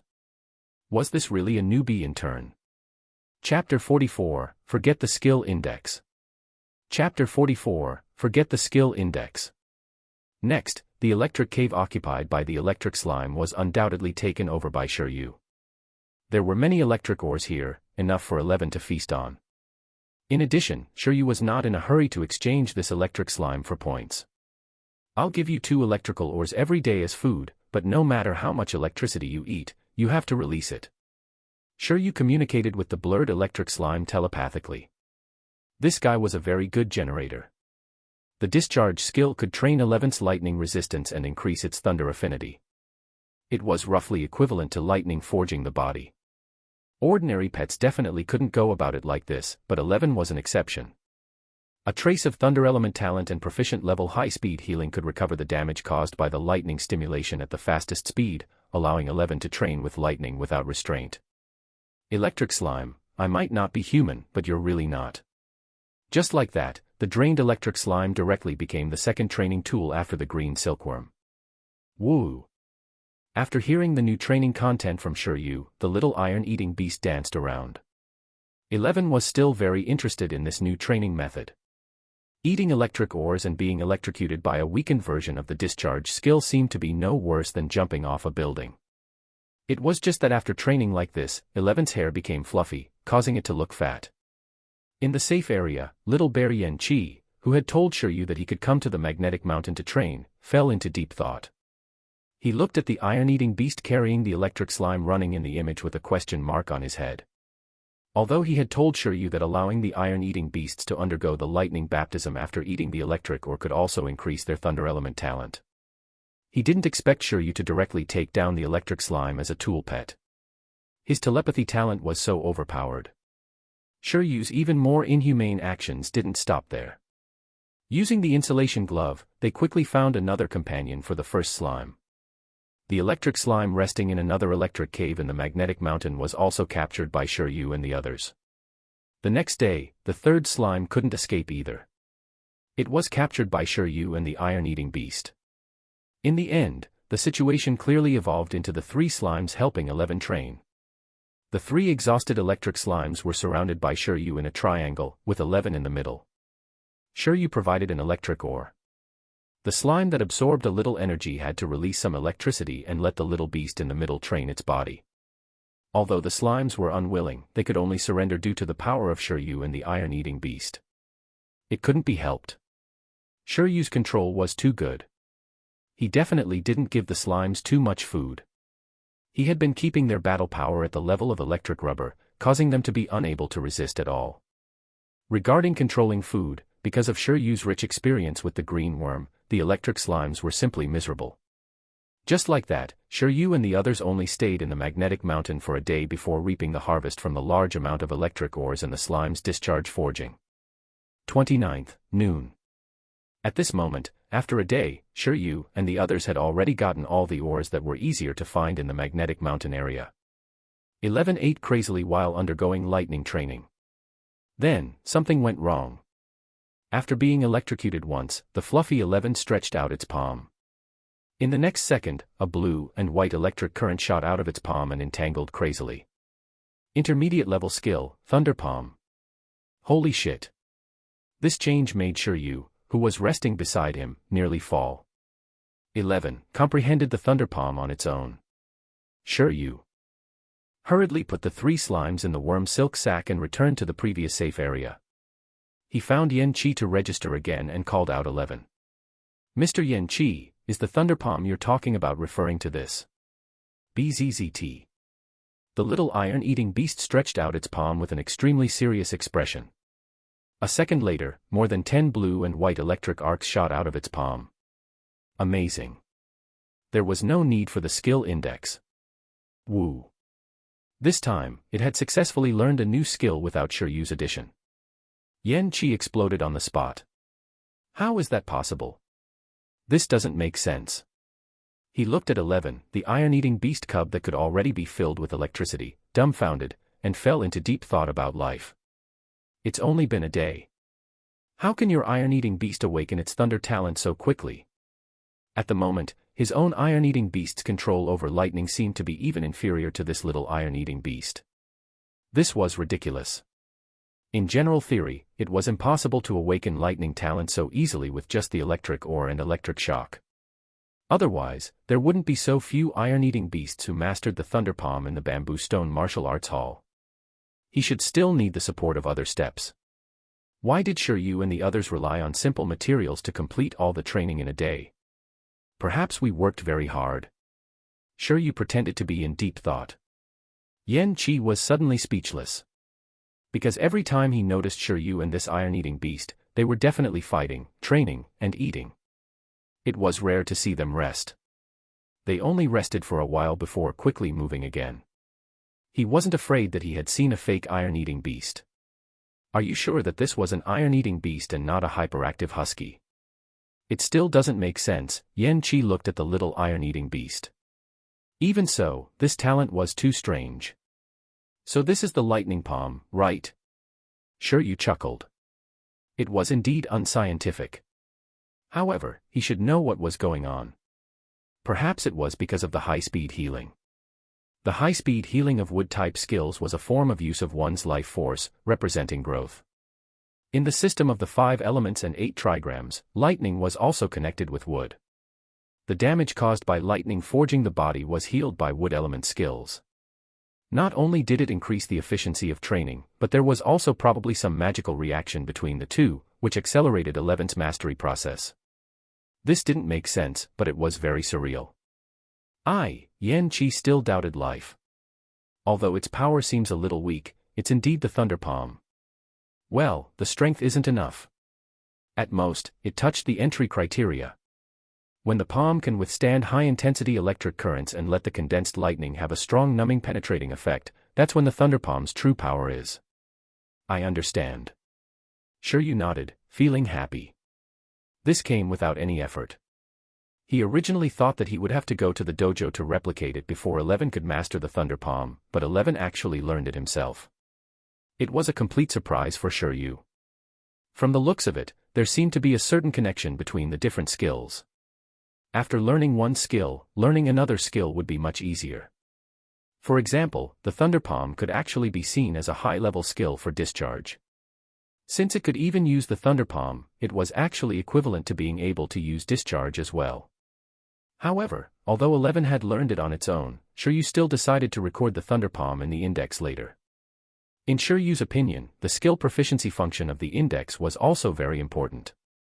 When a mid-level skill was maxed out, the effect was not necessarily worse than a super-level skill. Then can I trouble Mr. Yen Chi to help me register the slime's points? Are you still going to the magnetic mountain area next? No, there aren't many electric ores over there anymore. Yen Chi. Beast. The accumulated points of the electric ores were probably more than the 3 slimes. These guys ate it all. After Shiryu left, Yen Chi still couldn't calm down. He stiffly called Master Lin of Bamboo Stone Dojo. Yen Chi. What's wrong? Lin Hongnian's master said. Master Lin, that Shiryu indeed went to the magnetic mountain to train as I said. Oh. How's the effect? The effect was very good. His iron-eating beast ate all the electric ores in the mountain. Then, they captured 3 electric slimes to assist in training. Now, it has successfully mastered the Thunder Palm. Lin Hongnian was speechless. Chapter 45, End of the Training. Chapter 45, End of the Training.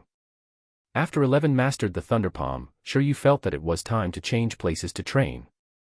Although he could continue to look for electric ores to strengthen the Thunder-type skills 11 had just learned in the Magnetic Mountain, it was not very meaningful. Electric ore was only a level 1 resource, not very expensive and rare. Its value was not much different from iron bamboo. When he returned, it was better to purchase or buy higher-level resources in bulk. The more exposed electric ores in the Magnetic Mountain area, such as the 3 electric caves, had basically been searched by them. The remaining were hidden and difficult to find. If they searched again, the efficiency wouldn't be very high. It was better to take advantage of the remaining time to earn some other resources. 11. Let's help the green worm find some nutritious food. After thinking about it, Shiryu said to 11, the green silkworm has followed them for so long, but it seems like it hasn't eaten anything decent. The green silkworm had also helped a lot these 2 days. Even if it didn't contribute much, it had worked hard. It was time to reward it. Yes. 11 nodded indifferently. Of course, of course. Every day, Buggy looked like he was about to die after training. 11 was really afraid of losing this little partner. GG. The green worm in the backpack cried.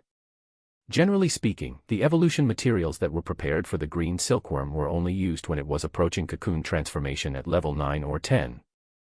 At other stages of growth, the value of using rare materials was not very high.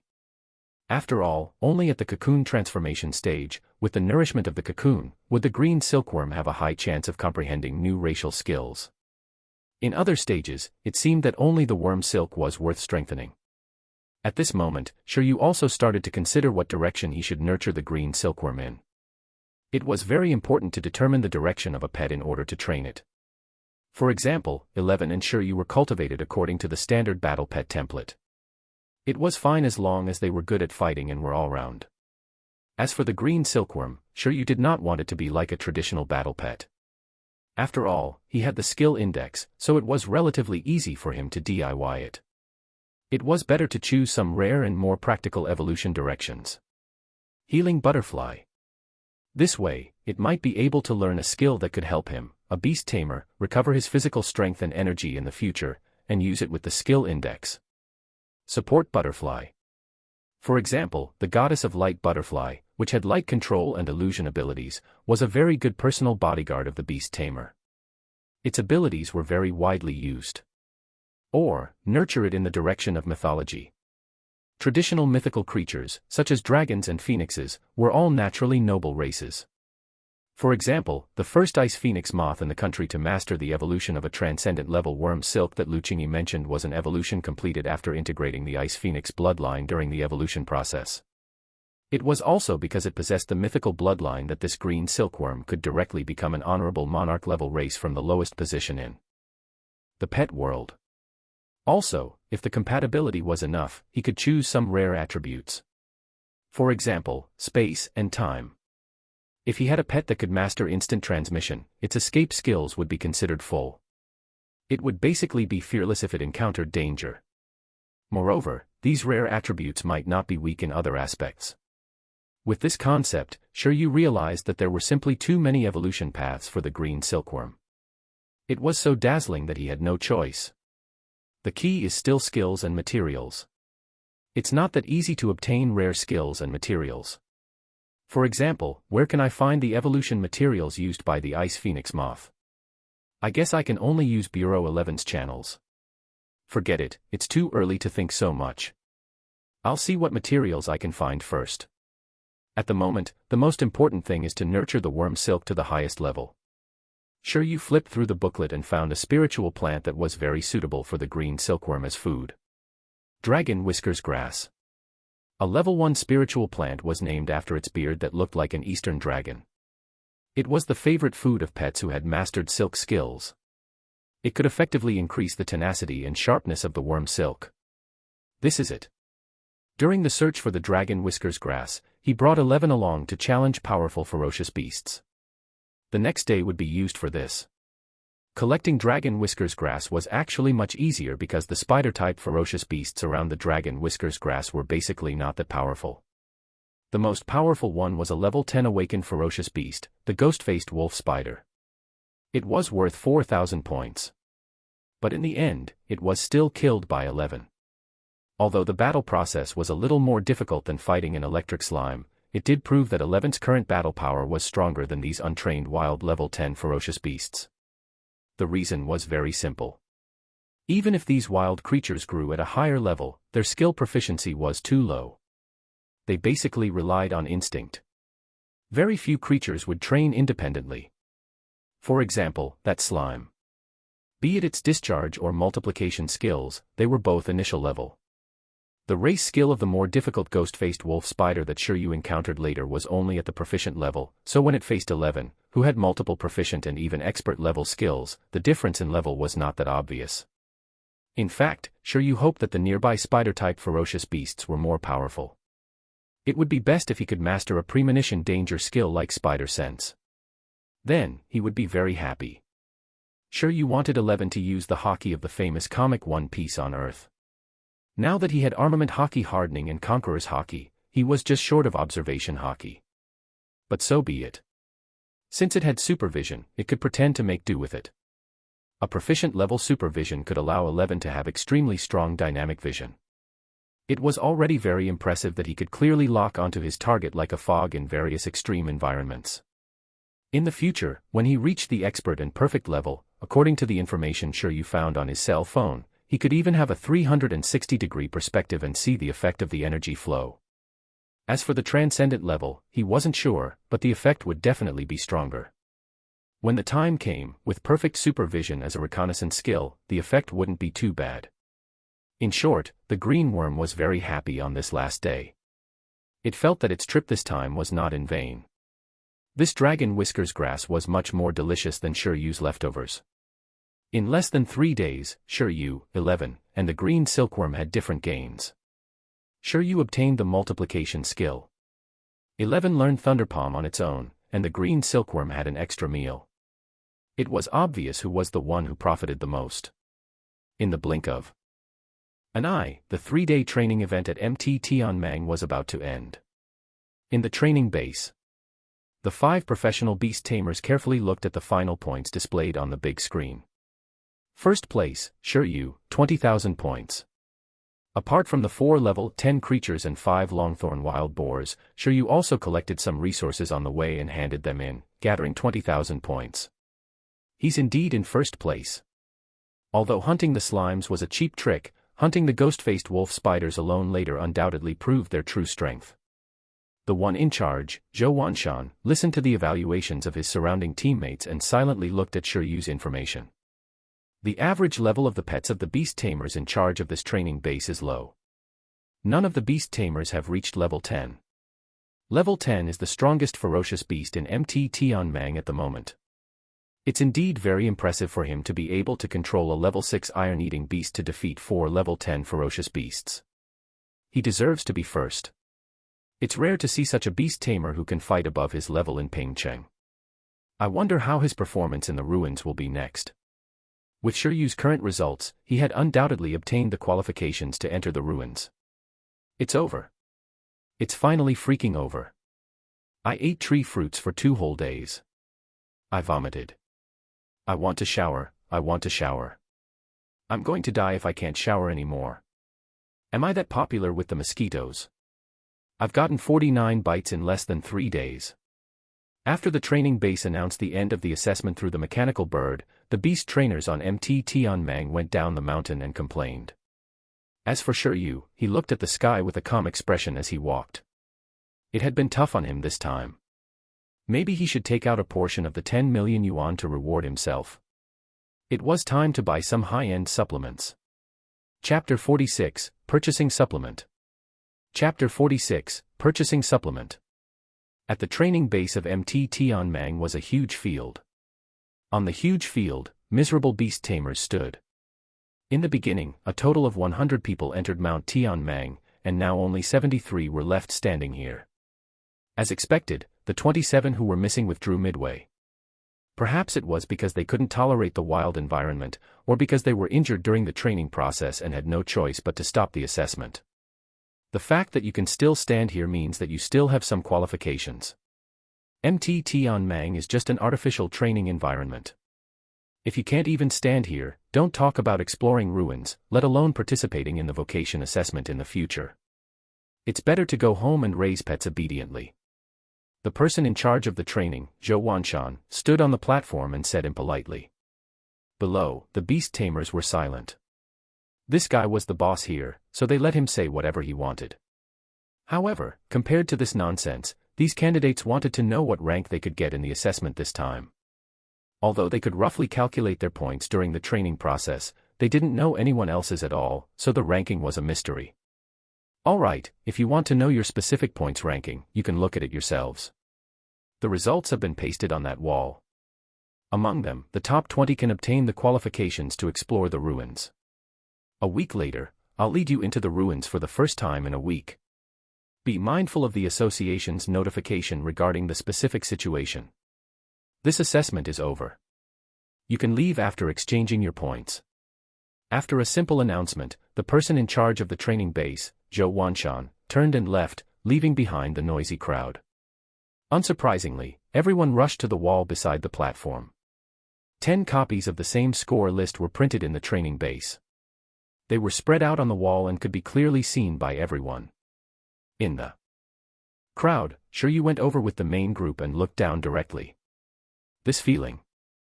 How should he put it? It made him feel like he was returning to high school in a dream. Every time he finished his monthly exam, he would be surrounded by his classmates to look at his grades.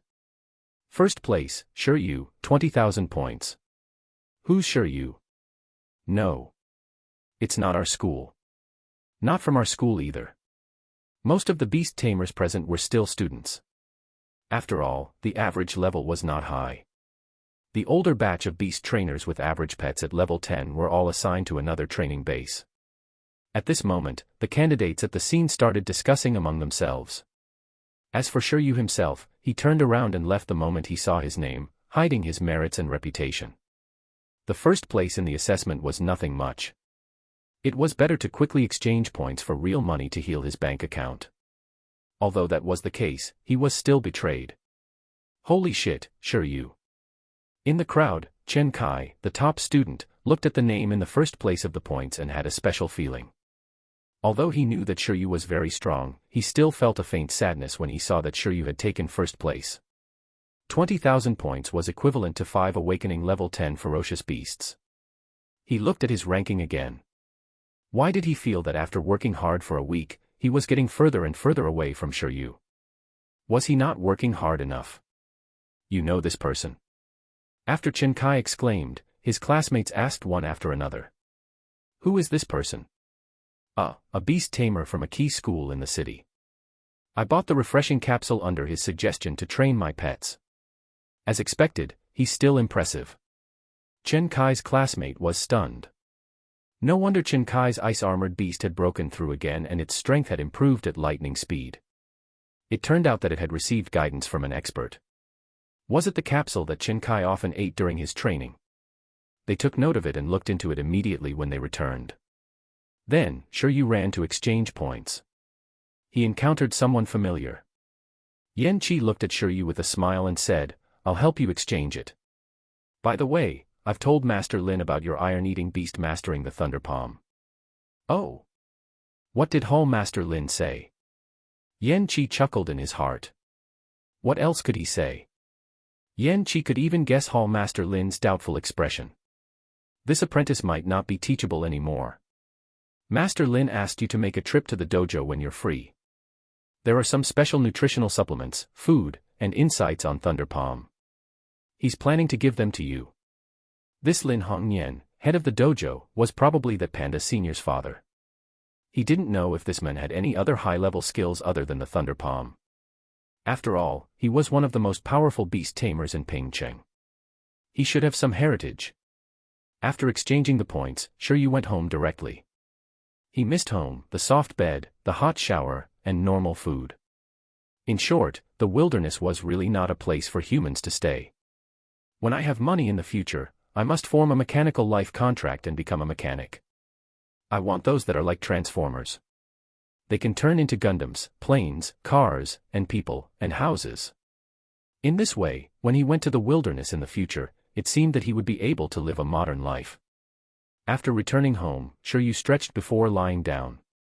He turned around, picked up his cell phone, and logged onto the website that person had given him. The other party said that if he wanted to buy resources, he could just buy them from this website. There seemed to be a discount and they were delivered to his door. It was just nice, it saved him the trouble of going out to buy them. If I'm bringing this candidate to the ruins in a week, isn't the scheduling a little tight? Sure Yu wanted to develop steadily first. But his suicidal spirit seemed to be restless again. Damn. I can't control myself. I want to go take a look. Forget it. I heard from Lu Qingyi that this ruin isn't dangerous. It's a training-type ruin. I'll just take a look and not court death. It's not a big problem. But no matter what, I should squander my resources first. After all, he was also a rich man now. As long as he didn't buy high-level evolution materials for the green silkworm, he could squander for a long time and buy many things. As expected, for the happiness of the whole family, it was better for the green worm to explore the evolution path on its own. If it went smoothly, perhaps he could find suitable evolution materials in the ruins. All of this was reasonable investment. Sure Yu was not searching for resources for pets, but for beast tamers. Those supplementary resources that could allow beast tamers to fight for 10 days and 10 nights without any worries. It was still alright at the beast tamer stage. Some beast tamers with enhanced talent still couldn't use their talent in combat and could only use it for training. However, after leaving the initial level, the advantages of those beast tamers who had mastered enhanced battle-type talents became apparent. One beast tamer with a special telepathy talent, compared to a beast tamer with an enhancement talent. As the levels of both parties increased, the latter would only widen the gap between the former in terms of actual combat. However, in contrast, after a battle, the energy consumption of a beast tamer with the battle enchantment talent would definitely be greater. These supplements were prepared for them. Unlike medicine synthesized with a certain component of low-level materials like the refreshing capsule, most of the resources sold on this special website were purely natural. Of course, the price was even more expensive, but Sure Yu felt that it didn't matter if it was expensive, as long as it was effective. Plant-type transcendent creature ginseng baby's whiskers. Centaurea queen bee's honey. The frog oil of the dragon swallowing frog. The divine beans produced by the mystic realm of the divine tree. It could restore the beast tamer's physical strength and energy in the shortest time possible under the beast tamer's extreme fatigue state, and adjust his body to its optimal state. Why did it look so familiar? The strange but extremely familiar supplements had increased. This divine bean is not bad, but the lowest quality is still 100,000 yuan per bean. It's a little expensive. But I can buy one to see its effect. With this, I might be able to try teaching high-level skills. Multiplication, absolute sleep, deterrence. I can arrange for one first. Chapter 47, The First Advanced Skill. Chapter 47, The First Advanced Skill. As he did not know the exact effect of each supplement, Sure Yu did not dare to buy too much at once. After careful selection, he chose 3 supplements and bought some each. 5 ginseng baby whiskers were worth 250,000 yuan, minimum 5 units per purchase. A small bottle of Centaurea queen bee's honey was worth 300,000 yuan. 5 divine beans that probably wouldn't fill his belly were worth 500,000 yuan, minimum 5 units per purchase. He spent 1,050,000 yuan in one go. Including the discount, nearly 1/10 of the initial 10 million yuan was gone. Sure, you felt the pinch. How could he squander like this? However, when he thought that he might be able to teach 11 all the high-level skills with these supplements and max out the proficiency of a few skills, he gave in. Money was meant to be spent. Moreover, using this million yuan to buy food and nutritional supplements for 11 might not necessarily be as useful as buying supplements for himself. This is still the cheapest batch of supplements. Sure, you sighed. After placing the order, he fell asleep again. When he woke up, it was already night. At night, if he stayed up late to meditate and play with his cell phone, it might affect his state during the day. Sure, you decided to continue sleeping, but the problem was that after sleeping for a while, he wasn't that tired anymore. Therefore, after preparing dinner for the 2 pets, sure, you could only teach the worm silk skill to the green silkworm in the birdcage in the courtyard. After his stamina fell, sleepiness returned. This skill index seemed to have the ability to treat insomnia. Not bad. The next day, the sun was shining brightly. Sure, you woke up feeling refreshed. Today, he had planned to go to Bamboo Stone Dojo to take a look, but a cell phone message made him change his mind. The supplements he bought yesterday were already in the midst of distribution and had arrived at Icefield City. They could reach today. How efficient. In that case, I'll just wait at home today. In the morning, 11 was pondering about the thunder palm in the courtyard. The green silkworm continued to sleep, while Shiryu was meditating. About noon, when you was about to go prepare lunch, there was a knock on their door. "There's a delivery for you. Coming." As he had experienced being given warmth by the community the last time, Shiryu hurriedly replied, afraid that his house would be destroyed again. He opened the door and saw a young man in a blue delivery suit. Beside him was a 2-meter-tall, weaponized giant bird. The giant bird had strong muscles, gorgeous golden brown feathers, and sharp eyes. However, although it looked domineering, it was only doing the work of a tool pet for the time being. A huge delivery box was hanging on it. Name: Wings of Wind. Attributes: Wind. Race skill: Wind Wings, Ripping Claw, Super Sight, Wind Blade. The young man took out the box containing the supplements from the delivery box hanging on the wings of the sky and handed it to Shiryu. "Please sign here." They actually used transcendent-level creatures to deliver packages.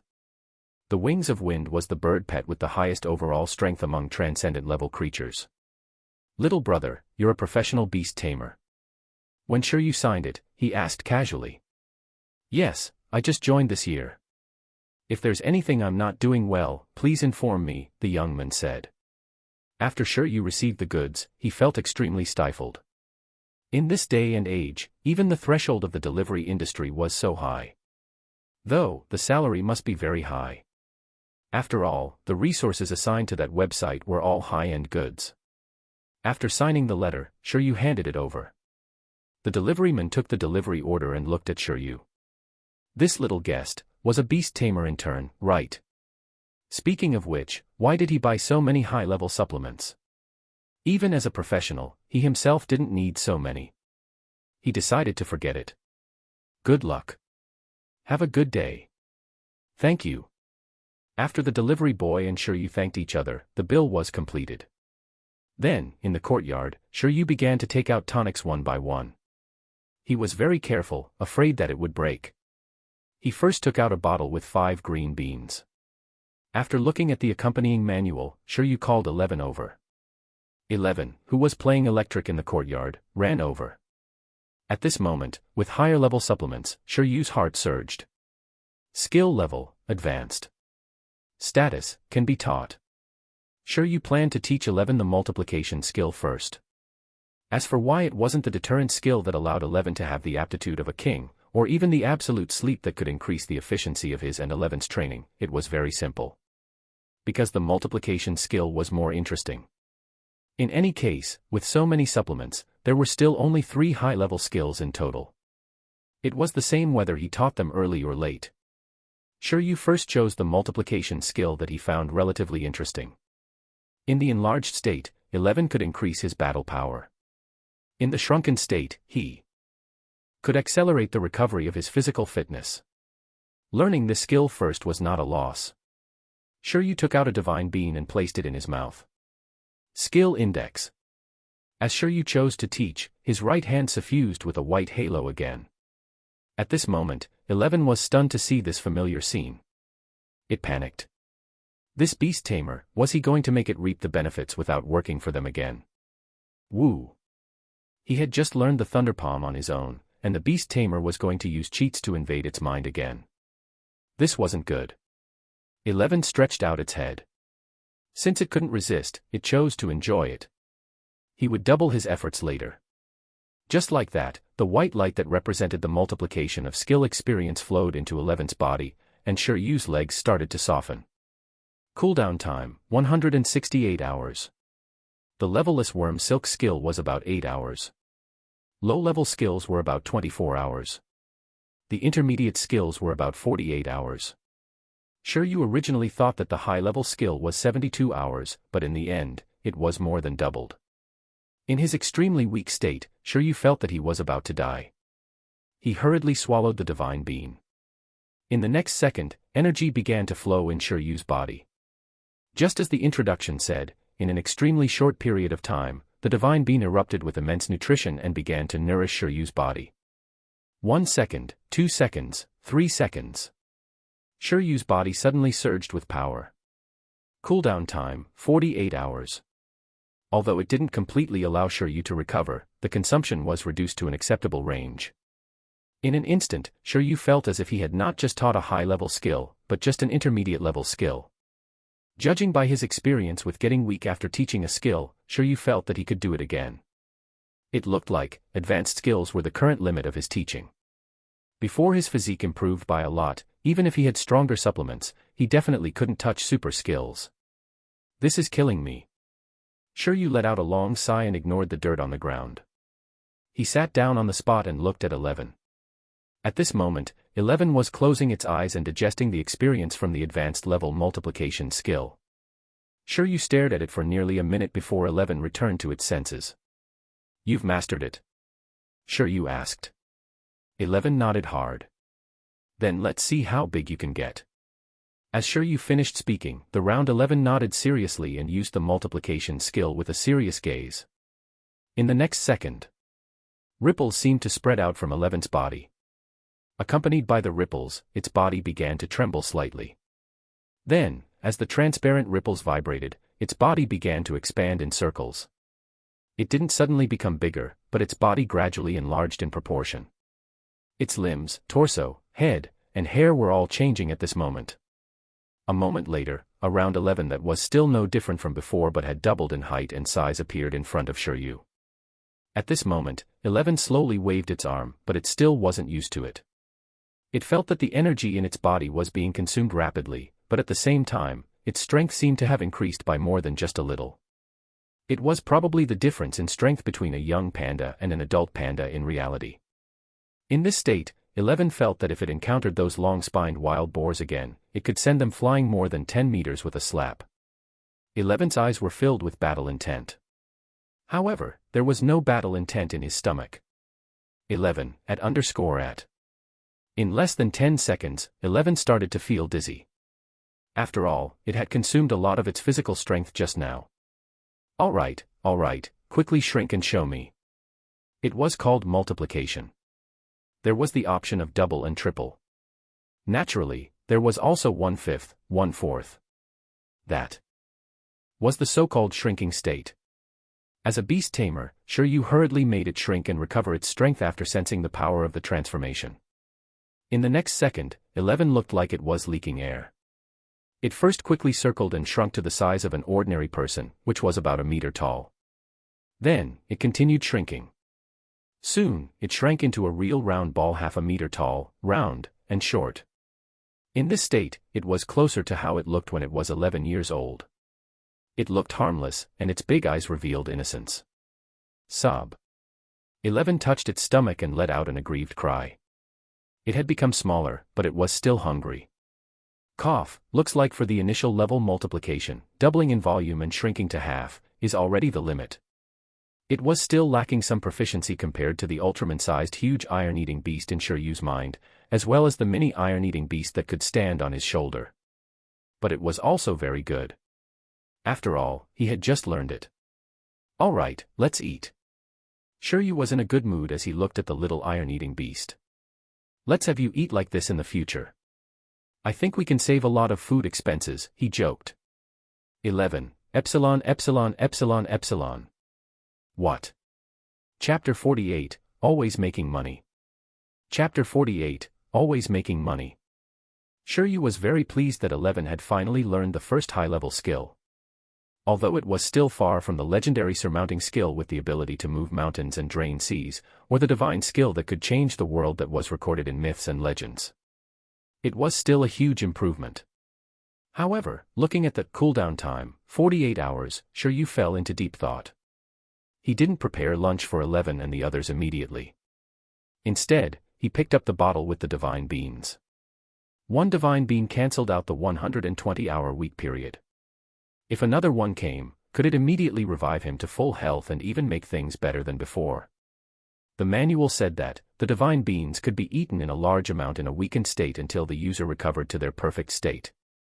He bought the lowest grade divine beans, so he didn't have to worry about overdosing on this.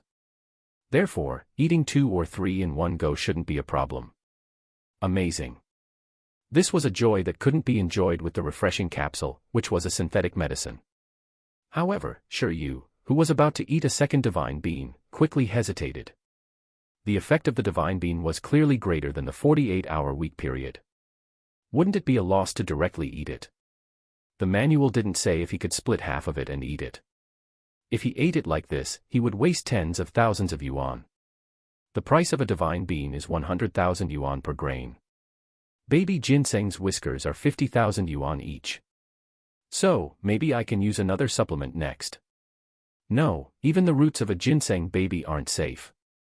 Shiryu took out the Centaurea queen bee's honey and placed it in a small bottle. Although the queen bee had the word queen, it wasn't a monarch-level creature. It was just a commander-level creature. This kind of creature grew by absorbing the nectar of different strange flowers. There were also many other titles such as Royal Honey Jelly and King Bee Jelly.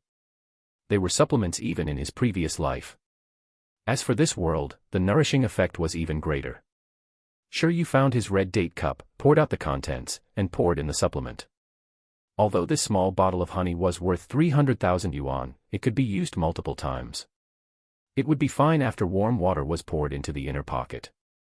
Therefore, theoretically speaking, using this supplement first was the best way to control the amount and strive to not waste anything.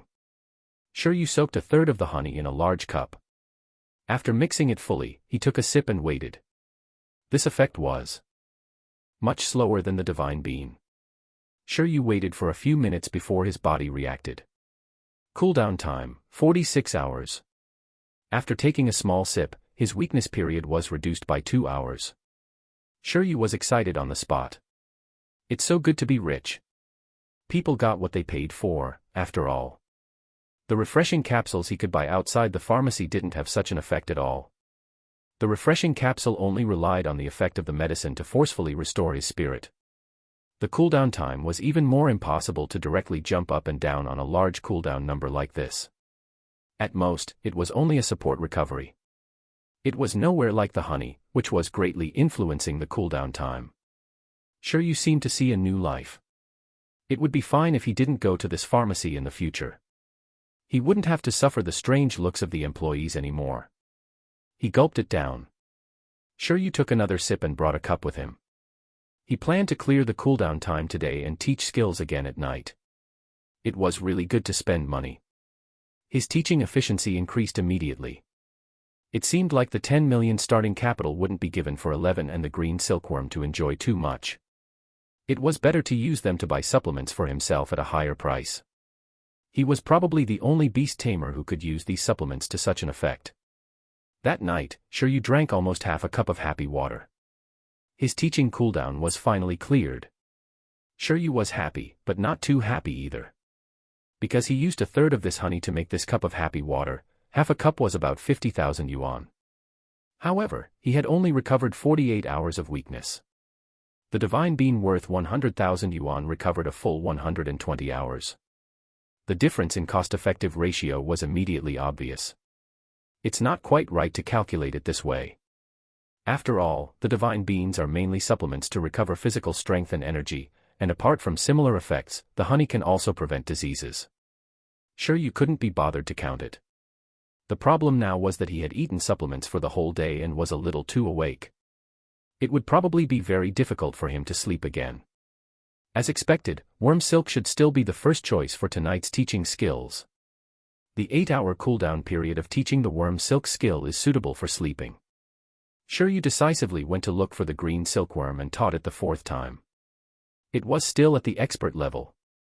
The proficiency level increased, but there was no qualitative change. It looked like he still had to continue teaching if he wanted to reach the perfect level of the worm silk. It's all right. In the future, I'll just rely on teaching worm silk at night to tire myself and sleep. It'll probably max out soon. Not only can it increase the proficiency of the worm silk, but it can also prevent insomnia. It can promote sleep and ensure mental health. It's amazing. August 2nd. Morning. Shiryu took out another divine bean and half a bottle of happy water, planning to teach 11 another high-level skill. 11. After 11's morning training and breakfast, it was called over by Shiryu again, which made it a little nervous. To be precise, it had a bad premonition. As expected, under 11's gaze, Shiryu's right hand lit up again. What was it this time? The little iron-eating beast covered its eyes. This time, it's a skill that can increase the efficiency of training. Skill, Absolute Sleep. And LT, Introduction and GT, it's a spiritual skill that can allow one to enter a super deep sleep and quickly recover their various states. Absolute Sleep looked like it didn't have much effect, but it was actually very strong. In fact, after the pet entered the beast taming space, its state was similar to this absolute sleep. It could be said that if a wild pet mastered this skill, it was equivalent to carrying a partially functioning beast taming space with them. Moreover, it was a high-level beast taming space. Generally speaking, even if it was initial-level absolute sleep, the effect on the physical recovery of the pet should be greater than the beast taming space of the beast trainer-trainee. If 11 learned this, apart from some special circumstances, it basically didn't need to return to Shiryu's beast taming space to rest at all. Unless Shiryu could increase the level of the beast taming space. However, Shiryu kept feeling that the speed at which he increased the level of the beast taming space might not necessarily be faster than the speed at which 11 increased the absolute sleep proficiency. In short, after teaching 11 the skill, as long as he had enough food to ensure its nutrition, coupled with absolute sleep and high-speed healing, 11 could completely train on his own, and the training efficiency would be very high. At the same time, if 11 didn't rely on the beast taming space to rest, Shiryu, the beast tamer, would have more time and energy to strengthen the beast taming space and increase his beast tamer level. This felt very right. Beast tamers should grow up along with their pets. Otherwise, when 11 was already at the transcendent level, his beast tamer level would still be that of an apprentice. That would be awkward. After Shiryu introduced the skill, 11 opened its eyes. This skill was good. Not only that, after the skill's proficiency is higher, it can be used in battle. The absolute sleep recovery speed of low proficiency was relatively slow, and the recovery efficiency was low. However, the absolute sleep of high proficiency might only require a short nap to recover a lot of physical fitness. At that time, when we encounter the enemy, we can directly multiply, harden, and charge forward with thunder palms. If you're injured, heal yourself with high-speed healing. When you run out of stamina, quickly shrink and sleep. Continue fighting after being woken up. Have you learned it? 11 nodded crazily. 11 understood. This strategy was pretty good. That day, Shiryu ate divine beans and drank happy water. He watched 11 train on its own and recuperate. He also concluded a life realization: it was awesome to spend money all the time. With money, both Shiryu and his 2 pets were clearly more comfortable. He had taught 2 high-level skills in 2 days. He could still use his energy to teach worm silk every night. This was something Shiryu did not dare to imagine. On the 3rd of August, Shiryu originally wanted to repeat yesterday's routine and continue teaching deterrence. However, although there were supplements, Shiryu couldn't help but feel a little uncomfortable letting his body be put through this stress for 2 consecutive days. Psychological factors were his concern. Forget it, I'll take a day off today to teach a low-level skill to relax. In addition, he had previously promised to pay a visit to the Bamboo Stone Dojo when he was free. In the end, it had been 2 days and he had yet to leave. It was time to take a look. After all, the dojo seemed to have prepared training resources for the iron-eating beasts. It would be a waste not to. Bamboo Stone Dojo was also in Pingcheng. If Shiryu took a taxi, he could reach it in half an hour. However, before going, Shiryu first investigated Bamboo Stone Dojo's phone number. He planned to make an appointment before visiting, in case the one in charge wasn't around when he arrived. That would be boring. Was one of the iron-eating beasts' headquarters in Donghuang. The owner of the dojo, Lin Hongnian, was a rare master-level beast tamer in Icefield City. Although he didn't become an expert-level title because of an iron-eating beast, nor was his strongest pet, his representative pet was undoubtedly the iron-eating beast. The iron-eating beast was the first pet Lin Hongnian had contracted. Because of this relationship, he had always hoped to find a better cultivation method or even an evolution method for the iron-eating beast. Unfortunately, due to race restrictions, it had always been difficult for the iron-eating beast to break through a certain bottleneck. It was the same even if he had developed 2 skills of other races that were very suitable for the iron-eating beasts to learn. Over time, even if Lin Hongnian contracted a stronger pet, he couldn't let go of this thought. In the end, Lin Hongnian did not give up. On the basis of inheriting the iron bamboo breeding base of the family, he chose to open a Bamboo Stone Dojo and recruit disciples widely. As long as it was a beast tamer who contracted an iron-eating beast, they could join the Bamboo Stone Dojo to learn. Talented apprentices even had the chance to come into contact with Thunderpalm and Cannon Fist manuals. He hoped to use this method to nurture more powerful iron-eating beast tamers. At that time, more people would nurture iron-eating beasts. Perhaps, there would be people more talented than him who could find a better cultivation route for iron-eating beasts. In the training ground of Bamboo Stone Dojo, 10 apprentices of different ages were undergoing training with their iron-eating beast. Bamboo Stone Dojo only accepted initial-level apprentices and provided basic training content. After becoming a professional beast tamer, one was almost considered to have graduated. However, there were also apprentices like Little Bear Yen Chi who gave up halfway after failing the vocation assessment. Of course, this was only for ordinary apprentices.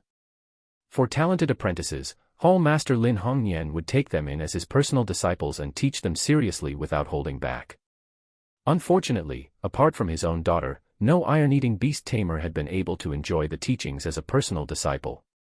Although he had cultivated a bunch of professional beast tamers, Lin Hongnian still couldn't find a disciple worth teaching with all his might. Until Lu Qingyi found one and entrusted Lin Hongnian to help take care of him. Since he had agreed to the request, no matter how talented or untalented that person was, Lin Hongnian would definitely do his best to teach him. After all, his 2 mid-level skill manuals were nothing compared to someone like Dr. Lu. Then, Lin Hongnian heard Little Bear Yen Chi mention Shiryu. In less than a month, he had reached expert-level hardening. Genius. Moreover, if it was related to a genius like Dr. Lu, his future was immeasurable. It was entirely possible to nurture the iron-eating beast to the level of a monarch. Such a genius beast tamer, even if he had no relationship to Lu Qingyi. He had to teach with all his might. Lin Hongnian thought so at the start. However, when Yen Chi, the little bear, told him that Shiryu and the others had learned the Thunderpalm in a day, Lin Hongnian understood. Sorry, he didn't deserve to teach this person. He himself also wanted to know how to rely on the electric slime and electric mineral to learn the Thunderpalm in a day. Father. On the high platform of the training ground, Lin Xiuzhu looked at his father, who was looking at the training ground below, and said in a low voice, "Let's eat outside at noon, we'll go to the Dragon Palace fish plant." Lin Hongnian frowned and said, "Have you completed your daily training?" Lin Xiuzhu was speechless. Lin Hongnian looked at his disobedient daughter and felt a wave of regret. Originally, under his guidance, Lin Xiuzhu had a great prospect of passing the professional beast tamer assessment at the age of 18. Perhaps she could surpass him and nurture the iron-eating beast to the level of a monarch. However, who knew that Lin Xiaozhu would actually choose the feeding specialization and even choose to study the evolution research department of the Iron Eater. At that time, he didn't know what had gotten into him to agree. As for the outcome, Lin Xiaozhu didn't get on either side. Her strength fell, and she didn't research any results on the evolution path. We'll talk about it after your training is completed, Lin Hongyan said seriously and meticulously. But Mom wants to eat fish, Lin Xiaozhu said. Not me. Lin Hongyan was silent for a moment. Just this time, then. You can't waste your training in the future. Lin Xiaozhu. Just as the father and daughter were discussing what to eat for lunch, a dojo apprentice rushed over. Master Lin, a beast tamer named Shiryu said that he might come to visit today and ask if you're free. Chapter 49, Visiting Bamboo Stone Dojo. Chapter 49, Visiting Bamboo Stone Dojo. Shiryu. Yes, that's the name, the apprentice said. Let him come over, Lin Hongyan said. This boy was finally willing to come to the dojo. The apprentice nodded and immediately left. At this moment, Lin Xiaozhu, who was beside Hongyan, vaguely felt that this name was a little familiar. You know this Shiryu, right? Lin Hongyan was the first to ask his daughter. I remember you previously mentioned to me that a very disciplined iron-eating beast was taken away by a person called Shiryu. The first time Lin Hongyan heard the name Shiryu, it wasn't from Lu Qingyi, but from Lin Xiaozhu. However, because Shiryu was only a beast tamer in turn, he didn't deliberately remember it. It was only when Lu Qingyi mentioned it and he investigated again that he realized and remembered that it was the same person. Lin Xiaozhu said, It's really him. Father, you still remember. What's wrong? Is he going to enter the dojo? Lin Hongyan shook his head and said, No, I was entrusted by someone to guide his growth. By the way, after he left, do you know the growth of that iron-eating beast? Lin Xiaozhu also shook her head and said, I'm not sure, but I told them that if they have any problems, they can come to the iron bamboo breeding base to consult at any time. Since he didn't come again, everything should be normal, right? How could it be normal? It was too abnormal. After a moment of silence, Lin Hongyan said, that Shiryu and that iron-eating beast participated in the assessment at MT Tianmang was organized by the Beast Tamer Association a few days ago and took first place. Lin Xiaozhu was stunned and had yet to react. Then, her beautiful eyes widened. Impossible. That iron-eating beast only awakened level 3 a month ago. At this level, he probably couldn't even defeat a wild boar. Even if she thought very highly of that iron-eating beast and thought that the self-disciplined little iron-eating beast 11 would definitely be able to do something, she clearly didn't believe what her father said. How could there be such a speed of growth? It's hard for me to believe too, but he'll come to visit later. We'll know then. Lin Hongyan looked at the group of useless apprentices on the training ground. If only this group of people were half as outstanding as the rumors said. Level 6 growth. Mastery level hardening. Learning Thunder Palm was simply unbelievable. Then what about the fish? Lin Xiaozhu asked another key question. The ridiculous thing about Shiryu was put aside for the time being. Eating was the most important thing. No, Lin Hongyan said. It was better to wait for this Shiryu. Although he had yet to meet Shiryu, this genius beast tamer, he found Shiryu more pleasing to the eye than his own daughter. This was like some parents always comparing their own kid to other people's children. He could not wait to see who this Shiryu and that iron-eating beast were. But I've already told Mom that you'll go together. Lin Xiaozhu looked at her father strangely. Her father actually stood up today.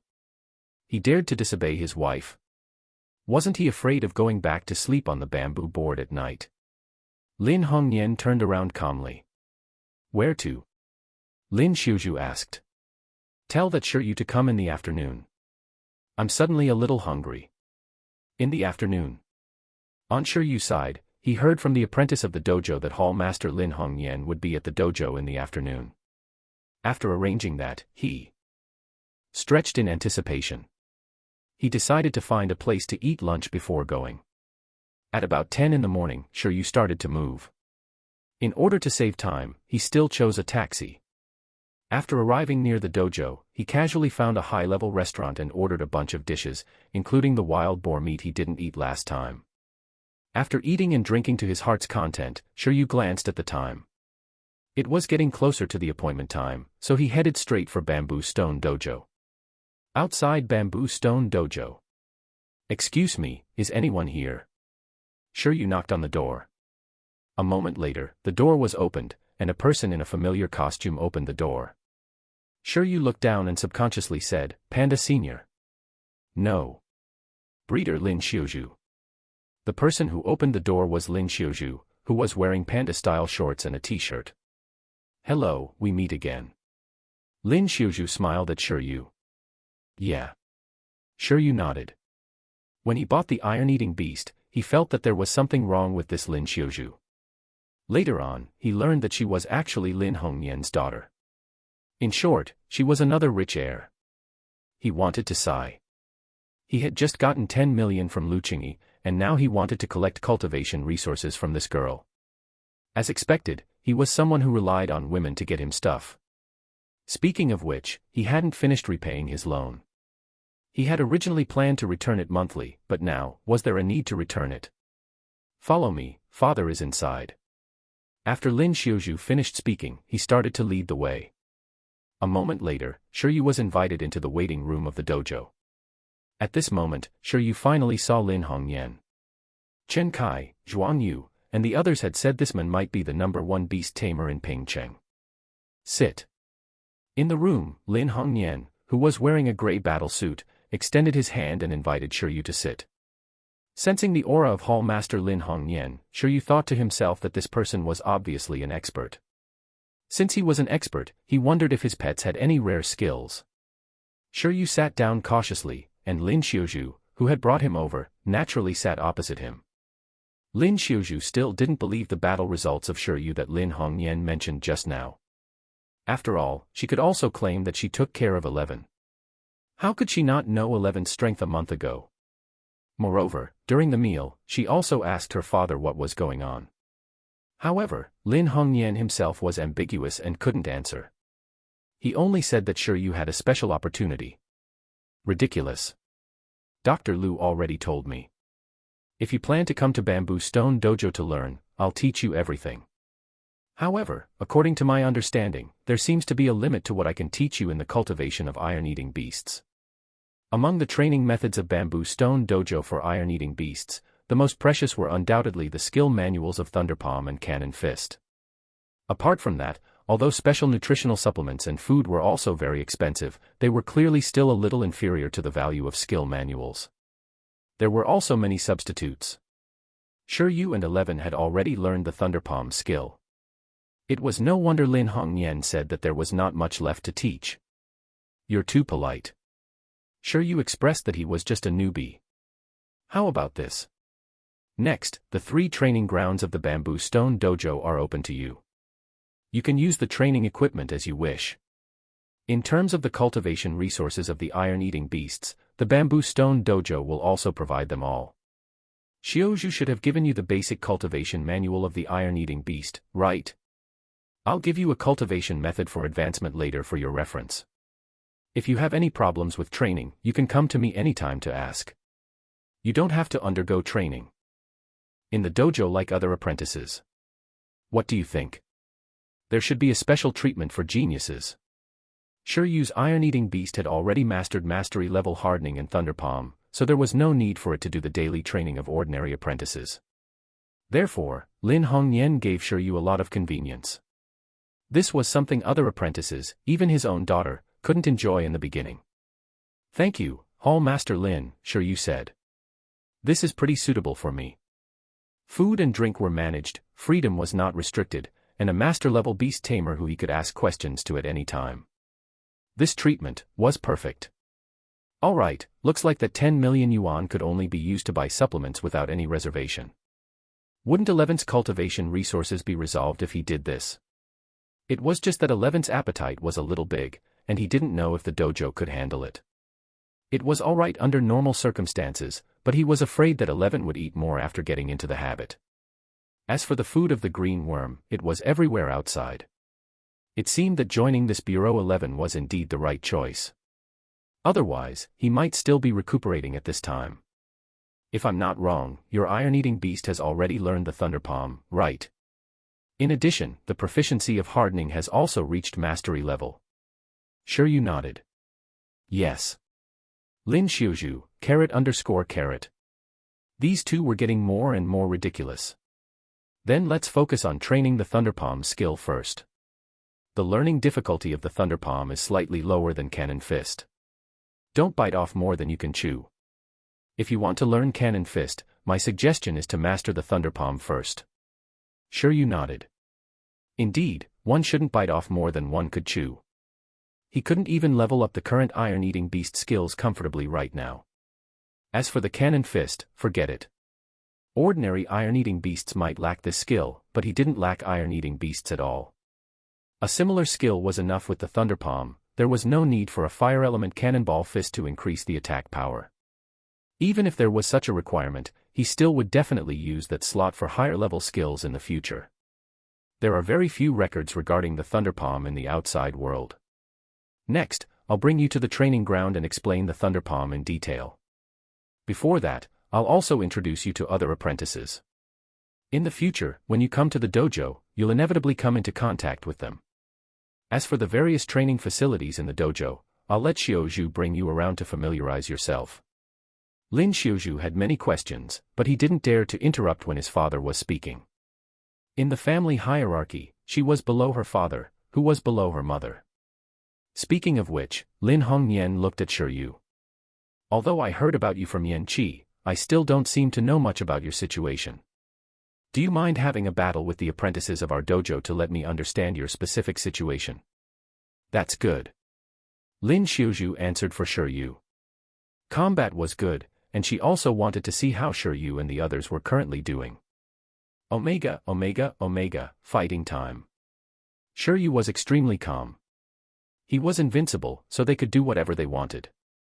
Chapter 50, The Might of the Thunder Palm. Chapter 50, The Might of the Thunder Palm. The bamboo stone dojo was very large. There were 3 training grounds the size of a stadium alone, but there were very few apprentices in the dojo at this time. Under normal circumstances, only trainee-level apprentices will often stay in the dojo to undergo strict training. Lin Hongnian brought Shiryu to the rooftop of a training ground and said, "This is the basic training ground. It's used for after-dinner activities between the apprentices of the dojo and the iron-eating beasts." Below, beast tamers and the iron-eating beasts beside them were jogging and warming up. On the fake lawn. The beast tamers were all right, but the giant pandas looked reluctant and kept crying. They had just finished lunch and it should be lunch break. Running directly after a meal was too much for a panda. However, with the beast tamers' forced orders, they had no choice. Iron-eating beasts have lazy personalities. This had to be changed slowly in daily training. Otherwise, when it comes to battle, it's very easy for big problems to arise, Lin Hongnian said. Lin Xiuzhu said, but 11 should be very self-disciplined, right? Shiryu nodded. Yes. Generally speaking, it won't eat until it has completed a certain amount of training. Otherwise, it won't feel at ease eating. Lin Hongnian. He looked at Lin Xiuzhu. There was such an iron-eating beast. Lin Xiuzhu also turned her head in surprise. Why did this sound even more ridiculous than when it was at the breeding base? What exactly did Shiryu do to 11 after that? She looked at Shiryu. Cough. Shiryu had an innocent expression. Perhaps he had helped 11 cheat too much and stimulated its desire to train. 11, *+yen +*, it was disgraceful to reap without sowing. The beast tamer gave too many cheats, so it has to recover its sweat even if it had to train hard. After the warm-up, they will undergo basic hardening training here. In pairs, they will practice with each other. Lin Hongnian looked down again. Hardening versus hardening had saved him the cost of a batch of steel plates. Unlike 11, who could only rely on gravity and steel plates to train the hardness. Their iron-eating beasts are basically between level 8 and 10. I'll randomly choose the strongest one for you, Lin Hongnian continued. Pick the strongest one. Sorry.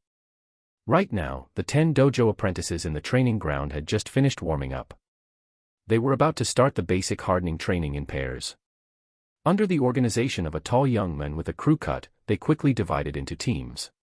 Jiang Rui. At this moment, Lin Hongnian shouted.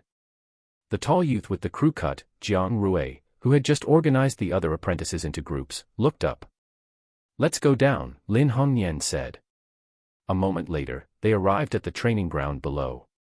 Master Lin, what's wrong? Jiang Rui and the other apprentices looked over. His gaze looked at Lin Hongnian and Shiryu, but he quickly looked away. All his attention was focused on Panda Senior. Great, she came to the dojo again today. Training suddenly became more energetic. Youths at this age were at the stage where they were extremely hazy about the opposite sex. After days of boring training, they indeed needed something to heal their hearts. As Lin Hongnian's daughter, a famous genius, Lin Xiuju's looks were also very outstanding. In addition to that giant panda t-shirt that showed off her assets, she was completely the goddess of all apprentices. Even the 2 young girls among the 10 apprentices secretly envied Lin Xiuju's figure. They looked down at themselves and couldn't help but feel sad. Your training will be suspended for now, Lin Hongnian said. Let me introduce you. This is Shiryu. He will come to the dojo to learn next. Swoosh. Swoosh. Swoosh. Swoosh. Everyone looked at Shiryu. They were wondering who it was just now. So it was a newbie from the dojo. Newbies were good. With newbies, the ones who were scolded by the head were the newbies who couldn't quickly adapt to the intensity of the training, and no longer them. This was called transferring firepower, and the status of everyone's dojo instantly increased by 1. Everyone found Shiryu pleasing to the eye. The environment of the dojo was harmonious. Hello, everyone. Shiryu's expression was also kind. Everyone nodded. That Jiang Rui said, my name is Jiang Rui. If you have any questions later, you can look for me. Jiang Rui, don't organize training first. Have a battle with Shiryu, Lin Hongnian said. Jiang Rui was the most outstanding of the 10 apprentices, so when Lin Hongnian and the other teachers of the dojo were not around, the basic training was basically led by Jiang Rui. Me. Jiang Rui pointed at himself and said surprisingly. That's you. If you lose, your training with the iron-eating beast will double. Jiang Rui's heart skipped a beat, but he quickly realized that it was just teaching a newbie. How could he lose? All right. He nodded quickly. As for the other apprentices, they showed an "why not me" expression. They understood what Master Lin meant. Wasn't it to give the newbie a show of strength and let him understand the strength of the apprentices in the martial hall? At the same time, Master Lin might also want to know about this newbie's situation. They could do it too. How could Jiang Rui snatch away such an opportunity to show off his training results in front of his master and senior sister? How come he got to show off his mighty image in front of the newbie? They were quite envious. Because Shiryu and Jiang Rui were going to battle, everyone's training temporarily stopped. This made the apprentices and the iron-eating beasts secretly rejoice. At Lin Hongnian's signal, unrelated people scattered and went to the side to watch the battle, leaving the battlefield for the 2 of them. Shiryu, send your pet out. After saying that, the iron-eating beast beside him walked out. Because it was warming up just now, the iron-eating beast had been outside the whole time. This was a big panda that was 1.45 meters long. Its growth level should be much higher than 11. All right. Shiryu nodded and communicated with the beast taming space. In the next second, because of the ripples in the surrounding space, a weak airflow blew nearby, and the fake grass on the ground swayed. Under the outline of the light spots that appeared out of thin air in front of Shiryu, the transparent summoning array revealed its full appearance. Amidst the water-like ripples, 11 walked out in a daze. It came outside and looked up at the big guy in front of it. 11's current normal height, without multiplication, was only 1 meter. Compared to Jiang Rui's iron-eating beast, he was clearly still a child. A cub. At this moment, as 11 appeared, these martial arts apprentices who cultivated iron-eating beasts immediately judged 11's growth level. It was only around level 6. He was indeed a newbie. Jiang Rui's iron-eating beast that had awakened to level 10 and mastered proficient level hardening. This cub might not be able to win easily. You guys attack first, Jiang Rui said after a moment of silence. If they directly attacked, Master Lin wouldn't be able to examine this newbie's strength very well.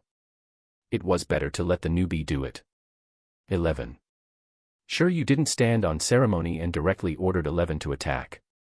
In an instant, 11 attacked the iron-eating beast opposite him fiercely. Block it. Jiang Rui was very confident in the hardness of his iron-eating beast. Although this little metal-eating beast's explosive power looked very strong, it was still in its infancy, after all. Jiang Rui's iron-eating beast stood still as if it was showing off its skills. It directly chose to harden its entire body and wait for the little iron-eating beast's arrival. With the strength and hardness of the little iron-eating beast, it was impossible to hurt it. Jiang Rui was very certain.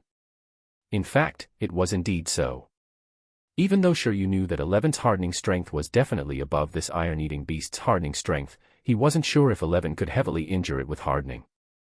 The reason was that although 11's skill proficiency was very high, its strength was definitely inferior to this level 10 iron-eating beast. Even though he had the hardening strength, if its strength couldn't keep up with the opponent, the attack clearly wouldn't cause too much damage. However, at this moment, 11 wasn't only hardened to fight enemies.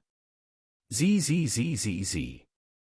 When Jiang Rui and his iron-eating beast were extremely confident and planned to use proficient-level hardening to check the strength of the newbie in front of them, 11, who pounced nearby, didn't harden the sharp claws attack or harden the head impact as everyone imagined. Instead, after it approached its opponent, it immediately raised its arm backward. In the next instant, a blue and white light intertwined and shot out of its palm. A high-intensity electric current filled 11's palm, forming a chaotic and violent electric current. Zzz. The voice was like the cry of 1,000 birds. Under the illumination of the lightning, 11's entire body was still in the dazzling light, looking especially dazzling. This scene made Jiang Rui lose his ability to think on the spot, and also made the other apprentices lose their ability to think.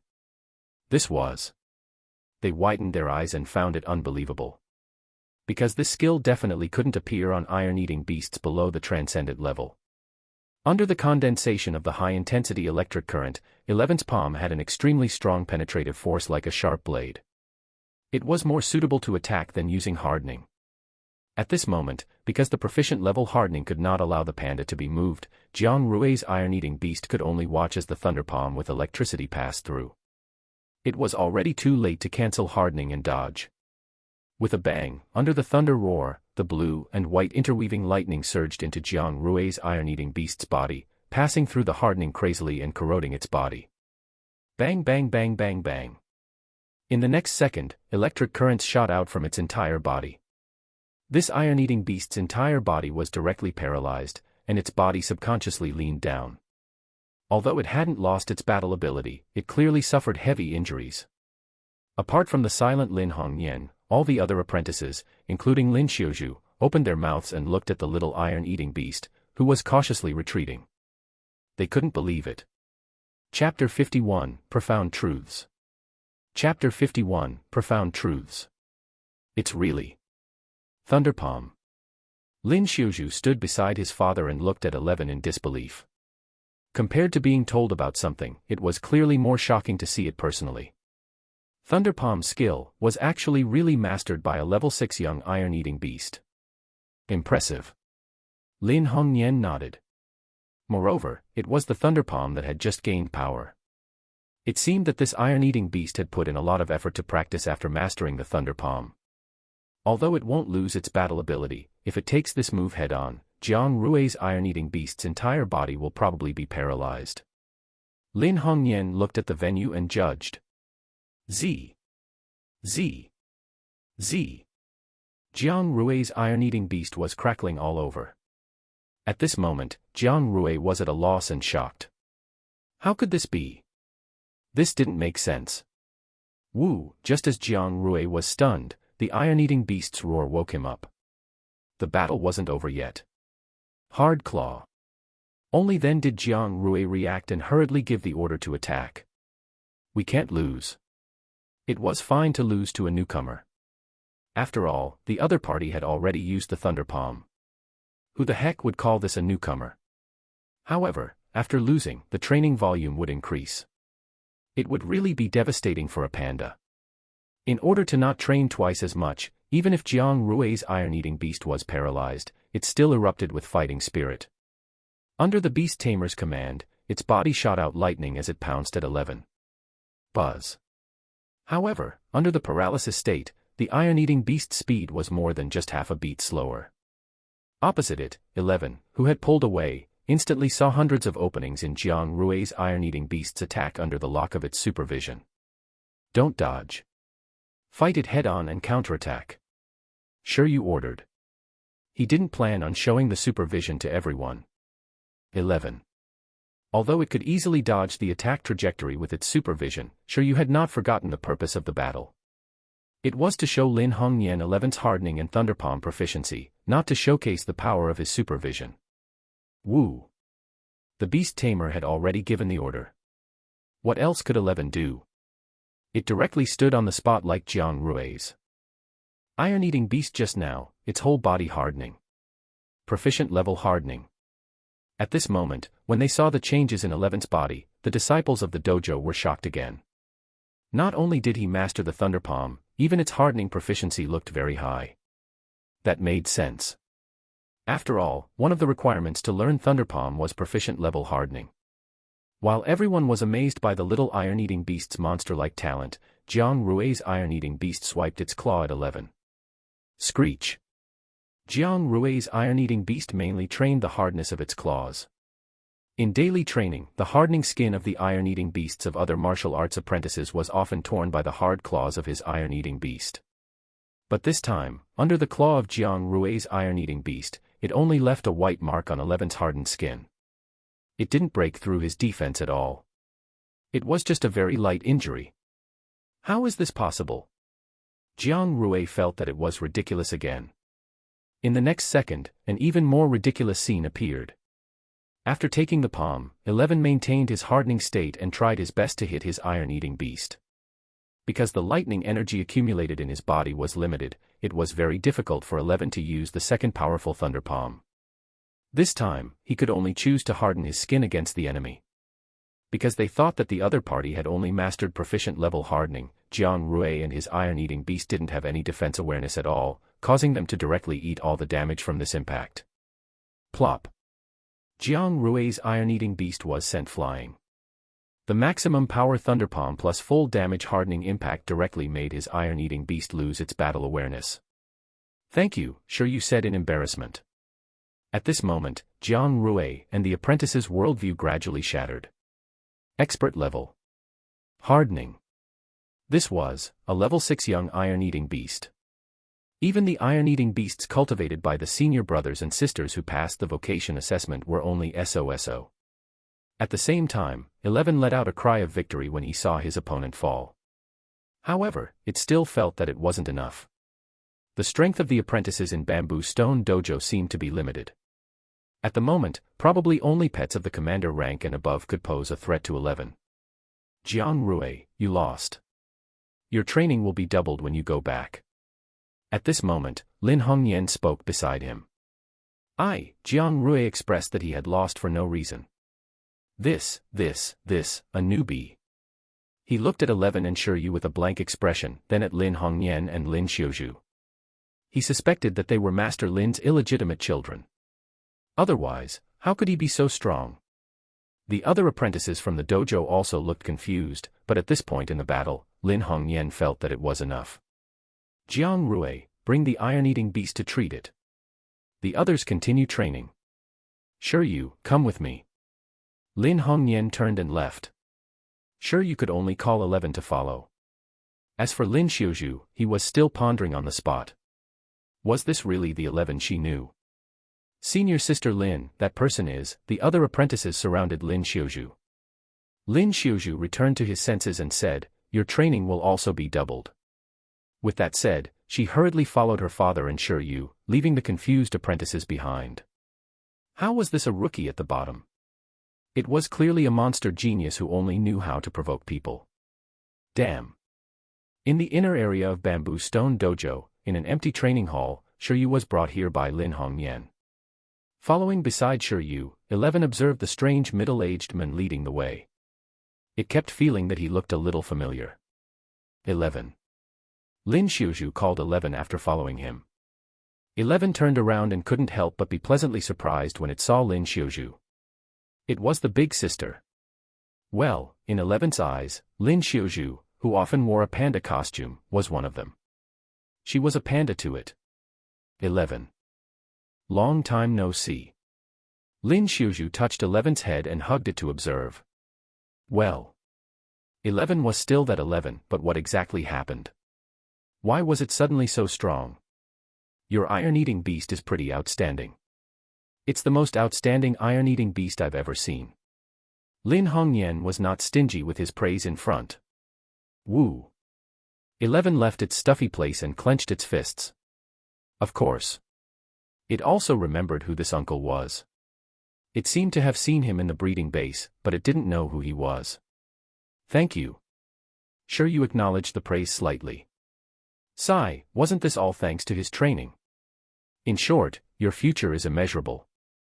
Lin Hongyan sighed. Unfortunately, I can't teach you much. Next, I plan to show you the training direction after hardening and Thunder Palm. You can take a look. After saying that, a blue summoning array appeared beside the old man. A 2-meter-tall adult iron-eating beast walked out. This iron-eating beast had a fierce expression. Its whole body was muscular and looked extremely strong. It was completely unlike the laziness of ordinary iron-eating beasts. It was not cute at all. It seemed that under the nurturing of Hall Master Lin Hongyan, this pet had already overcome some habits and become a symbolic battle pet. The different proficiency symbols for hardening should be clearly recorded in that basic cultivation manual.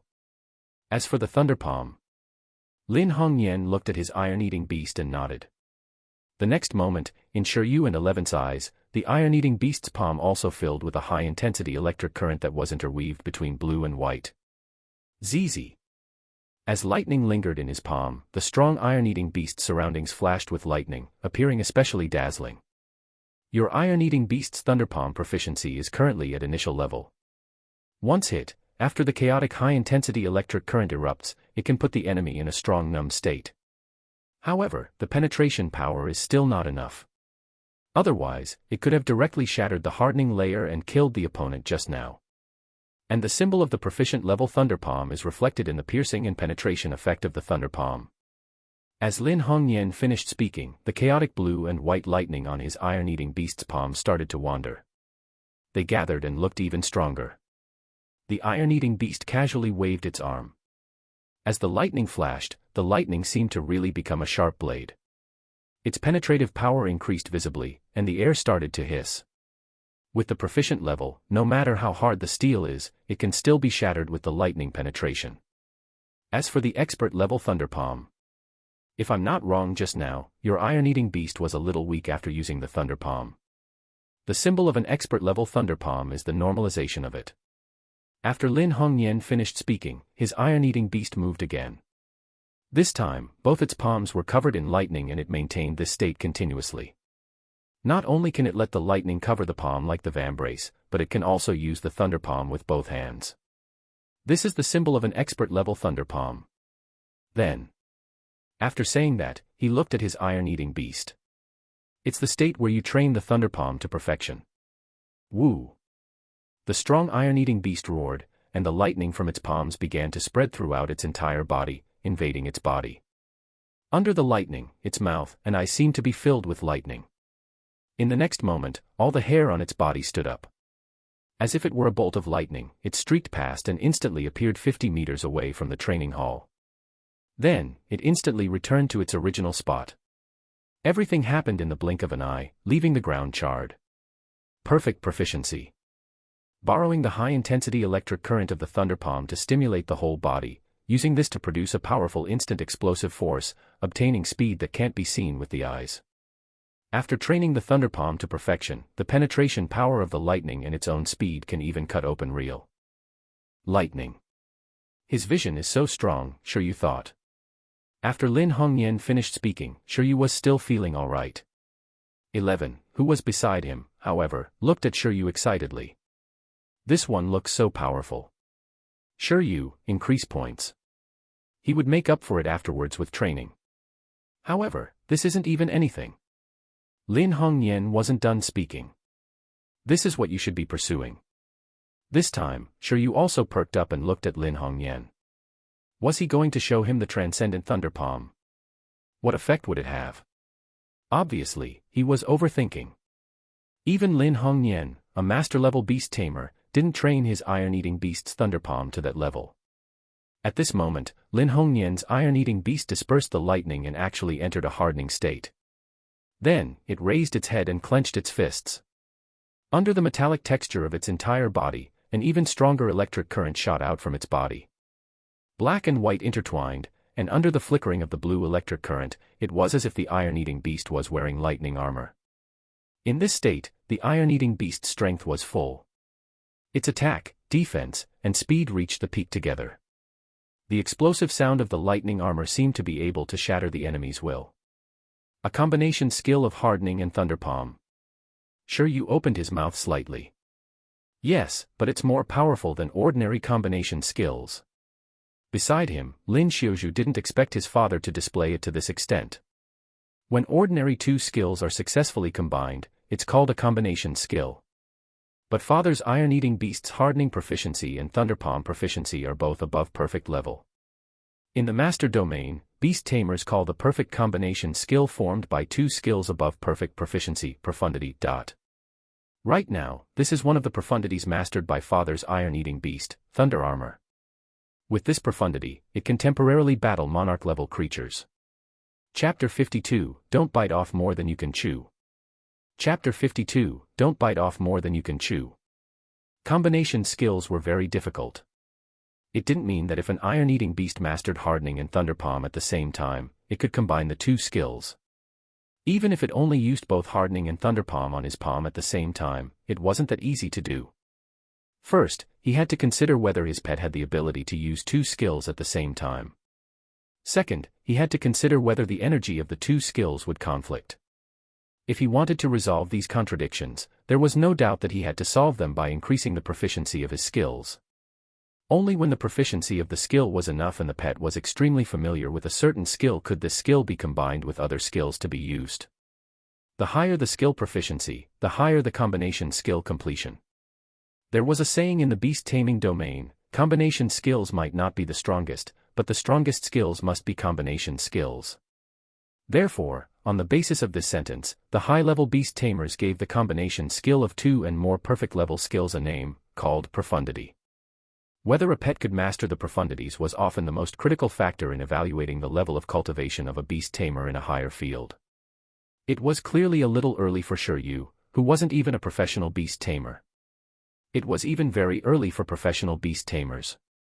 After all, even ordinary professional beast tamers might not necessarily be able to train their pet skills to perfect proficiency. However, because he thought highly of Shiryu's talent, Lin Hongyan still chose to broaden Shiryu's horizons in advance. He hoped that Shiryu could work hard in this direction. At the side, after Lin Xiaozhu finished introducing the profundities of the Thunder Armor, Lin Hongyan looked at Shiryu without leaving any trace, waiting for Shiryu's shocked expression. Geniuses were geniuses, but being compared to a senior like him who had sufficient accumulation, he was definitely still a little lacking. This experience could be used by Shiryu and the others. However, Shiryu's next words made Lin Hongyan's heart skip a beat. This Thunder Armor feels like it can still be improved. Shiryu discovered the flaw in the Thunder Armor. Why do you say that? Lin Xiaozhu didn't understand. Because the iron-eating beast's vision isn't very good. With the speed just now, I wonder if it can control its movements well. The strong iron-eating beast beside him was stunned. Lin Hongyan was also stunned. How could there be perfection? It was already very fragrant to have this move to deal with opponents with large bodies and not good speed. Shiryu added, if there's a perception skill that can predict the enemy's movements or clearly capture the enemy's position, the effect of the Thunder Armor might be stronger. He looked at 11. Perfect level hardening plus perfect level Thunder Palm plus perfect level super sight. This felt like the perfect Thunder Armor profundity. However, this was more like a 3-skill profundity. As for facing a large-sized opponent, wouldn't it be better if it was perfect level hardening plus perfect level Thunder Palm plus perfect level multiplication? The key is that it's not easy for iron-eating beasts to learn perception skills. Lin Hongyan's face was speechless. Did this person think learning skills was that simple? He could go ahead and try learning it if he wanted. However, your idea is pretty good. Every profundity isn't perfect. It has its own flaws and shortcomings. By integrating new skills into the combination profundities, it can increase the effect of the profundities. Of course, this is still too far from you. Your current goal should be to train the iron-eating beast to increase the proficiency of the Thunder Palm. Then, try the simple combination of hardening and Thunder Palm. It's not easy to increase the proficiency of Thunder Palm. After all, this skill isn't an iron-eating beast's racial skill. From initial level to proficient level, the palm needs to have extremely strong endurance and lightning resistance. To be proficient in it, the pet needs to have strong energy control and strong physical support. As for going from expert level to perfection, during the training process, a single mistake will cause the pet to be covered in injuries. The training process is extremely dangerous. Every step is very particular. In short, if you have any problems in your cultivation, come and find me. Although he had shown Shiryu the characteristics of the Thunder Palm at each proficiency stage, there were still many ways to practice in this direction. Alright, I'll work hard. Shiryu nodded. At the side, little iron-eating beast 11 kept feeling that the two of them weren't on the same wavelength. It was right. Lin Hongnian thought that he would first let Shiryu develop a normal combination skill that was proficient in hardening and proficient in the Thunder Palm. This skill was enough for Shiryu to pass the vocation assessment in the future. Shiryu was thinking about when he could reach perfect hardening, perfect Thunder Palm, and perfect multiplication to directly activate the Thunder God Armor mode. He could destroy a city with one strike. Skill index really was a good thing. Then, Sister Panda began to introduce Shiryu and the others to the training hall facilities. There were all kinds of targeted equipment to train the iron-eating beasts, but 11 felt that it was a little boring. It didn't look as ferocious as jumping off a building.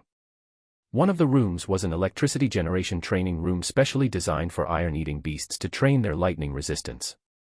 The highest it could provide was transcendent level electricity. There was also an electric swimming pool nearby. Not only could it train the iron-eating beasts to fight in the water, but it could also increase their lightning resistance. 11 liked it a lot. Apart from that, things like the canteen and infirmary were standard. Shiryu looked around and nodded. If he could use the equipment here, it would indeed be more scientific and comprehensive than the iron-eating beast working itself to death. Most importantly, they could eat and drink for free here. In order to find out what the food in the dojo was, Shiryu deliberately stayed until it was time for dinner today. Father. Lin Hongnian was hurriedly summarizing his insights into cultivating iron-eating beasts, planning to give it to Shiryu before he left. At this moment, Lin Xiuzhu knocked on the door and entered. Have they finished eating? Lin Hongnian asked. It's still to their liking, right? Lin Xiuzhu pondered. It should be very suitable. Shiryu is all right. That little metal-eating beast ate a lot. Lin Hongnian smiled and said, if it really is as self-disciplined as you say, it probably will have a lot of exercise. It's normal to eat a little more. Lin Xiuzhu said, electricity mine, iron bamboo, iron heartwood, gold spirit mine spring, and the growth package of the special gold and lightning dual-element energy crystals in our dojo. It ate the double portion of normal iron-eating beast training. Lin Hongnian raised his brows. That is indeed a lot, but that's normal. But this is only their appetite in the afternoon when they only fought one battle and didn't do any training. Lin Hongnian fell into deep thought. He felt that he had to prepare more food resources in the future. However, it wasn't a big problem. He still had enough food. It was just an awakening stage iron-eating beast. No matter how much nutrition was needed, would it be more than when it needed to grow into a commander rank iron-eating beast? Shiryu was taking a walk in the martial arts hall. He was in a good mood. With the guarantee of absolute sleep and accelerated digestion in the beast-taming space, he didn't have to worry about 11 eating too much. He could completely absorb the nutrition. At this speed, he was confident that he could nurture 11 to transcendent level in a few months. In this world, the average lifespan of iron-eating beasts was around 35 years old. Usually, when wild iron-eating beasts had sufficient nutrition and good growth conditions, it would take about 10 years for them to naturally grow to the transcendent level. Generally speaking, iron-eating beasts around this age had long become adults. They were in their mature prime and could be considered the normal growth speed of the iron-eating beasts. As for the iron-eating beasts with beast tamers, they could accelerate the process. For example, 11. It looked like there was hope of accelerating his growth to the transcendent level before it became 2 years old. In the vocation assessment, there's no need to worry too much about 11's level, but my own level. Shiryu stopped. It looked like he had to see if there were any cultivation resources that beast tamers could use. Just the supplements weren't enough. In the evening, Shiryu planned to bid farewell to Lin Hongnian and Lin Xiuzhu and go home for the night. After all, there seemed to be a worm at home that he needed to feed. Before leaving, Lin Xiuzhu handed the metal-eating beast advanced training manual to Shiryu. This contains the training method for each stage of the Thunder Palm. Remember to keep it well. All the best. After Lin Xiuzhu handed the skill manual to Shiryu, he waved his fist. She could tell that her father had placed all his hopes on Shiryu, hoping that Shiryu would nurture the iron-eating beast to break through the racial limit. Shiryu took the skill training manual and looked at Lin Xiuzhu. Don't worry. As long as there was enough food in the dojo, 11 would not disappoint everyone's expectations. Otherwise, 11 would not feel at ease eating this meal. 11 wasn't like him, who could accept everything with a clear conscience. It was said that after a beast tamer and their pets contracted for a long time, their personalities would affect each other. Shiryu was also very curious as to who could affect whom between him and 11. At night, when Shiryu returned home, the green worm was still sleeping. Apart from eating, this guy slept. He was even more of an iron-eating beast than 11. Since it was sleeping, Shiryu decided not to feed him anymore. After a simple shower, Shiryu prepared supplements and called 11 over. After so many times, according to Shiryu's tone, 11 knew what he wanted to do to it. 11 obediently ran over to the training hall. After staying at the bamboo stone dojo for the whole afternoon, it had an eye-opener. The attitude displayed by Lin Hongnian's iron-eating beast deeply attracted little 11. 11, come on, beast tamer. Show me your limits. You're getting more and more accepting. Shiryu was speechless. However, in 11's opinion, it was just harvesting results in advance. It was overdrafting consumption, training, and sweat before replenishing it. Was there a problem? No problem. Shiryu had a day off today and planned to only teach mid-level skills. After Shiryu added the points, 11's Thunder Palm proficiency immediately went from initial level to proficient level. As for Shiryu, he fell asleep after drinking less than half a cup of honey milk. 11 looked at Shiryu and dragged him to the bed. After covering him with the blanket, it immediately ran into the courtyard. The long night was coming, but 11 had absolute sleep at its side. Did it care about the night? It didn't care. Tonight, it was going to train hard and combine the Thunder Palm and hardening. Tonight would pass like this, night after night. Chapter 53, Panda King 11. Chapter 53, Panda King 11. On August 4th, early in the morning, hunger woke Shiryu up. When a weakened person skipped just one meal, the hunger would be unbearable. They had to be full in the morning, afternoon, and evening. Shiryu yawned and stretched before getting out of bed. Shiryu put on his cat slippers and pushed the door open. In the courtyard, Shiryu wasn't sure if 11 had slept that night. When he went out, he happened to see 11 sitting under the tree thinking about bear life. In the birdcage on the tree, the green worm looked at 11 quietly because it didn't sleep as soundly as Shiryu. It was woken up by this bear. The green worm shed tears. Not only had it seen the steel plate training at 4 in the morning, it had also seen the iron-eating beast that stayed up late to discharge electricity. Under the moonlight, the lightning was dazzling, like thousands of birds crying together. How could it sleep? Shiryu casually asked 11. 11 turned around and stretched out her hand. It meant that it was so difficult to combine hardening and Thunder Palm.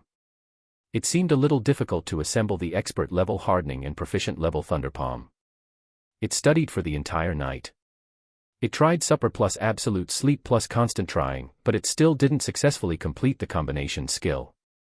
Then the skill proficiency is still lacking. It's alright, let's eat first. I'll give you some more later. You can make it up after you work hard. What a beast tamer who was good at understanding his panda's will. Using this breakfast, sure you got 11 and the green silkworm to destroy the remaining food resources in the house. After that, he would just go to the dojo to eat. However, the dojo was too far away. It was a waste of time to go there every day. After all, he might not necessarily need to use the training equipment of the dojo every day. Well, he would go and ask later if they provided packing and takeout services. That day, sure you arrived at the dojo again. However, this time, not only was Panda Senior not around, but Lin Hongyan was also preparing to go out. This was also normal. Senior Panda spent most of her time studying iron-eating beasts in the breeding base. Meanwhile, as a master-level beast tamer, it was impossible for Lin Hongyan to stay in the martial arts hall all the time. You participated in the assessment at MT Tianmang, so you probably want to explore that ruin. Before leaving, Lin Hongyan asked. Yes. Sure you nodded. According to the feedback of the beast tamer trainees in the beast tamer troops, that ruin is indeed very suitable for training. With your strength, you might have an unexpected gain.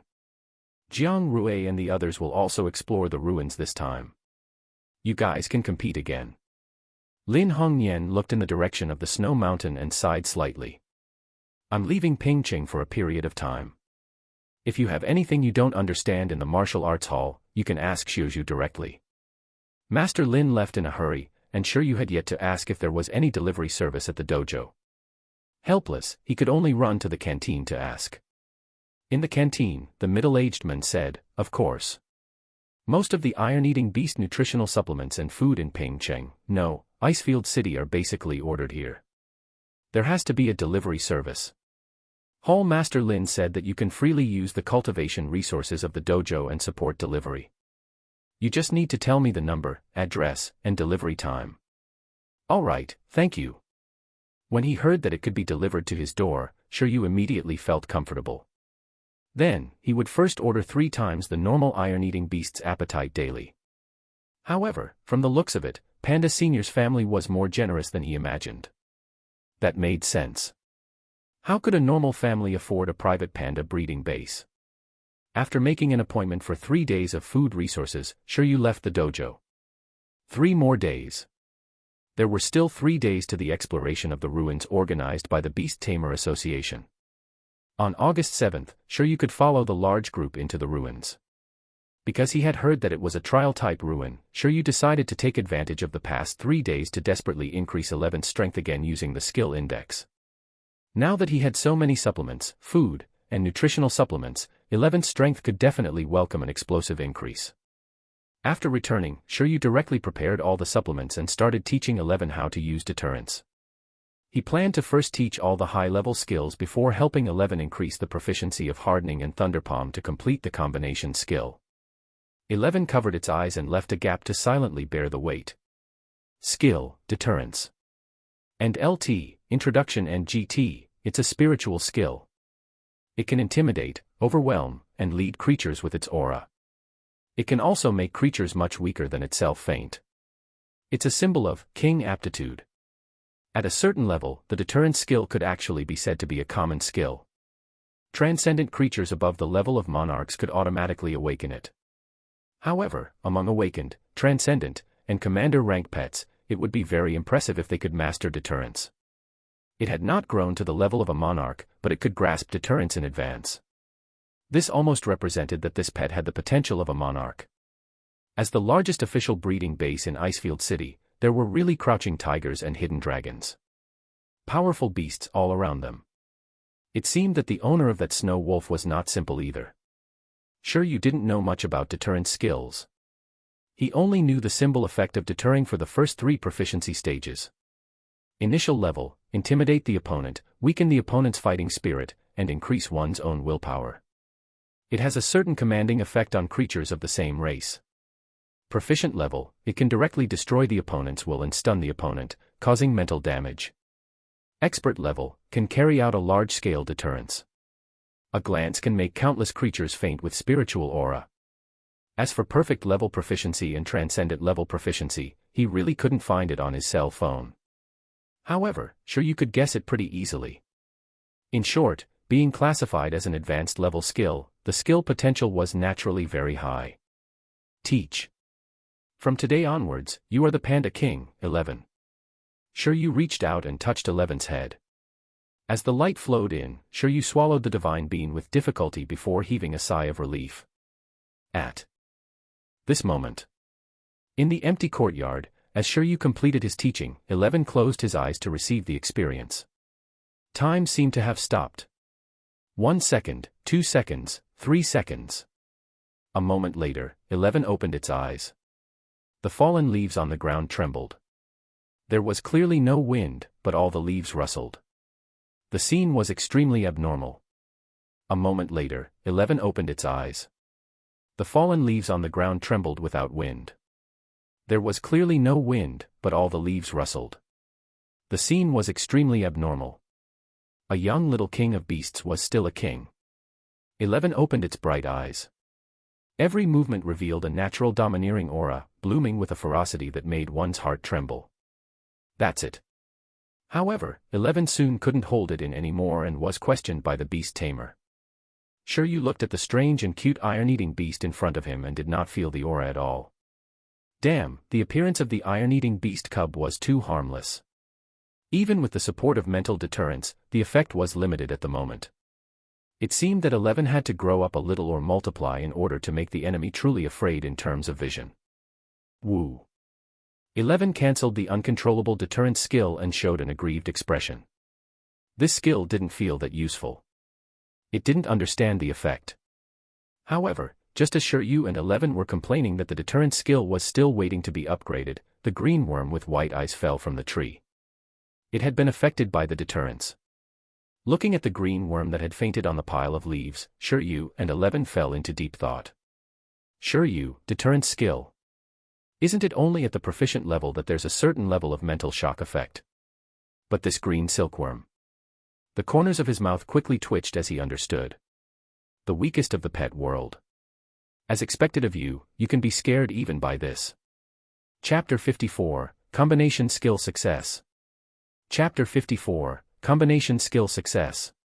Translator, Atlas Studios Editor, Atlas Studios. For the current 11, the practical value of the deterrence skill was temporarily not comparable to the absolute sleep and multiplication skills. Of course, compared to the combination skill of hardening and thunderpalm, its value was temporarily inferior as well. Therefore, after thinking about it, Shiryu decided to continue following the original plan and help 11 perfect the first combination skill. According to the standard, the combination of two perfect level skills was called a profundity. This standard was still a little early for 11. It was mainly because Shiryu's body couldn't hold on, and the supplements might not be enough. Therefore, they planned to pursue ordinary combination skills first. In theory, as long as the proficiency of the two skills were above the proficient level and the skills were compatible, there was a hope of forming a combination skill. Lin Hongnian hadn't told Shiryu the minimum requirements for the hardening and thunderpalm combination skill. Expert level hardening and proficient level thunderpalm. 11 had already reached this threshold, but even if it was the same proficiency, there would definitely be a gap. Although he had reached the minimum standard, after a night of hard work, 11 realized that he was clearly lacking in firepower to complete the combination skill. What else could he do? Continue training? No, continue increasing his points. Shiryu also went for it with all his strength. After teaching deterrence, he swallowed a divine bean and gulped down the happy water. He finished most of the remaining bottles from yesterday. Just like that, there were 2 more of the 5 divine beans left. There was still a third of the bottle of 100-flower queen bee's happy water left. As for baby ginseng's 5 roots, they hadn't been touched yet. It was almost night 4 when Shiryu recovered and planned to teach 11 thunderpalm again. In the courtyard, Shiryu and 11 looked at each other. 11, who had trained independently for a long time, looked at Shiryu and took a step back. Although it said that it wanted to see the limits of beast tamers. However, judging from Shiryu's appearance, it was very afraid that Shiryu would suddenly die. The frequency of teaching skills was much higher than before. 11 took another small step back and turned around. Forget it, I'll train myself first. Shiryu decided to go for it. It's not a big problem. Shiryu reached out and pulled 11 back. He could still hold on. If he didn't work hard despite having a cheat, he was no different from a salted fish. It was mainly because of the strengthening feedback from the skill index that he recovered very well every time. Therefore, as long as there were supplements, he could still persist. The skill index was not only a pet's strengthening cheat, but also his strengthening cheat. After teaching for so long, every time his weakened state recovered, Shiryu could feel that he was slowly becoming stronger. It wasn't that the various attributes of the beast taming space in the beast tamer system had become stronger. Instead, Shiryu felt that his physique was becoming stronger. Every time he recovered from his weakened state, he would be full of strength.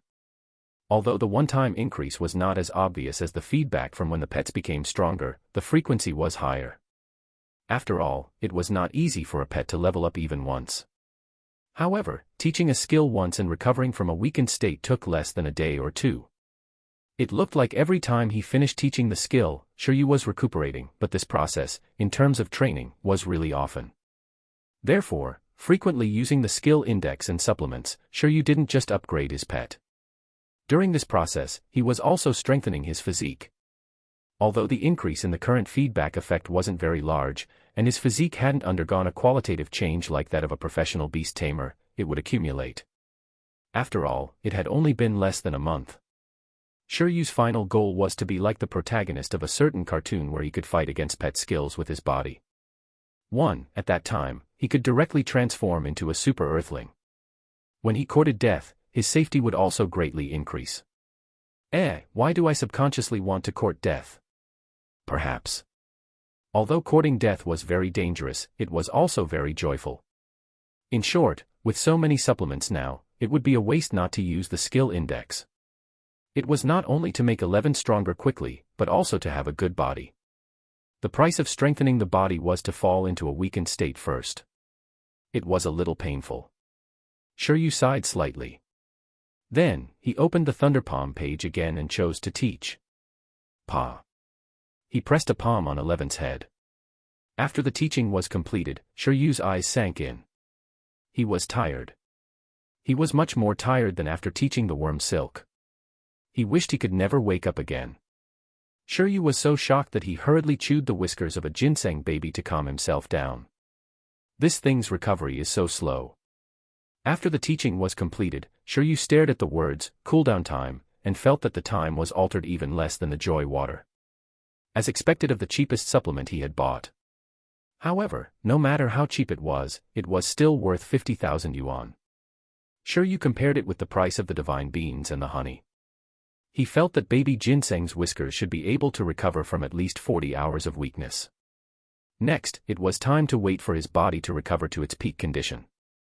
Shiryu glanced at the sky and decided to wait in his sleep. Woo! At this moment, 11 was almost done accepting the Thunder Palm experience. Its previous Thunder Palm was at the proficient level. After this, its proficiency level increased. If Shiryu wasn't wrong, the next time he taught Thunder Palm, its proficiency in Thunder Palm would increase to expert level. At this moment, after sensing a new understanding of the Thunder Palm, 11's eyes lit up with vitality. He couldn't wait to try the combination skill. However, a certain pet seemed to be very uncomfortable. In the birdcage on the tree in the courtyard, the green silkworm, which had recovered from its fainting state, looked at 11, aggrieved. Don't come over. It just wanted to sleep soundly. Was it that difficult? Buggy cried. It looked at the round moon and looked at Shiryu for help. Cough. Shiryu made a decision. It seemed that 11 was indeed too hard-working. Although there was enough food and the absolute sleep skill for it to quickly recover stamina, its mental health should be taken care of too. All right. Shiryu pulled 11 back and said, in any case, with absolute sleep, you don't have to return to the beast taming space. You rest for the night. Coincidentally, I want to sleep on a panda pillow. Under the green worm's grateful gaze, Shiryu dragged the confused 11 into the house. In the room, Shiryu stroked Panda 11's hair at an astonishing speed. Then, he shook its head and made it shrink. Then, Shiryu touched 11's hair again. As expected, the softness was more suitable, and the size was more suitable. Tonight, he would be rewarded with a night of sleep with a panda pillow. On another day, he would reward himself with the panda bed after having 11 become big. Woo! 11 originally wanted to resist and train. However, Shiryu completely fell asleep and lay on it. 11 was slightly stunned. It knew that he couldn't train tonight. Next, in order not to wake the weak beast tamer, it could only slowly relax its body and soften its body. In the end, it gradually closed its eyes. The next day, at 4 in the morning. I hate it. Shiryu looked at 11, who was planning to get up and train, angrily. He supported his chin on the bed and watched it quietly. Woo! 11 looked at Shiryu seriously. It had rested enough. It was time to train. Together. What a pain, Shiryu rubbed his eyes. 11 didn't need to enter the beast taming space anymore, but it had become his time alarm. However, as he had recovered pretty well, Shiryu simply got up after sighing. August 5th. Shiryu taught 11 Thunder Palm again. 11's Thunder Palm directly entered the expert level. At this moment, it could already control the lightning energy with both hands. However, due to the restriction on its growth level, its physical fitness still couldn't keep up, and it couldn't maintain the normal Thunder Palm for a long time. Shiryu felt that he might have to find a physical strengthening skill for 11. As if hearing Shiryu's request, 11 underwent a growth transformation today and finally reached level 7 awakening. In a month, it went from level 3 to level 7. The growth was astonishing. However, these weren't the greatest gains. The greatest gain was that after the Thunder Palm reached the expert level, there was no need for 11 to practice too much. Hardening in the Thunder Palm formed naturally. G. In the courtyard, 11 looked at the blue and white electric current on its hardened palm and was pleasantly surprised. The strength of the hardening, in addition to the penetration power of the lightning. It was considered a dual physical and elemental attack. In terms of destructive power, the unpalatable steel plates at home had become experimental subjects. 11 could already easily penetrate the steel plate with one palm. Looking at the broken steel plate on the ground, 11 let out a king's cry. It swelled. If it encountered that elite iron-eating beast again, it would definitely be able to insta-kill it. The Panda King had to beat down Elite Guy. His name is Jiang Rui, not Elite Guy. Eat the steel plate, don't waste it. Shiryu was fussing at the side. Although he was rich now, he still had to maintain his frugal spirit. The expanding panda looked rather aggrieved. Chapter 55, Departure. Chapter 55, Departure. On the day that 11 completed the initial hardening and lightning palm combination skill, Shiryu used the ginseng baby whiskers to replenish his health again. In the afternoon, he taught hardening again without any burden. This time, it was considered the third lesson on the foundation of 11's expert level hardening. After that, Shiryu's teaching intensity temporarily decreased. They were about to enter the ruins the day after tomorrow. Although there were supplements, they had to control themselves a little. After all, the weakened state still had some psychological impact. It didn't matter if he had a good physique. Shiryu felt tired. Beast tamers had to worry about their lives. Relying on the happy water to replenish his energy for the night, Shiryu taught the worm silk skill again before sleeping. August 6th. Shiryu's teaching frequency slowed down again. He only taught hardening once during the day. In addition to the worm silk that night, with the supplements, his condition was basically adjusted to its optimal state. In short, after the assessment at MT Tianmeng ended, Shiryu basically spent the entire week at home to increase his strength. Apart from going to Bamboo Stone Dojo a few times, he didn't go anywhere else. And the achievements he obtained were naturally extraordinary. And LT, name and GT, Iron-Eating Beast. Level of growth, level 7 awakening. Skill, hardening, expert +4, Thunder Palm, expert, super sight, proficient, high speed healing, proficient, deterrence, initiate, absolute sleep, initiate, multiplication, initiate. And LT, name and GT, green silkworm. Skill, worm silk, expert +6. Up to now, 11 had already mastered 2 expert level skills, 2 proficient level skills, and 3 entry-level high-level skills. Among them, one of the 2 expert skills was a mid-level skill. Although the other was a low-level skill, it was 11's own racial skill. Moreover, it was taught 4 more times by the skill index after reaching expert level. It could be said that although 11's growth level was only at level 7, in terms of battle power, Shiryu felt that it was comparable to the cub of a monarch-level transcendent creature of the same race. As 11's beast tamer, Shiryu really wanted to retreat strategically. This little guy was already invincible among its peers. At this strengthening speed, 11 was getting out of control. Well, as for being comparable to a young divine beast, Shiryu didn't have any fantasies. After all, he didn't know how powerful a young divine beast was. To be precise, he didn't know much about the cubs of monarch and overlord-level creatures. As for the green silkworm, it had been taught so many times that its growth speed was naturally very fast. After the worm silk expert level, it basically increased its growth level every 2 times he used to teach on it. Its growth speed was far faster than 11's, and it had directly caught up to 11's growth level. Of course, this was also related to the fact that it was an insect-type creature. Although its growth level had increased, its battle power was obviously weak. As a result, Shiryu did not pay much attention to the changes in its growth level. After all, before its evolution, the growth level of the green worm had no reference value. After entering the ruins, I'll see if there are suitable evolution materials inside. If there are any gains. On the morning of August 7th, Shiryu said to the dispirited green silkworm.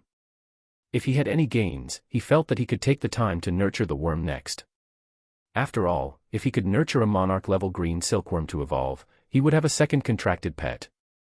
At that time, it and 11 would be a pretty cool combination. Shiryu welcomed the green silkworm's cry filled with complicated emotions.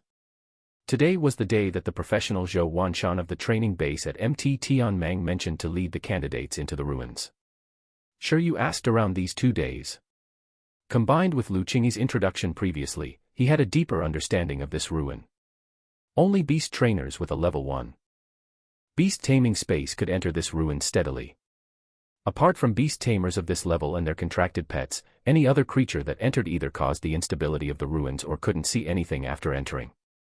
They also couldn't come into contact with the things inside the ruins. As he had obtained information about the interior of the ruins, Shiryu considered it for a moment.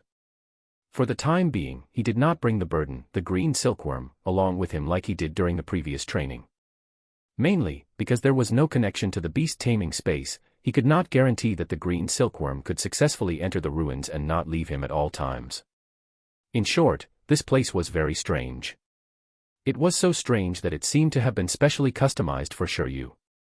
It was very difficult for Shiryu not to guess that someone was behind this, waiting for him to explore.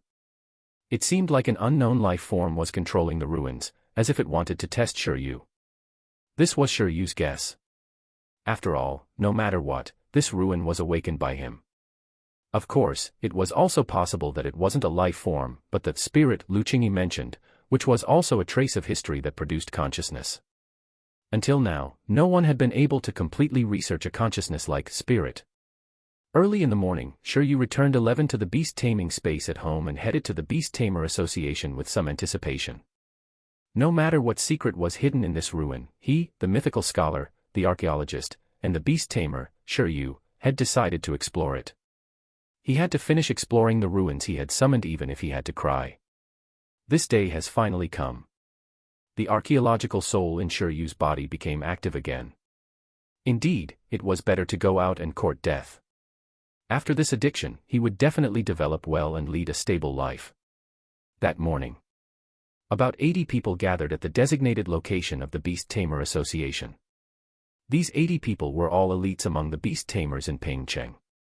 Their pets' growth levels were basically above level 7. Moreover, their species level was not low, and they had proficient racial skills. Most of these people were geniuses who had passed the Beast Tamer Association's assessment. Apart from those who accepted the assessment and obtained spots, there were also candidates directly recommended by the local dojos and schools. For example, apprentices like Jiang Rui from the Bamboo Stone Dojo were recommended by the Bamboo Stone Dojo. They could follow this trip directly into the ruins to explore. To be precise, this exploration was the third exploration of the Beast Tamer Association in Pingcheng. The first exploration was when the ruins first appeared. Beast tamers of various levels in the vicinity came to study the ruins. During that exploration, they discovered the secret that only trainee beast tamers could better excavate the ruins. The second exploration was when the Beast Tamer Association of Pingqing mobilized the elite soldiers of the local Beast Tamer Corps and sent them to explore the ruins. During this exploration, the Beast Tamer Association roughly understood what kind of ruins this was. This was the third large-scale exploration. The Beast Tamer Association of Pingqing had organized outstanding beast tamers from all walks of life in Pingqing. This exploration was a trial for the Beast Tamer trainees in Pingqing, and also a gift. After all, according to the experience of the previous exploration, there was still a certain amount of rare resources in the ruins. Although it was very difficult to obtain, it did exist. Seizing the opportunity, every explorer had the hope of using this to increase their strength. I wonder if anyone in this batch of beast tamers can crack the ruins. In the tall building of the Beast Tamer Association, the president of the association in a gray suit silently watched the latest batch of explorers gathered below. This ruin had descended in Pingqing. According to the Donghuang Ruins method, the local Beast Tamer Association had the priority to explore. However, if the association of the region couldn't crack the ruins within a certain period of time and control it completely, the exploration rights of the ruins would gradually be opened. It would be publicized to the nearby districts, counties, and cities. At the moment, the priority to explore this ruin was still Pingqing. But after a month, if they couldn't crack the ruins, the beast tamers in the other districts, counties, and even downtown areas of Icefield City could come and explore and share the pie. If it was still impossible to crack after a period of time, the beast tamers of the cities outside of Icefield City could also interfere in this ruin.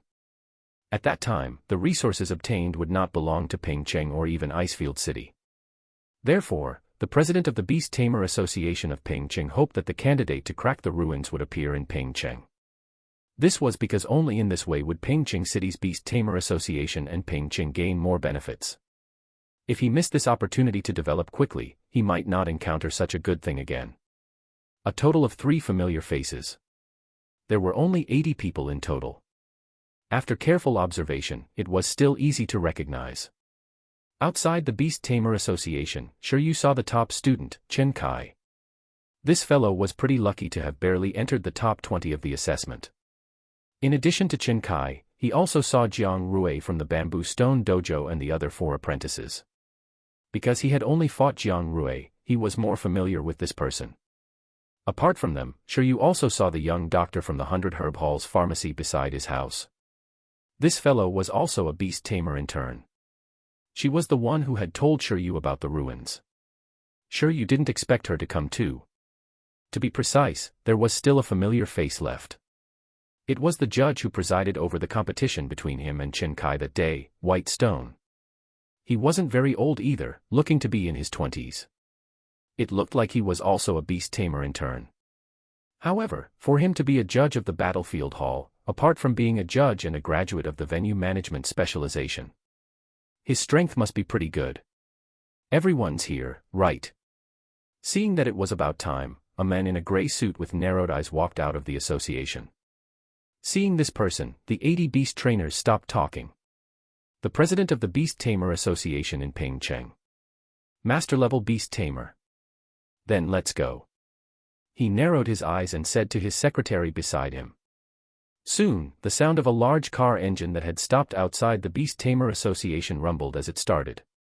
Everyone, get in the car in an orderly manner. Next, I'll lead you to the entrance of the ruins. In the crowd, Shiryu followed in the car. Chen Kai, Jiang Rui, and the others also saw Shiryu, but because they had other companions, they only greeted Shiryu. However, the young doctor from the pharmacy was alone.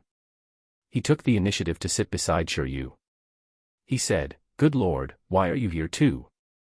Your body, is it all right?" Although Shiryu had not bought supplements from him for nearly half a month, the young doctor still had a pretty deep impression of Shiryu. "There's nothing wrong with my body. It's very good," Shiryu said. The young doctor smiled, clearly not buying it. How could he buy medicine at that frequency if he was in good health? However, he didn't expect Shiryu to obtain the qualification to enter the ruins. It looked like he was still an inspirational beast trainer. It's strange. I don't know why, but recently, the refreshing capsules from various pharmacies have been selling very quickly. Our pharmacy is the same. Previously, I was worried that you would come over to buy it and run out of stock. The young doctor sighed. He was indeed lacking in goods a few days ago, but sure you happened to not come again. Ah, sure you was speechless. So fast. Previously, Chen Kai had done it because of him. It couldn't be this time, right? Well, it had nothing to do with him. Sure you was just about to say something when he was suddenly interrupted. The president of the Pingcheng Association followed the beast tamers. At the front, like the tour guide, he looked at the rookies with a gentle smile.